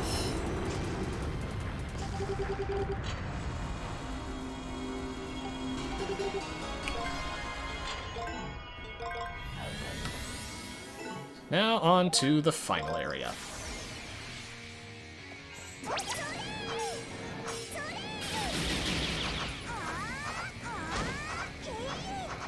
For this, I'm actually going to re-equip the Devil's Tail.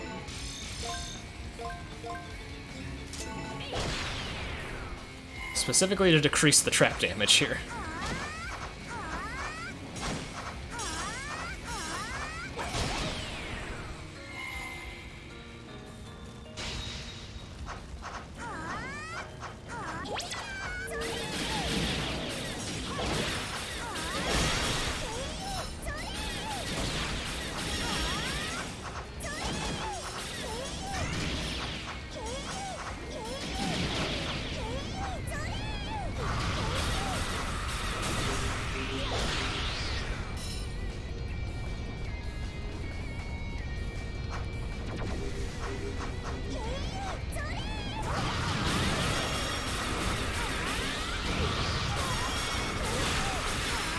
Oh, too low there. Alright, I'm gonna...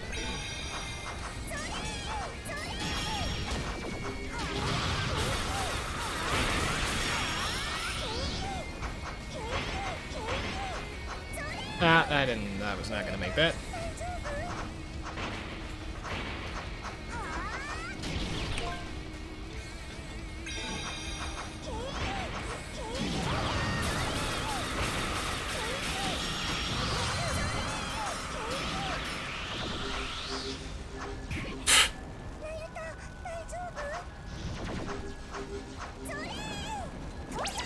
I think the fatigue is starting to get to me. Either that or I'm just trying to get too cute.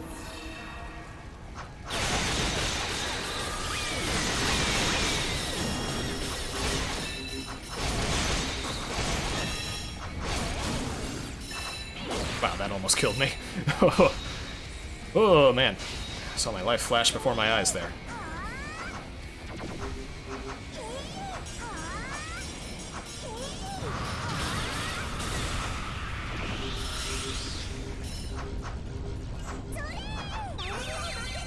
Nice White Nova level up, and we're through.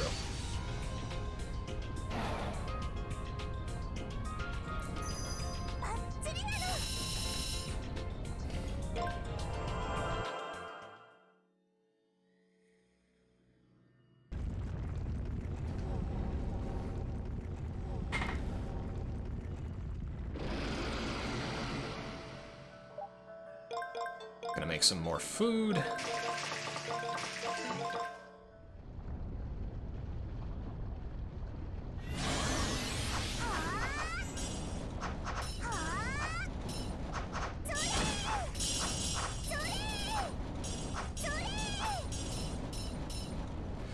This boss can be very, very finicky.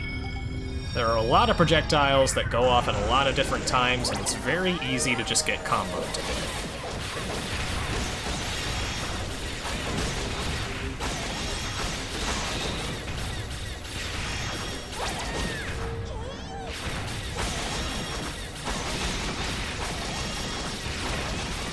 Alright, so far so good. Nice. What I'm just gonna do now is I'm gonna hit her once, and then I'm just gonna wail on her and hope that the DPS race plays out in my favor.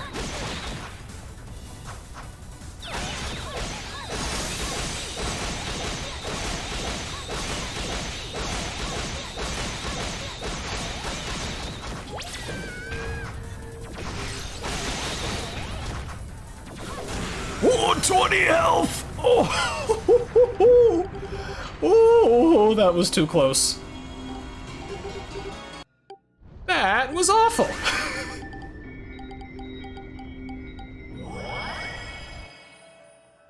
Man, I have got to come up with a more consistent strategy for that fight. Oh, lordy.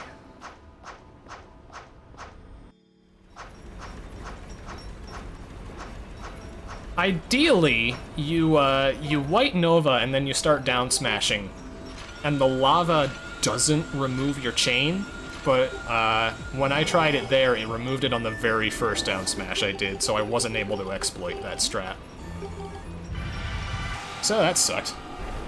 But I'm just glad to survive that fight.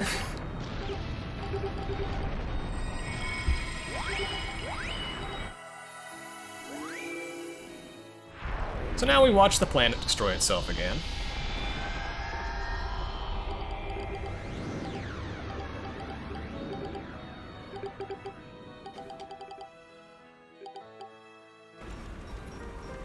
Righty-o.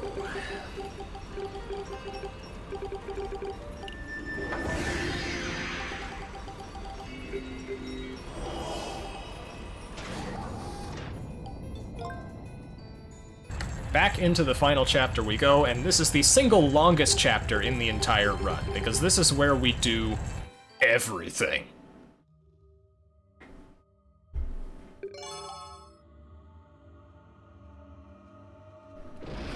Real quick, I'm just gonna scroll my notes down. Okay.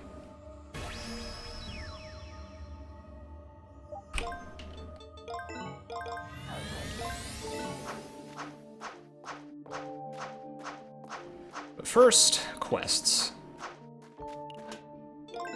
Only got one to worry about.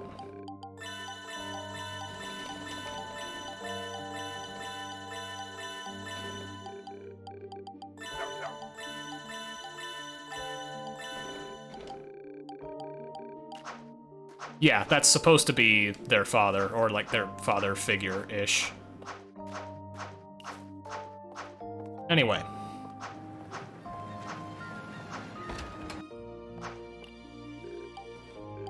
We've got a quest to accept here.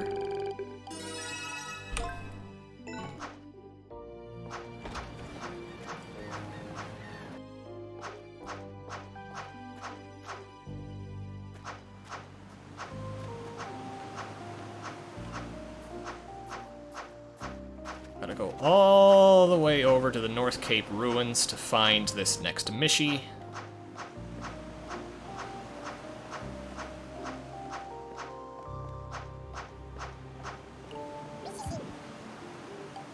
Now we warp back to... Oops. Oh well. Oh, no, not Terra. Stellarium. Right, here we go. Stellarium Cradle again. And this time I get to be much quicker about it.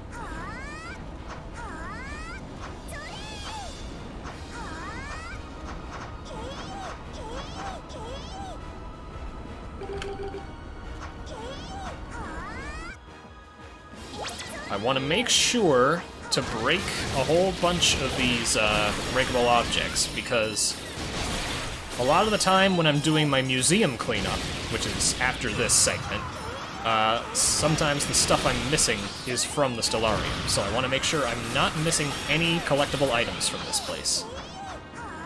Nice! I did the first try jump both times. That is incredible.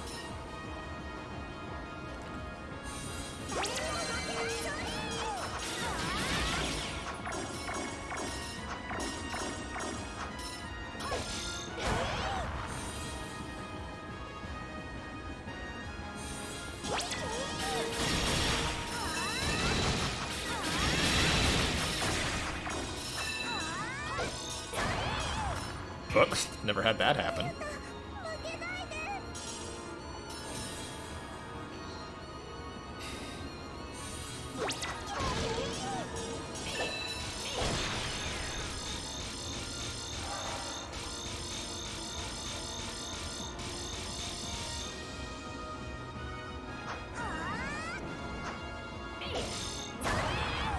Smooth jump there.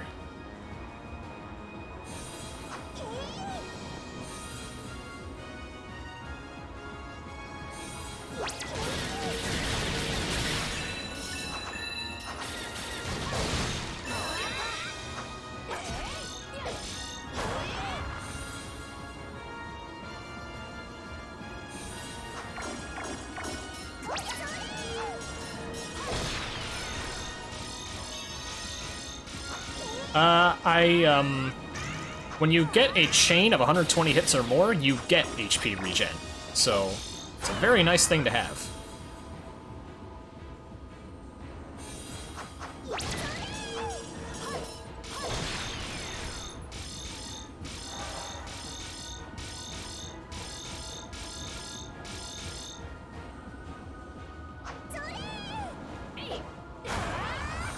Unfortunately, I'm not going to be able to keep that chain, but I only have one more thing left to do in this half of the stage anyway, so that's fine.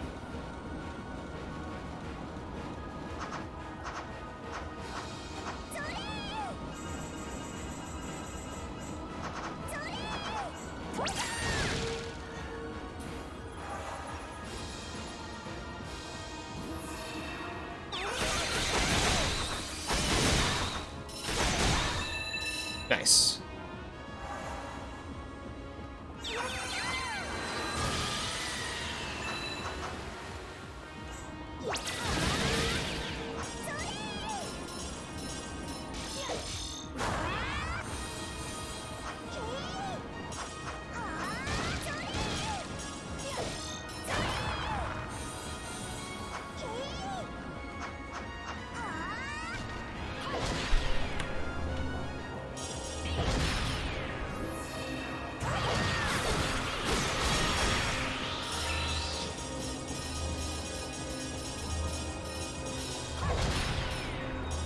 I do want to make sure to collect as many of these as I can. I have kind of been slacking on that.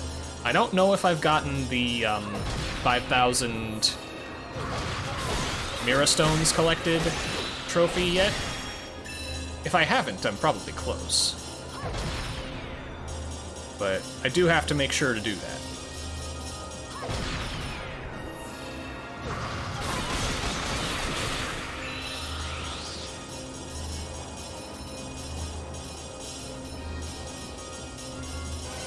There it is!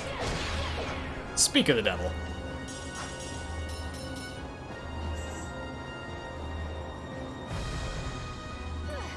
Now we do the glitch.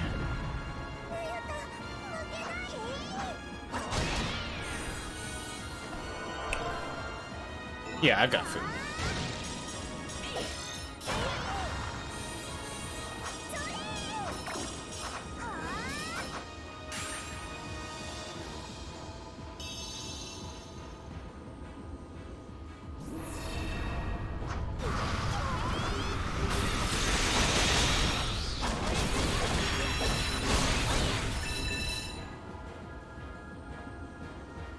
I didn't realize Tornado had that long a range. Very duly noted. I'm gonna have to use my Grand Terror here. I don't trust these floors.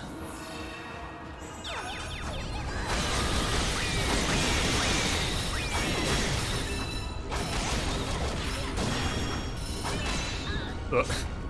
Oh no, no, no, no, no, no, no. Ah! I hate when that happens.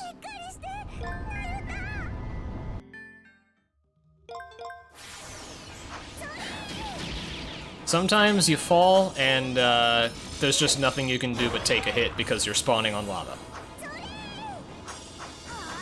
I think I'm gonna do that segment first this time.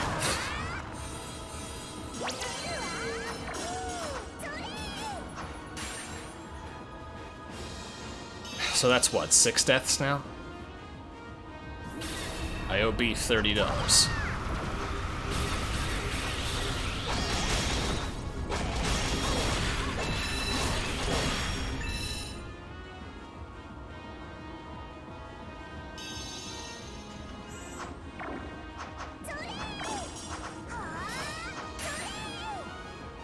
Alright, let's try that again.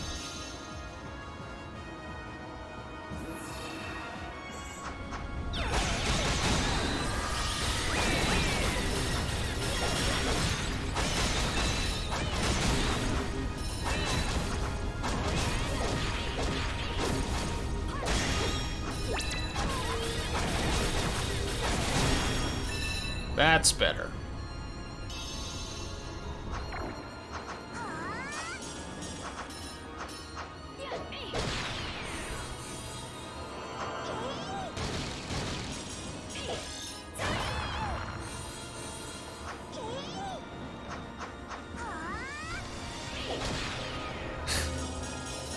Yeah.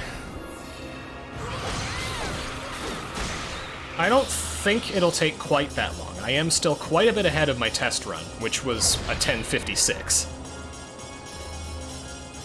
And I am very motivated to break sub 11, just because I think that's a reasonable goal to work toward, and I'd be very happy if I managed to do it on my first run.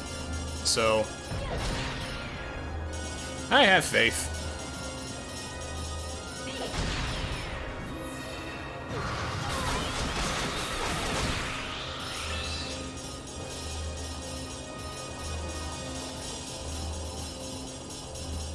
Alright.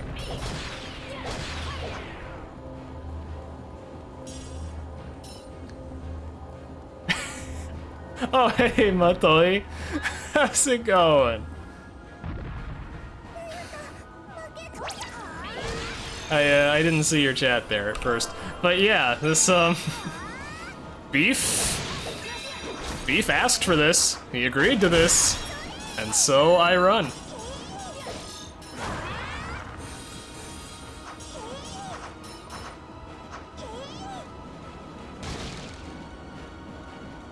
This run is actually going very well, though. It's going better than I expected it to.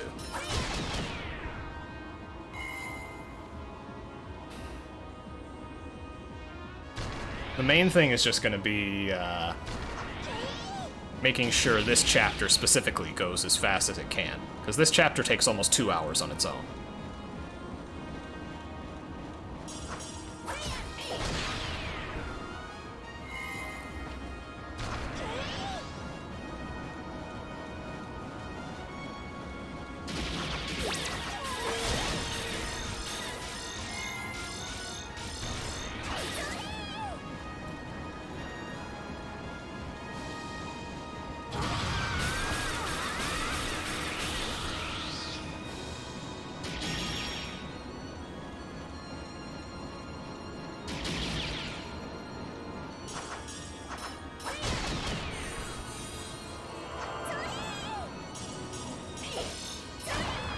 One segment left to go. And thankfully, it's the easiest one. Well, no, it's the second easiest one. I'm losing track of myself.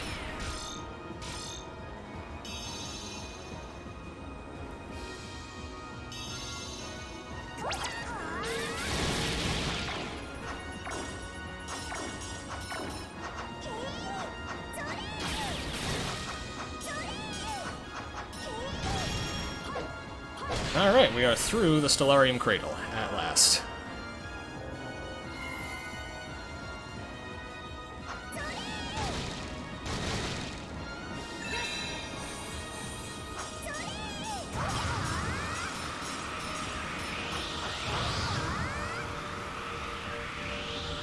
I should have gotten a Grand Terror off, but nah, it's not the end of the world.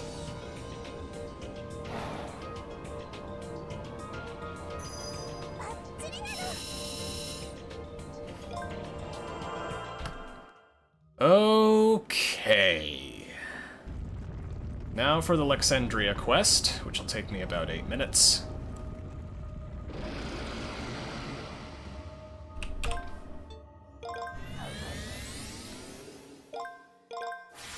Gotta go through all of these stages again to analyze some signposts. Such riveting questing.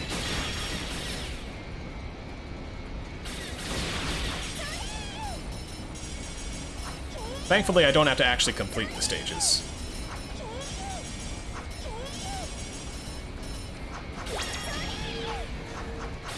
Oh, also, I should check if I have any enemies. Nope, cleared them all.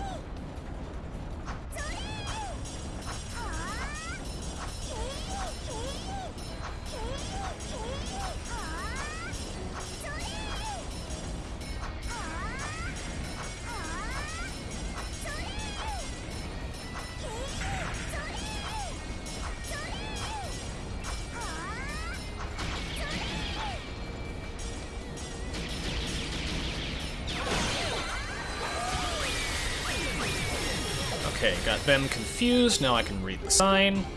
And now I get out of dodge.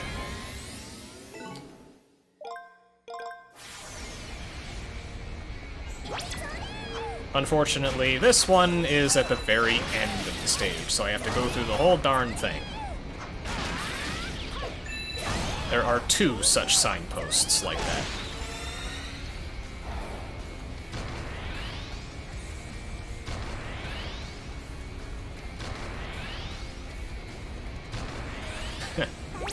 Kiseki is a good way of putting it, Bagel.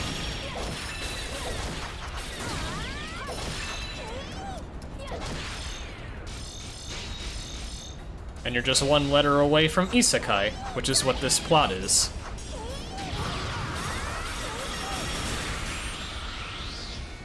Kiseki. Okay, now we're getting a little amagami. I used it too soon. Die. Thank you.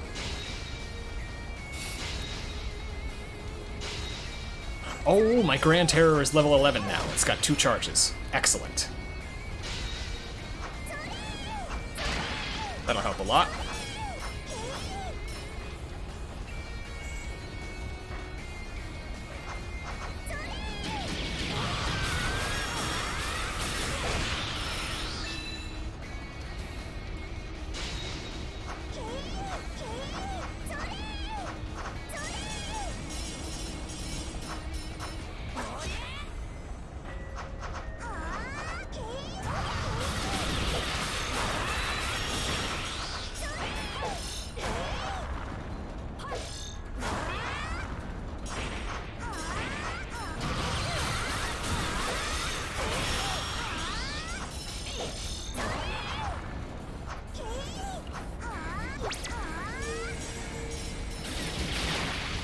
This one.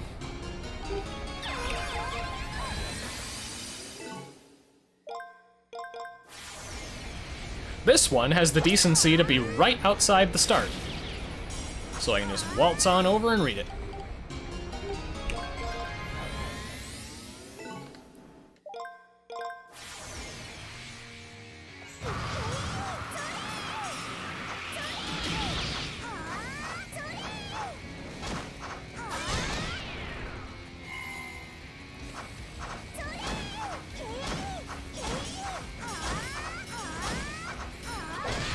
I don't know how I survived that. That was the jankiest movement across that room I have ever done.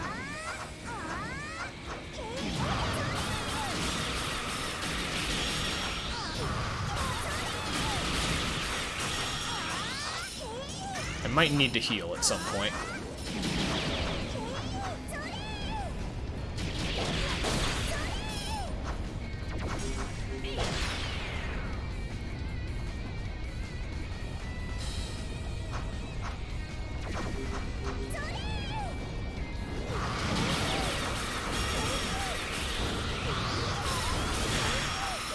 I should have known.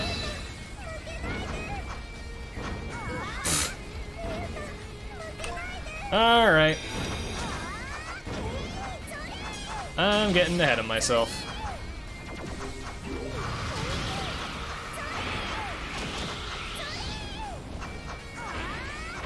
I actually really have to be careful, though. I'm out of food.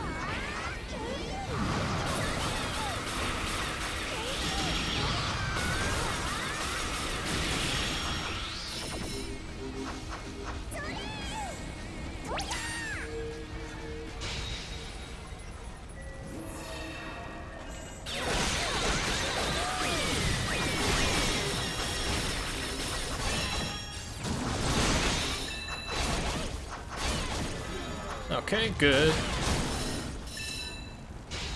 Fantabulous.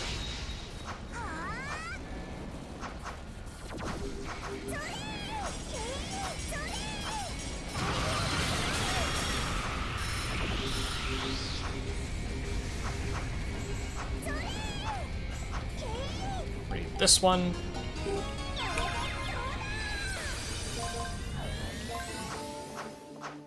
Turn that in.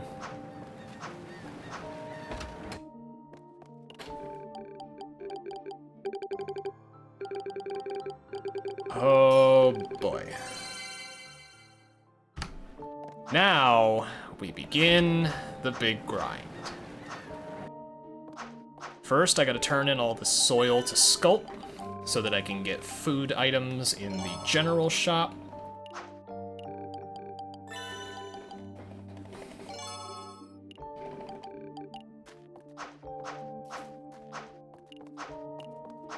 Next, I gotta go to the general store.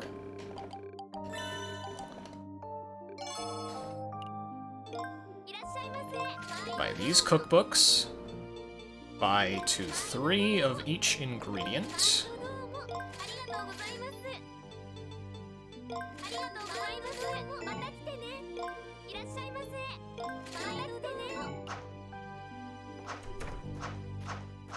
And now I catch up on all of the recipes I've been neglecting.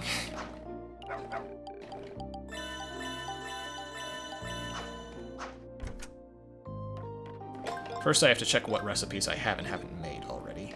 Okay.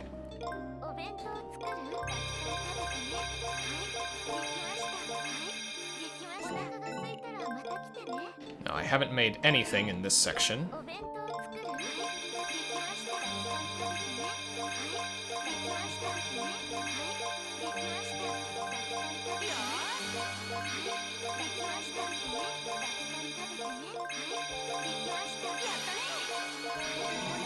There we go. Now I make all of these, and I need a juicy, whatever that is. I make all of these.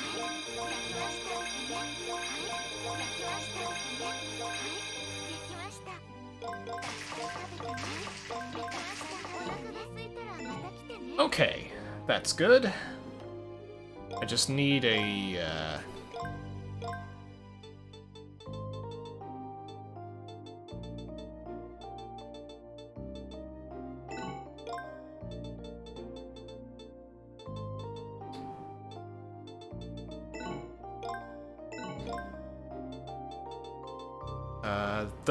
those drop it. Does anything else drop it? Oh, I also need to clear certain enemies in Heimel Spring. Oh, these enemies drop it. Alright. To Terra!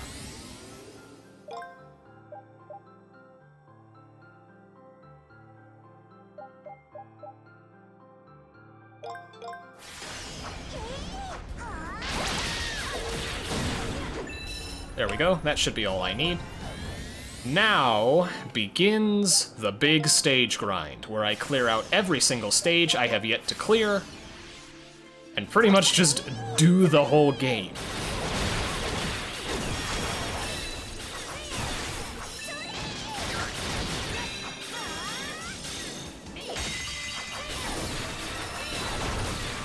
Stage objective here is killing enemies with magic attacks.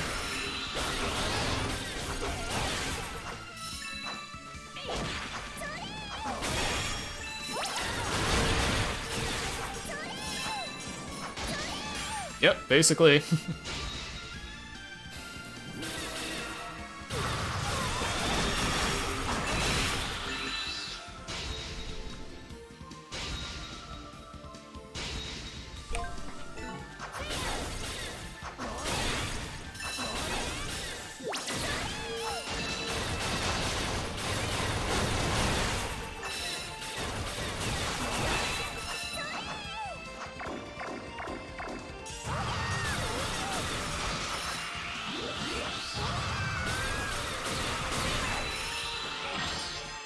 Get this chest here for some more soil.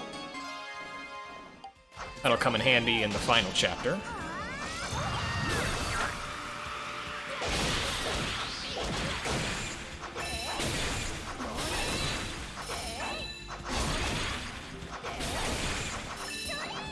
And this crystal's an ass. It's just hidden in plain sight.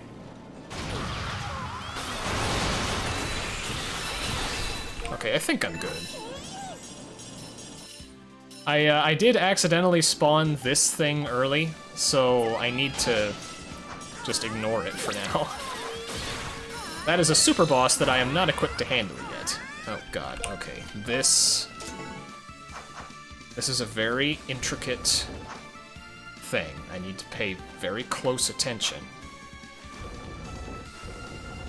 This is the most difficult box puzzle in the game, so I gotta think it through.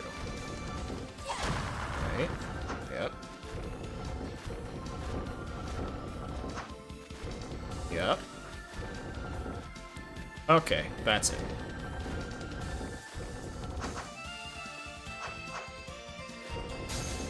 There we go. Now I just have to get that guy off of it.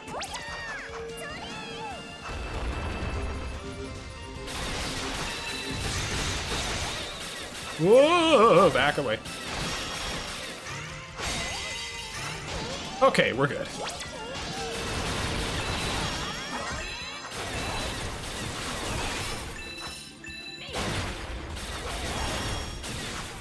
Okay, is that 25? Yes, it is. Through that stage without much fuss. The next two are a lot more difficult, though. This is why... The next two stages are why I don't like Ultopia.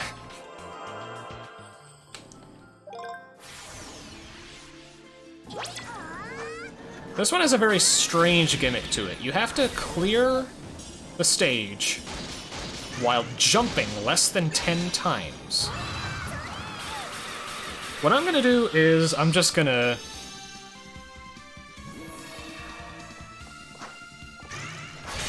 get that. Kill one of those for posterity, and then reset.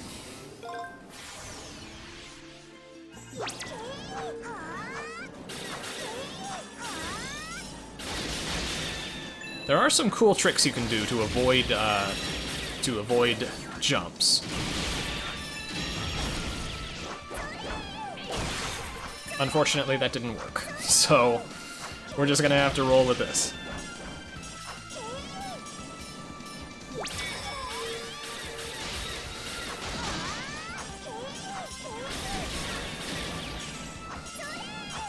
Now this boss is vicious.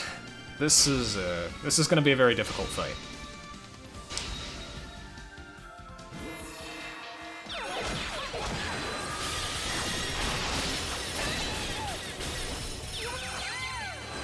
In fact, you know what? I'm just going to reset after this.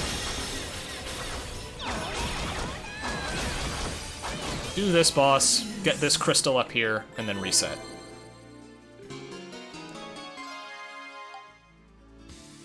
That sounds like a solid plan to me. First, we have to equip this new thing.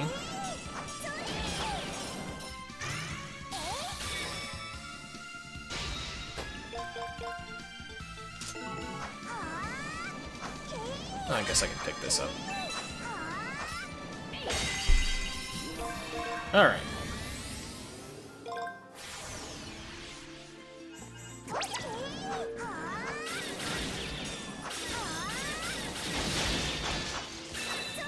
Had to take 2 jumps there. I'm gonna have to keep track of that.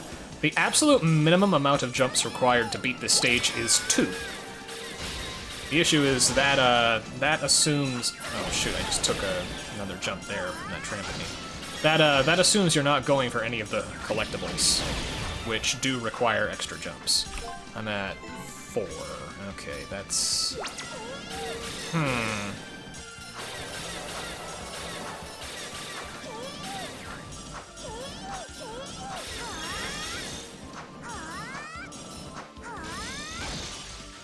Gotta be very careful with these guys.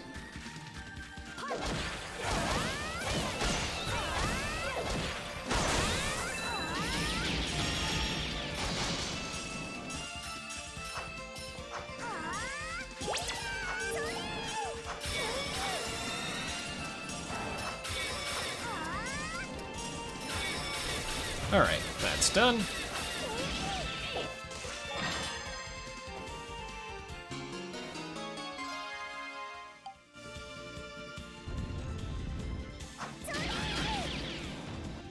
Alright, come here.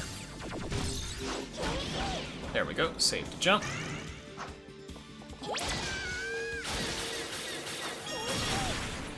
Last crystal is over here.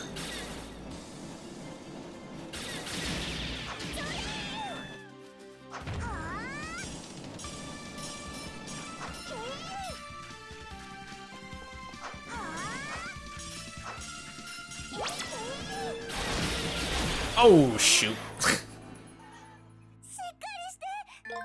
That there is why I don't like Hymo Winter. Wait, no, Altapia Winter. That's not the worst thing in the world, though, because I was probably going to have to reset anyway for jumps.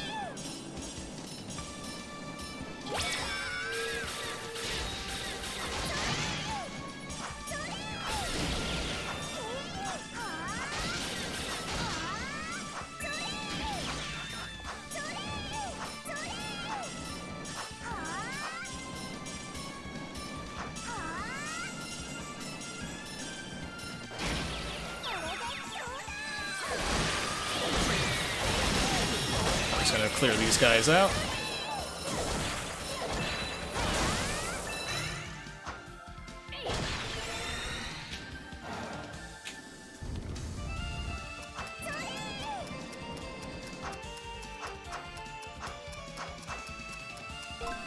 I'm gonna need to reset for jumps anyway. Oops, I didn't mean to do that.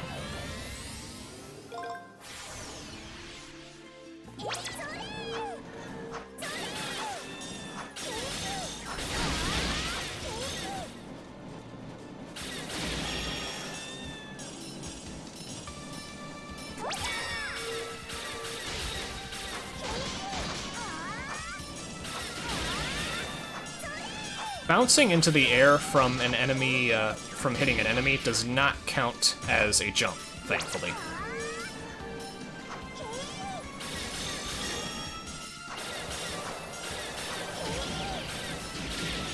Alright, now we're finally done.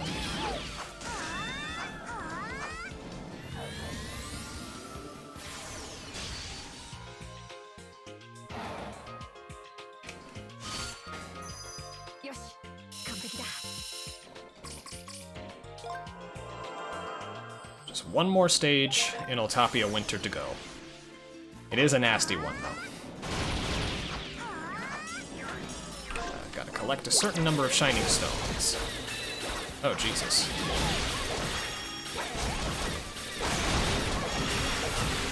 Here we get introduced to these snake-like enemies, which have an incredibly annoying ranged laser attack.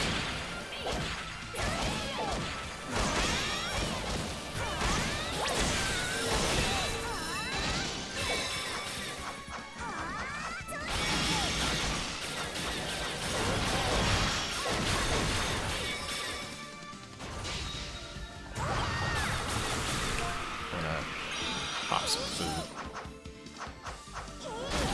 Ah! Okay, I think the first crystal is actually over here. Whoa, Nelly.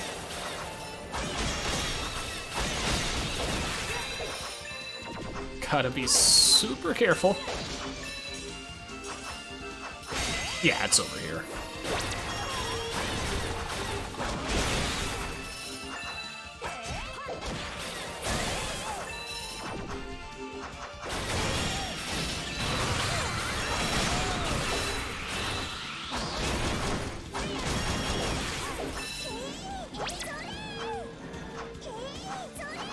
I gotta remember, I can't just cast Petal Shield. Flower Nades, sorry. Whenever I want to. So that's part of why I get hit so much in this stage.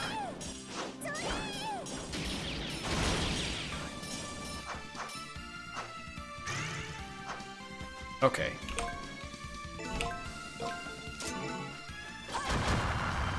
Whew. Okay. That's good.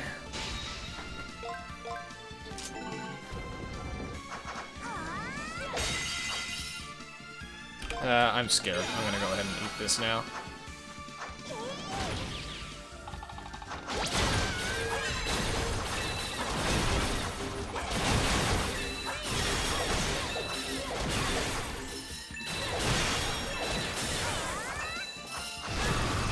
Whoa, no, no, no, no, no. Okay. That is why I don't like those snakes.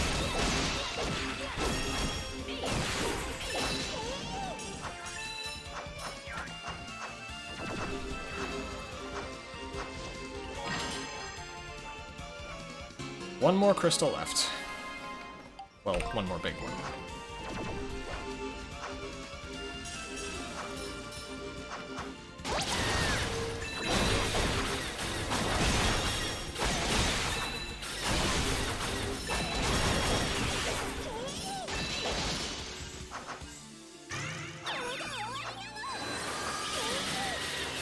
Grand Terror to AoE that.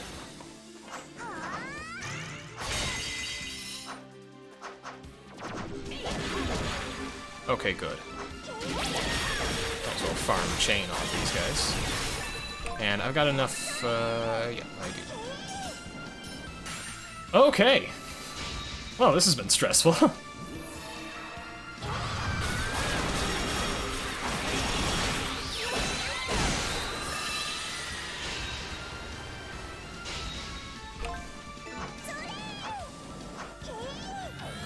Goodness me.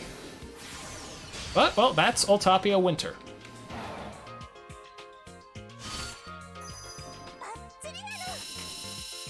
Very nice to have that. Very happy to have that finally done. Now I need to make some food.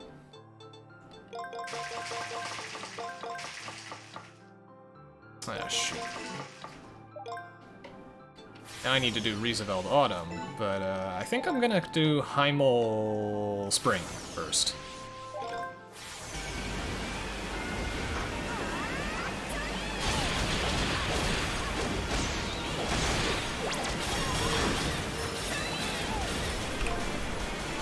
Okay, it's just 40 stones.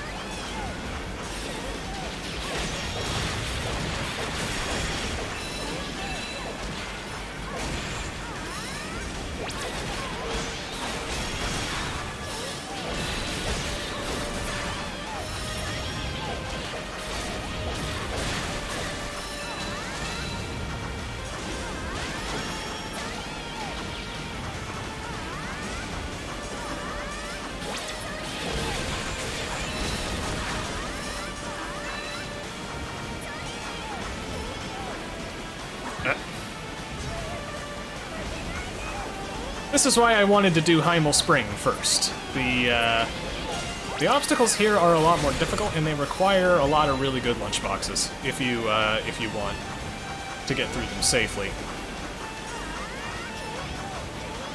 Wow, I kept my chain? I thought I had lost it.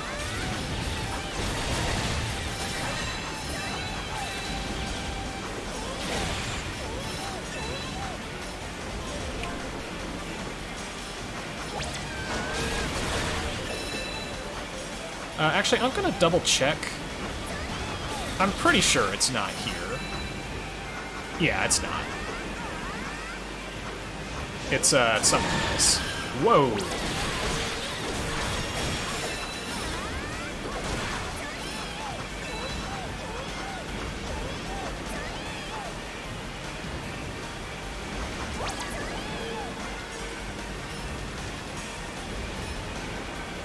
Okay.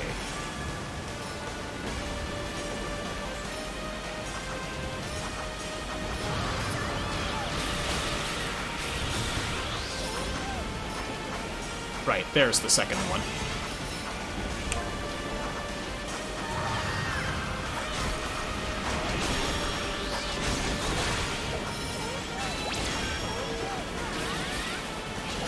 And then the third one is just right there. Head up here for a mini-boss battle. Well, an art boss. I keep correcting myself. Okay. Gotta be very careful with this.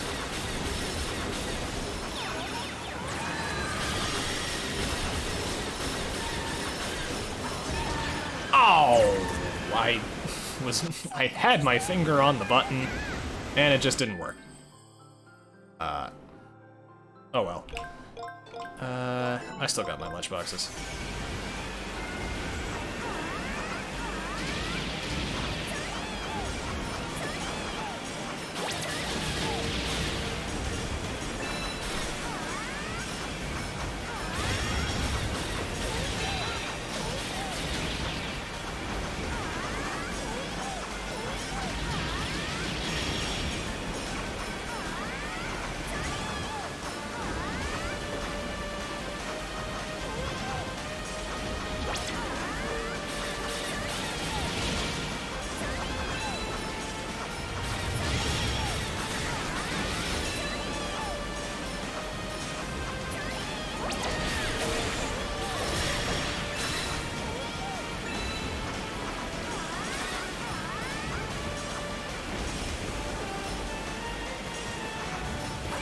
Also, yes, this theme is just Masquerade of Lies.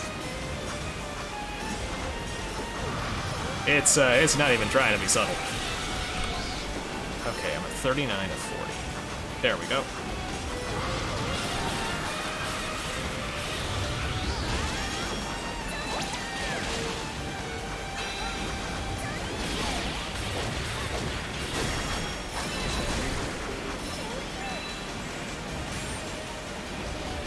Alright, let's try this again.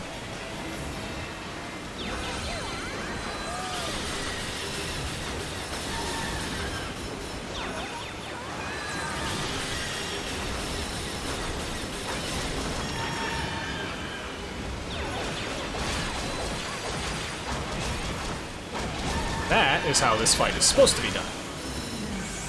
You get them in a corner together, and then you just go to town.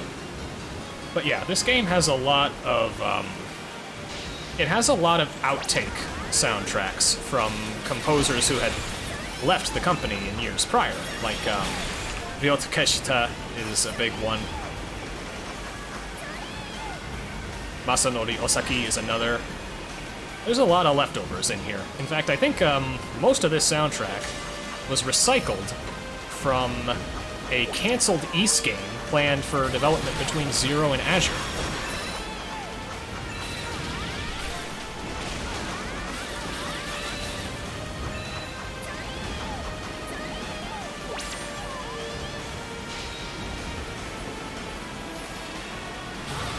My favorite enemies.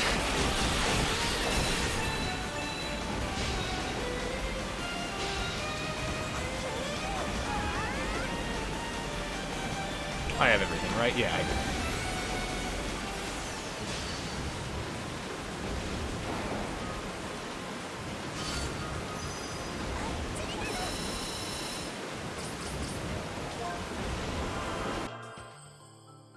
Right, this stage now. One of my least favorite stages in the game because they really upped the dickish level design here. A lot of these enemies can really get you out of sorts.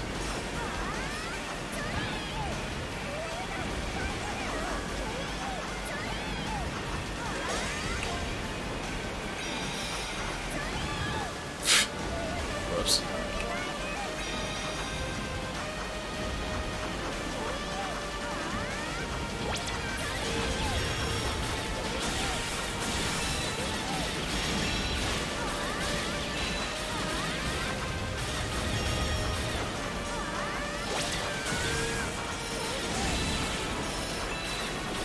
These enemies here especially can be very dangerous because they like to camp you.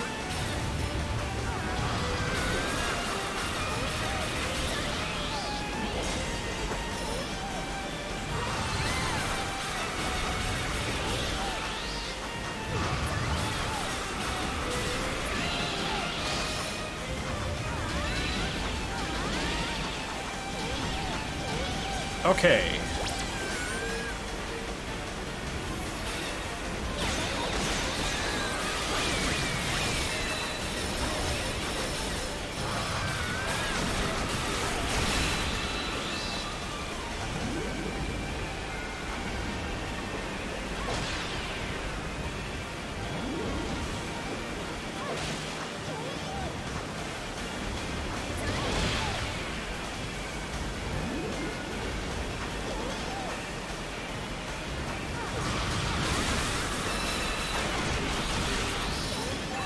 I'm just gonna kill that enemy so that it doesn't bother me in the future.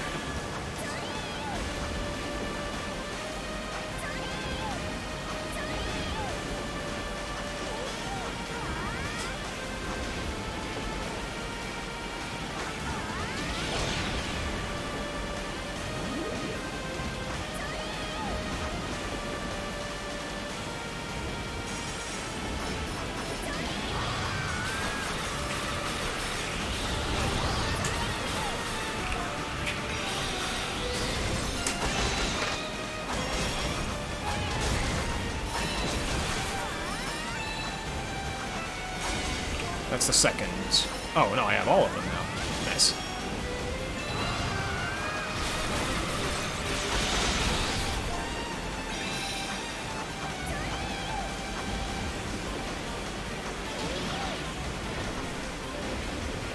It's close.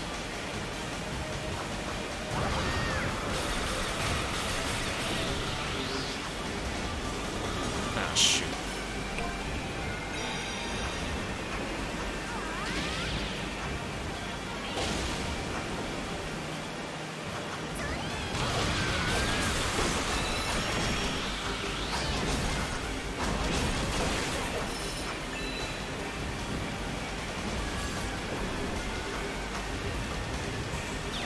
I think I'm gonna do this.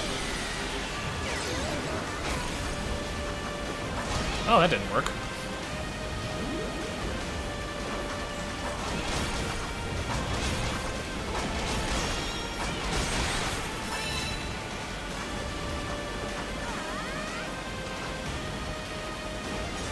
Yep. You're getting a little sneak preview here. It actually releases a little earlier than that. It's on the 19th. Caught me by surprise, too. You ready for randomly generated block puzzles?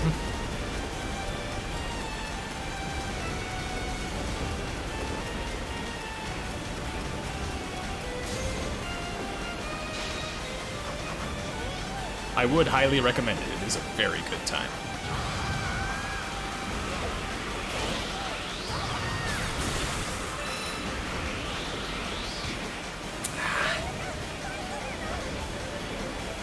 At the very least, I'm not in danger of any more enemies. There are pretty much no more enemies left here. I don't know if I've cleared the stage objective though. Okay, I only have 3 falls. I am good. Just gotta be very careful here.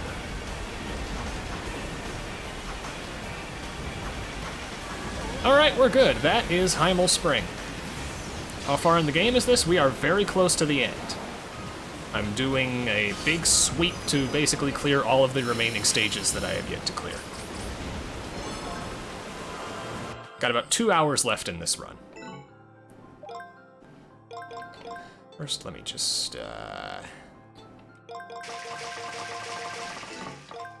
make some stuff. The special objective for this stage is eating 5 or more lunchboxes, not eating fewer, more.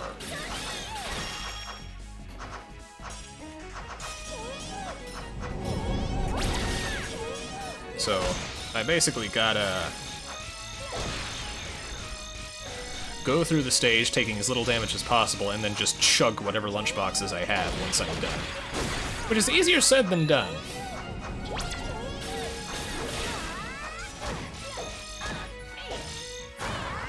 The lacking 4%.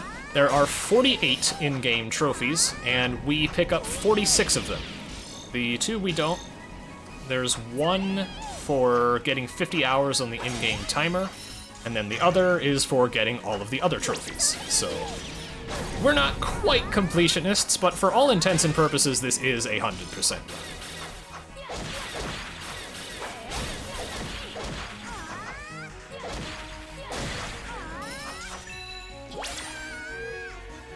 Yeah, by the time we're done with this run, the in-game timer is usually at around 15 or 16 hours. So no, I'm not idling for another 34.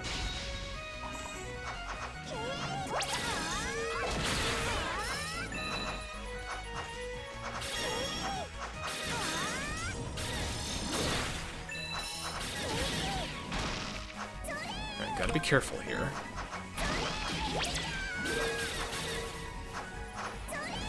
I believe the other crystal is down here. Yeah.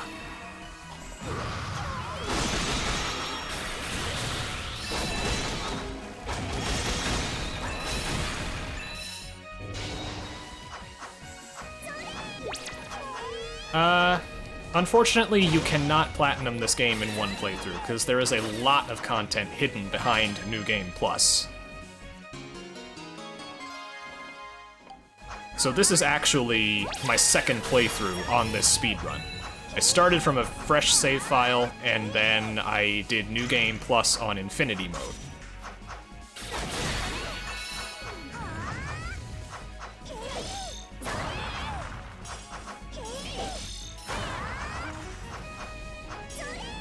Alright. Very difficult boss fight here. I need to focus a lot.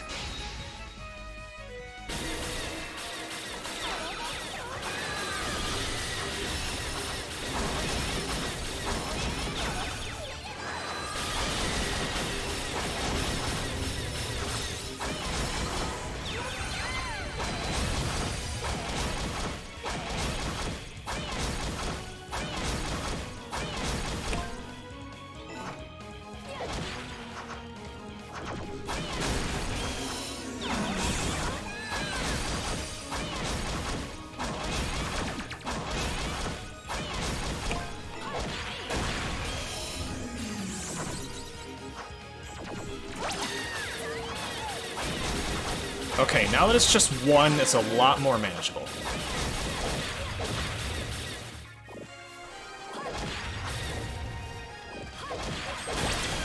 Wow! Okay, the fact I did that first try is very, very good. Yes, there is definitely enough content here to warrant 2 back-to-back playthroughs. There is a lot to do in this game. Okay.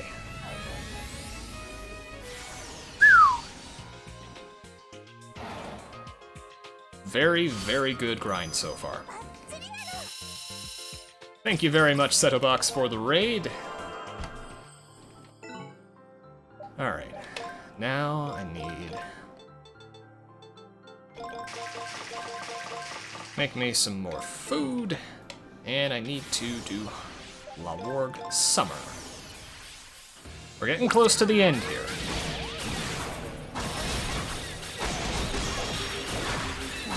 La Warg Summer is actually kind of difficult because these enemies are very aggro, especially these witches here. So I gotta be careful. Alright. How many stages? By my count, we have... 7. 7 stages left, and several boss fights.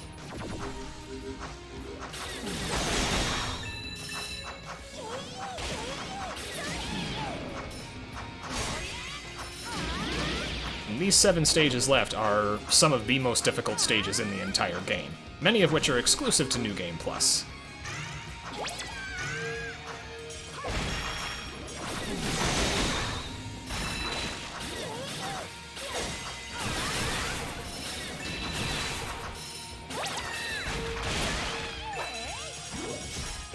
Oh boy.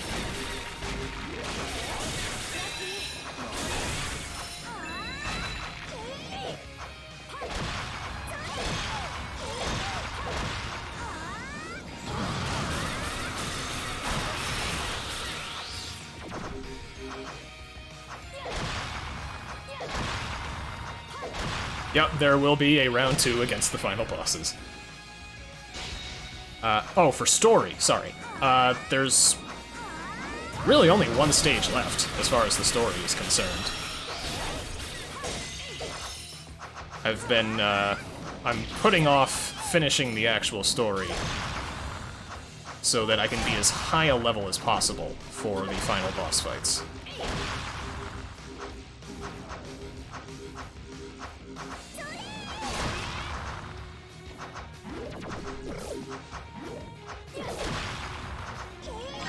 Chest here.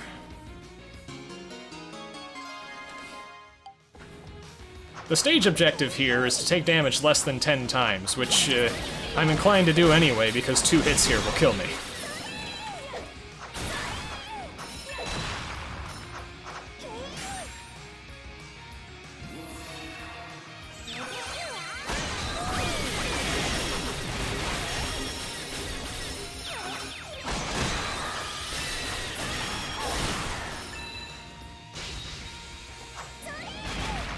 Alright, I think that's everything. And it is.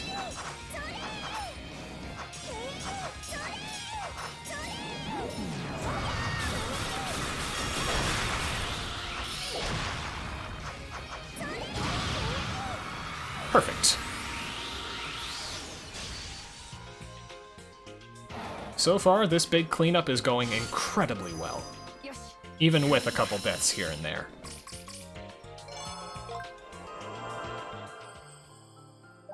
Alright.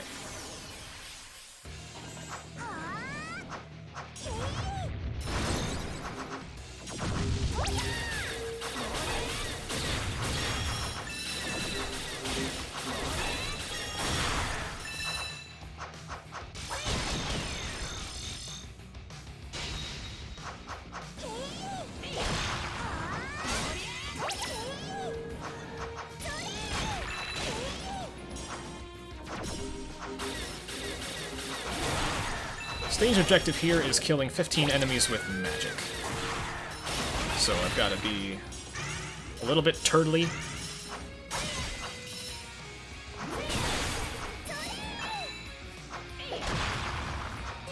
But it's not too bad.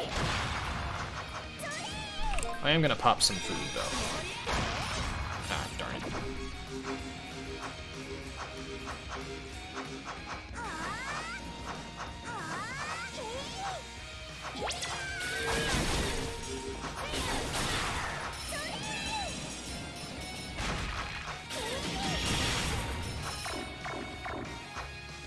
Chest here.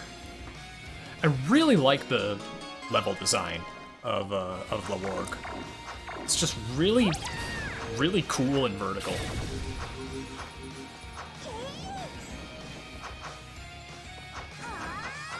Okay, I need to...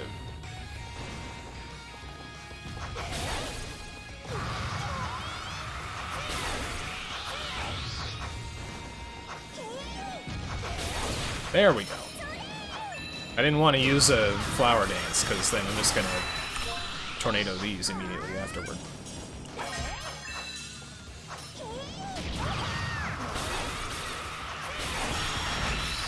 Oh no.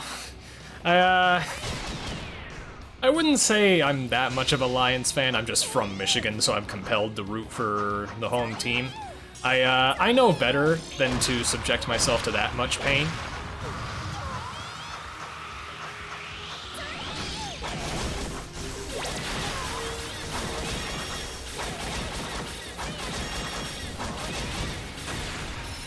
Okay, I think that's 15. Yes, yes it is. Now we have a boss fight, and this could potentially be very dangerous. I've got to be pretty careful here.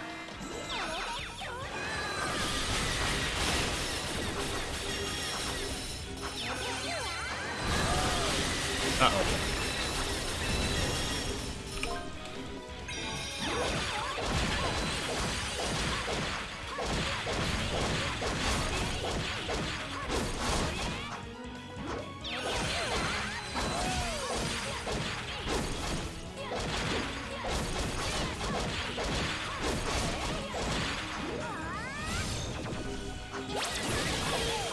Okay, that's one down.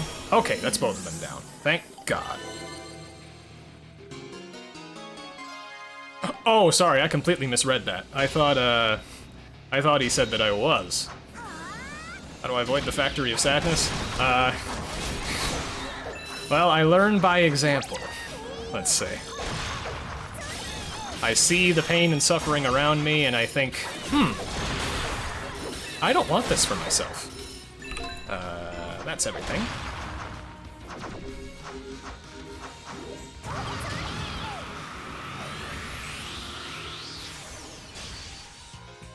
So overall, I feel fine about avoiding the Factory of Sadness. Although, ironically, I'm a Falcons fan. So, I sort of jumped ship from one Factory of Sadness to another. Right, where was I? Okay. I know where I am now.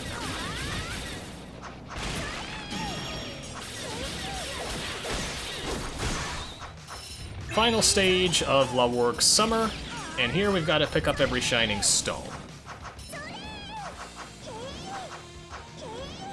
And this is actually really cool. This was a giant sinkhole that acted as like an environmental hazard in previous seasons. Here, it's an entire underground ruin. I love the level design here. It's just so fun.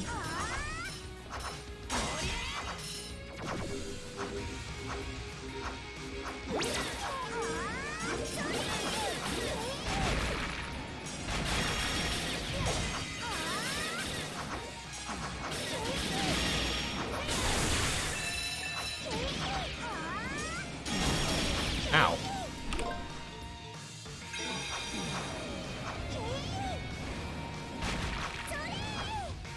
Oh, I should probably kill these guys. They're gonna camp me if I don't.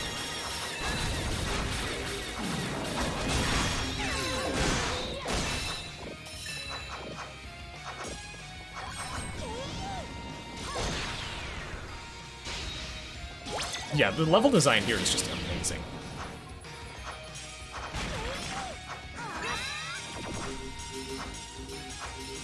And to think that this game was partially just cobbled over from leftovers of other games. And it turned out this good.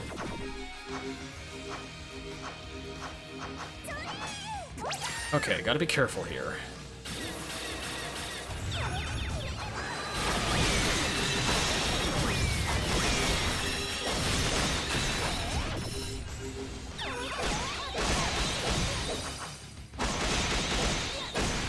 Okay.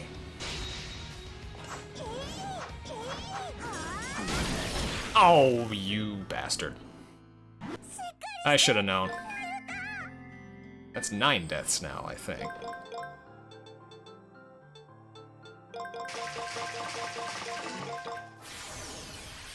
Well, I don't have to get the... I don't have to get the other 2 crystals, at least.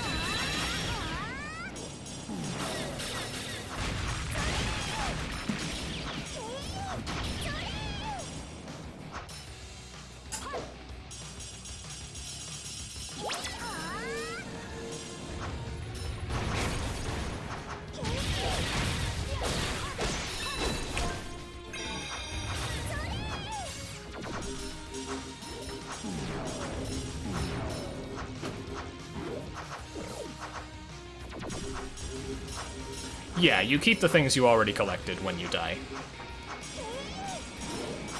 The only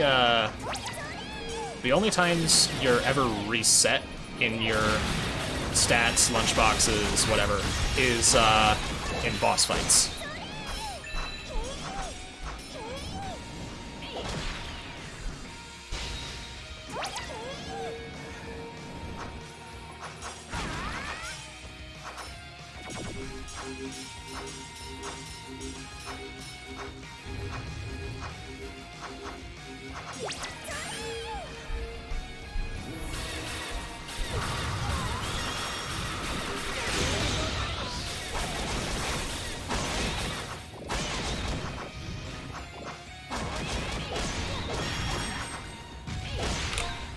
I do not want to die again.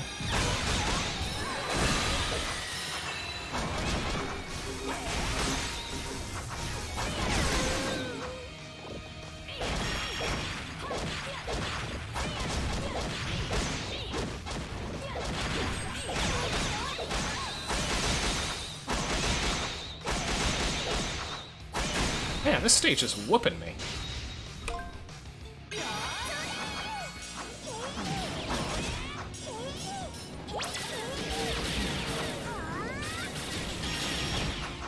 Ow. Okay, do I have enough crystals? Okay, yeah, I have enough.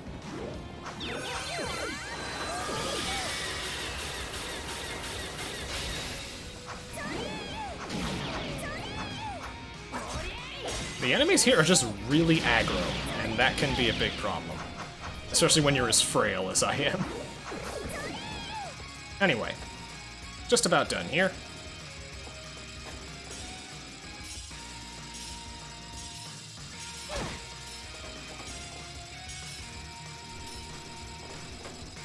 Is that enough? 63? Come on.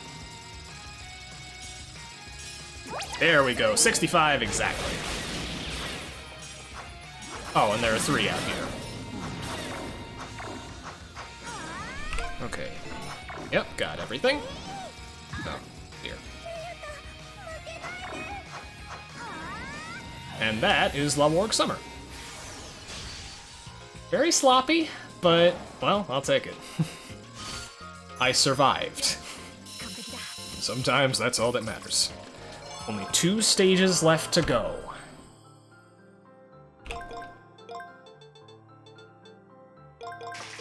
Make some food for the road. And into La Warg Winter we go.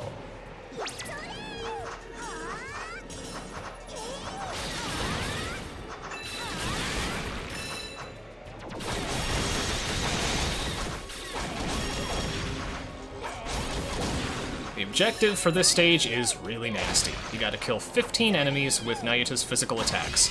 How many enemies normally can you kill with physical attacks in this stage? 15!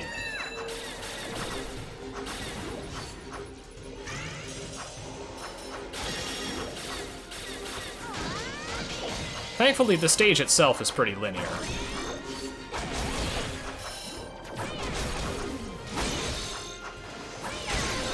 Oh dear.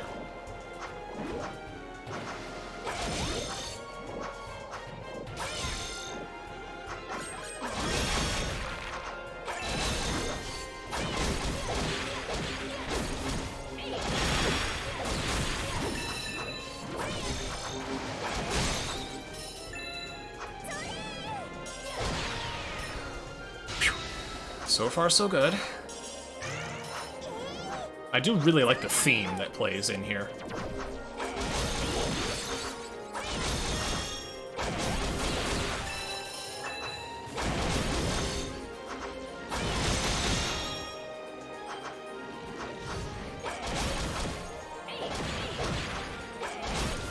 Poke this guy from a safe distance.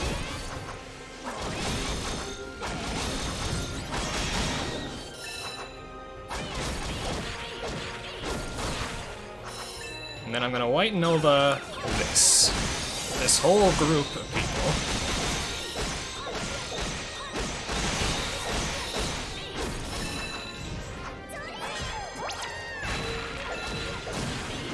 Okay, I think that's like 12 or 13. 13.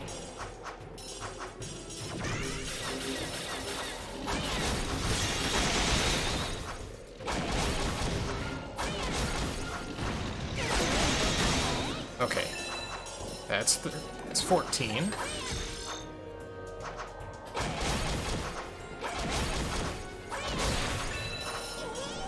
Oh, there's the chest.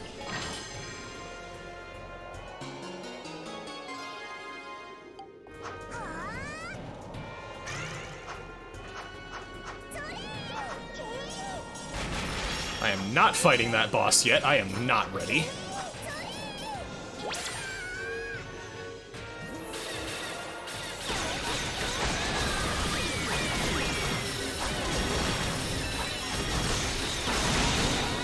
Nice!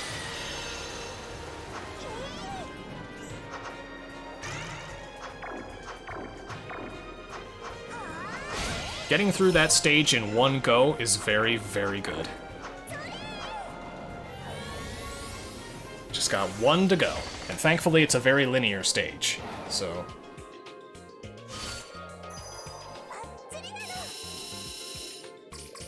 Yeah!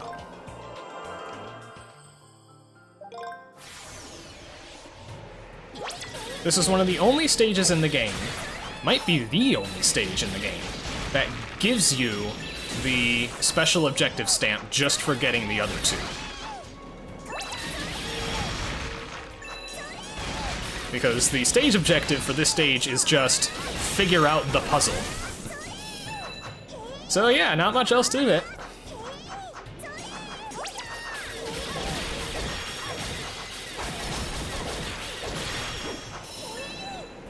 Once again, we go into the sinkhole.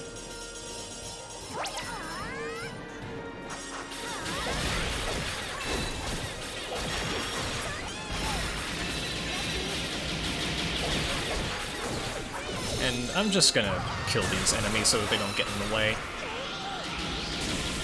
First, we've got a thing here. Oops.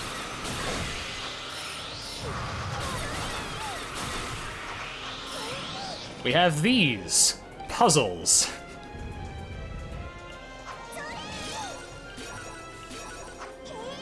Gotta give it the color it wants, which in this case is blue. Oh wow. Ugh. Get the rare ingredient there.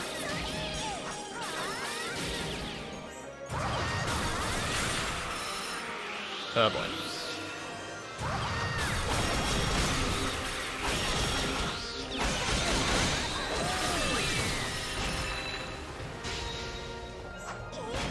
Yeah, Mandragora, I think it's called.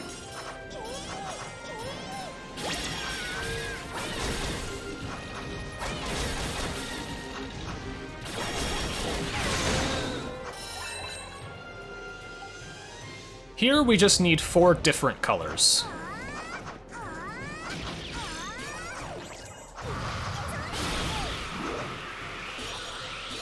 So red, green, blue, purple.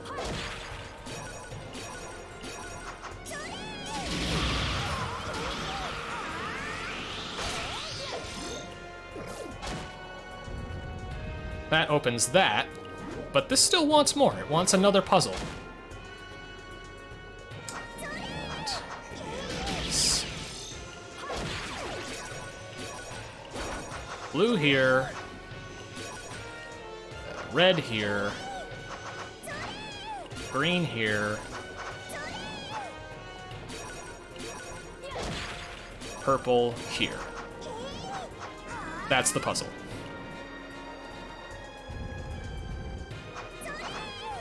And boom.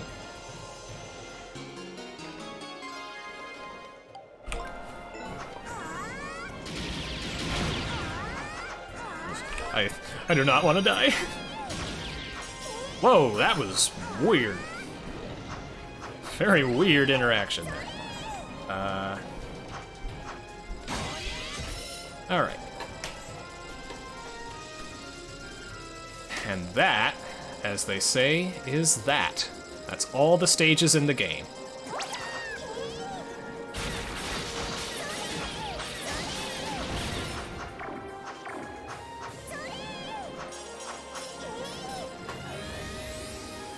Boom.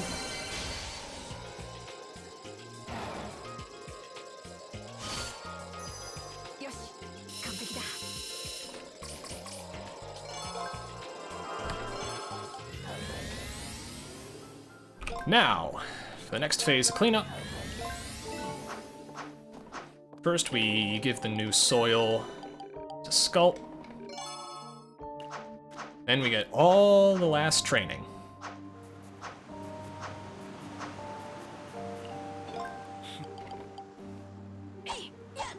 Phew. The fact that we're done with that in just about 9 hours is incredible. We've got maybe an hour and a half left of run. So we're quite well ahead of pace. Museum might be a bit obnoxious, though.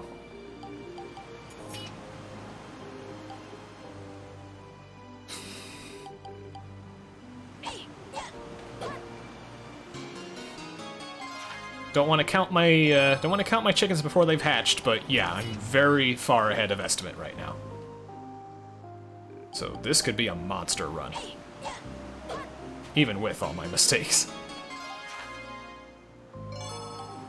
We do have to get all this stuff. It is required for completion.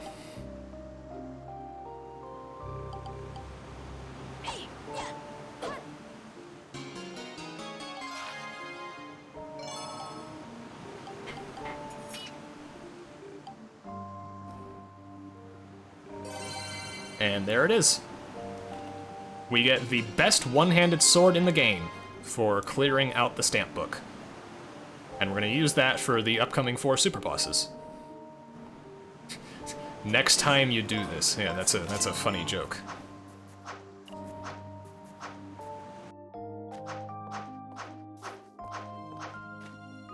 Right.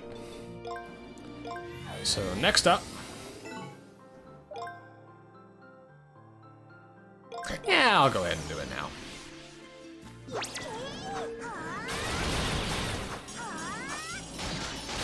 Time to fight the super bosses. This one-handed sword is very nice because it increases your intelligence by 200, which means noise attacks get even more powerful. And that is very good for me because I spam noise attacks like a crutch. Alright, here we go.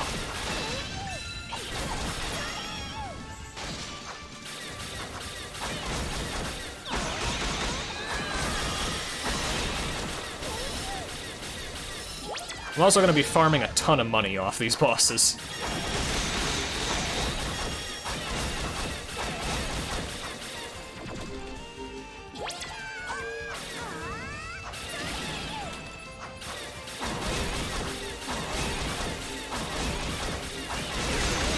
Oh dear.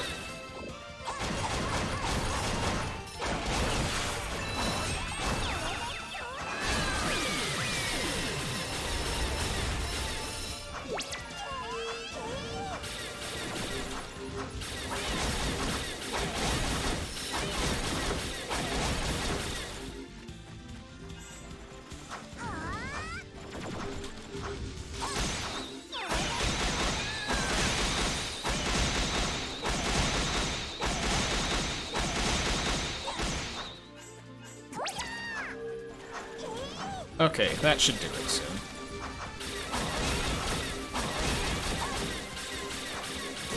There we go.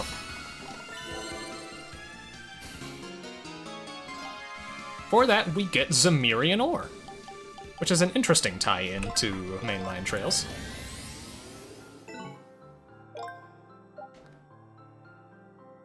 Right. Gotta trigger it first.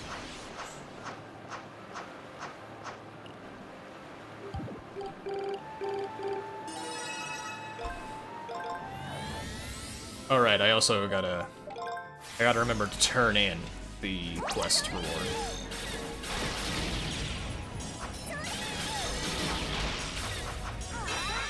This one coming up is actually, in my opinion, the most difficult one, because it's a giant version of the ogre enemy, and I hate these things.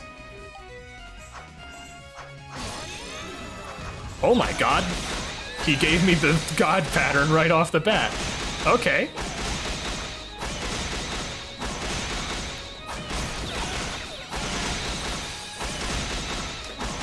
Never mind. I didn't even have the chance to grind money off of him.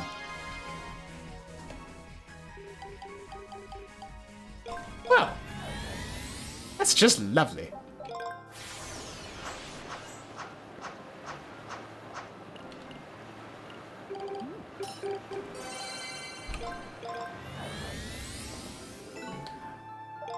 It's also neat that the fairies give you Gokuro-san Mira for completing the quest. Yep, fighting these specific enemies because they are super bosses and they each drop Zemirian Ore, which is used to make the best weapon in the game.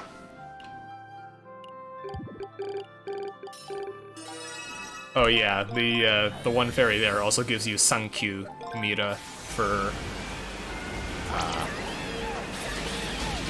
accepting the quest.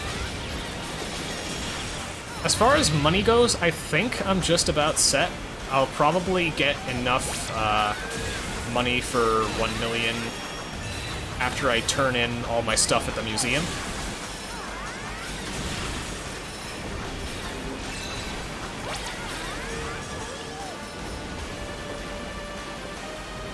Oh boy, this one. Coming out guns blazing. Now I want it to come over here, very nice.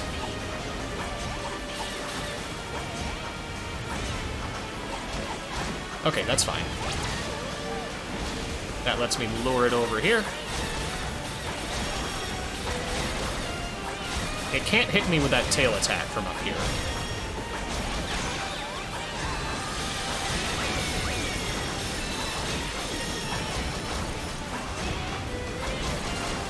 Oh wow, he is being exceptionally well behaved.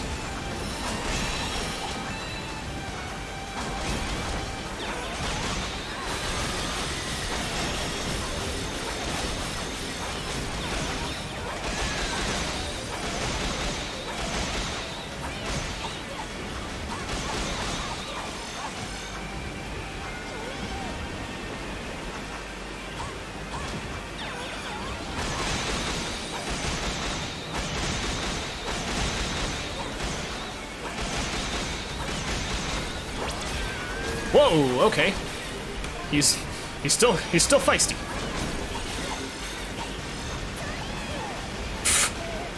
What was that? Oh my god.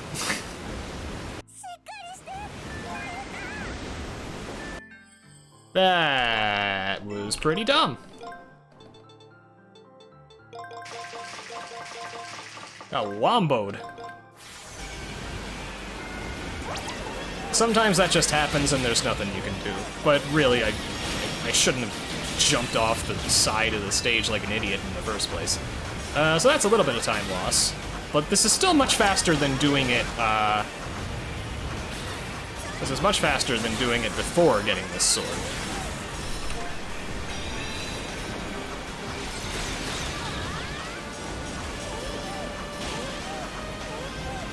Okay, that's fine. Come over here, please.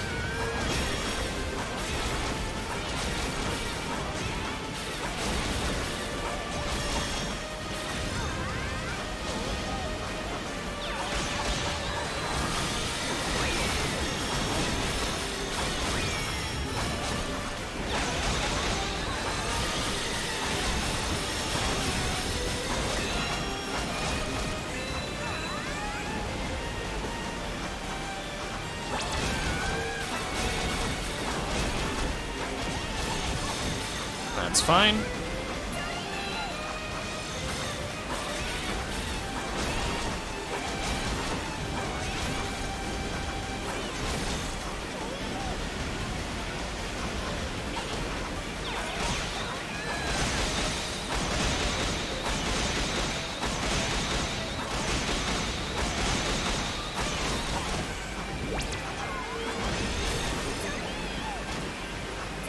Oops.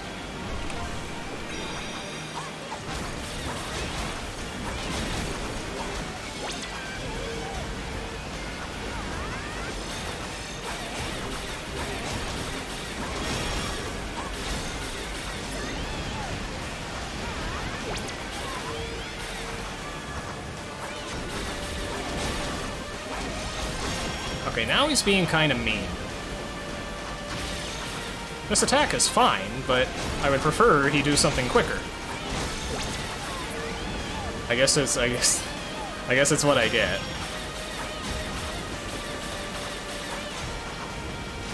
Whoa.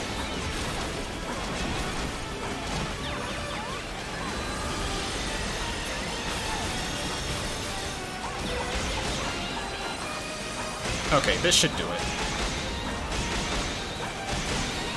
There we go.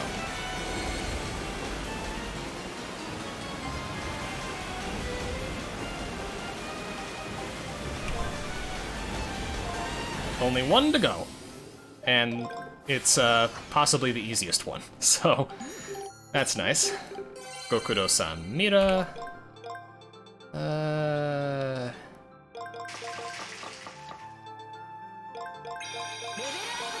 Alright, level 72. I think I'm at like 10 or 11 deaths now. I owe beef. I owe beef a lot.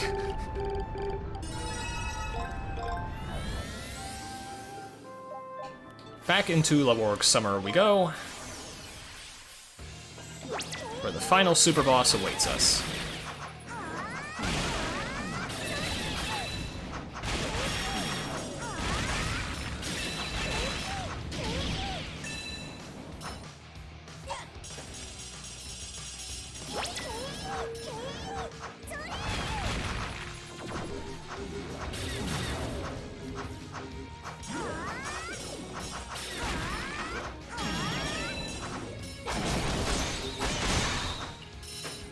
there he is.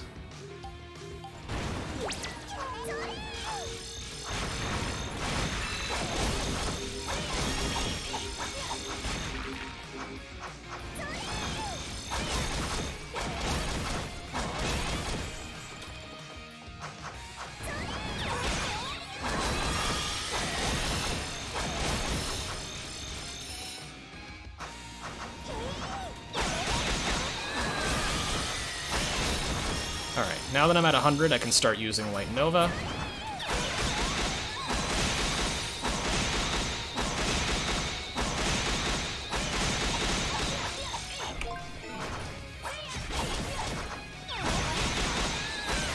Oh, lordy jumping.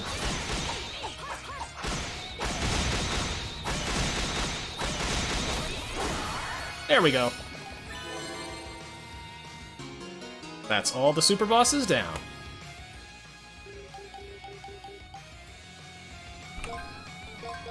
Now we go back to Remnant Island. Oh, right. I have to report it.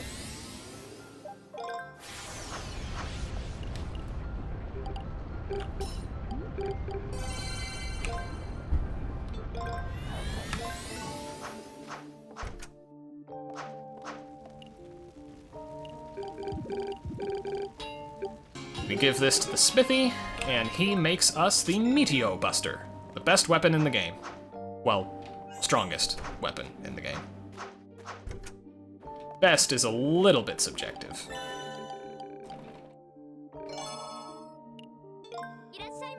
Anyway, we go ahead. I'm gonna buy some more ingredients, including these.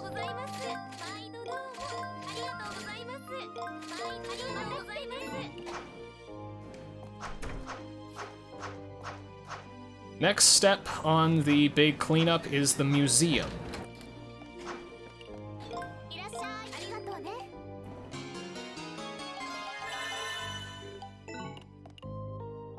I have 31 of 32 of these. Okay, so I need to look up real quick where those come from.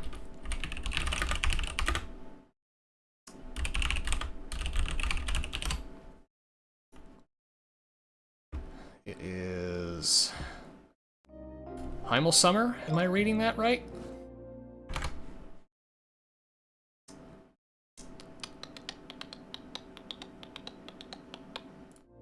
Yes, Heimel Summer. And then these, I need... Great, I need one from each temple. What a wonderful, joyous sight. So I need to grind Heimel Summer a bit.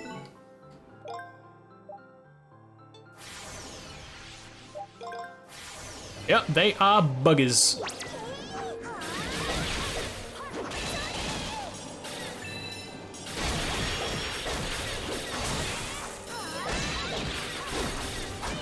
Now, I can't read Japanese, so I have no idea if any of these things I'm collecting are the right things.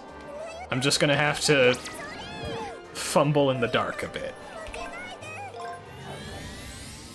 While I'm here, though, I can grind Heimel Temple, because turns out I need one thing from each temple anyway.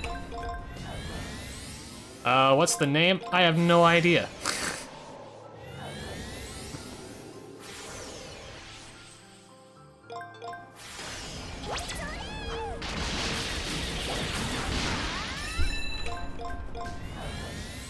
For the temples, I'm looking for fossils. That might be it.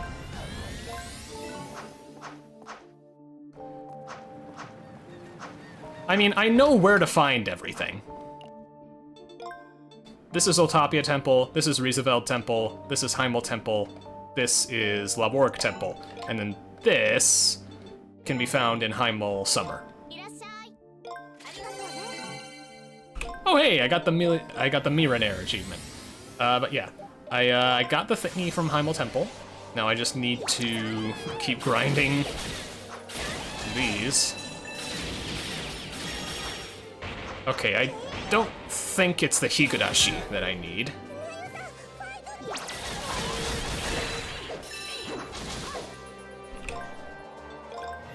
Actually, wait, I can just do process of elimination. I can read katakana. That is my one saving grace. Okay, so...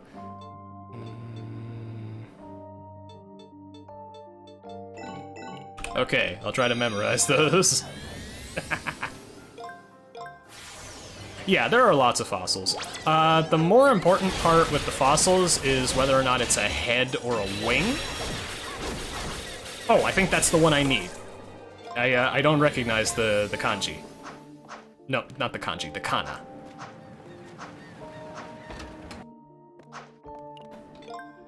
Yep, that's the one. Now I just go to the temples.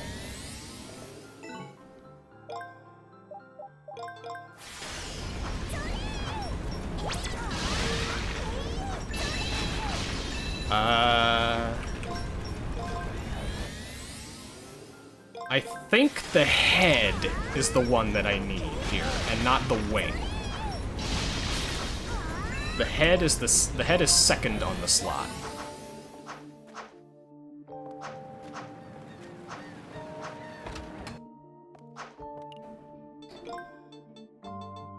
Oh, no it isn't. Oh, no, that's the Heimel one. Yeah, it's the head that I need. I have the wing, I need the head. Arigato, Wolf. Head is one of the few kanji I can actually recognize, and it's largely because of this.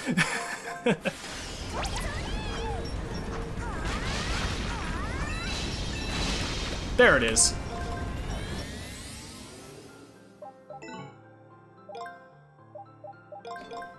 Now to Oltopia, where I...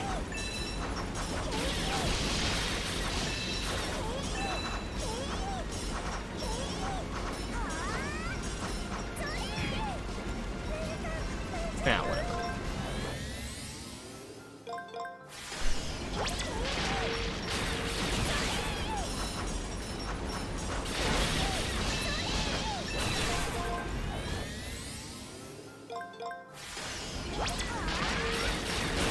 Oh, is that it?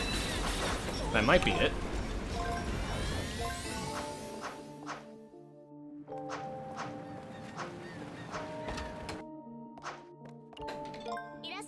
Boom. Just one left, and I think... Well, I don't actually know what it is. What was it again? Okay, so whatever isn't the head. From Rieseveld Temple.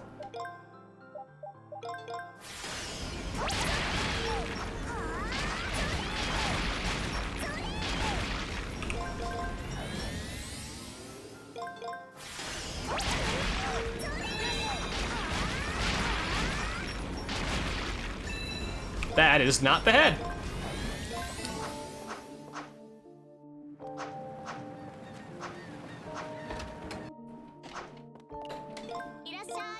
And that's the museum done. Fossils are just in temples in general. So I go to the beginning of the temple, I break some things, I reset, I try again.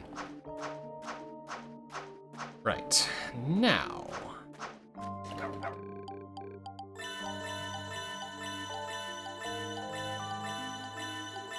I don't know why I'm doing this. I don't need any more money, nor any more, things. Okay. What have I cooked and what haven't I cooked? I have not cooked this. I have not cooked any of these. I should be able to cook all of them. Critical up. That's the one I want to save. And bam, we are level 78. Just like that.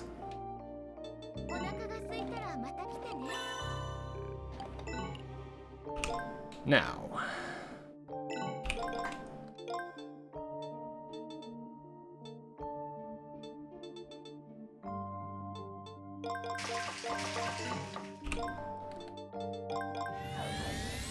Ah, nice.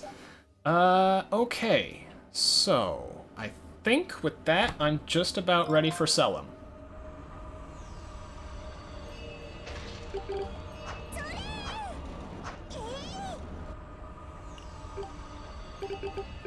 There were multiple ones. For the fourth set, it was the wing I had and the head I needed. For the Rieseveld set, it was the head I had and the torso I needed. There's a lot of stuff in this game. Anyway, Selim. Selim sucks. We have methods to get around it, though. Number 1, level up to level 80 plus crits.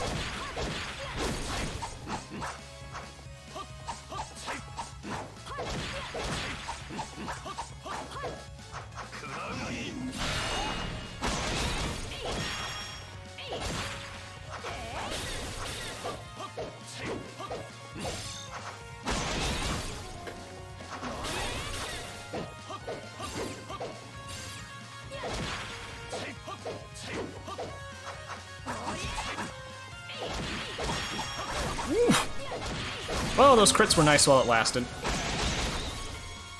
Come on, Dash, you know you wanna.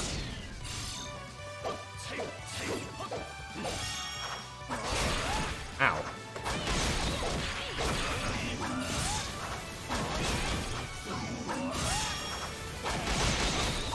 Yeah, no Noi, which is why this is one of the hardest fights in the game. Ha! Saw that coming, you dick.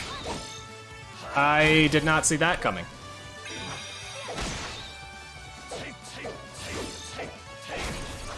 I tried to get greedy.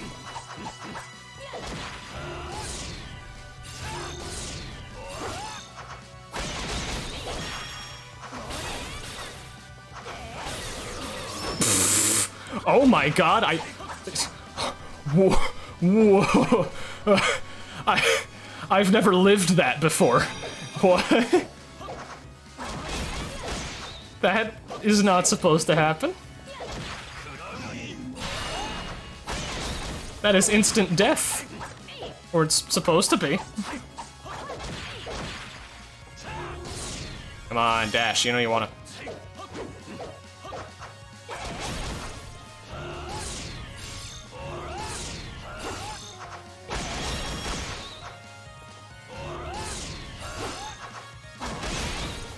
He really likes doing that dash attack after he fires a projectile.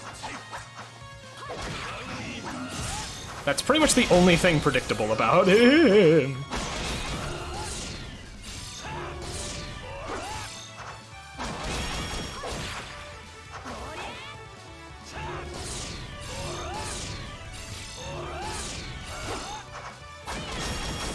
There we go. I will always take first try Selim. I will never complain about that.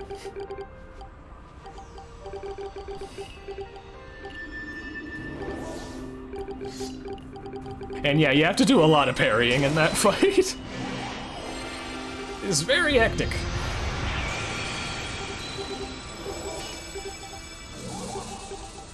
Alrighty. We're almost done.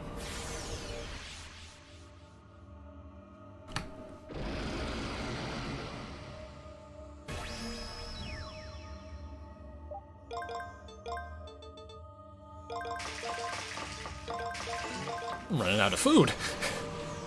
Thankfully, I don't need it much anymore. Oh god. Do I dare do the really swag jump? I don't know. I've been running for 9.5 hours. I don't know if I can do it, but I'll try it. I'll give it 3 shots.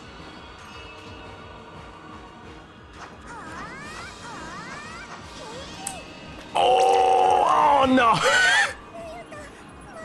God damn it! It ate my jump. Okay, let's try that again. That's not gonna make it. Alright, one more shot.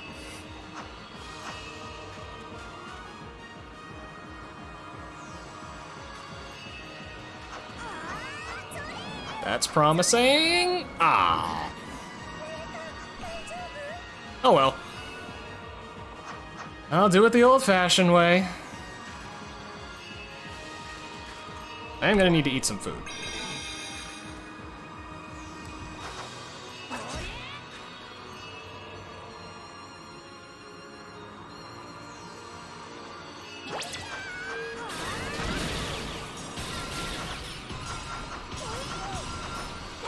Oh, this is the switch.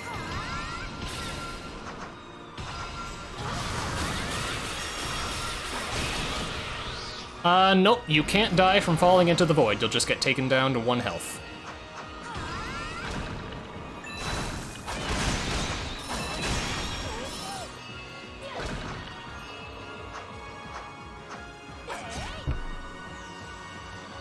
Man, I need to learn to actually jump after I land that. Because that's not the first time I've done that specific thing.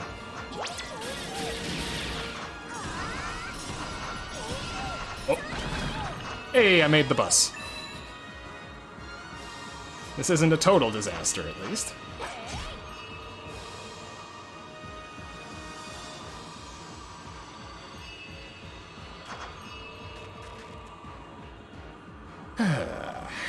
Alright.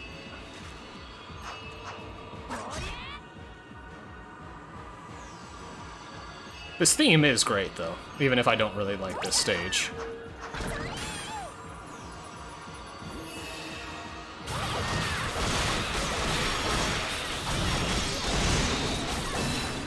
There we go.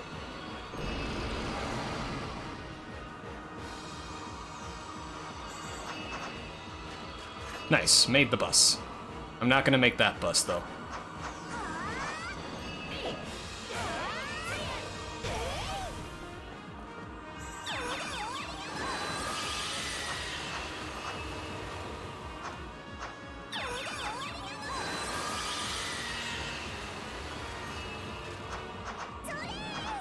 Be careful, don't jump too early or you'll soft lock. But yeah, we're in the home stretch now that the big cleanup is done.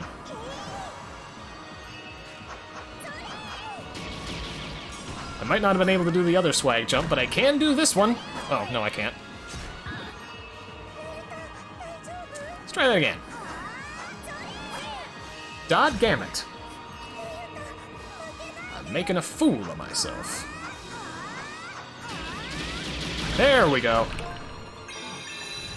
That saves, like, no time, but it's fun.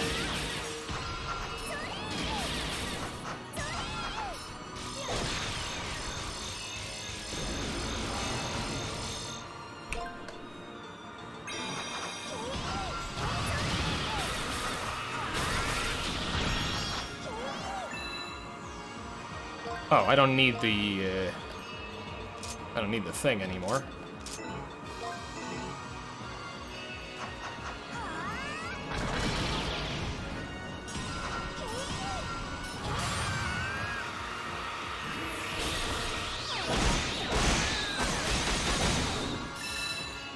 God, that is disgusting.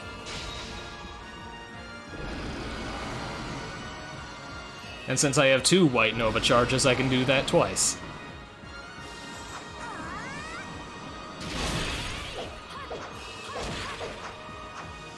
Die.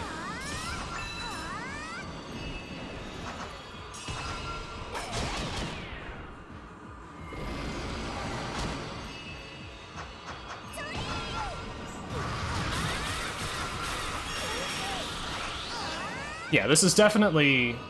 Unless I just massively screw up something, this is coming in underestimate. Well underestimate.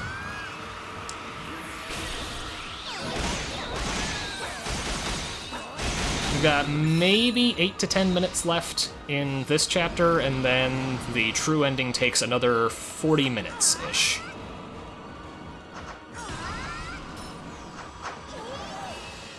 So we are doing good. In spite of all my mistakes.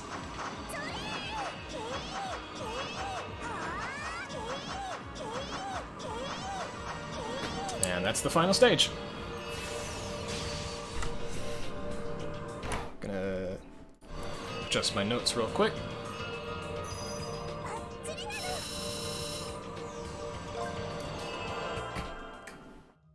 All right.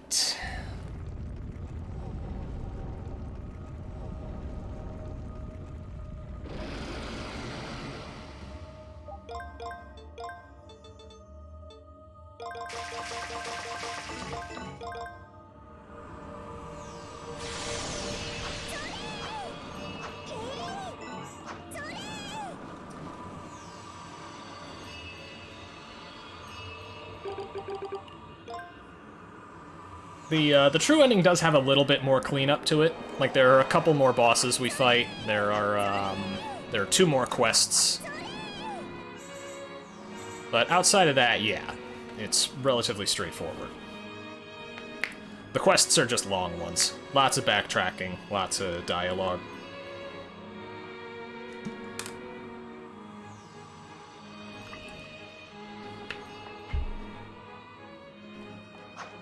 Whew.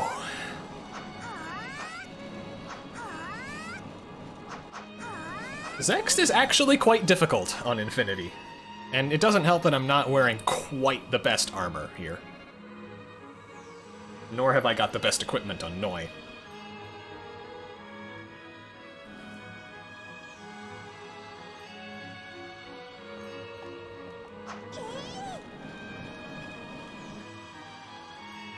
But we shall make do. My notes literally say spam lunchboxes if you need to. This boss is harder than the true final boss on Infinity, really. Alright, here we go. Don't teleport there. Good, we didn't teleport there.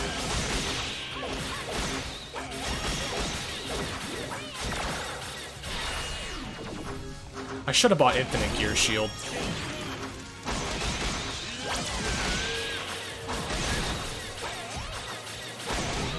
Maybe I'll do that next time I'm near the Astrolab.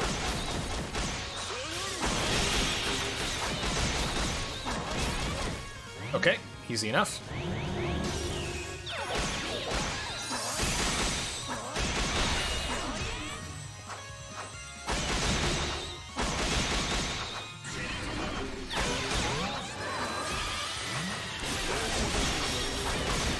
Zext is actually, he's kind of weak to the Guardian arts, which is a really neat touch.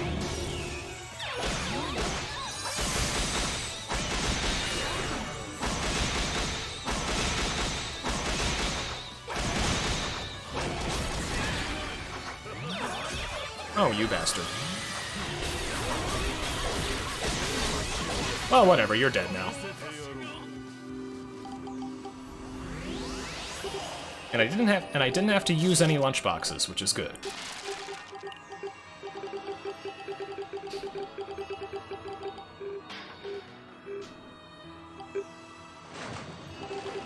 Alrighty.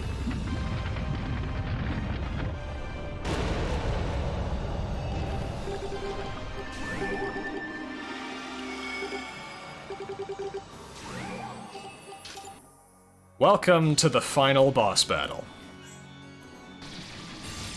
He's got new attacks this time. Yep, we are in the home stretch.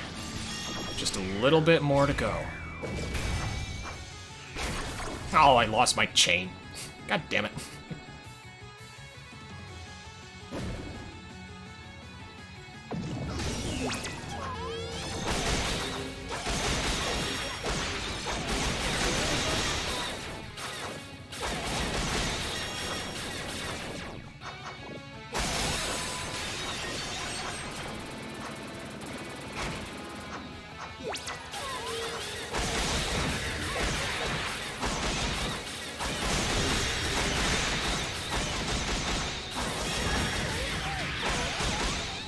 Okay, I had to burn a white Nova there, just to make sure I got that in one cycle, but that's fine.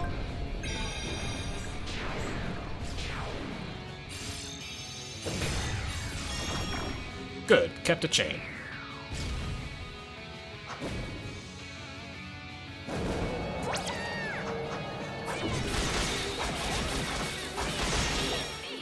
Alright, come on, show me that hand again. Perfect.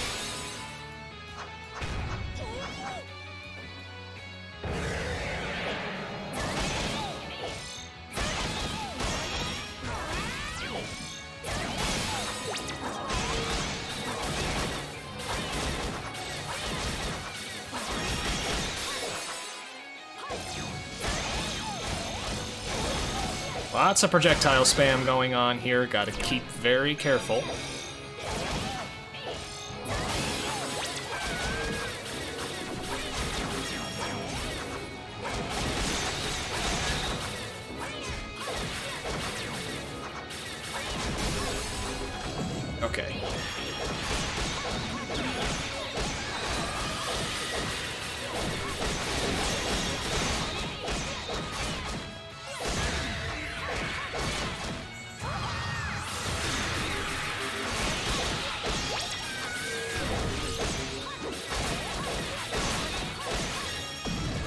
Alright.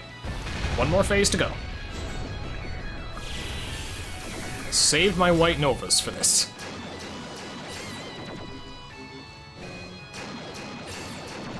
Come on, let me keep my chain. Thank you.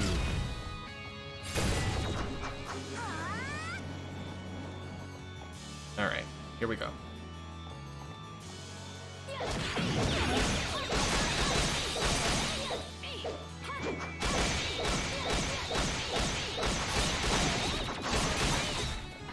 And that is X'd. Rather unceremonious ending, but I will take it.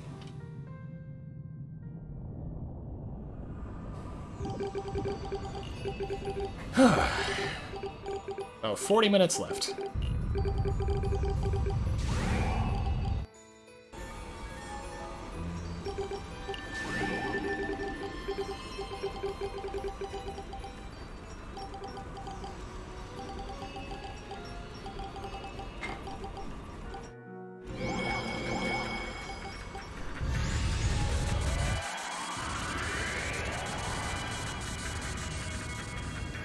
There is a true final boss, and there's still a little bit of cleanup left to do before that.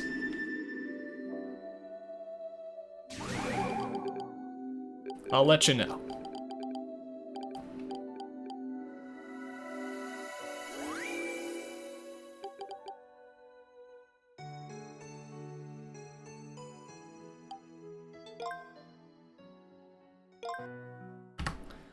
In terms of pace, One Sandy, this is far and away PB pace, and this is world record pace by way of me being the only runner.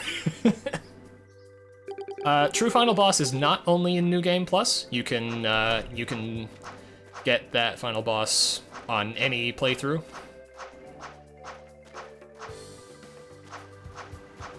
The reason I do 2 playthroughs is just to do all the things.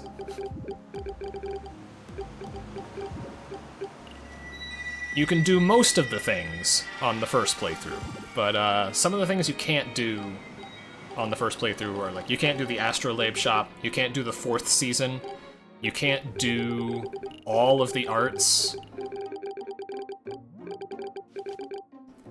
But for the most part, you can do all of the same content you could on a regular New Game.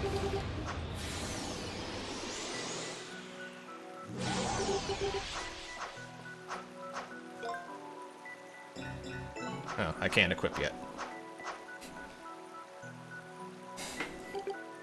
Only runner for now. I don't think even Beef is crazy enough to run this.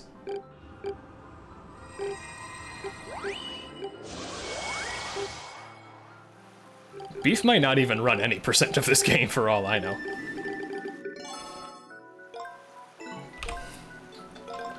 Okay. Into Terra we go. And we got to equip everything again.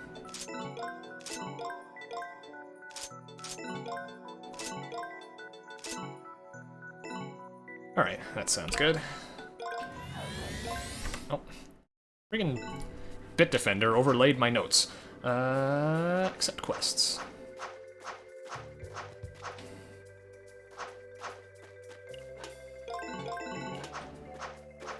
Three quests here. First, gotta talk to Orvis.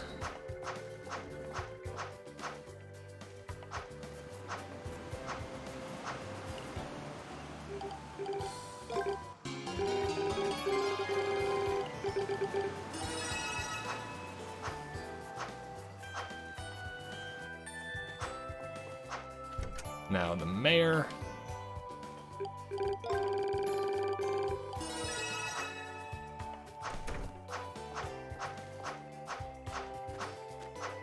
Next, farmer's house.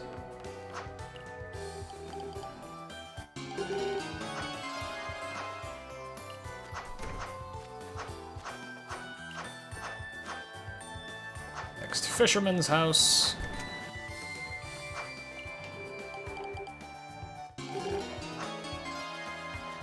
Go to the inn. I did get all the mishies, right? Yes. 8 of 9. We'll be getting the final one in just a bit. Beef is continuing tomorrow morning. We're gonna put on a rerun of his CS2 100% VOD, and then whenever he's ready to start running again tomorrow morning, he will wake me up and we will switch on over. So for this little quest, we've got to climb Remnant Tower one more time.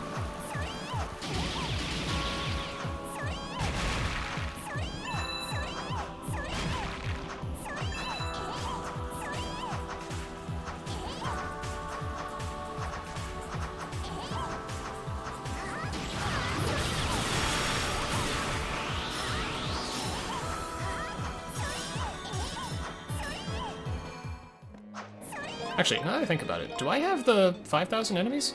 I don't. I'm 200 short.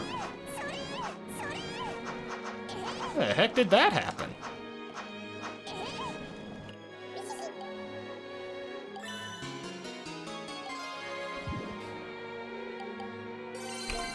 But anyway, there's the last mission.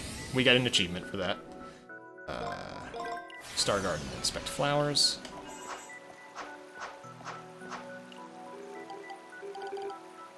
Yeah, I'm gonna have to grind a bit.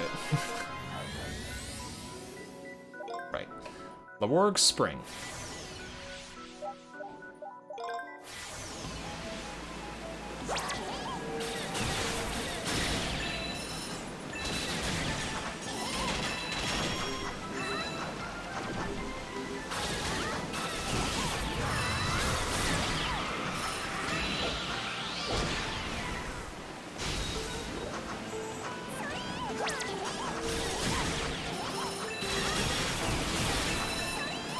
Might as well grind these while I'm here.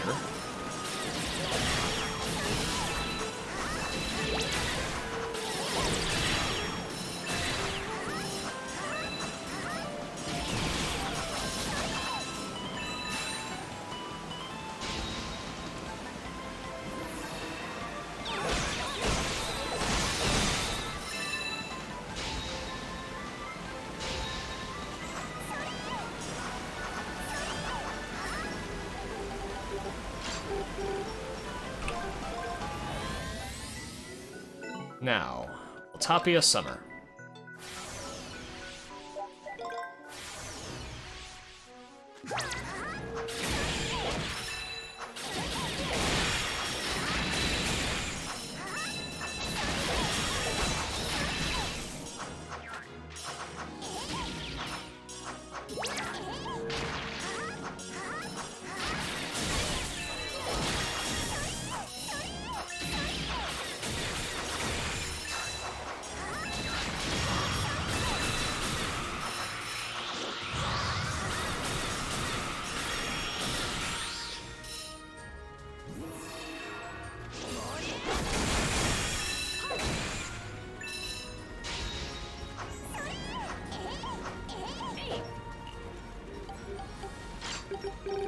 Alright, that's good. Now, Heimel Autumn.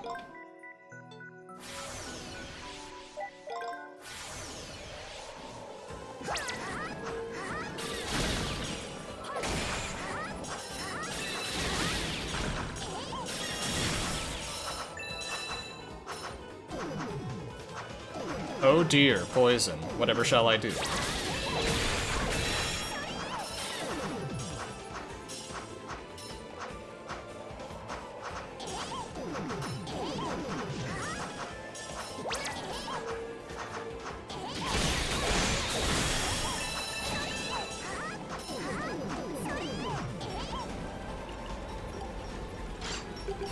Unlock you. And finally, Rieseveld Winter.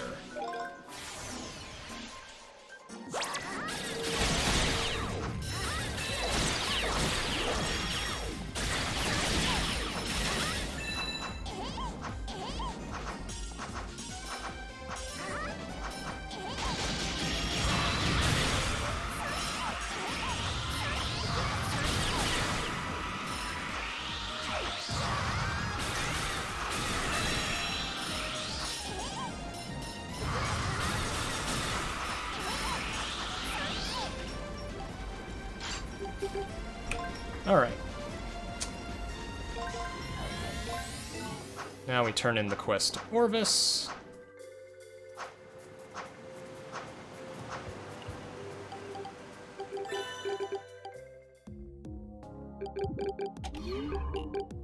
That's the penultimate quest completed. Now we make all of the... Oh, wait, no.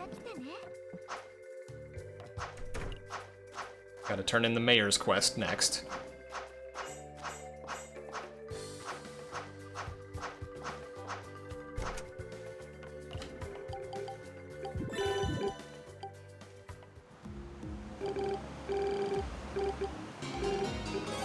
And that gives us the final book of recipes we need.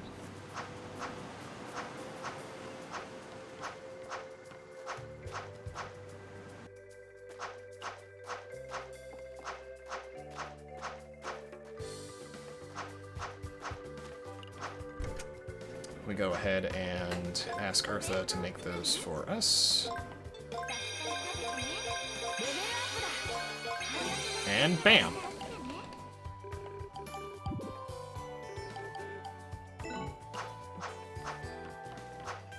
Next, we go and we analyze all of the star shards that we have.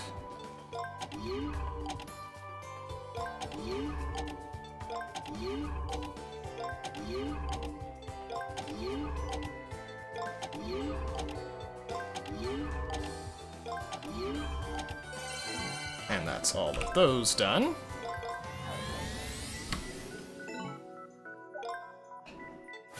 Now we need to finish off the last bosses up on the list. The ones that I was too scared to fight back when I actually did these stages.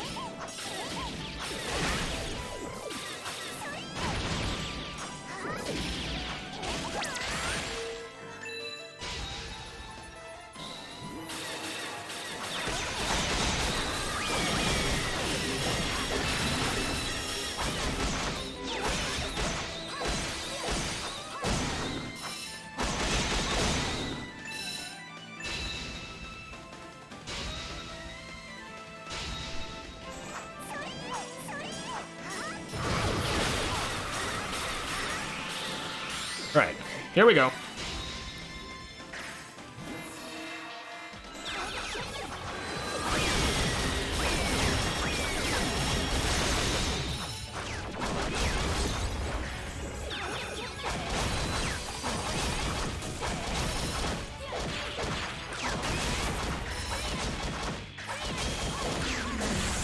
There we go.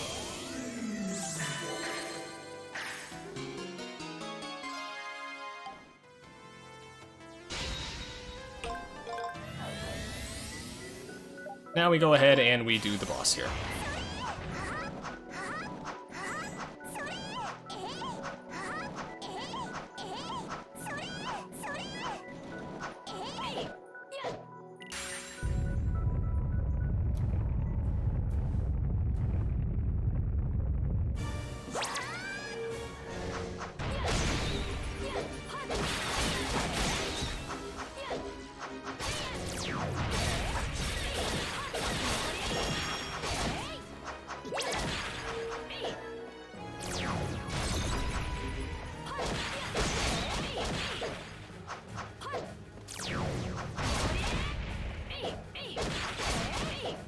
Why am I not just using White Nova twice?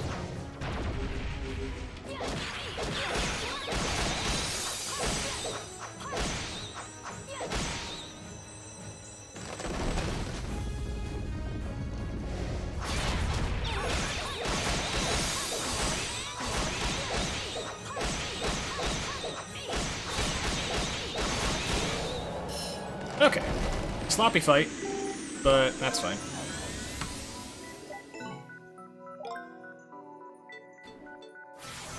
Now this boss, this might be the most difficult boss in the game. Well, most difficult art boss. I have no idea how to fight this thing. I think it resists physical, so I basically just, I fly around and I pray.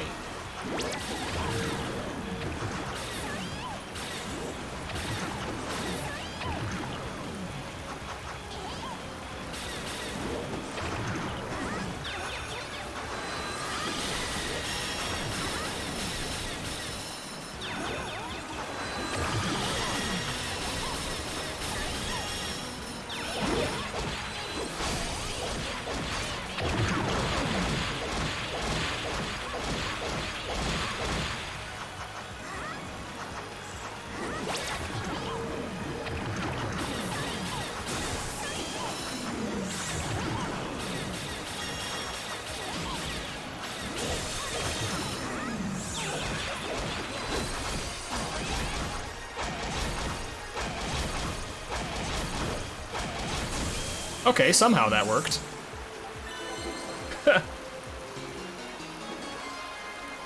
It's the smoothest that fight has ever gone. Alright, that's that. Now we fight the fish for the final time.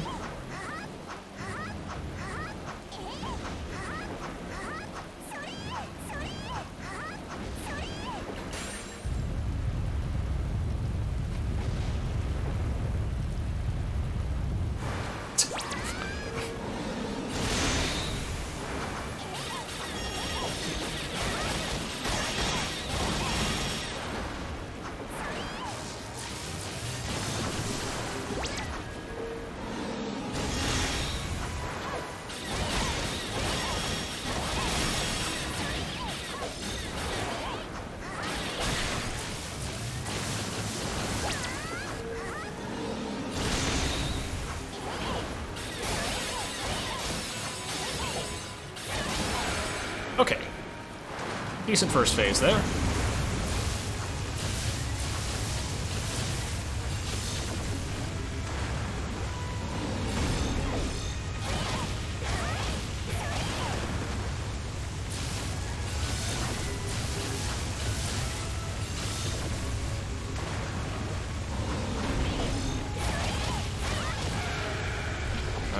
Alright, not bad. Oops. Dodge too late.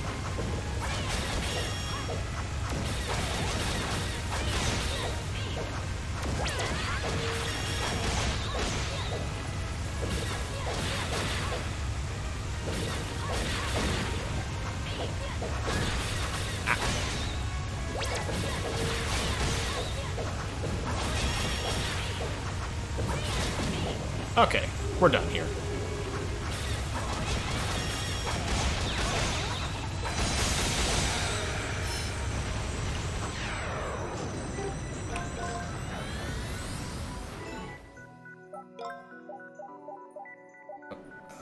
Primal Summer. We need to fight the art boss there.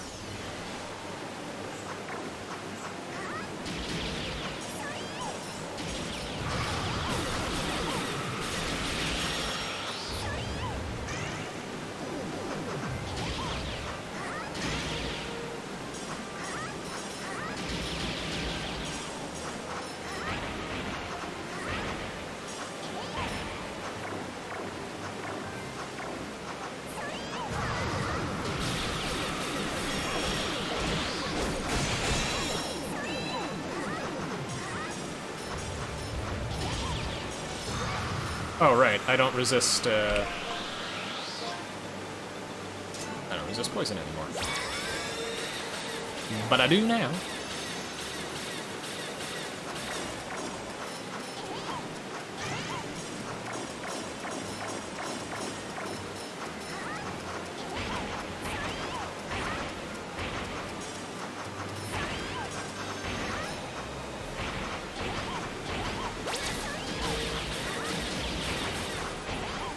Ah, what the heck, that guy's close to dead. I'll kill him.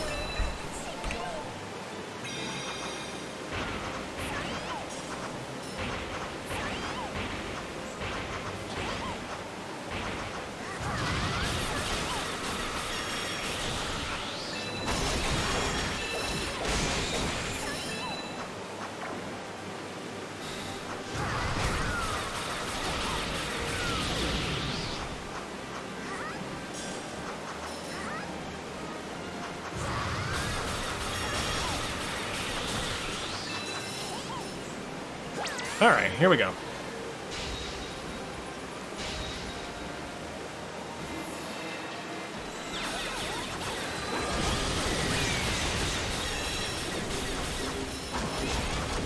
Now these guys are nasty.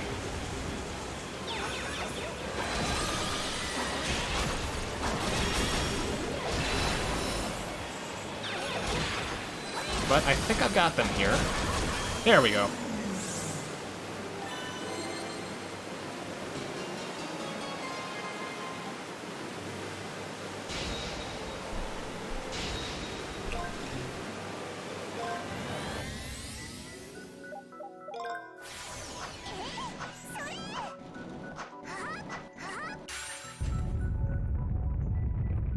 Now this one could be tough.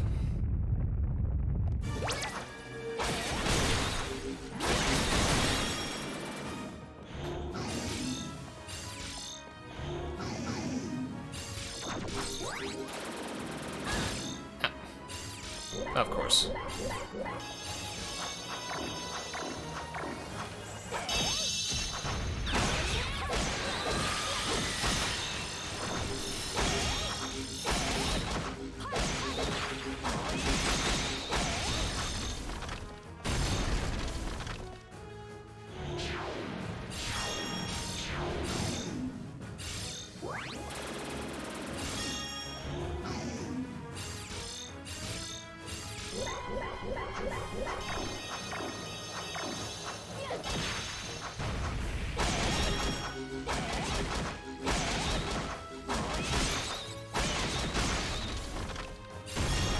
Okay, through the first phase.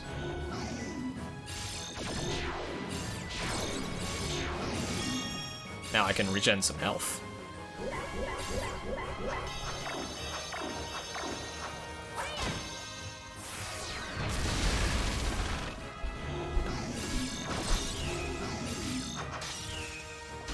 Oh, this attack.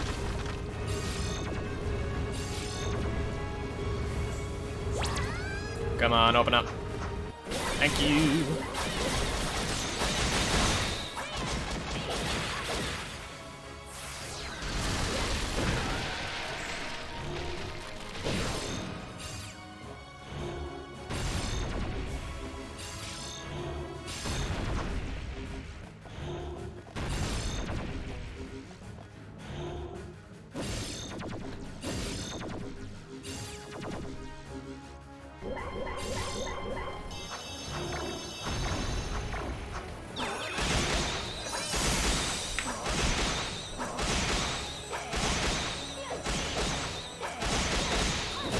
There we go.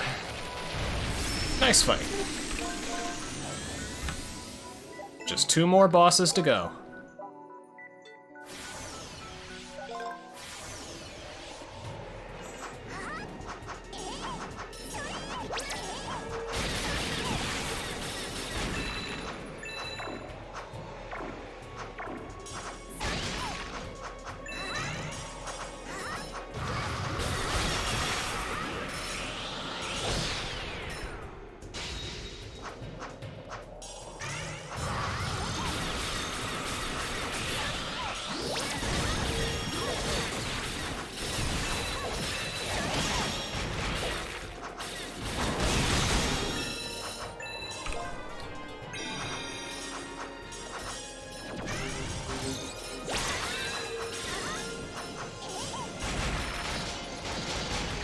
Okay, here we go.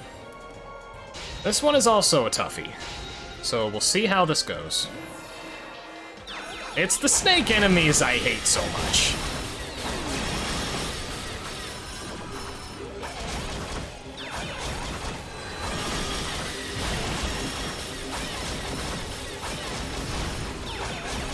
Oh. Yes, there we go. And that was the achievement for killing every specific type of enemy, so I've covered that as well. There's the achievement for getting all the arts.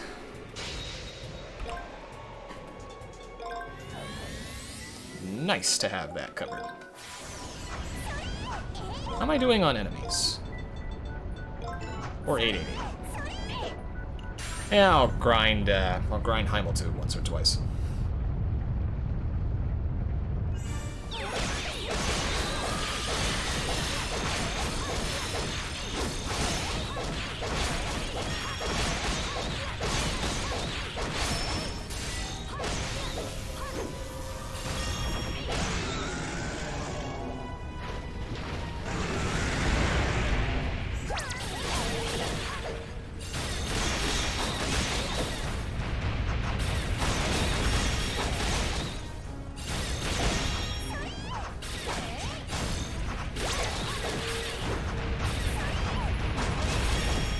Bait that out. There we go.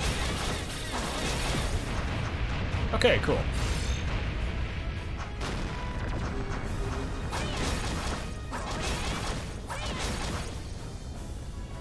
So by the time this cleanup is done, I'll have 43 of the 46 achievements. The other 3 I will get by defeating the final boss.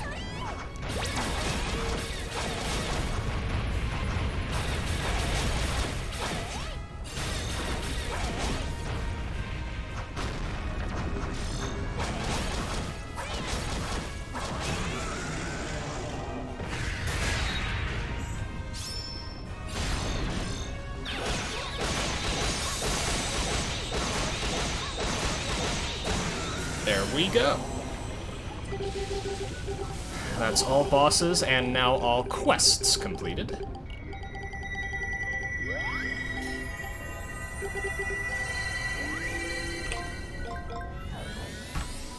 Alright. What all do I have to do? I have 41 of the achievements.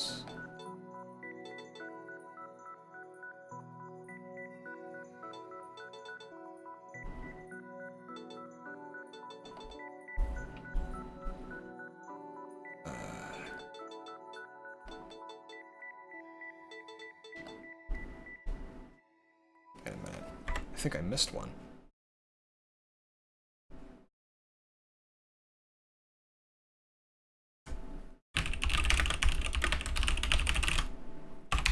Give me 1 second here. So, lunchboxes, arts. Oh, equipment! No. Nope, I am good on that one. I just haven't bought it yet.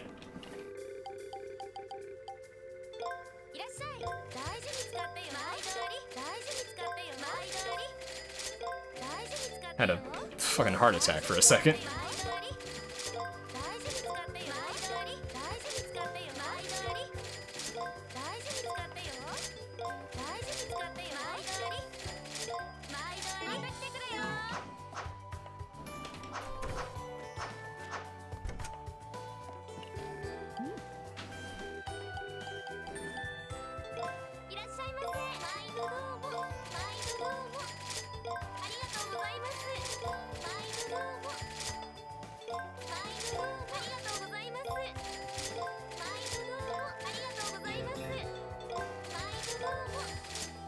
And bam!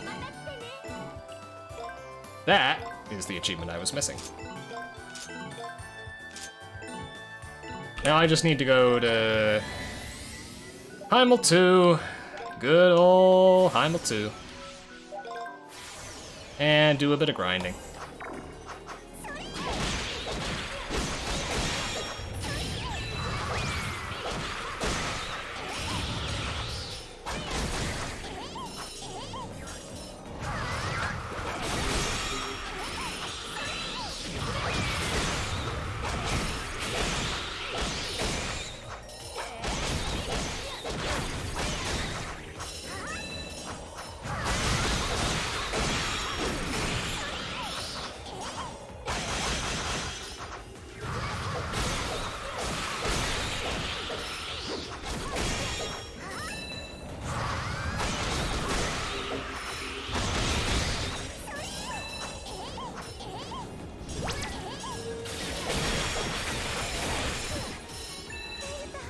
Oh, you're right.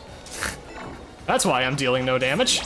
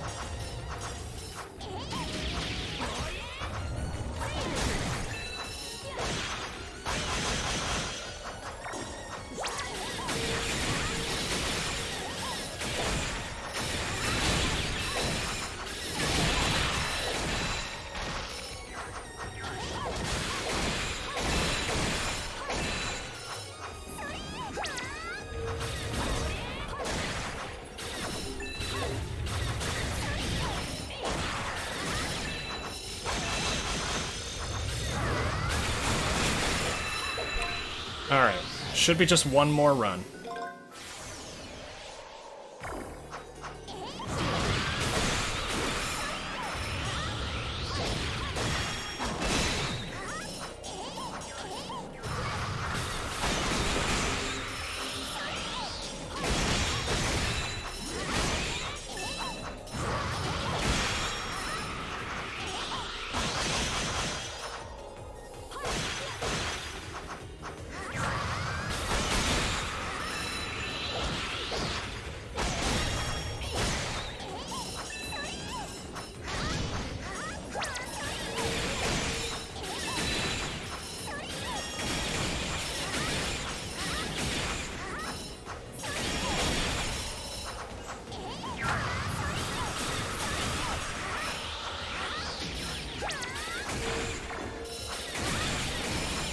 Come on, where is it?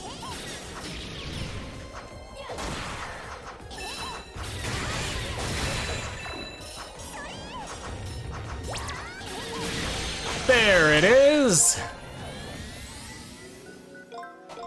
And with that, we have 43 of the 48 achievements.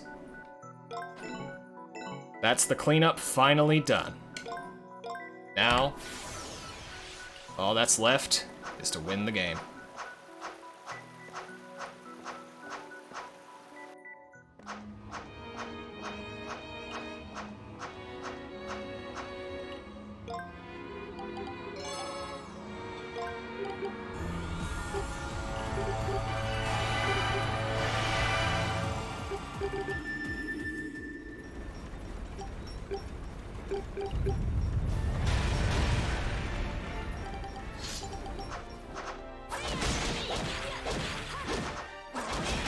Hey there, Rank. Good to see you.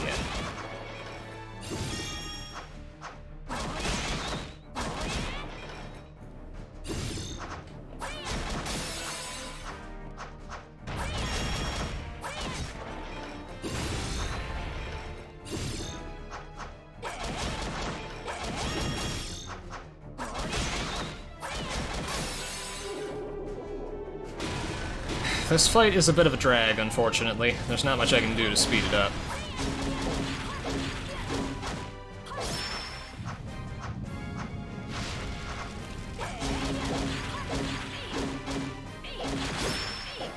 Okay. Oh, I might be able to keep a chain.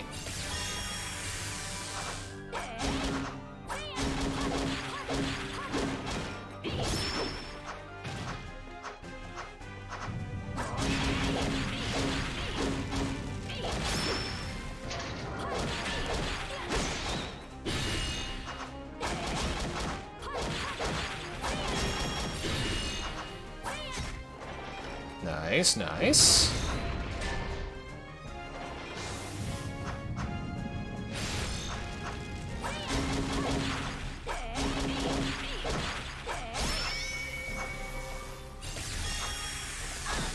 Oh, lost it immediately afterward.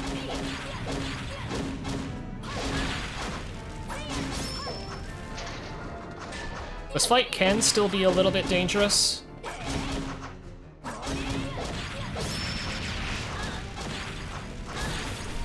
I say as I nearly die. Jesus.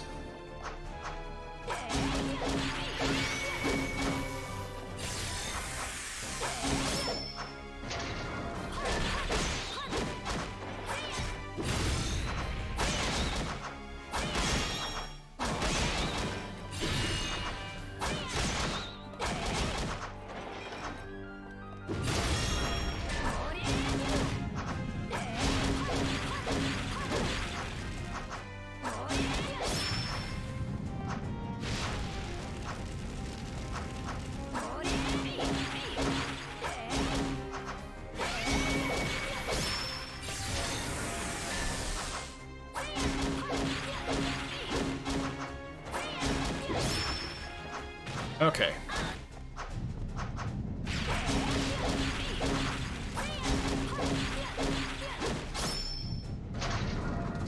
Okay, we're good.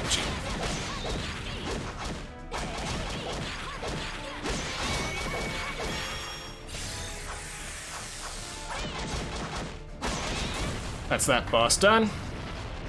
Now, just the final boss left.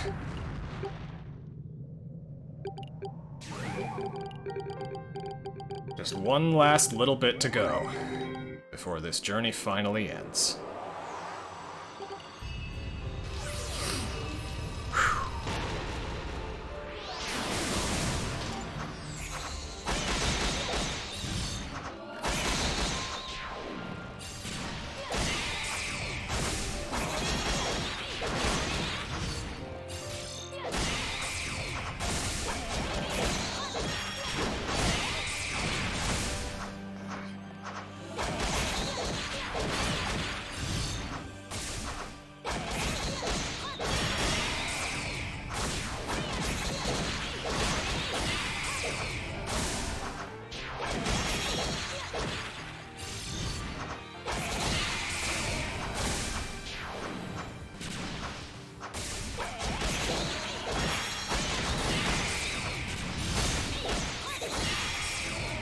Alright. Oh, I messed it up. Okay, I'm getting kind of beat up here.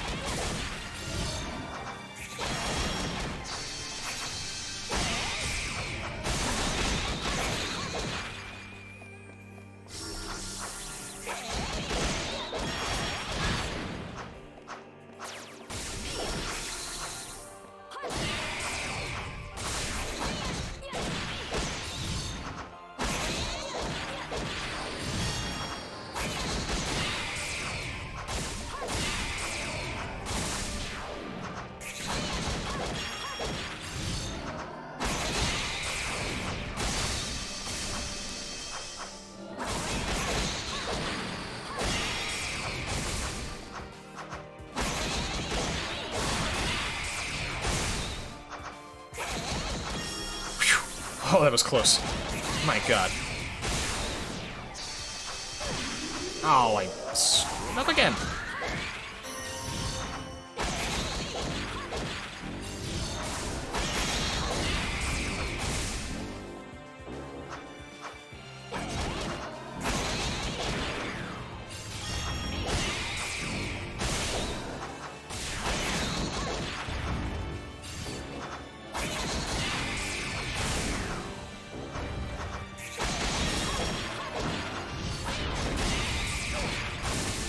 Too early.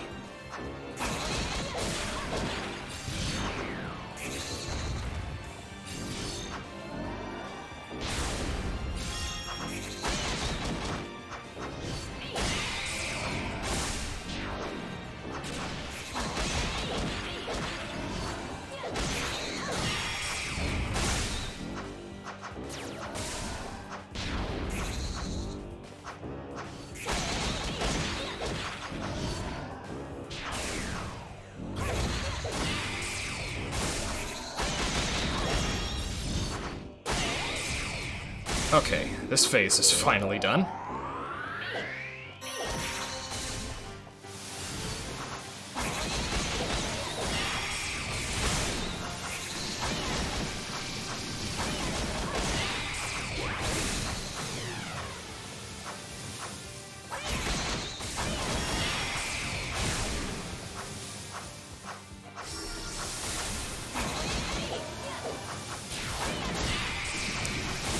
Oh god, that was close. That probably would have killed me.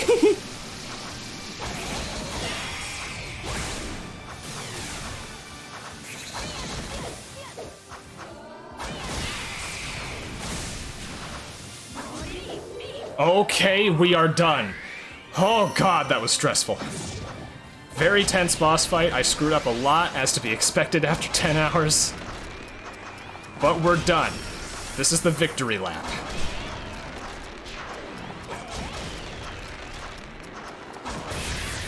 Just one more cycle of that. This will finally be over. Whew.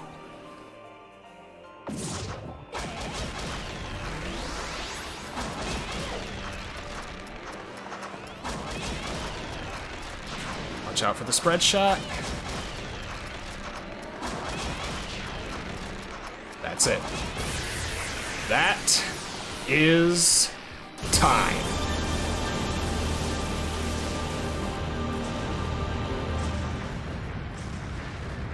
That is how you complete The Legend of Nayuta Boundless Trails. Now, if only I could actually read the game.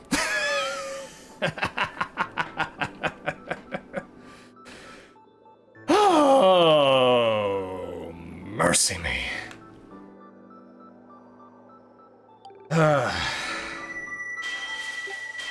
Well,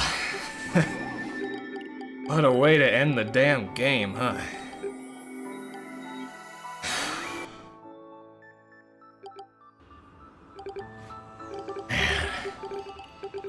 I can't believe I actually pulled it off at the end of the day. I was not expecting the run to go this well. I wasn't expecting the sub 11. I thought I would get like, I don't know, 1120, 1130. Not 1022. That is unbelievable. Absolutely unbelievable.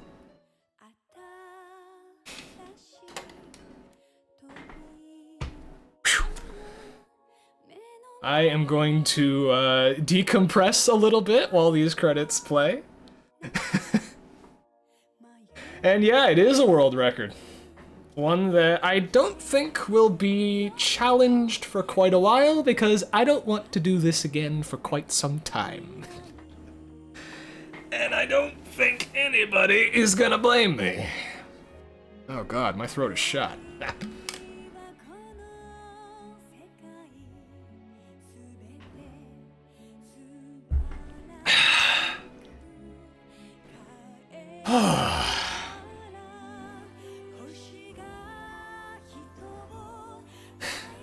I just want to say thanks to Beef for having me on, for entertaining this really stupid idea I've had for years, for letting me intrude upon his showcase, and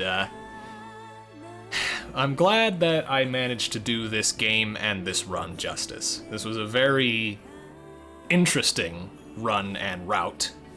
And though I did die plenty of times, I think my final death tally was, I don't know, 11 or 12. I'm pretty happy with how this turned out. And thank you to everybody, thanks to everybody watching along who bothered to stick around for this whole 10-hour long odyssey in the dead of night. I really appreciate that you guys kept me company.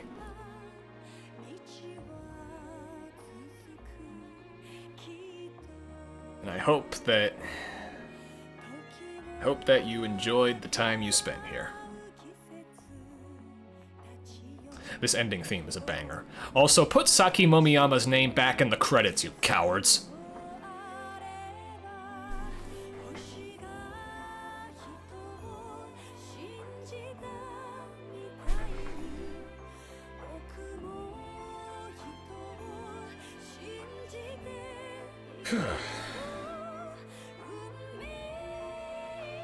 I will go ahead and cut it to the rerun once I make my credit save file. That will officially bring an end to Nayuta 96%.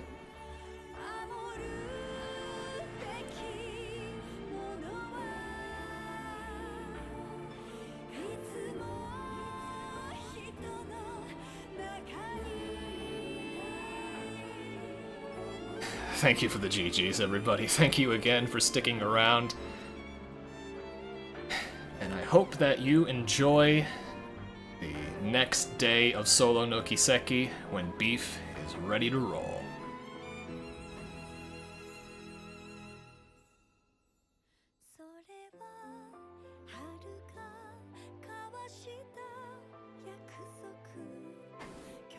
Oh, they included the Nisa team in here. I didn't realize they had them in the credits already.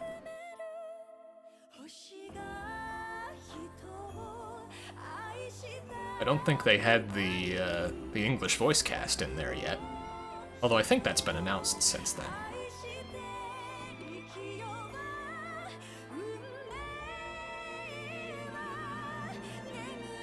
Maybe they patched that in at some point. Hey, there's Ribos! My man!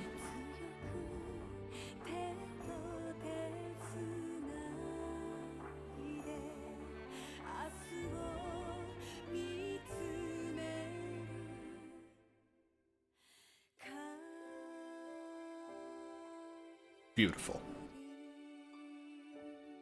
Just beautiful.